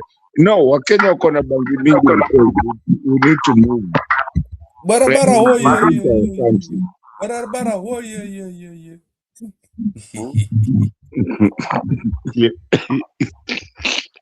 Usiangalie comment section, kuna watu huko wanaongea matop. Bwana Kipril, hii video Vanessa anatuambia ati RG ameweka ya Kasongo ni gani? Wapi huko? Njiru, RG has shared a video of Kasongo then. Play it please. So Vanessa, can you tell us it is in which channel? DJ anaweza iendea. RG Radio Generation. Ama?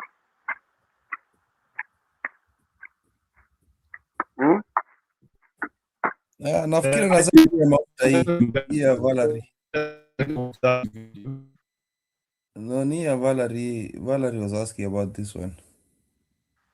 Okay. You umeweka ya Ruto hii? Tucheze? Mcheze Valerie. Labda hata amelala ama ameamka. No, Valerie is not around. Valerie should be asleep now, man. Okay, wacha tucheze wengine. Why do you, X, Njiro X. So but who is RG? Vanessa, can you tell us? RG ama ni Rigathi Gachagua? Who is RG? So enda kwa X, utafute account ya maybe ya Gachagua, anasema kuna video ameshare ya Ruto huko. Na hiyo mafuta inapitia Kenya ikienda Uganda. Jameni, unaweza kutueleza vipi ati bei ya mafuta hapa Kenya mahali ni karibu na mahali mafuta inatoka iko bei juu kuliko Uganda, na Uganda inachukua mafuta kutoka hapa kwetu? That is the explanation that Kenyans want to know. The corruption cartel at the Ministry of Petroleum should explain to Kenyans why dealers have increased their profit from 9 shillings to 12 shillings. Why the ministry is protecting the whole market and operates now like a cartel that is hurting the ordinary people of Kenya, to the extent that fuel products in Kenya are more expensive than fuel products in Uganda, and yet the same fuel products come from the same destination, pass through Kenya before you go to Tanzania, or even you go to Uganda. The people at the Ministry of Petroleum have questions to answer, and the corruption cartel in the Ministry of Energy must be broken for the prices of fuel products to come down. We must say it unequivocally. that there is no other reason. It is not even about the taxes. It is about the corruption in the Ministry of Petroleum that is aiding a few companies to make super profits while the ordinary citizen in Kenya is suffering high prices. The cartel at the Ministry of Petroleum Products must be dismantled for fuel products, their prices to come down. And we expect it to happen yesterday. We do not expect it to continue because there is no reason why fuel products in Kenya are higher in terms of price than in our neighboring countries. Yet the fuel products pass through Kenya to those other countries. So watu wasiendelee kutupigisha story ati imekosekana mtu ya kujibu. Inakosekana mtu ya kujibu namna gani? Na tuko na a whole state department that is responsible for matters to do with petroleum in Kenya. So first, the market must be liberalized. We cannot continue to have a market that is protected for the benefit of a few people making super profits and millions of Kenyans suffering at the hands of a few companies that are making super profits and are being protected by a cartel at the Department of Petroleum in the Ministry of Petroleum and Mining. We must dismantle that cartel.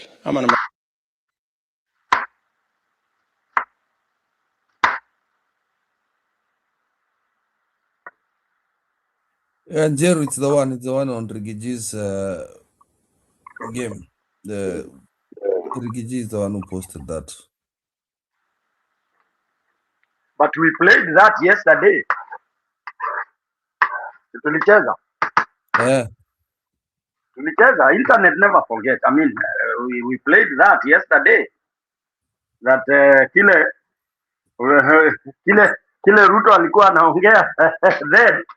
Then I think we posted the one he was like, I don't know whether it's on this channel. Nilikuwa kwa channel ingine.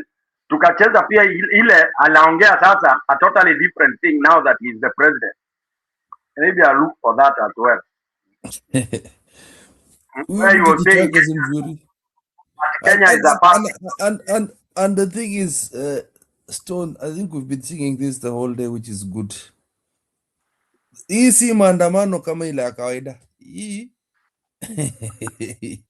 You can't bribe one matatu operator and expect uende urudie watu useme ati imeredusiwa na 10 bob. Kuja kuambia wananchi ni 10 bob. The best thing you should do is make sure ufikishe wananchi mahali wamefika. Juu kuna point inaitangwa point of no return. Na by the way niwaulize, kitambo ilikuwaga huyu jamaa alikuwaga nimetenga tumefanya nini, then it became. Sasa hii kitu yake ingine imekuja sasa, hii ni gani sasa hii? Hiyo kutenga ilienda wapi? Tumemfinya makende mpaka juu kusema hiyo tena. Hata juzi aliaibika juu watu walimwenjoy juu ya kujenga State House kama hotel, kama club, night club. Unajua, he comes angry. Hata nilikuja hapa State House ilikuwa inanyeshewa, nimetengeneza ikawa mzuri. So you want us to congratulate something stupid. What does State House to do with money? Kwa kawaida. What does it got to do with me as a man? I don't care about that building. I really don't.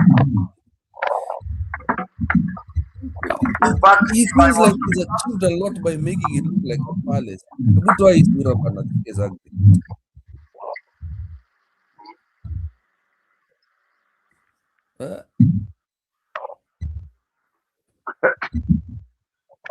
Amefurahi, ameona ameachieve, yani amejenga. Na keep namna gani? Namna gani? Nini? Si alitoka kutenga kaenda namna gani? Ama namna gani? Na zaidi barabara woye. Barabara woye. Aki yako atatua. Barabara woye. Alisema kuma kwa kanisa bana. I was like, what is wrong with this guy? I'll send you that clip. Can you do what was on his head, right? What was on his mind at that point in time? Akiwa kwa kanisa. Askofu tumekuma.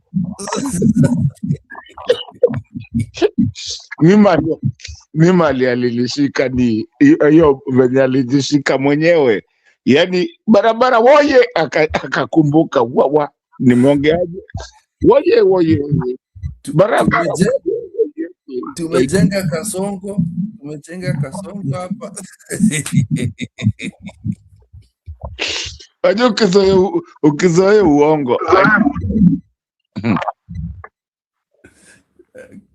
Kuna compilation noma hiyo kitu akimspeak bwana, unajua tu bali akili yake iko.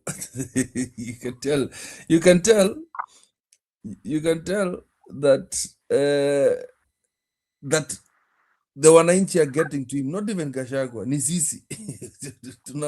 Tunaingia kwa kichwa yake, inamsumbua sana. Mpaka anaenda kutuma his Stone, sometimes you can tell that it's not the politicians that are taking your hand, it's us. Because the way he's talking at barabara, hatutaki barabara, affordable housing, hatutaki hizo nyumba. He's getting more and more annoyed because everything he's telling he has done for us, we're like, we don't need them. We don't need those things. Hii kitu ya mafuta ni more important than any affordable house. Priorities. Hiyo kitu ya SHA ikifanya kazi yenye mnasema ati mnaongea juu ya SHA, then we'll be happy. You cannot go and say you're going for development, nimetenga 20 billion hapa. Unajua sasa ilitoka, mlikuwa mnauliza hiyo tumetenga imeenda wapi? Siku hizi ni in 6 months. In 6 months pia ilitaka.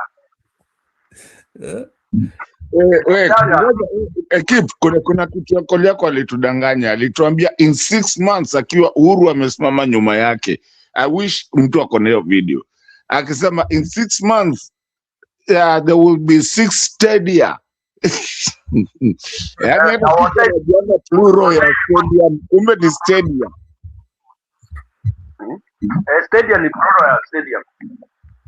Mimi sikuwa najua, nilijua hiyo siku, bado nazingoja.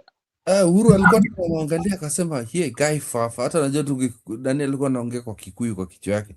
Guy fafa, what is this guy saying? Bana Uhuru alikuwa huko nyuma anasema, "What the hell is this guy saying?" Uhuru alikuwa mawhisky zake, sasa yeye alikuwa ni kucheka tu. Sasa hii wazimu bana, huyu mtu bana, acha tu nimbebe. Jamani, wazimu wanadanganyana tu, lakini ni sawa tu, acha kaende. Kiliwalamba. Kiliwalamba. Nakwambia, this is how you do. Ushawahi na umepewa job fulani ama umejipatia job fulani and you are not competent. Ushaona vile mtu, I don't know whether you have experienced that, but if you are given a job, yani ama bahati mbaya mdosi wako or something, alafu ingia situation ambayo you had not prepared, kufloat ile mtu float inakuangaje, yani unashindwa, my good God, what do I do? Sasa ikiwa una pride yako, badala uende kwa hao watu wa chini wa kusho mdosi, hapa enda hivi na hivi. If you are clever, mtu chukua one of those guys wako hapo chini, unatembea naye kasi beti. Watu wanashindwa, ala, huyu mdosi amepromotiwa juzi, mbona amechukua huyu jamaa, huyu messenger ako na yeye throughout bwana. Kumbe una run mdosi akiwa hapa alikuwa anadu nini? Unaambua mazee, kuna saa alikuwa anajifungia kwa hiyo office the whole night. watu wakikuja wanakuta ndiye anatoka anaenda anaonga hapo kwa ofisi anarudi. Unaona?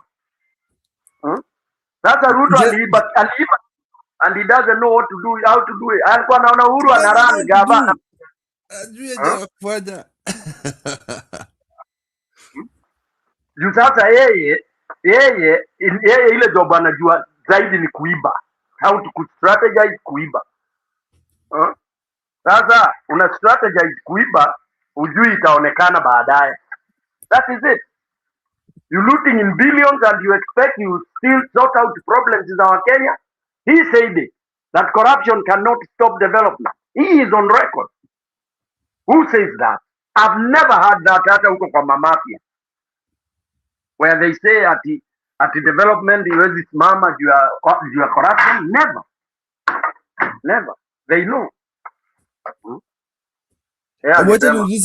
Wacha niulize Njeru kitu. Njeru, hebu weka hiyo image hapo kwa screen kidogo tu Njeru tafadhali. Ama amedisappear.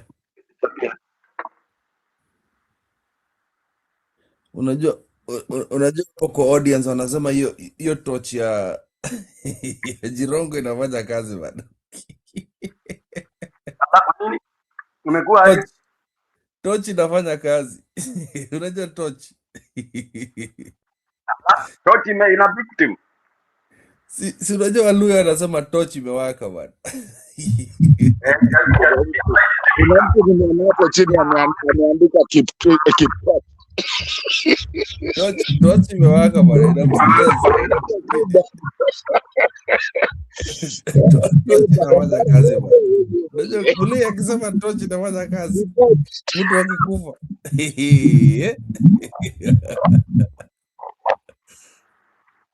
Hiyo kumaanisha the ghost of Jirongo is working overnight.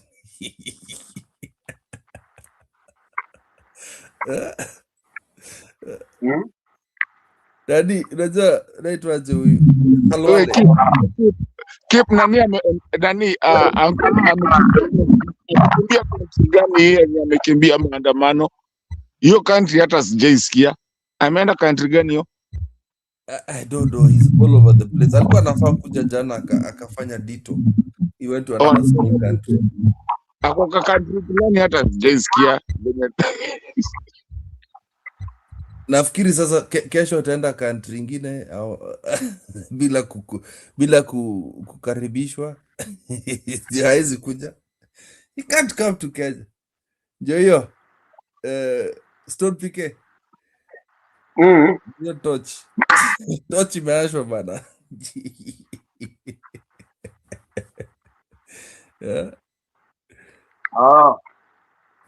Ile torch Jirongo lazima hiyo imezima zima ndio watu wanaanza kuzima moja kwa moja. Sasa bado inawaka bana. So hiyo torch inasumbua Ruto bana. That is why the Luo nation is moving towards, if you believe in superstition, torch inafanya kazi bana.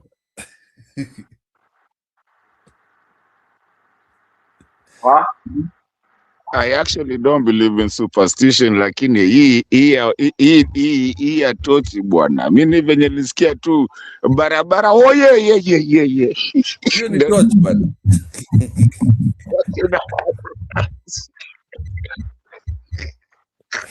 Hiyo ni torch. Pia Mluya mimi. Jirongo jalala bwana. Torch jazimwa. Hapa ni kubaya bwana. Mimi sitaikosea Mluya. Waluya, kama kuna mtu nishaikosea, please usinyashie torch. It's just a political tunnel. No, torch is when you're suspending for the dead person.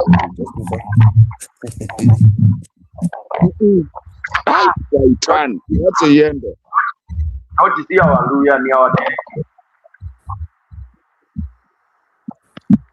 Kwanza ile kitu imefanyika leo, torch yenyewe ni ukweli. Mimi nimeona wakikimbizana nimeona watu wakikimbizana na nini na hizi zinaitwa nini hizi za kutupa maji.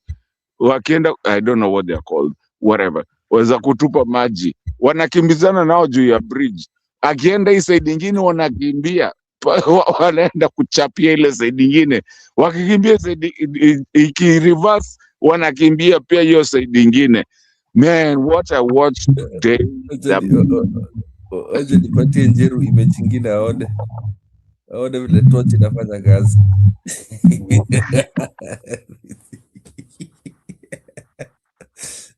Torch inafanya kazi boss. Mtu amekonda bana. Mtu anatuacha.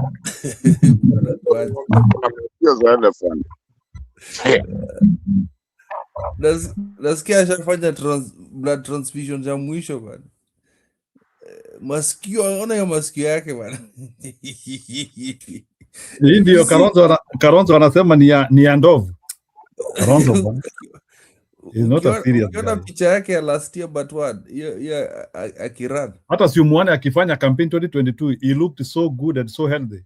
I don't know, hii deterioration ya hii miaka ine is so bad. Nikuoneshe sahi. Nikuoneshe akivaa hiyo tie ya yellow, you'll know that torch inafanya kazi boss. Njeru na unge room 3. Joyo hapo. Joyo. Order. Yeah. This guy was healthy but deterioration. Alikuwa amenona. Alikuwa amejaa vizuri bana. Hata Julie alikuwa anasema he was handsome. Sijui Julie aliona hiyo handsome wapi. Sasa mpaka amekuwa mweusi hata uwezi muona. Kama unatuwekea kitabu pia tuwekee ya sasa. Trust. Unasikia mpaka hata Jenzi wanakutukana ati Ruto umekuwa mweusi hata siwezi kukuona.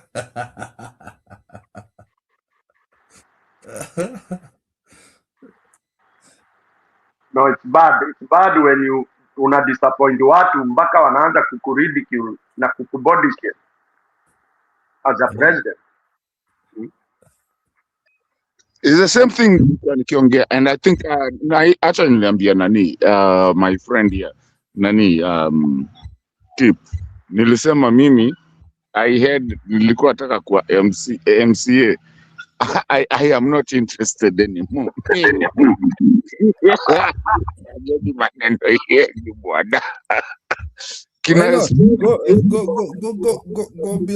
Go build your nation, Martin. Don't I can do it from that side. You see, when we are talking about the debt that we have in the country, there are people who are actually doing the whistleblowers. I'll just be a whistleblower, na odious debt and bring stuff up, you know. What's a bangi zako bana? And go run. Mimi amunianiki hivi. Hii siwezi, hiyo acha nikakae na mtoto yangu bwana. Keep kama unataka kuanikwa hivi. Unaona tulifanyikia so. The problem is aliona hiyo mobilization ni ngumu sana. Yana mobilization. Keep mliona kitu tulifanyikia Osoro. Wapi? Kwa mazishi ya ilikuwa mazishi ya nani ile kitu tulifanyikia. Osoro is a goon. Wale watu wanakuanga na kichwa si mzuri by the let me tell you that one can be cool, that one can be killed by accident because ni ule mtu anaingianga enters anaingia danger with the head in yena huyu nani Simbarati, they are not normal human beings. We angetandiko huko Kisii bana, angepigwa vibaya sana. And he almost lost his life twice. No, Osoro is not normal. Osoro ni kichwa ngumu. Unaona alikuwa amevuta bangi mpaka akavaa gogo. Yeah, ndio inamdanganya. Na akarudishiwa mkono. No, Simbarati. Even Dr. Jayona hizi vitu noticed it. Winnie noticed it. Winnie Odinga was like, hey, Bana boss, I have space on the chopper. The way things are out there, you might not live here alive.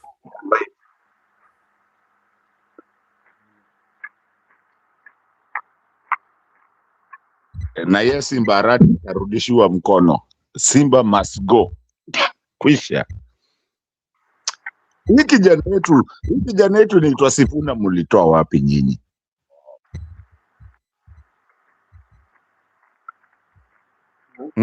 Aliambia Sifuna, aliambia nini Simbarati, nyinyi wewe ulinichokoza ukanidunga kisu nyuma. Sasa basi wacha mimi nirudishe mkono. Mnaniona vizuri? Basi mimi narudisha mkono basi.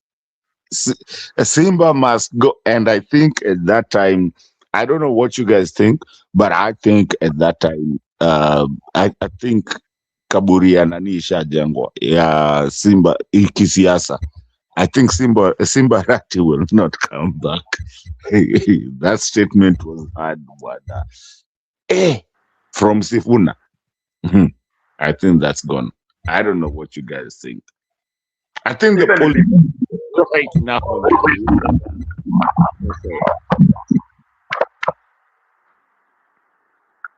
Even before that, he messed whenever he supported the Linda ground wing, the ODM. That was done.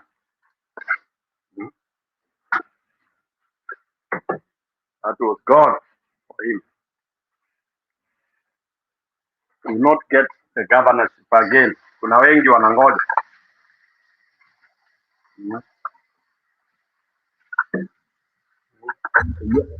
On a serious note, and all the families and the people who are listening to us, and the people who are gonna listen, with all due respect, I think that hii kitu ya fagia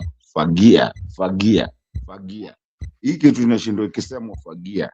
We started it in a joke, we were talking it. Lakini my friend, I think there's not many people who are coming back. I'm trying to look at who is going to come back, and I think maybe, I don't know, nindo mnaweza sema nani atarudi. Mimi naona watu wakienda, hata wavinya wangu wameenda, yote imepotea hivyo. I think it's gonna be a new kind of way of coming. 2027, I think, is gonna be a new thing. The thing is that I'm hoping that the whoever are gonna be coming, because I know it's gonna be young. I'm hoping that they're good hearts. That's all I'm hoping. But anyway, even me, I'm sick and tired of old politicians and career politicians. I think most of the career politicians are going to be gone. So how do we tell the new crop coming? Because there's a new crop coming that is coming in. They might just need somebody to help them. That's all I'm thinking. Acha ninyamaze kidogo.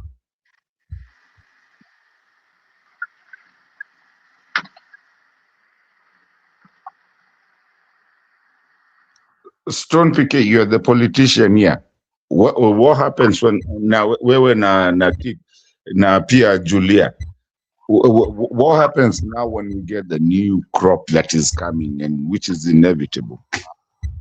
What is that new crop you have in mind? What is the new crop? We're not gonna. I mean, people are kufagia. Watu ni kufagia around here. I'm asking you. Yeah, watu watafagia, but what is the new crop you are envisaging? Wewe unaona kama kweli, start with your local. Who are the new people that will be elected, for example? Kwetu kuna watatu, kuna Kamulingi Keva, ndo si Mulingi ule general. kuna kamulinge kako mahali, kuna kajamaa fulani, kakadem fulani pia kaketa wa Rose kako hapo. So now they're really, I mean, they're working with the new venye watu wanataka. Kila mahali tu kuna watu tu wako. You see, like if you go to somewhere like Kitengela, I know that hiyo kuna huyu Jenzi nani akanajiita mwalimu fulani hapo hivyo. I know she's coming in Jenzi something. That's what she calls her name, but jina yake kwa coming in from hiyo ni Kitengela side. I'm looking at the places that I know. Kuna tumtu tumetokea na utu ndo tuko, lakini they are not even really campaigning like kujionesha evidence. They're just loved by the communities. Tukiingia na hii, let me see, Nairobi, I think well, governor hiyo imeenda. MCAs, governor inaenda na nani? Hiyo ni kwani kuna swali? Even me, I'm wondering, governor inaenda na nani? Governor ilishaenda Na nani? Hiyo ni ya Babu. You are so lost, Mato. He won't. Is he new law? Hata kama ni yeye, is he new law? No, he's not the new lord. Ndio maana anasema hiyo imefungwa, lakini hapa chini kuna kama Mato, that guy will not get it. He should go for his MP thing. Before? Aende afanyie tu campaign yake ya MP. Hiyo atapata. Unless Nairobi people are crazy enough to have Babu Owino as governor. Vile hiyo ilienda kitambo hiyo. Hiyo ilifungwa. I'll prove you wrong, and then after 2027. And if he makes a mistake of running for governor, he's gonna lose everything. It'll be nothing. So nikuulize, just to ask, out of idiocracy na stupidity and kutafuta tu. So who do you think can beat Babu as a governor? Watatokea tu. They'll come up. Nani? They'll come out. You wait. So you think Babu cannot clinch? No, he cannot. Especially Mato, kuna mtu anaitwa Tim Wanyonyi. Okay? Kuna mtu anaitwa Tim Wanyonyi. My friend. Usitukue hao watu hapo Jakaranda, wajaka wachache hapo wanapiga hiyo mdomo sijui nini. Wachana na hiyo. Go listen to people and see the impact. Babu has done well as an MP, but he has a lot of skeleton. He has a baggage. Character-wise, yes. And he lacks maturity. Mpaka majue kwanza. Unaona kama kuna nini? You people, you watch the recent survey hata kama siamini hizo survey. Did you ask yourself why Kalonzo Matiang'i beat Kalonzo Sifuna? Because however much Kenyans are excited with this youth, they are still looking for maturity. So even if people are so excited, they are even saying Sifuna for president is like Babu. And Sifuna is doing better than Babu. By the way, Sifuna is doing very good. No. Babu, ako mbali amelaki some maturity. Chicha, kuna kitu umesema hapo hivyo yenye imenishika. So the latest poll is showing that at par, Sifuna, Kalonzo, Matiang'i. Those are the two combinations that are kind of working with people. But not Sifuna. It was Kalonzo Matiang'i, not Sifuna. Kalonzo Matiang'i led the Kalonzo Sifuna. Sifuna is being placed number 2, not number 1. Ask yourself, vile watu wanapenda kuongelea maneno ya Kalonzo wakimuita watermelon. Ask yourself why people still feel safe with him. Ask yourself why Mato. Ask yourself why a lot of Kenyans will still feel safe in the hands of Kalonzo Musyoka and not Sifuna. As president. As president, you don't just elect anybody as president. You are excited, you are feeling good. You don't go there. Kenyans work on a second thought. No.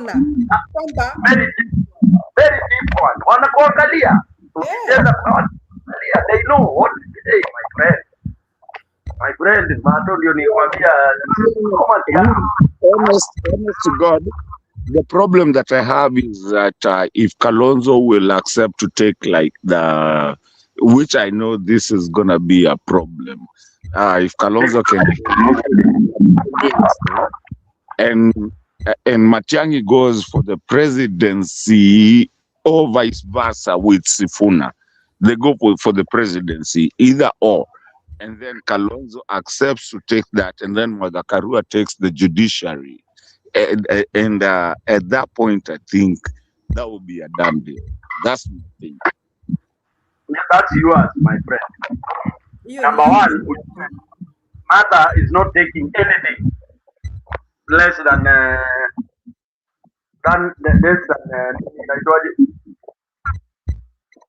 presidential, unless Kenyans insist she deputized. Okay? Anything less than that, Mother is not taking. She's good as America. That one I know. Okay? If Kenyans don't see her as a leader, then she can as well go back home and afanye kazi yake ya nini. You know?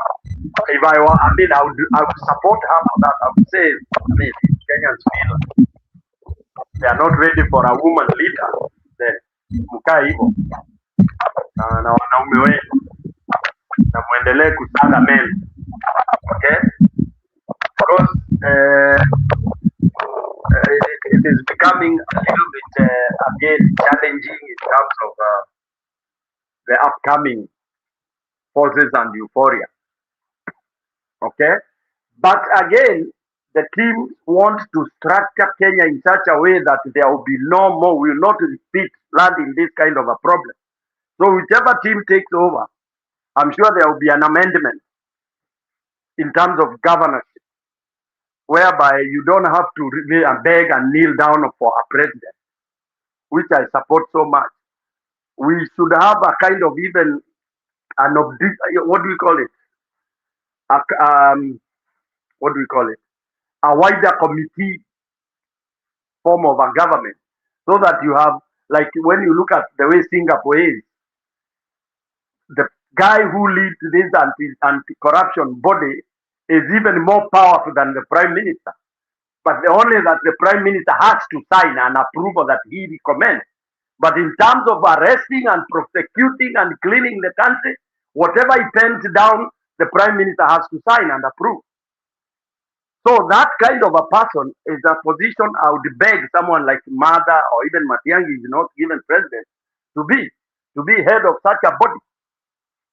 You know, and I would people in our podcast here, I would urge you guys to again go read and watch clips about the governance in Singapore for you to know and understand why it is the way it is.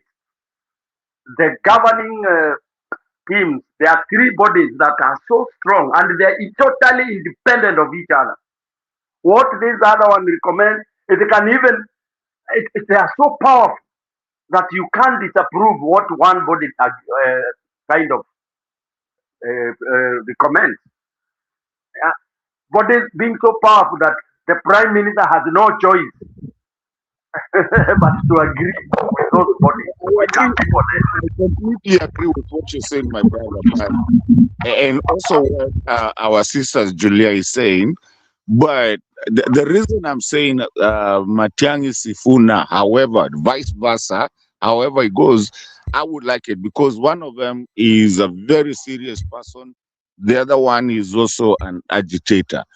And that would be a good combination. Well, I mean, that's just to me when it comes to the top 2 seats. I think that Kalonzo, I don't know where we are taking him. This Kalonzo thing.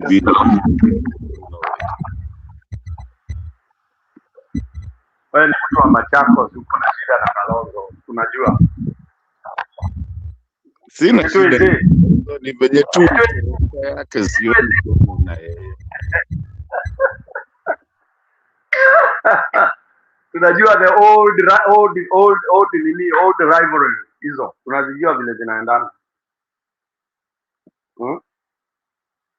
Unazijua vile zinaendanga bwana.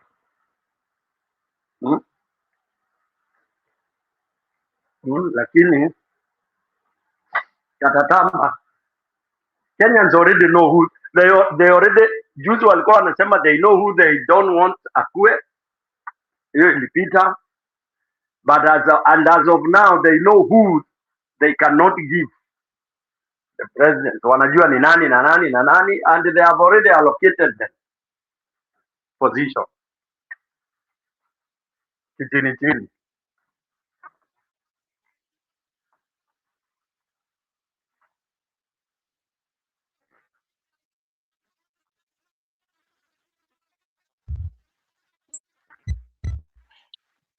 Mbona mmenyamaza jii wote? This is a calculation inoma.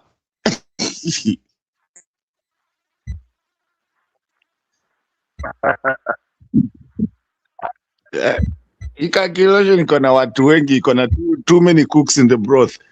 But you know, Hebu niwachezee kitu hapa, mtu anaombea Kasongo asirudi. Kaiweigwa maoya mashi mesikia kwa modo sio muwe pole na kuzi mego na keru mo to daigwa kinyate ubande maji dire gari tirokira tondorere muthuri ni ugukiria gari yaku eringo maiga eshinu. Yes, so this guy is supposed to go. Athie ametuchokeza ani mwamuonia ni athie pole kaiweigwa maoya mashi mesikia Hadi wanaomba asirudi.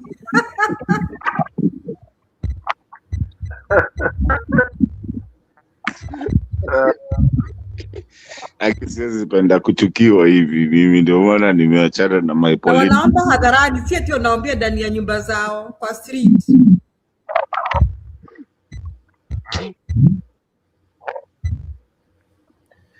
Julia, mimi nimeachana na hiyo kitu bwana. Acha nikae maisha yangu mzuri, niongeange nikiwa huku nyuma. Mimi sitaki kuombewa ati hata kwetu. Na ule mtu anaombewa hivyo ni rais.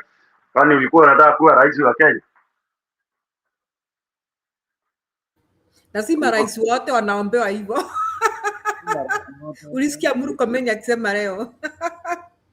Murkomen anasema ni rais wao tu ndiye anaombewa hivyo. Murkomen was lamenting, analia. Kwanza hata kuna nyingine ilikuwa inasema ngai na Kikuyu, nilikuwa nafikiria ni hiyo Julia. Ilikuwa inasema hiyo ilikuwa ni Gen Z, walikuwa wanasema sasa saa God juu huyu jamaa atakuwa huko karibu na wewe, si umchukue tu juu amekaa huko.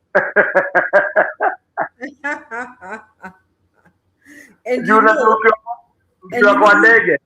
Huyu jamaa unajua akienda ng'ambo anaenda akipita kule kuangaliwa. Sasa kuna watu wanaomba tu akwame tu kama Raila Odinga huko. Ini sasa prayers za Kenya zinajibiangwa in a very funny way. Kunaomba hivi. Kuna siku inajibiwa tu PK, keep praying. Inajibiwa Uganda. Unaomba hivi inajibiwa sijui wapi.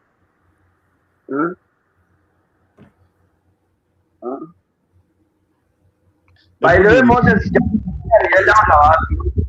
Ya ujinga. Moses kuja after kwenda ujinga wa Kalao.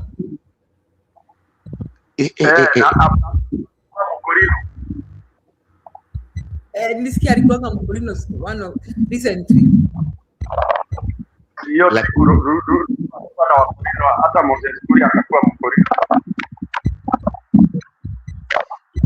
Lakini wakijaribu kuguza kura ya Okalao hiyo hapo katanuka. Lakini either way niwaulize cha ukweli na si kwa ubaya, so that you know vitu different. Do you think hiyo nani umesema hiyo nani Stone pekee umesema kuna watu wanaomba achukuliwe huko nje ya country? Lakini do you think ataendewa na ndege mzima?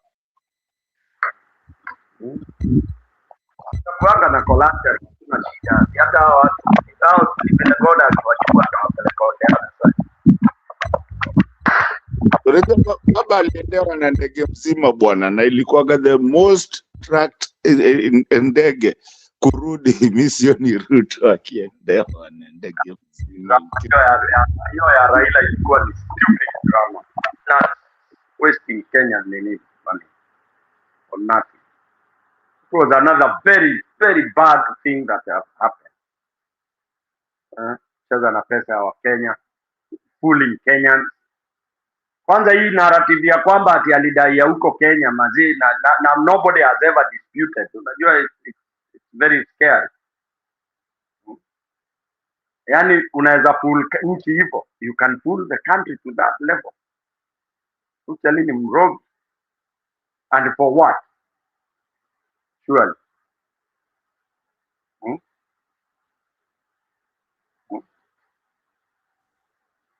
By the Ruto ni dynasty ama ni hustler?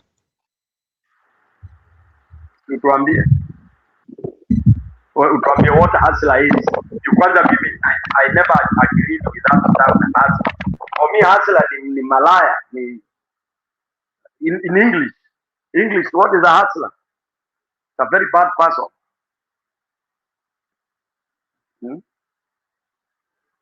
Hustler is not working hard ama atikua hapa chini you are struggling. No. To hustle is ni wizi. Very dirty thing. So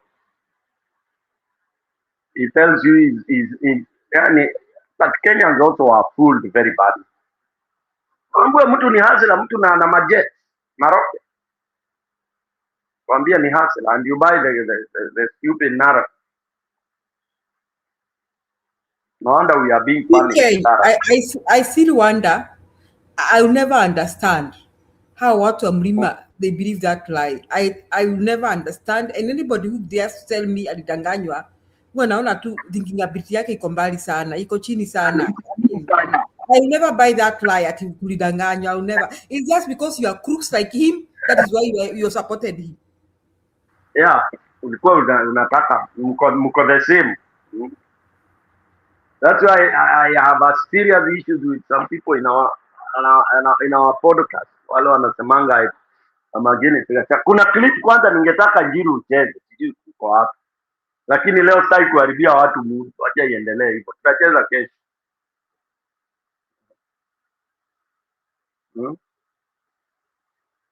Kuna clip ina trend ya huyu nani anaitwa wa Majui. Julia, sijui kama umeiona. Sijaiona. Nitakutumia ngoja simu yangu ichaji. Wa Majuzi leo ametoa noma ni na hiyo sijui atafanya nini sasa because nimetumiwa hiyo clip na PK. Yeah. Wewe mnajua nini challenge lakini niambia unaona ni soba kabisa wale hawako emotion hiyo ulikuwa unasikia na nini akisema.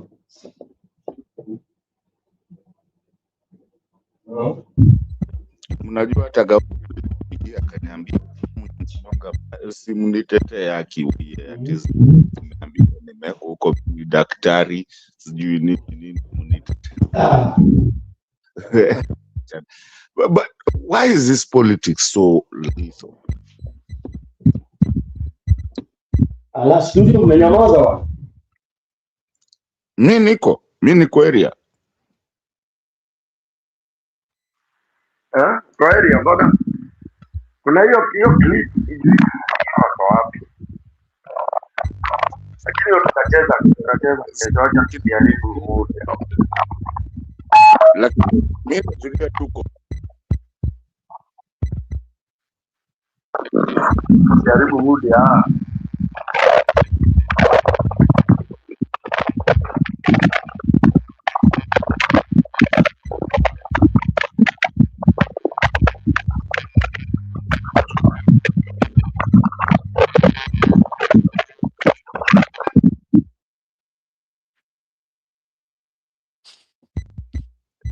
Unataka kuua simu pia wewe?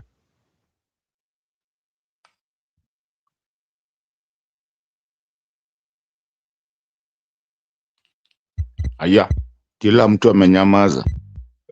Julie huko? Tuko ni ile inaitwa kungojea shetani apite. Oh, ni shetani ndio alikuwa akipita. Asinipite.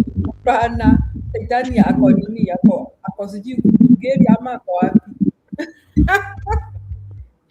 By the way, niwaulize swali.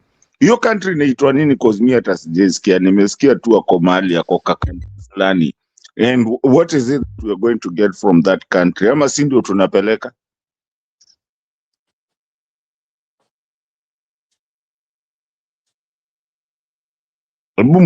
Julia ama Stone mniambie. Hiyo country inaitwa nini? Najaribu kuiangalia kule yuko. Some Eastern Europe countries, and you know some of them are even more miserable than Kenya. Mshaijua hivyo kwamba some of the Eastern Europe nations are so poor, like really poor, low income countries. Huko ndio kasongo wako. Ng'ambo si ng'ambo tu, ati kusema ati nimeenda ng'ambo, ati nimepanda ndege. Unaweza panda ndege utamani huku ungepanda hiyo ndege. So wherever kasongo is, and his Murkomen and Badly are waiting for him to solve the problems. So ameenda kufanya nini? Ameenda kutafuta, ameenda kubenchmark ama ameenda kufanya that's what I don't understand. Ameenda kufanya nini kwako ka country, whatever it is. Ameenda kufanya nini? I mean, what's the essence of this travel?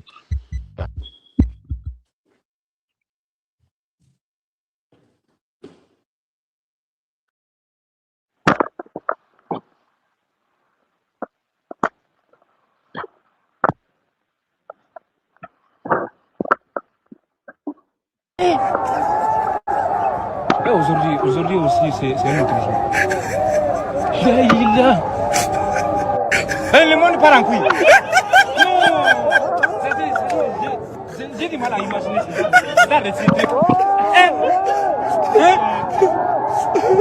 j'ai même pas fini avec les filles. C'est les garçons qui maintenant qui est... Ah.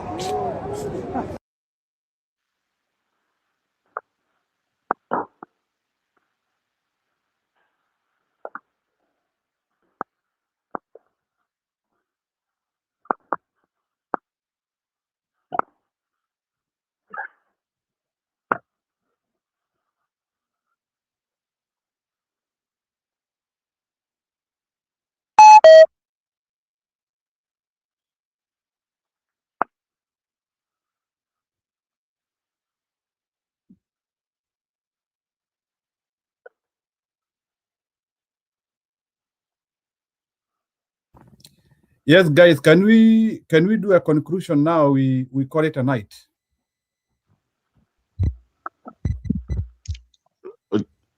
Yeah, we were on a conversation, but let me do my conclusion because hata pia kujipanga. Njiru, since now you're back, let me ask you a question. Which is this country that Ruto is in, and what is the essence of him going there? What is he looking for? Benchmarking? That country is actually a ghost country. Azerbaijan, I don't know if it is former Soviet, I don't know, but I know it is close. Those people are closer to Russians. Yeah, they are closer to. Unajua Russia iko na two pyramids. Russia iko na pande ya wazungu na pande ya Asian. Iko na pande. Russia has the European side and the Asian side. Hata ukiangalia Putin vizuri, unaona Putin ni blend ya an Asian and a white. Kama ujui hiyo, Putin ni blend ya mzungu na Asian. Unaangalia vizuri sana kama wazungu hapa. So anyway, but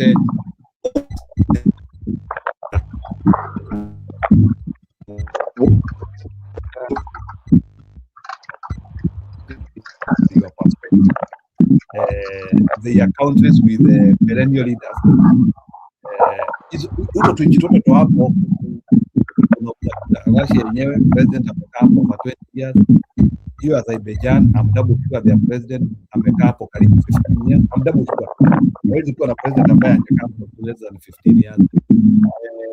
Kazakhstan nyingine amekaa hapo mbaya sana. So all those countries they are characterized by long president. So that's how it is. So you can now react based on that. So those are autocratic nations. Okay? Autocratic kwa jafupi. Ndio kuambia. So na hiyo Azerbaijan sijui ni nini wanauzanga. What's the I don't know what they make or which type of business Ruto is going for there. Azerbaijan, I don't know what they produce, what they make. Maybe somebody has to tell me. Mato beauty ya mic. Kuna nini? Kuna kelele.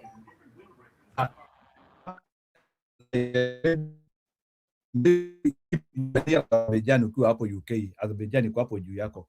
What does Azerbaijan make for the world? Is it fertilizer like Russian? What do they make? That Azerbaijan, where Ruto has gone, is a very closed nation. So I don't know what they do for the world. I have not heard of them they are serious in technology. I don't know. Me, hiyo inchi sijui kabisa. Maybe I can ask here Azerbaijan. So for benchmarking or what? I mean, what is it doing out there? Azerbaijan. Let me look at their cash crop. Let me see what they produce. Maybe wanaweza kuwa wana produce mabangi na vitu zingine. Let's see. Okay, Azerbaijan wana produce cotton, tobacco, fruits, vegetables, grains, silk. Yeah.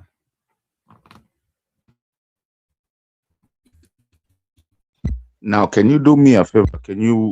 The same search you did, can you do for Kenya? And tell me what we lack out of those. Azerbaijan, from oil to algorithm. So they also mine oil. So ICT. Okay, Kenya, what we farm? No, I'm saying, can you just do the same search? Yeah, nimefanya tu Kenya cash crop. The difference between the two. Kenya cash crop. Cash crops za Kenya kuna tea, coffee, horticulture, sugar cane, hiyo ni miwa. Hey, we also do sugar cane as nasi tunasikianga tunatolewa Brazil. Sugar cane, maize, hata mahindi tunafanya, si mahindi tunatoleangwa nje. Pyrethrum. I think it ya Kenya, it doesn't make sense.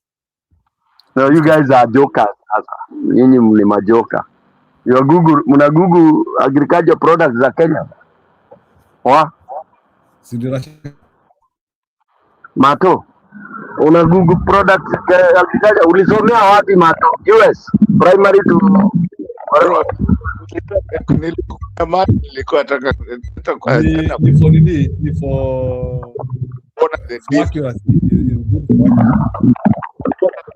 hata wengine unashangaa ati sugar we do very well.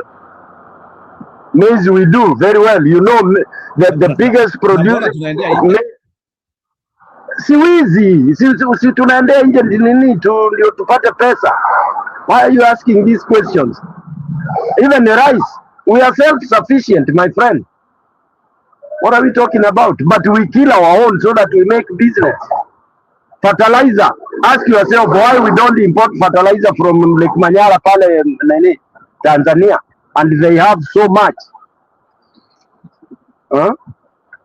Why? Why don't we tuna import from Tanzania inakuja na malori? They have so much. Huh? The only fertilizer producing country in East and Central Africa, including South Africa, is Tanzania. Na watu hawatakangi kuongea juu ya hiyo, ni kusema tu oh, we are better than Tanzania in this, in that. Why do you think Tanzania produces agriculture? Hatuwawezi, hatuwafikii. Why? But we don't say it. Hatutaki kuongea. We don't want to compare ourselves when the neighbors are beating us hands down. Naanza kusema we are a big economy.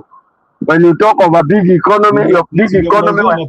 Ndio mnauzua mafuta bei ghali sababu you are middle income na wengine ni maskini kualiko. Si Ruto alisema hivyo?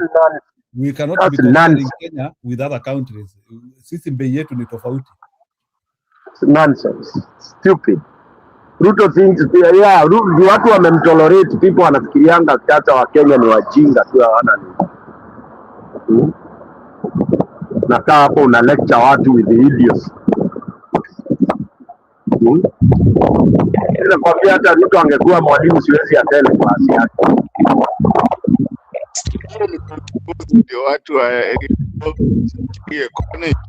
tunaenda kwa kladi ni kama kuna kitu moja wako yenye hatuna. So huko labda ameenda juu ya oil ya petroli. Those two countries wana nini sana.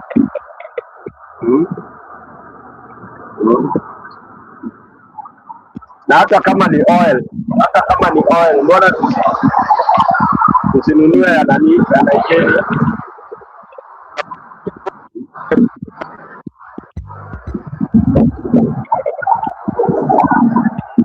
Ile niko leo lakini wacha nimazia hapo. That's my part in short.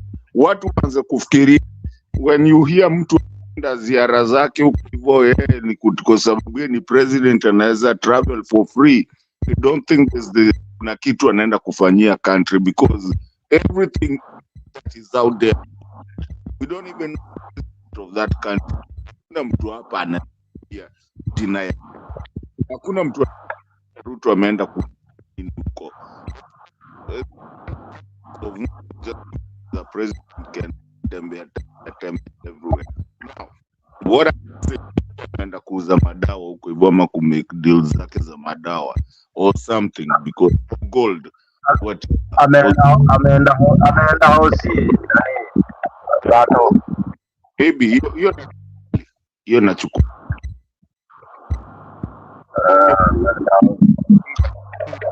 nimefanya my short nikiliza mazu watu wa Kenya.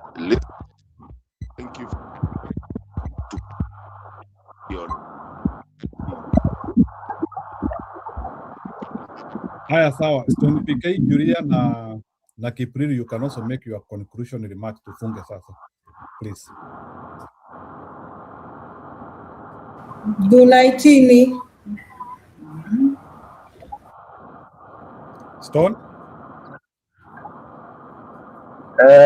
Mimi ni kuambia watu waweke moral juu na tukue very objective. Tuseme out of the guys we have, any of them can take over as soon as he strike inaenda, the wananchi will want to hand over very quickly. Kwa hivyo opposition wajitayarishe, the government in waiting. Wote wajitayarishe, it might be sooner than later. Thank you very much. Aya, naona Kipriri ame upload videos kadhaa. Let me do them and then Kiprid, ama unataka kuweka conclusion yako kabla nicheze video tukiendanga? Which one is which? Cheza video, manake kuna vitu pia tunataka comment, alafu There is a concern about matatu strike na pia oil prices they are way up. So tunataka kujua utasema nini kuhusu hilo. Kwanza kabisa nashukuru sana Talia. Talia Njoki, sio? Yes. Kwa kukuja hapa, si unaona vile kuna mabadiliko mingi? Naona. Umeona maendeleo hapa na pale? Yes. Vile vile hiyo maneno ya matatu. Sijui kama tunaelewana. Tunaelewana. Kwa sababu ndio kumekuwa na shida. Lakini kama serikali we are very proud. Okay? Kwa sababu in 60 years tangu Kenya hii ianzishwe, miaka 60 na kitu imepita, hakujawahi kuwa na strike ya matatu. Wewe unanielewa? Lakini sasa kwa mapenzi ya Mungu tuko naye ambayo iko based on issues. Kama tunaelewana? Hii si ile ya mchezo ile apata potea. Hii ni maneno mzuri. At least we are starting to have quality conversations about quality issues. Kama tunakubaliana. But Mr. President, hii maneno ya matatu hiyo tutaongea, na tayari kama serikali tumetenga tayari bilioni 6 ili tuweze kukuwa na mkutano kubwa na washikadau wote wa matatu, na pesa ya serikali tumeweka pale kuhakikisha ya kwamba iko majina ya sako zingine tutabadilisha. Wewe unanielewa? Zile matatu za kwenda kule mpande ile nyingine, sijui inaitwa sijui Nakamata, Naekana, Nakam, hiyo tunabadilisha. Wananielewa? Because lazima kama serikali tujue vile tutasaidia wananchi wa kawaida. Tunaelewana? Vile vile mimi nataka unielewe nani. Si umeniuliza swali? Mimi nakujibu. Ama ni namna gani? Vile vile wewe unajua kama serikali tuliweka pesa ya serikali takriban bilioni 54. Wewe unaelewa hiyo? Ili kuongeza mapato ya kilimo. Tukaweka wakulima pale wanalima maneno ya avocado, wengine wanalima maneno ya ndizi. Si wewe unajua hiyo? But Mr. Sasa hizo ndizi na hizo avocado, kwa sababu tuko na plan hii ya Thika Road na ile barabara kutoka Mombasa kukuja Nairobi, ile barabara nyingine kutoka Nakuru kukuja Nairobi, hizo barabara tunataka tubomoe zote, tuweke barabara za tiles. Wale wakulima wamelima ndizi na avocado wanaleta yale maganda pale, kama mtu hana fare ya kufika Nairobi anachukua moja anateleza mpaka Nairobi. Umenielewa? Kwa sababu sasa hiyo lazima tukue na mpango kamili kuhakikisha ya kwamba wananchi wa kawaida wanasaidika. But Mr. President, hiyo inakujania wapi na mafuta kupanda juu? Sasa hapo kwa mafuta ndio ulisikia juzi. Si ndio? Ulisikia juzi wale watu wote Kenya hii wako na oil faces. Unajua? Tumewaita pamoja. Wale wako mafutani tumewaita pamoja. Tukaongea mpaka na Van Diesel. Tukaongea na wale wanaitwa Petronila wote, washikadau wote, tujue vile hii bei ya mafuta itashuka chini. Wewe unanielewa? Mr. President. Vile kama serikali tayari tumeweka pesa ya serikali na tayari contractor yuko pale, tunataka kutengeneza mafuta yetu hapa Kenya. Mafuta ya stima. Unanielewa? Ile mafuta ambaye kama kuna shortage kama ile iko kule Iran, mimi nafinya switch nikiwa pale State House, inafunguka, watu wanachota mafuta, mambo inakuwa ni sawa sawa. Sio ni maendeleo mzuri? Lakini Mr. President, kwani tukitengeneza mafuta ya stima iko makosa? Talia. Iko makosa kweli? Lakini saa hii sasa kuna strike, tunaongelelea strike.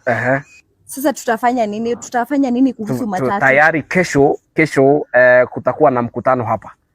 So in 6 months mtaanza kuona vile kumekuwa na maendeleo mingi. In 6 months time mtaanza kuona mabadiliko kwa sekta ya mafuta, na sekta ya matatu, Mr. President, na sekta ya ukulima, na sekta ya barabara.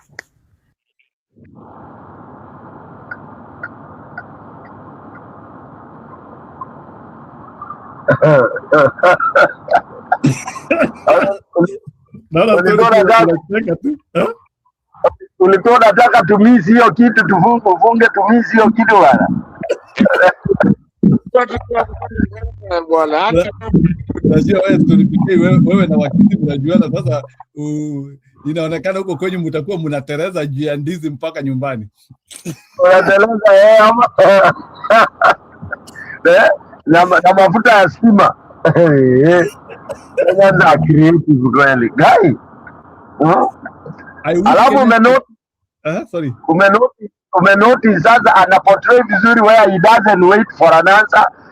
Umemuuliza swali moja, yani you can't ask anything else. Tunaelewana? Tunaelewana? Kwani iko makosa? Lakini hapana, kwani iko makosa? Alafu hiyo ndio mnaita eloquent. Ati sasa Ruto is very eloquent. Bullshit, man. You guys shit. Kudos to that because they put the whole satire in it, exactly how it happens. Hata hiyo tu nasemanga tu anafuata kono karibu kupata na mtu, yani kudos to comedians. Yani kifanya ni kurudi Njiru bwana, nilikuwa nitaki kuona hiyo video yenye ulikuwa unasema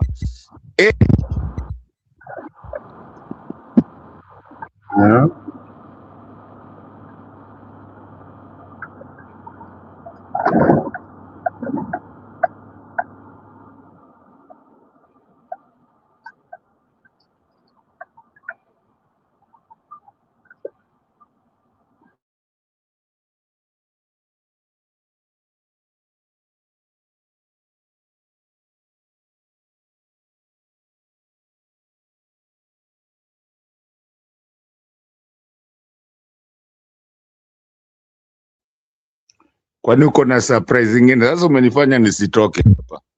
Haya, ako wapi nani? Kipuliza. Haya, wacha nataka tu kuwekea tu huyu kijana tu just for I hope it will bring it well.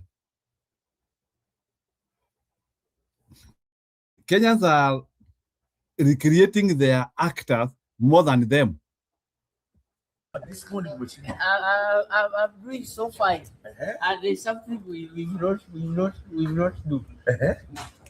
Oh, breaks. Power. Wake up, man. And the other day, that lady was going to kill me last room. Which lady? That lady who was putting stone at my back. You know, it was only the spirit of my brother who catches the heart. And if the stone could not reach my back. Na kwani ule msichana anakufanyisha mazoezi kila saa, weka mawe. Who is that guy?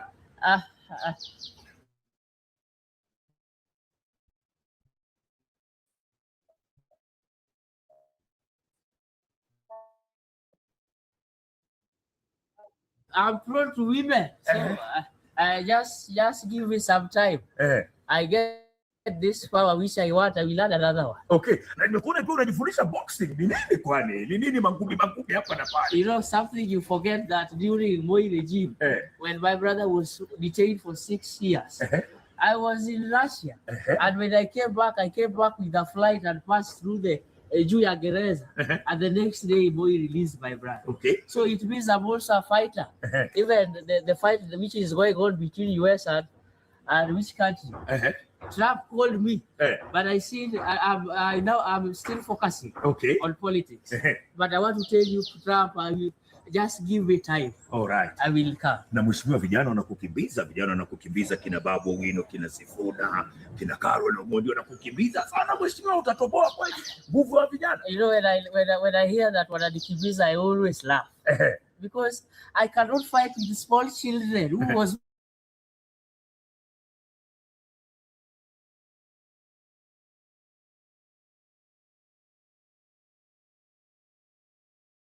and even travel abroad. So how can I compete with someone who came the other day? Okay. But he's a good boy. All right. You know, for me, he was supposed to be the next Bab. Okay. But I must take first before he take. All right. Babu, we don't have patience. Okay. Have patience. There's no way you want to take this thing before I collapse. Okay. Have patience. Alafu, ndio wamesema wataachilia kiti cha deputy president. No, unataka kiti cha deputy president. Itakuwaje mheshimiwa Uhuru? They don't want to leave the seat. Yes. You know, let me tell you something. My friend, I'm going for that power. And I want to tell you, they are going to leave. We cannot negotiate with something small, like I said. Okay. We cannot negotiate for something little. And like I told my people, we are going to negotiate with what we have. With what we are supposed to be getting. Okay. ODM is a big part. All right. What if Mheshimiwa Rais aseme it's okay? Nilichukua running mate kutoka katika ODM. Ni nani unamwona anafaa kuwa deputy president? Is it Wanga?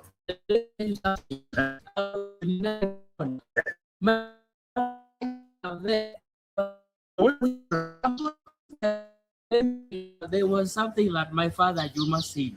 That was back in the year 1994 when Raila decided to, my mother used to prepare some food and Raila decided to eat before my father. He said, "My son, you ate my food, but remember that your brother will always be eating from my pot." All right. And if Raila was always defeated several times, that is not supposed. I'm also going to be defeated. I'm going to take that thing with the Kwampigo tena zaidi. Okay. Hii ni nani anasona hii? So for many people think it is Bolo Bespo, but for this one it's Bolo Yen. It is not Bolo Bespo. Udi Bolo Yen. Asante sana mheshimiwa. Thank you very much. I love your show. Asante. And the next time I'm going to be in the government, I'm going to give you the Minister of Women Affairs. Thank you. Thank you very much. Asante.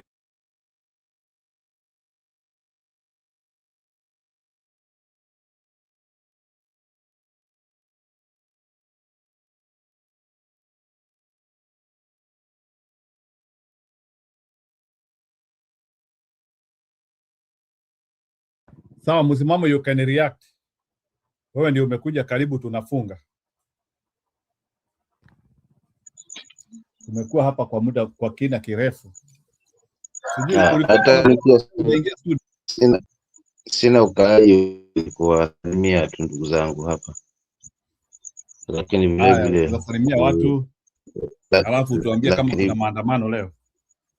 Ni saa ngapi huko? Watu wanatokezea saa ngapi? Maybe do you think watu wanatokezea saa hii ama leo kuna maandamano ama watu wamepangaje? Ama maandamano inaanzia kuonekana saa ngapi? Mgomo upo. Unajua mpaka suluhu ipatikane. Hii mgomo, hii suluhu ya kwamba wanalaumu Uhuru Kenyatta. Kwa nini wakati wa Uhuru Kenyatta wana matatu, watu wa matatu hii sababu hizi, mgomo upo kwa kweli. Hizi sababu ambazo zinaelekezwa hapa, wewe acha tumachie Mungu. Maana hakuna sababu hii. Hakuna sababu ambayo itaacha wakia not only wakae na kuwa na mabadiliko, bei shuke basi. Lakini masuala kwamba wakati ule ilikuwa hivi, wakati ule pia bei haikuwa hapa 200 na kitu. Despite kulikuwa na challenge, lakini hakufika hapa 200 na pesa. So mimi ndio changu tutakuongezea hapo leo. Lakini kama ni mgomo upo, nitajaribu kuupdate kuwaonyesha kama itawezekana. Pia niwatumie picha kama vile jana kulivyokuwa, hakuna magari kabisa, hakuna usafiri, watu wamekwama, hakuna magari kabisa. Nadhani hilo litaendelea. Sijasikia uhitimisho wake kwamba labda pengine warudi. Nadhani hilo lipo. Alafu lingine kubwa ni haya mauaji ambao viongozi wanasema kumekuwa. Ukitazama haya mauaji mengi hapa ni ya risasi. Ama kweli mwananchi anapata nafasi wapi ya kuweza kupata vitu kama hivyo kwenda kumdhuru mwingine?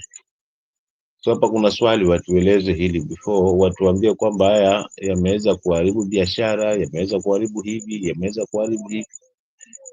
Hawa wenye kufanya hivi, wenye hizi silaha ni akina nani? Ikiwa ni wahuni, swali langu ni je, kazi ya polisi ni nini?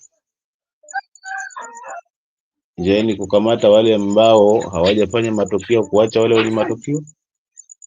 Pili, wakivunja maduka, kazi ya polisi ni nini? Kwa sababu wao wamekiri kwamba maandamano ni haki ya kimsingi ya kidemokrasia na pia ipo ndani ya katiba yetu. Fine. So kazi ya polisi hapo ni kufanya nini? Ni kulinda goons na kushika wananchi wafike 300 na pesa, ama ni kuacha mauaji haya ya silaha kwa wananchi?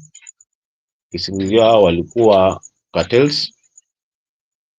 So kuna maswali mengi ambayo kwa kweli mimi msimamo najiuliza kwenye dual wangu, tunaelekea wapi kama taifa?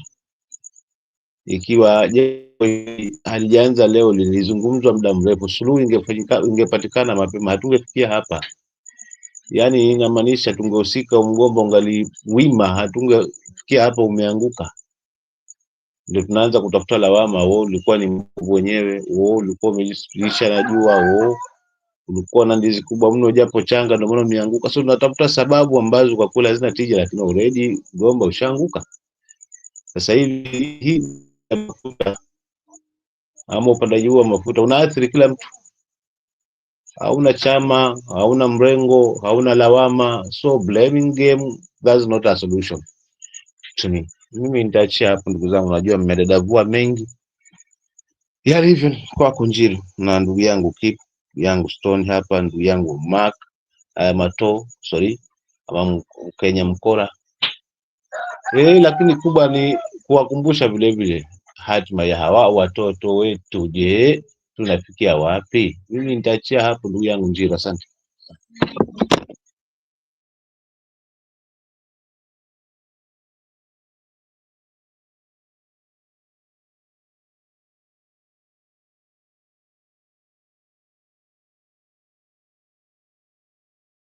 Kubwa kuliko jana, ama unaona kama serikali itakuwa na makari yake? Hebu jaribu kuniwekea picha ya leo, siku ya leo, unaonaje? We can review at night what you think is going to happen. Stone PK, are you there? I'm there Njiru. Haya, hebu yako hiyo. Siku ya leo unaona itakuwa aje? Maandamano ya leo unaona itakuwa namna gani? Yatakuwa makubwa kama ya jana? Yatakuwa madogo? What do you see? Give a prediction. I have a prediction that the government will suppress. There will be more violent now. They will come out in big numbers, security and all that. They will intimidate wananchi mbaya mbovu, because we have known that. That's why it's unfortunate that Kenya, we don't have a style whereby we can come out and not go back like what Egypt did.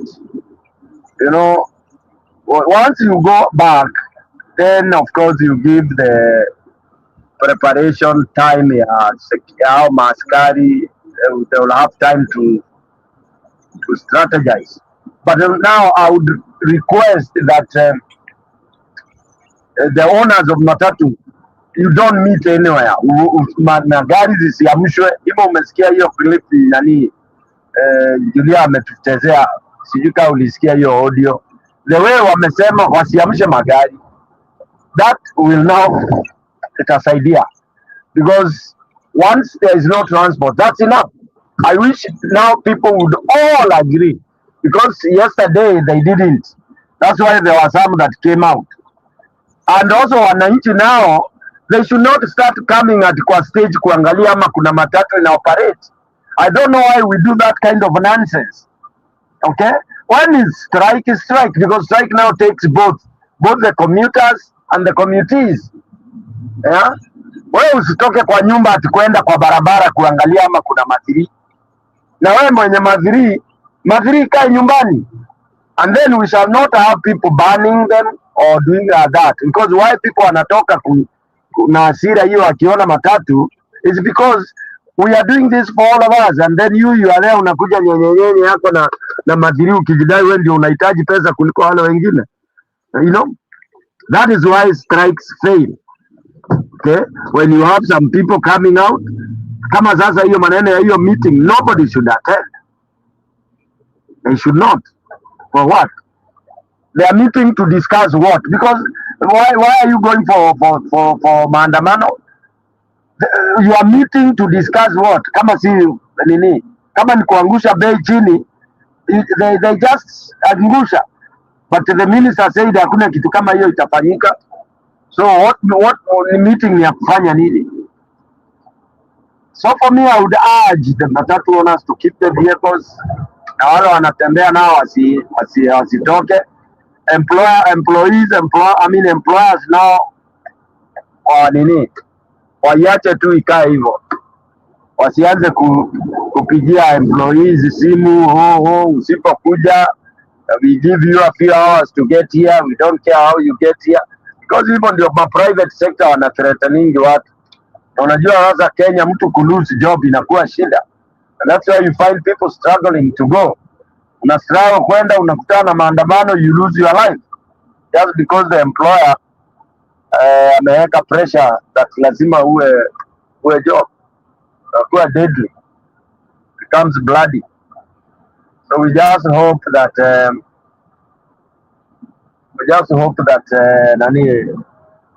wananchi wote can cooperate. If they do that, then it will be very good.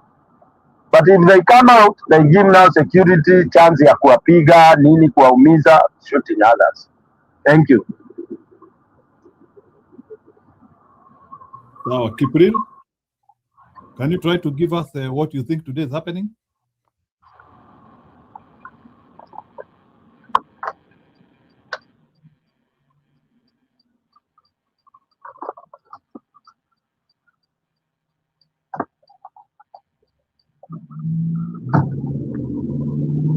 Kipril ashalala.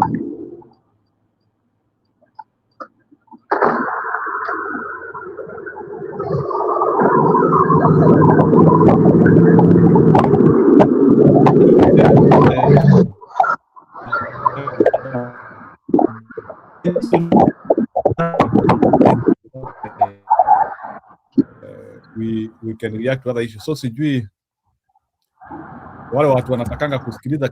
So any person who want Chris Kumekucha, any video which you people you think you need to watch before tufunge? Kulikuwa ile ya Chris ametoa saa hii, ile alikuwa anaongea juu ya hii strike, sijui kama mliwatch. No, we have not watched anything about Chris Kumekucha. Do you feel he is like giving something palatable? I'm predicting Ruto is on his way out. Will fear force Ruto out sooner than later. Alisema hivyo. Okay. And have you followed his prediction on other things? Do they get closer to reality? Yeah, they get. Only that kama sasa hii Ruto kuishia hii ndio wa Kenya kuimplement hiyo ifanyike. Hiyo ndio inakuanga tall order. Because unaona watu wako divided. Unajua kama kitu kingine sijafurahia kabisa na huyu vocal opposition leader wetu is how he has handled vile amebehave hii wiki hii safari ya London na watu mabaya na nini zimeongezwa nini. I don't know, I'm having some mixed feelings that maybe he should have played it a little better. Sijui kwa nini wanagoof kama Raila. You know, you cannot go out there in London, you are raising money, you're having conferences and your country is burning, and yet you are one of the leaders. Your people are being killed. I think again, my gut feeling are always almost right. I don't think Gachagua did it well. He should have cancelled his trip. For solidarity purpose. Today I didn't want to touch about Gachagua, but it keeps on coming. Because if people are serious, they want Kanani to go, Kasongo to go as soon as possible. Inahitajika mambo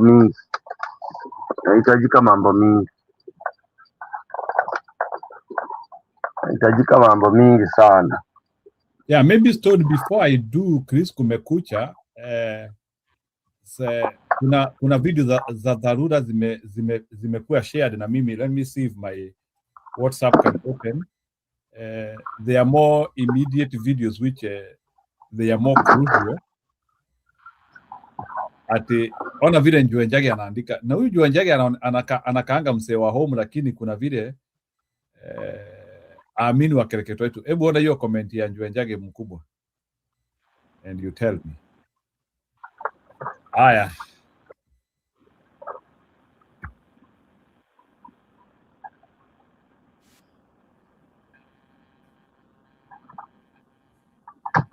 Let me share.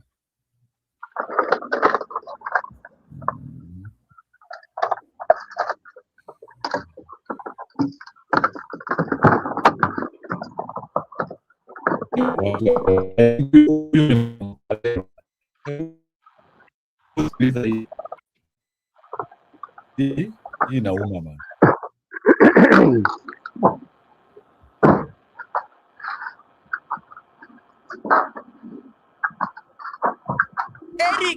Eric Kenyatta wakati alikuwa kikati hatukuumia kama vile wewe uko wa kiketi.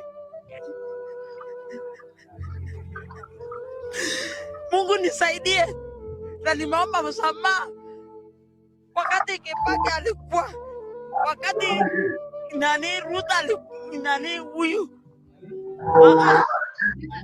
Kenyatta takimi Kenyatta Uhuru nimeongea lakini Ruto wakati alikuja akatuambia photo map ni mama mboga. Photo map iko wapi? Na mbona ametuacha tukalewa kwa sababu yake? Wacha tuliwe.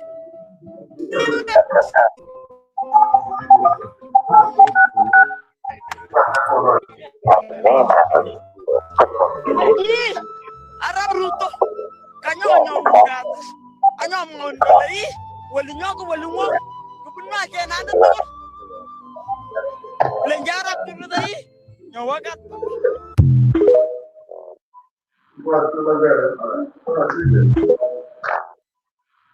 What's up? Why? Nataka tuandikiane kwanza hii mkataba ya miaka 5. Nikifaulu kwa hii miaka 5 mniongezee. Lakini nikianguka kwa hii miaka 5 mtafute mtu mwingine. Mimi nataka tufanye hivyo kwa sababu mimi niko tayari kwa hii mtihani. I commit to provide mothers of newborn babies with diapers for their children for a minimum of 3 months paid for by the government of Kenya. Nikubaliana na wewe mheshimiwa. Can have somebody sign out, isn't it? Mimi nakupatia hiyo ICT hub 6 ya hapa na IT hapa tayari. You see? Akijenga ICT hub mimi That's very good. Now this one where I work, wabia huko kufundishwa na kufinya kompyuta na uweke pesa ya dola kwa because you do it with your wewe phone. utashinda kufinya kompyuta ndio upate pesa. Tungi ya gas ile ya kilo 6 mnanunua 2500 2800 tutaishukisha chini mpaka shilingi 500 ama 300. Ile auction ya magari watu wanaendea kule Japan. Sasa hakuna haja ya kwenda Japan. Sasa itakuwa inafanyika hapa Naivasha. Hii magari yote ambayo inaletwa Toyota na hiyo nyingine kutoka Japan. Utaona magari chungu nzima ambazo hapa nyinyi mjipange. Na badala ya kununua hii magari saa zingine unaulizwa madola, sasa magari itauzwa hapa na Kenya shilingi. So mjipange hapa, mnaweza kuuza ng'ombe, muuze mbuzi, muuze nini, mkuje mnunue magari. Hakuna haja ya kwenda Japan. Ile kuanzia Januari tunapunguza NHIF ile mnalipa 500, wale wa chini wanakuja shilingi 300 vile niliwaambia. Na wale ambao hamuna uwezo ya kulipa hata hiyo 300, serikali ya Kenya itawalipia kwa sababu tutapima hali ya kila mwananchi. Sasa tutafanya last mile ya internet. Sasa pale sokoni kupiga simu au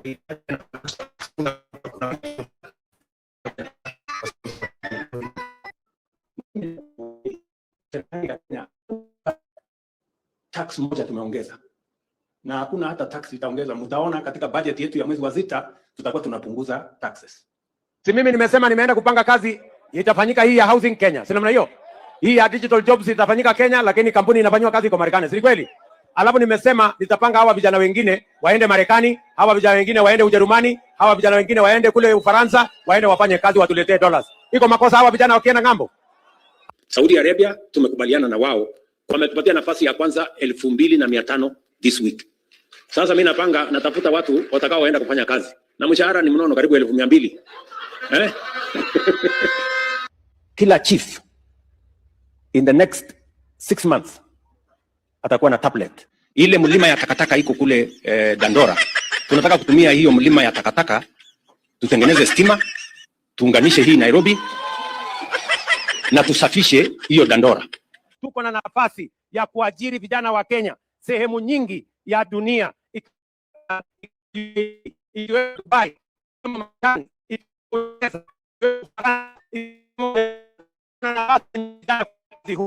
jana. Mko tayari ama mko tayari? Mko tayari ama mko tayari? Kazi ikipatikana Baragoi mtafanya, ikipatikana Nairobi mtafanya, ikipatikana Marekani mtafanya, ikipatikana Ujerumani mtafanya, na Ufaransa mtafanya, na UAE mtafanya. Mko tayari ama mko tayari? Sasa mjipange. Hapa tutajenga nyumba ya ghorofa 11. Nasikia nyinyi mshawahi kuona nyumba ya ghorofa hapa Ndimaru? Sasa hapa kutakuwa mpaka na lift ile ya kutembeza watu kule Nairobi, tutaleta hapa Ndimaru. Nyinyi mnanielewa? Nimekubaliana na Israel, kuna wale wanaenda Israel mwezi huu na mwezi ujao kufanya kazi. Kuna wale nimekubaliana na watu wa Ujerumani, kuna wale nimekubaliana na watu wa Marekani, kuna wale tumekubaliana na watu wa Saudia, kwa sababu tunataka kuhakikisha ya kwamba hii Kenya kila mtu, vijana wetu wengi wanapata mahali ya kujishikilia, wanapata mahali ya mapato. Kwanza hawa wenye wanaenda nje ndio watatusaidia kuleta madola. Nyinyi mmeshaona masoko inajengwa dunia hii, si ndio? Hapa Kiambu peke yake tunajenga soko 30 in Kiambu County. Hapa Kiambu tunajenga soko 25. In 100,000 young people will each receive 50,000 startup capital next month. Tumesema kama serikali sasa, mwananchi akiuawa na ndovu tunamlipa shilingi milioni 5, ama mnyama yeyote. Mwananchi akiumizwa na ndovu tumeweka graduation, ingine watalipwa milioni 3, ingine milioni 2, kama amekumiza zaidi tunapikisha milioni 4. In the last 2 years tumefanya mambo kadhaa to make sure that education is truly universal and truly accessible. Na sababu hiyo tumeajiri walimu zaidi. 76,000 teachers have been hired in the last 2 years. By January, we will hire another 24,000 teachers. The program of universal free primary and secondary education inaendelea katika taifa letu la Kenya. In just 16 months, actually to be exact, not even 2 years. In 16 months, we have placed 393,000 Kenyans on jobs abroad. Nimeambiwa ya kwamba kama wewe sasa uko na account KCB, kuna watu wako na account ya KCB hapa,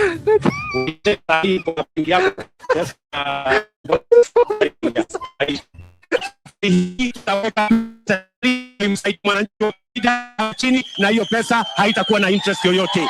Kwa miezi 6 imepita sasa, KCC inalipa on time, na tumewaambia walipe shilingi 50,000 kwa lita moja, and they have done so for the last 5 months. Gavana, tafuta mahali ya kununua mashine ya kutengeneza chapo milioni 1.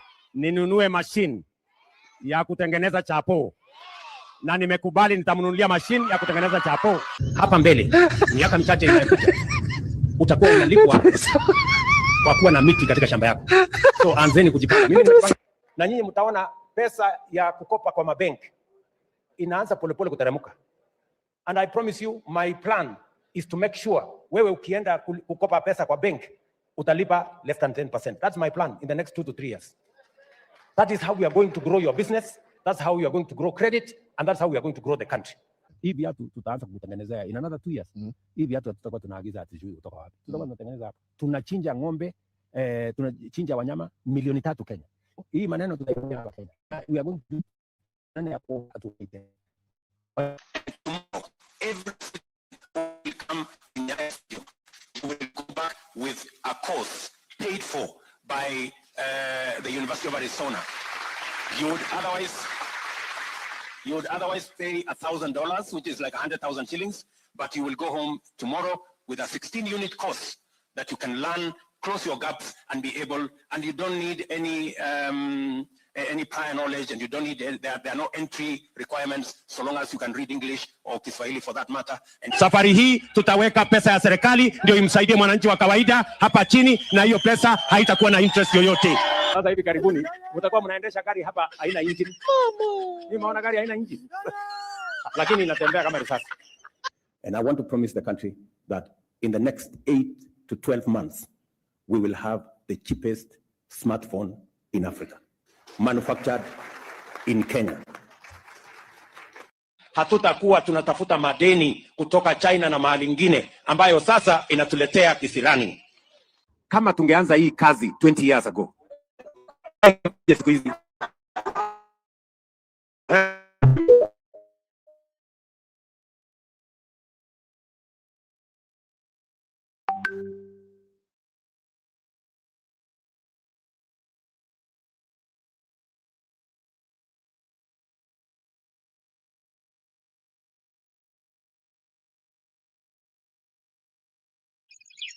Jero mute. Tukusikii. Hujanisikia? Uko sawa sasa? Nakwambia na kuna mtu anaweka tattoo ya huyu mzito bwana. Mtu anasema enda unigonge hapa bwana, tattoo niweke tattoo hapa ya huyu mzito hapa. Na umemsikia? Msimamo bwana. Hata wewe ukiambia bibi yako hivyo utamkuta kwa neighbor.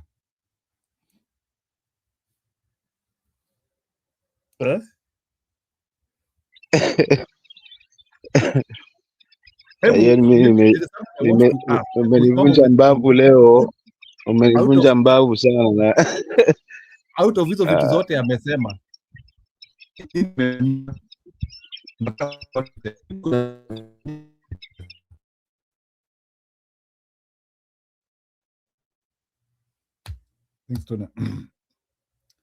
Kipril, are you there? So msimamo, kama ulisikiliza hiyo video, ni vitu ngapi zimefanyika? Na huyu baba. Hamna, yani huyu jamaa anatafuta njia kwamba kajikanga na mafuta yake kwa kweli. Kwa kweli mimi maana yote haya ambayo yamezungumzwa hapo yote yalitoka kutoka kinywa cha mdomo wake. But up to date hakuna hata kimoja kimeweza kufanyika. Na kama kitakuwa kimefanyika basi hakifanyiki in good faith. Mwisho wa siku utaona kinaumiza, kinapigisha watu kelele. Unaona kile kinafanyika basi lazima mwananchi atapiga kelele, nchi itazungumza. Bali kwa vingi vile ambavyo Waswa amevizungumza vingi havijafanyika, na sidhani kama vitafanyika kwa muda ambao umebaki, kwa sababu kashamaliza sasa maneno. Sasa anaingilia na track record. Track record ndio hii sasa ambayo tumepewa hapa leo na Njiri. Ndio maana nilikuwa nacheka peke yangu. Is this the track record yenye anatuambia kwamba tuna viongozi na track record? So hii track record hakuna rais ambaye ameweza kuahidi vitu vingi kama hivi. Then wanaanza kuwa na blaming game kwamba mbona wakati wa serikali ile hayakufanywa haya na haya, serikali yao inafanya. So nani atabai hiyo? Na wananchi bado walikuwa na expectation nyingi tu kwamba msikia yule mama mzee pia pale akisema wacha tulewe tu. Naona hatujawahi ona hivi. So wao wakishangaa kwa nini serikali zingine zilitulia, na sisi pia tunashangaa kwa nini uongo ulizidi haswa kipimo. Maana haya yote kakaangu Njiri hakuna ambayo yatafanyika kama lililofanyika. Na haya ndio na wanafaa viongozi wetu kuyaweka mbele haswa, wakienda kwa mikutano wanawakumbusha watu on daily basis. Mliona hiyo chapati machine, gesi ya 300, lift ile ghorofa ya ghorofa 11 na lift mahali. Mliona? Hivi ndio vitu wanafaa kukumbushwa wananchi. Lakini vile vile vikusanywa katika mzunguko huu wa mafuta na nini, zingeletwa hivi vitu vyote kwa kapu moja, alafu watu wakaenda mazima kutaka kudemand haswa mambo kama haya, kuweza kuonyesha wazi kwamba hayamfit kweli, hafit katika hiyo position, kwa sababu hiyo kapu sasa imeisha, hiyo ya uongo. Ndio maana tunatafuta blaming games na wale ambao viongozi ambao wamewaacha hapa katika taifa sasa hivi, akiwa nje akina Murkomen, akituambia masuala ya blaming games hazitasaidia suluhu ya mafuta, wala hazitasaidia suluhu haswa ya kuweza kuitrustisha hii government na wananchi, kwa sababu wenza wao walitafuta ile trust kwa wananchi. Mheshimiwa Kibaki alitafuta mazima, akaleta mabanks everything, akaleta mabodaboda, mpaka leo hiyo bodaboda it works up to date. Jambo endelevu ambalo sasa hivi vijana wengi wako katika hiyo sekta, wengi matuktuk nani, wengi wako hapo. Sasa tunafaidi mpaka leo uanzilishi huo wa mzee wetu Kibaki. Sasa alafu niambie utakombaini na kipi kwa miaka mitatu ambayo sasa hivi kinaleta tija sawa katika pato la taifa? Au unapandisha mafuta 200 na hela hakuna. Nimemsikia hapa kuzungumza elimu bure, wataenda elimu bure. Ningekuwa sipigi kelele hapa ndugu yangu Njiru kuhusiana na watoto. Kwa hiyo ni vitu ambavyo havijatimilika na havitatimilika kwa kweli. Njiru, mimi nitaachia hapo.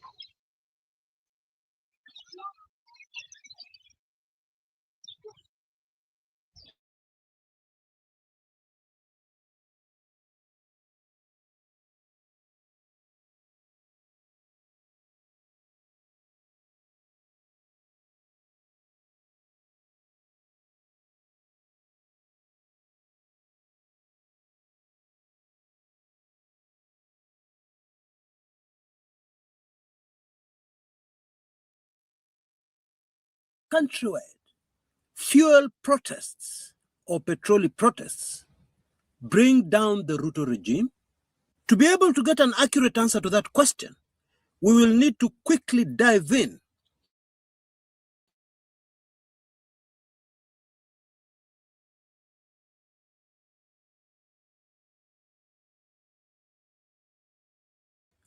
especially politics for over 30 years. And the Kumekucha brand, which started out as the very first political blog in Kenya and later grew into this YouTube channel, recently celebrated 20 years of existence last year in May. The rest I leave to time and history to judge. Now, something very critical we need to take note of in order to answer that question accurately is that although the Matatu owners and a few activists here and there announced a strike, these particular protests have gotten legs of their own and they've spread right across the country. The next thing we must not forget, as I said in an earlier video, is the solid fact that fuel protests have brought down too many governments around the world to count. And I gave a few examples, including very rare, but I'm going to leave a link to that video in the description area below this video. Now we're going to keep this very simple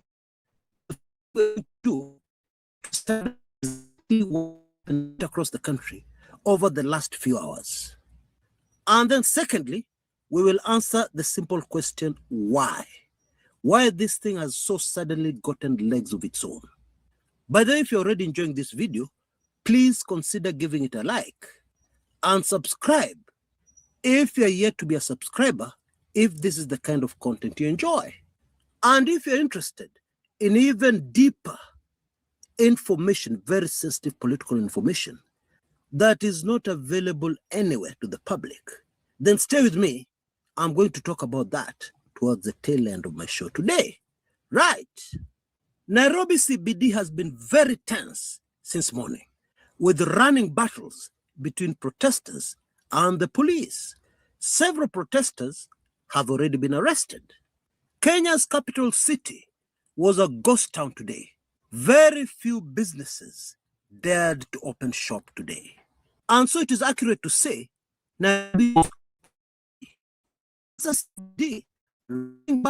police, many businesses closed, some had to hurriedly shut. And bang on the border of Mombasa County and Kilifi County, the Mtwapa Bridge, which is a very vital link from the northern part of the coast. That bridge was blocked by protesters, and many people trying to get to work in Mombasa were stranded. They could not move across the bridge. This was very early today morning. Kisumu, businesses closed, protesters lighting up bonfires. And now let's go to Busia, right on the border with Uganda, before we come back to the rest of the country. There was a crippling fuel shortage over the weekend in Busia, which served to make today's protests much worse, mainly with vehicle owners and those who've grounded their vehicles. But even those who wanted to serve the people were unable to. Now back to the outskirts of Nairobi. They were very badly hit. Thika Road and Thika Super Highway are no-go zone. Many vehicles were and forced to go back to a zero.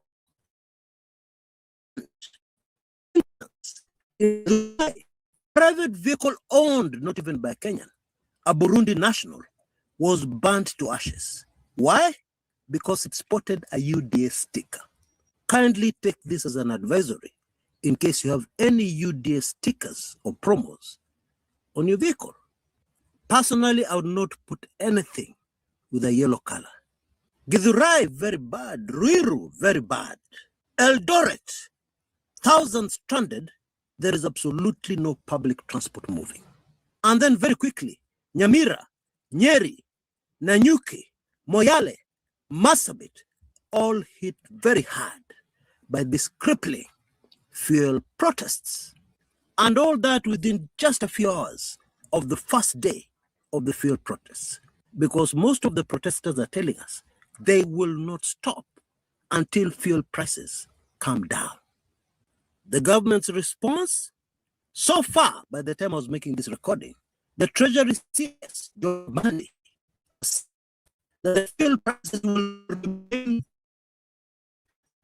review in June 14th, next month.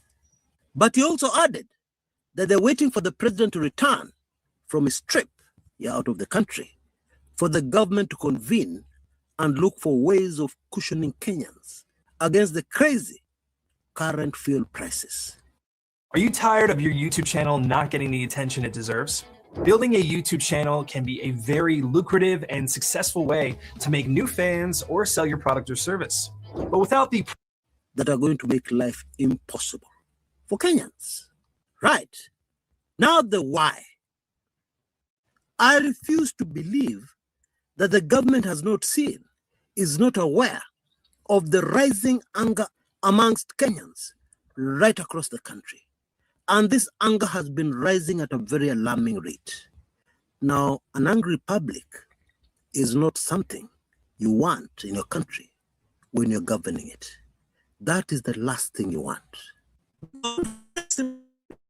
That is regimes of power. Always. Now,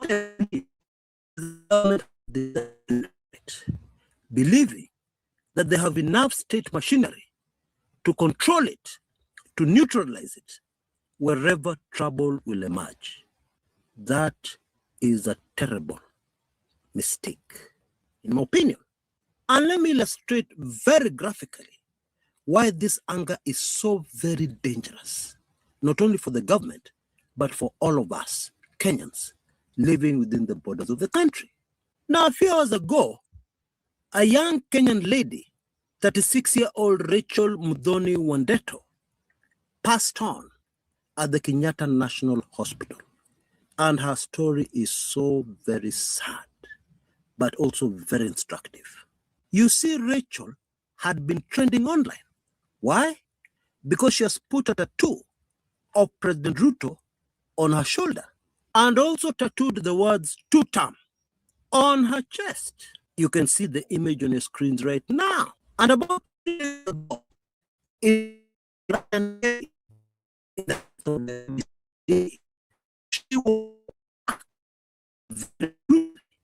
walitumia acid na petroli na wakawasha moto. The target was clearly the tattoos. Now, this is very sad and very wrong for so many reasons. For starters, nobody should be attacked for their personal political preferences. We are not animals. In fact, animals do not attack their own kind for flimsy reasons. And so this behavior can be classified as worse than animal behavior.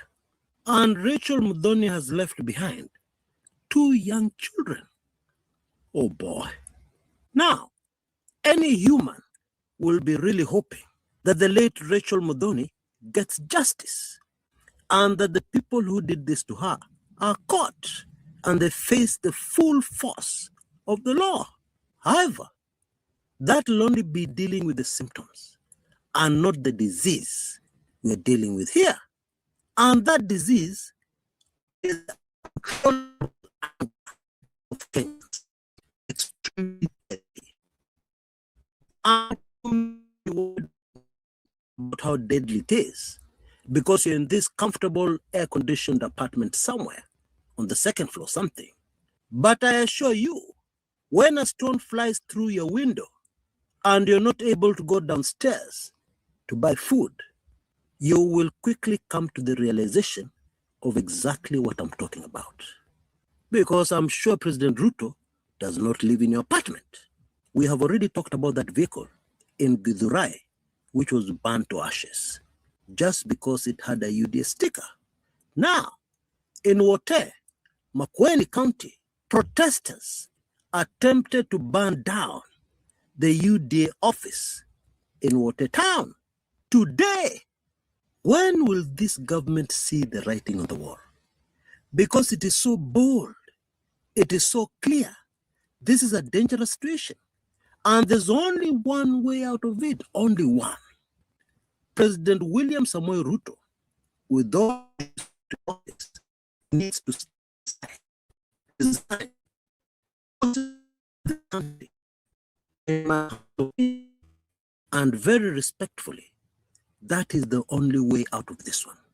Because when public anger reaches that level, nobody can predict what is going to happen next.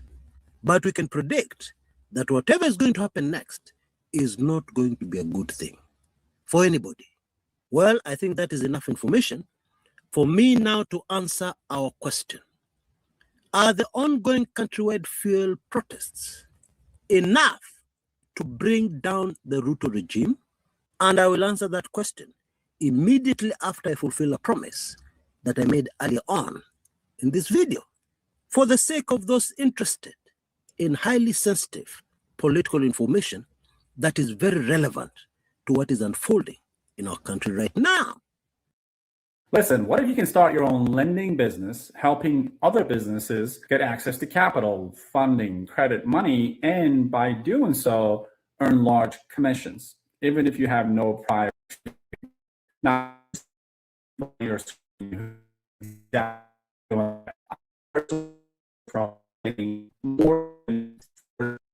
Now, the images you see on your screen right now were taken very shortly after the passing on of gallant, patriotic, founder of the nation, Thomas Joseph Odhiambo Mboya, or simply Tom Mboya.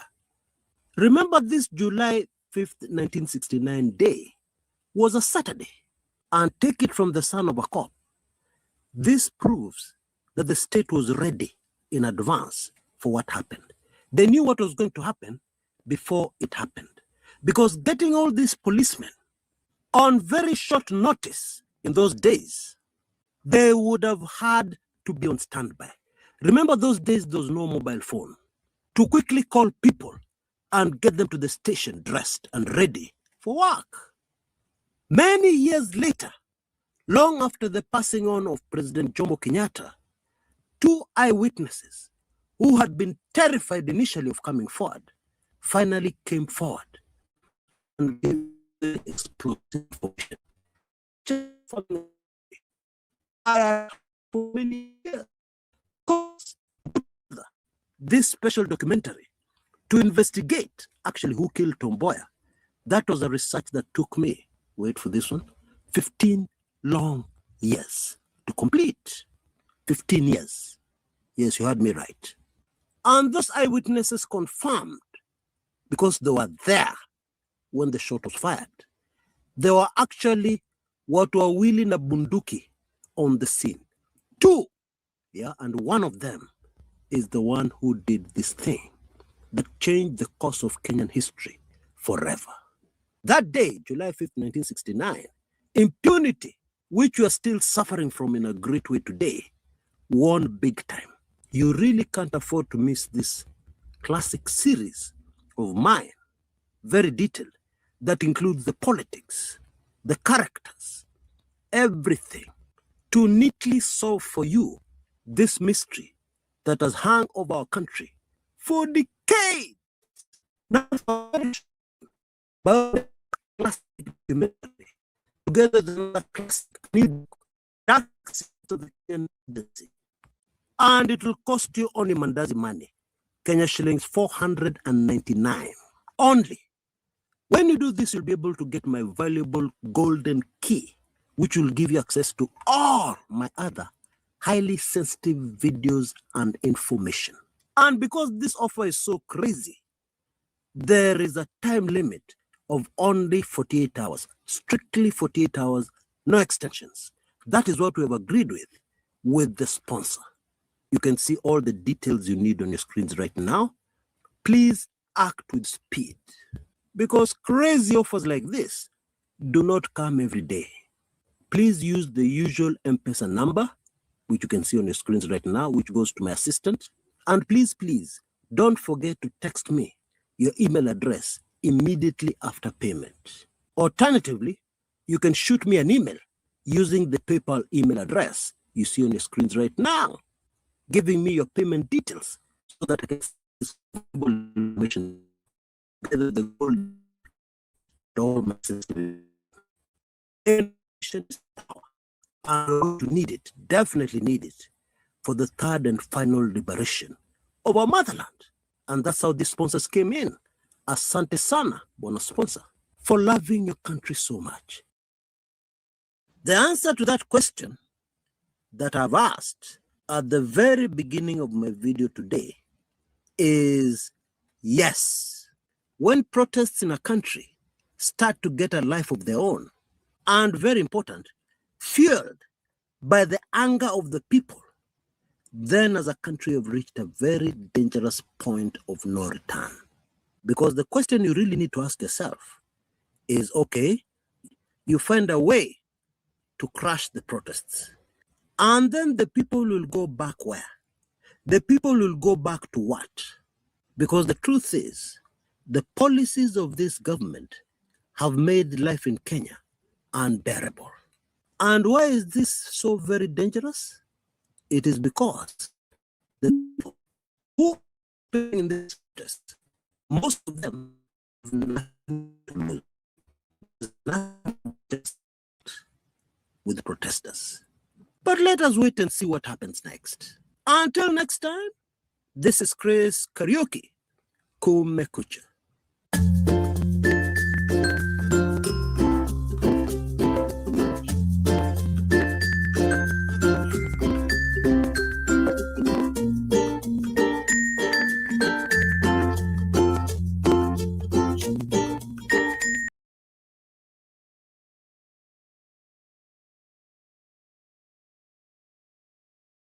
Yeah, let's see what Maisha TV has to say.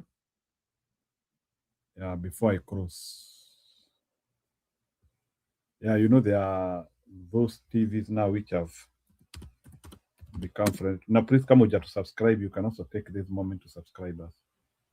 So, let's see. Maisha TV. And so close.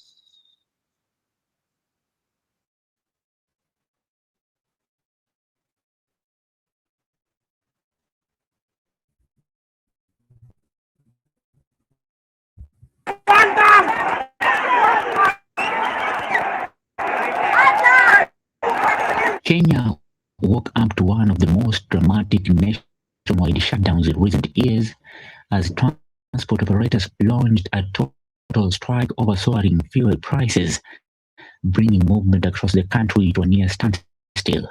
In Nairobi, Mombasa, Kisumu, Nakuru, Eldoret, and other major towns, roads that are normally packed with matatus, bodabodas, and trucks remained unusually empty. Thousands of Kenyans were forced to walk long distances to work. Others stayed home entirely as schools, businesses, and markets struggled to operate.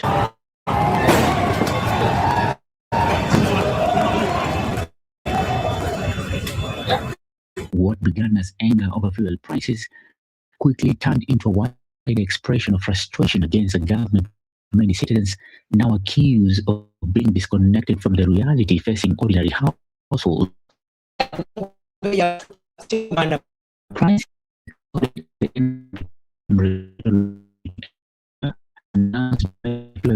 increase on May 14th and 15th, 2026. Super petrol in Nairobi jumped by 16.65 Kenyan shilling to 214.25 per litre. Diesel increased even more sharply by 46.29 Kenyan shilling to 242.92 per litre.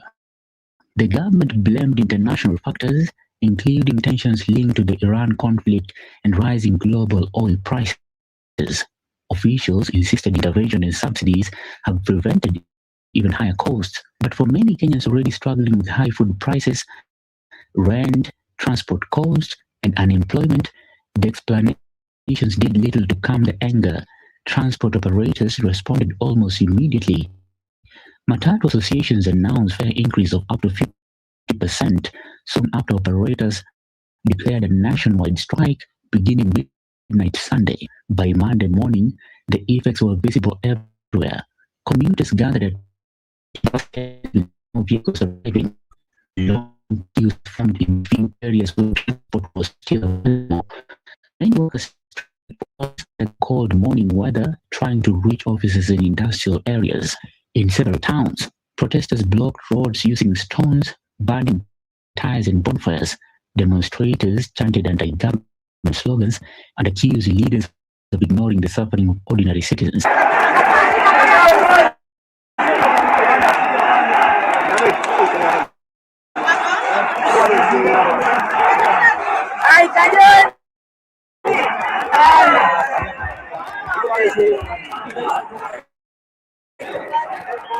As the day progressed, tensions escalated dramatically. In Gachai, Kiambu County, one person was reportedly shot dead during clashes between protesters and police. Eyewitnesses described scenes of panic as security officers attempted to disperse crowds. In Nakuru town, confrontations intensified outside supermarkets and along key roads as protesters battled police. Multiple fatalities were reported.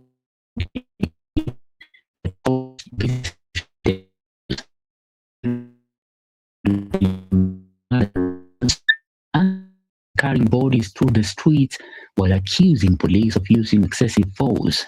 By evening, reports indicated that at least 4 people had died while dozens were injured. More than 200 arrests were also reported nationwide. Video circulating online showed running battles between protesters and anti-riot police, with clouds of tear gas covering sections of major towns.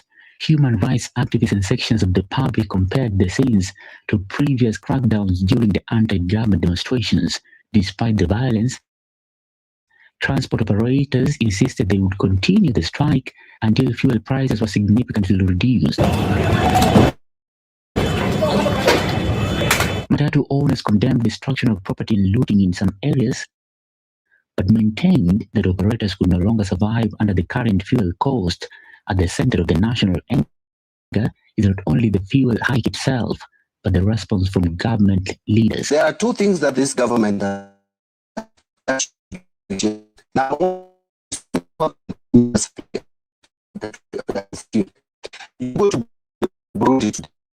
which decision have they taken? That you cannot take more than 30 liters of fuel per week. There are some countries where they have told staff to work from home. People are taking desperate measures at this time because we are in desperate times. We need to also look across and see what is happening elsewhere. Finance Cabinet Secretary John Badi faced criticism after describing the strike and called for, as I quote, and unnecessary. He urged transport operators and Kenyans to engage in what he called sober dialogue rather than emotional reactions. Mbadi acknowledged that Kenyans were experiencing pain, but argued that prices would have been even higher without government intervention measures. He also indicated there would be likely no immediate review of the prices before June. Those remarks triggered even greater frustration online and on the streets, with critics accusing the Treasury boss of dismissing the realities facing struggling families. For many Kenyans, the issue is no longer simply about fuel. It became government policies that United States of America, which is a net exporter of fuel, the prices have shot up 80% higher. Now, let me come back home to this question about levies. If you look at those levies, the levies and the taxes are supposed to help our development agenda. This economy is a big economy, Jimmy.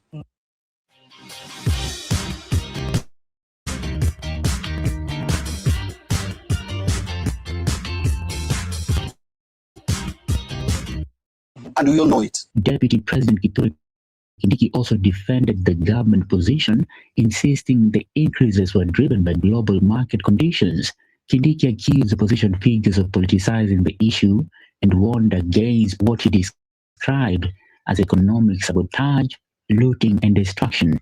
He argued that protests would not solve fuel prices and emphasized the need to maintain law and order, but critics said the government's communication focused more on threats and warnings than interest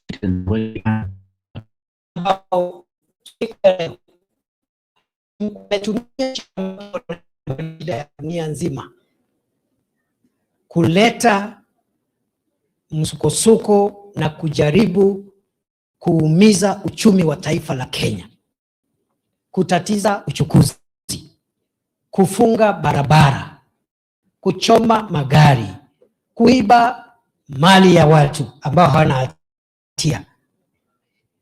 Kuchoma magari na kuiba mali ya watu na kufunga barabara haiwezi kupunguza bei ya petroli. President William Ruto, who was reportedly engaged abroad on energy matters, directed a team led by Kindiki to hold talks with transport operators. However, many Kenyans viewed the move as delayed and insufficient given the scale of crises. Social media platforms were flooded with criticism directed at the administration. Hashtags calling for action trended throughout the day as users accused leaders of arrogance and insensitivity. Governors also joined calls for innovation.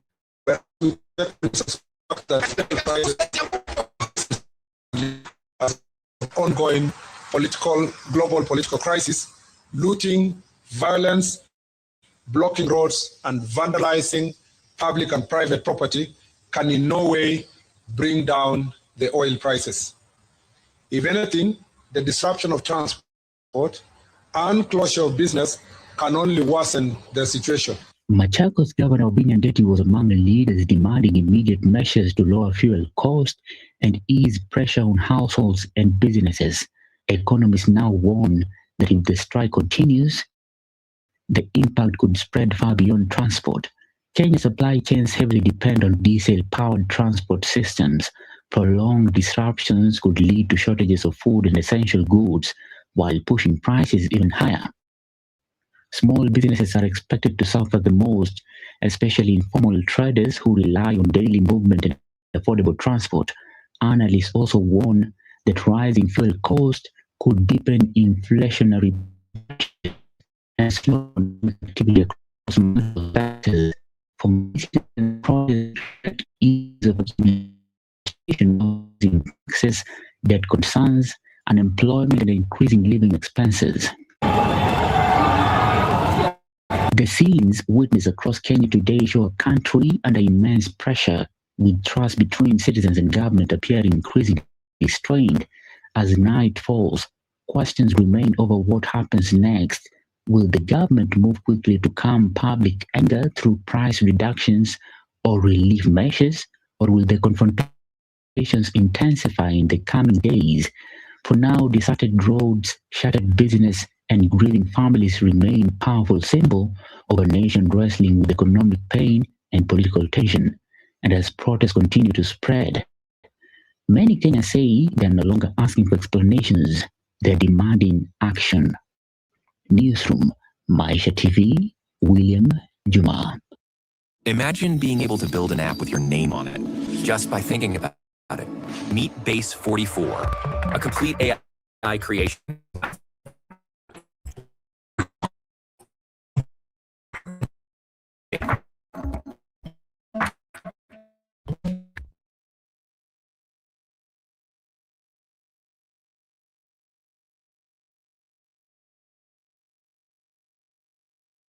Why are facts distorted? Why are facts distorted? Probably criminals who are looting were killed. There are no protesters. It is unpatriotic for any person because of political interest. Africans always warn us that a bad dancer always blames the ground. And right now, in the middle of a national dance-off with poverty, the government is busy blaming Kenyans for the same fire they started. to incite the people of Kenya and tell them that they can sabotage the economy of Kenya so that to bring down the price of oil. Mimi nimekuwa waziri wa usalama wa taifa kabla nikuwe naibu wa rais. Maandamano sio suluhisho. Wakati unga ilikuwa juu, watu wa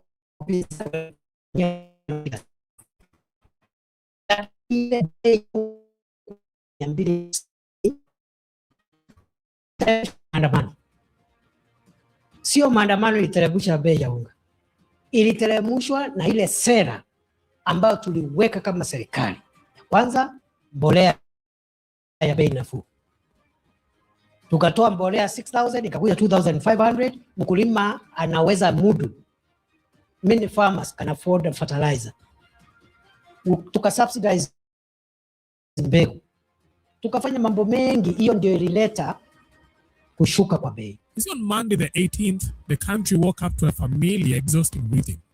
Motorists, tired of watching their wallets get systematically emptied at the pump, decided that if their cars were grounded by fuel prices, the roads might as well be grounded too.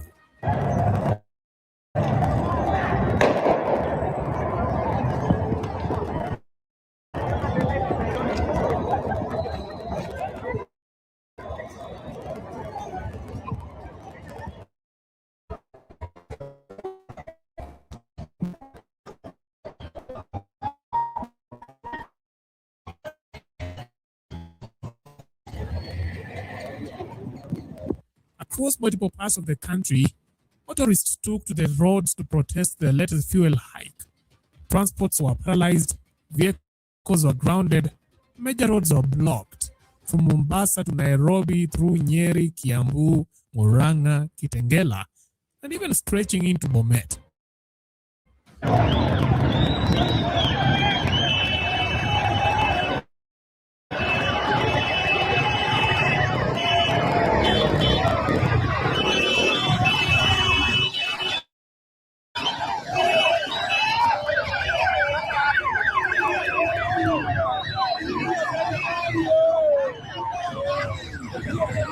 As usual, the state responded with its most familiar tool, and that is police deployment. And police will use any necessary means to make sure that there is all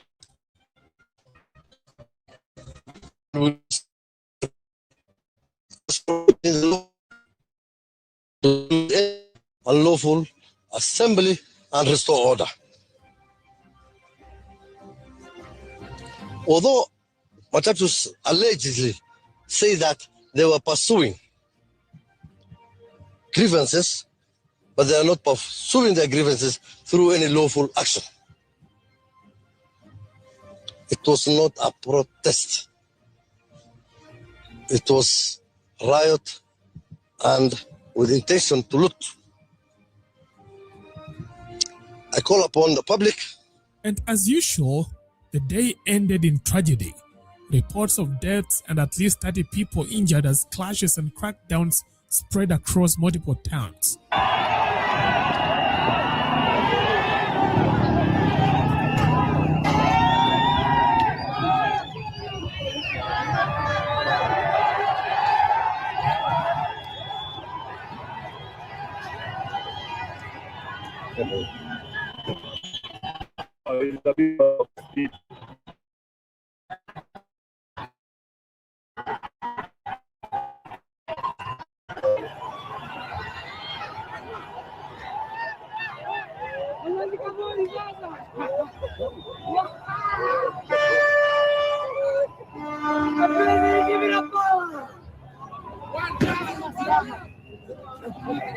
Now, one might reasonably expect that a government watching its citizens burn tires and protest would pause and ask itself a simple question.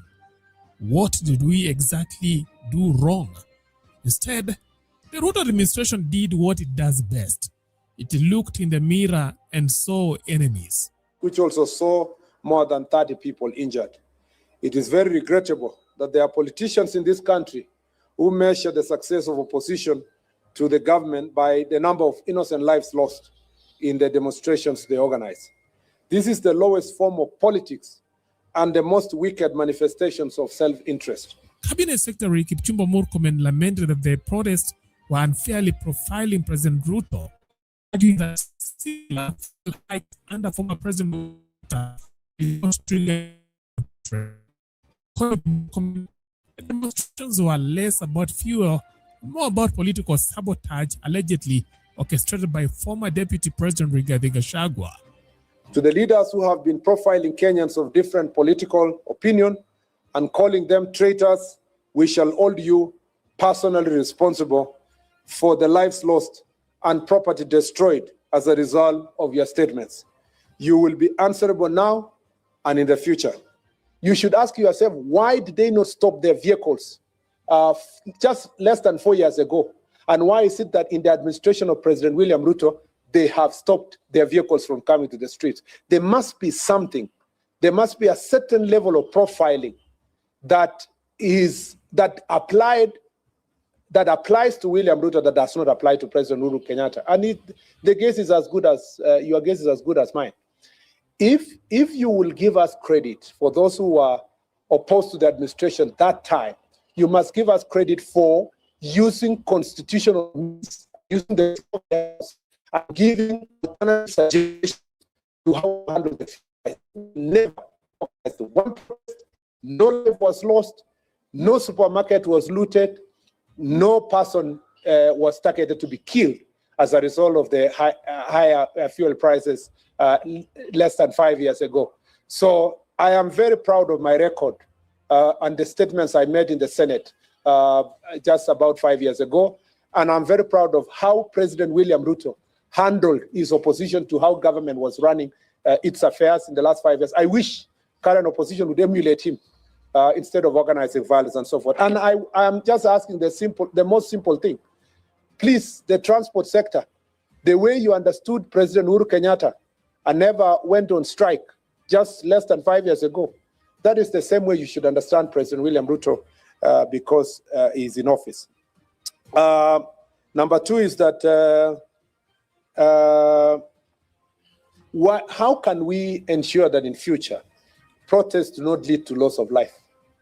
It's just by ensuring that protests are protests. And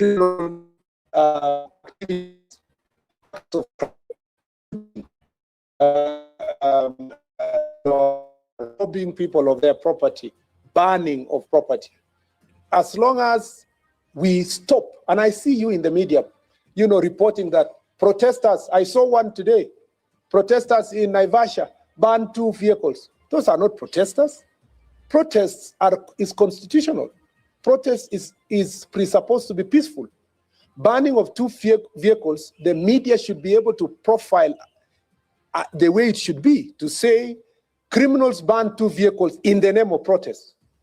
I wonder why media in our country does not really always give a proviso to to such situations by saying there were protests, but today it was not protests, it was criminal activities that banned vehicles. Why are facts distorted? Why are facts distorted?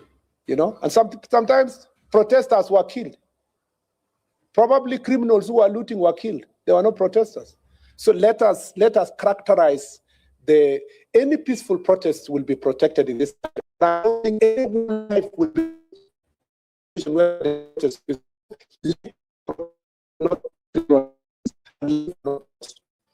The last thing I'll say is that who are these politicians we are talking about? The investigations are not going, but the incitements, the people who have been inciting, particularly that the former deputy president is on record inciting people who have a different opinion and telling people in his backyard that anybody who is having an alternative political opinion supporting President Ruto is a traitor, and the traitors must be punished. So the understanding of his supporters perhaps is that you must attack physically traitors, and he will be held personally responsible. And all other politicians who are engaging in these acts of violence will personally. be held responsible. I see sometimes some of these politicians speaking about ICC, or take this one ICC and so forth. I don't know if they know that they are making their bed now and they will lie in it.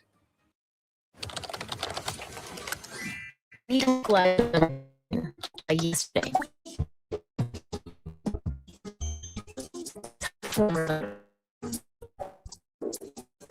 B, that's the one.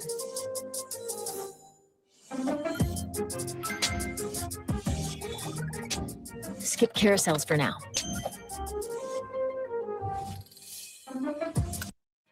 It is a theory that raises an uncomfortable question for the state. If Gachagua is this powerful, if he can orchestrate national chaos from political exile, why does the government still exist? Because this is, after all, a government with one of the most sophisticated security and intelligence networks in the region. A state capable of intercepting threats long before they hit the streets. Yet, motorists announced the protest nearly 5 days earlier. The government has not reached us to. They've not reached out to us because we were waiting for them to talk to us. We've not heard anything from them. We heard the Minister for Finance talking about it, and he said that the prices will still continue going up. That is a threat to the country. So he needs to sit down for himself, because when we are going right now, it's going to cause the mess in the industry. And yet, despite possessing what they claim is an all-seeing intelligence apparatus capable of intercepting anything that destabilizes the country, the government did nothing. They didn't negotiate. They didn't even announce relief measures. They didn't even issue a statement acknowledging the coming storm. Instead, they watched the 5 days countdown like spectators at a boxing match, seemingly content to let the bell ring and see who would bleed first.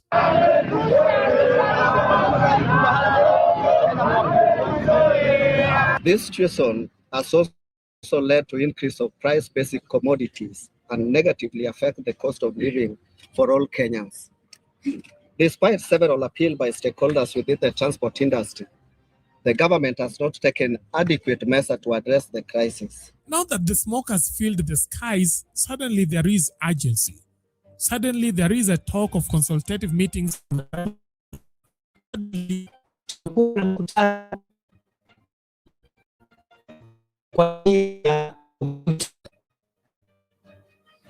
Na rais ametupatia mwongozo vile tunapaswa kufanya.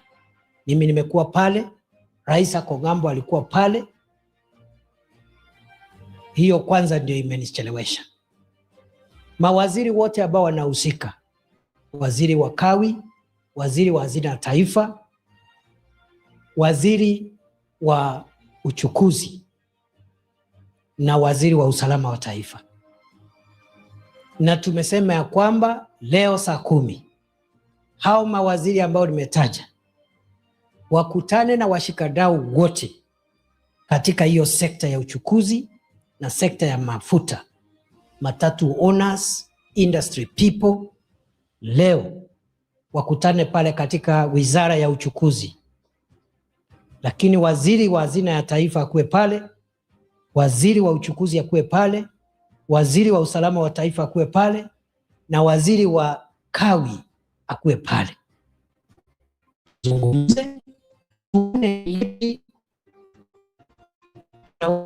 zaidi ya fanya isiumize wananchi. Okay. Suddenly, leaders have discovered the need to explain to Kenyans why protests are erupting everywhere, including in Ruto's own strongholds, while simultaneously claiming not to know who is behind them. So it is important for every one of us to become aware of the act of their own acts, and we will take the necessary legal steps to bring all of them to face the law. I know even the banning of the UDF officers in Wote, Makueni, was organized by politicians. And just when Kenyans were thinking about the protest, Deputy President Kithure Kindiki wasn't everything. He said Kenyans should thank President Ruto the government intervened and fuel prices rose to only 214 for petrol and 242 for diesel.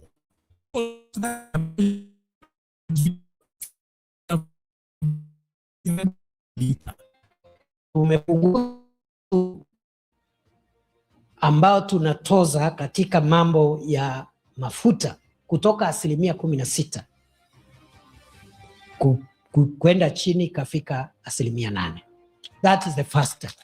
We have reduced our tax, VAT, value added tax, from 16% to 8%. Jambo la pili, tukatoa pesa inaitwa stabilization fund, pesa tu ya kujaribu kupunguza bei ya hiyo mafuta isiende huko 300 kuelekea juu. Already April na May tumetumia bilioni 12 kujaribu hiyo pesa ipunguze hiyo bei isiende juu sana. So those are two measures we have already taken: reducing tax from 16% to 8% and injecting 12 billion shillings stabilization fund ya kujaribu kudhibiti hiyo bei.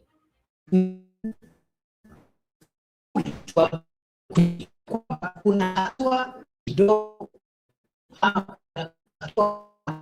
imetumia kujaribu kudhibiti hiyo bei. Kama hatukuchukua hiyo hatua, hiyo bei saa hii ingekuwa shilingi 300, shilingi 400 lita moja. I let that marinate for a moment. The administration is essentially saying, yes, we took the goat, but we generously left you the tail. So instead of complaining, you should appreciate having a souvenir to remember the goat by. Njia ya kupunguza bei ya mafuta sio maandamano. Listen, did you know that there's a way to earn from home by helping businesses get the money they need? Most people have no idea this is even a career option. Every day, small business owners are getting turned down by the banks, and they need the money, capital, but they do not get the approval, and they still need someone to help them find the right funding options. That's where people like us come in. I've helped over 6,000 people start doing this, all from home and without a finance degree or special license.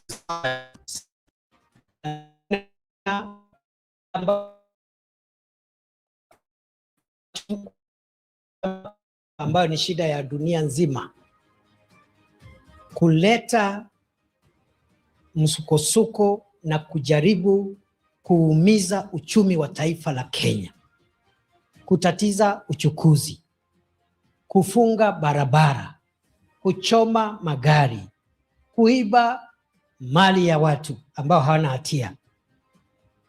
Kuchoma magari na kuiba mali ya watu na kufunga barabara haiwezi kupunguza bei ya petroli.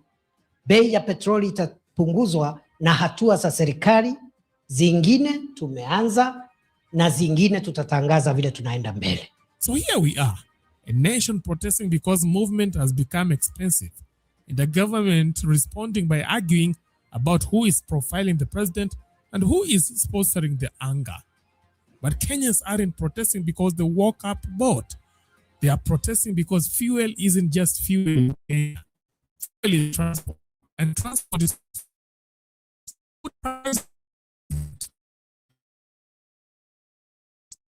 is her survival. So when fuel rises, the entire economy lifts its chin, and the poorest citizens feel the punch first.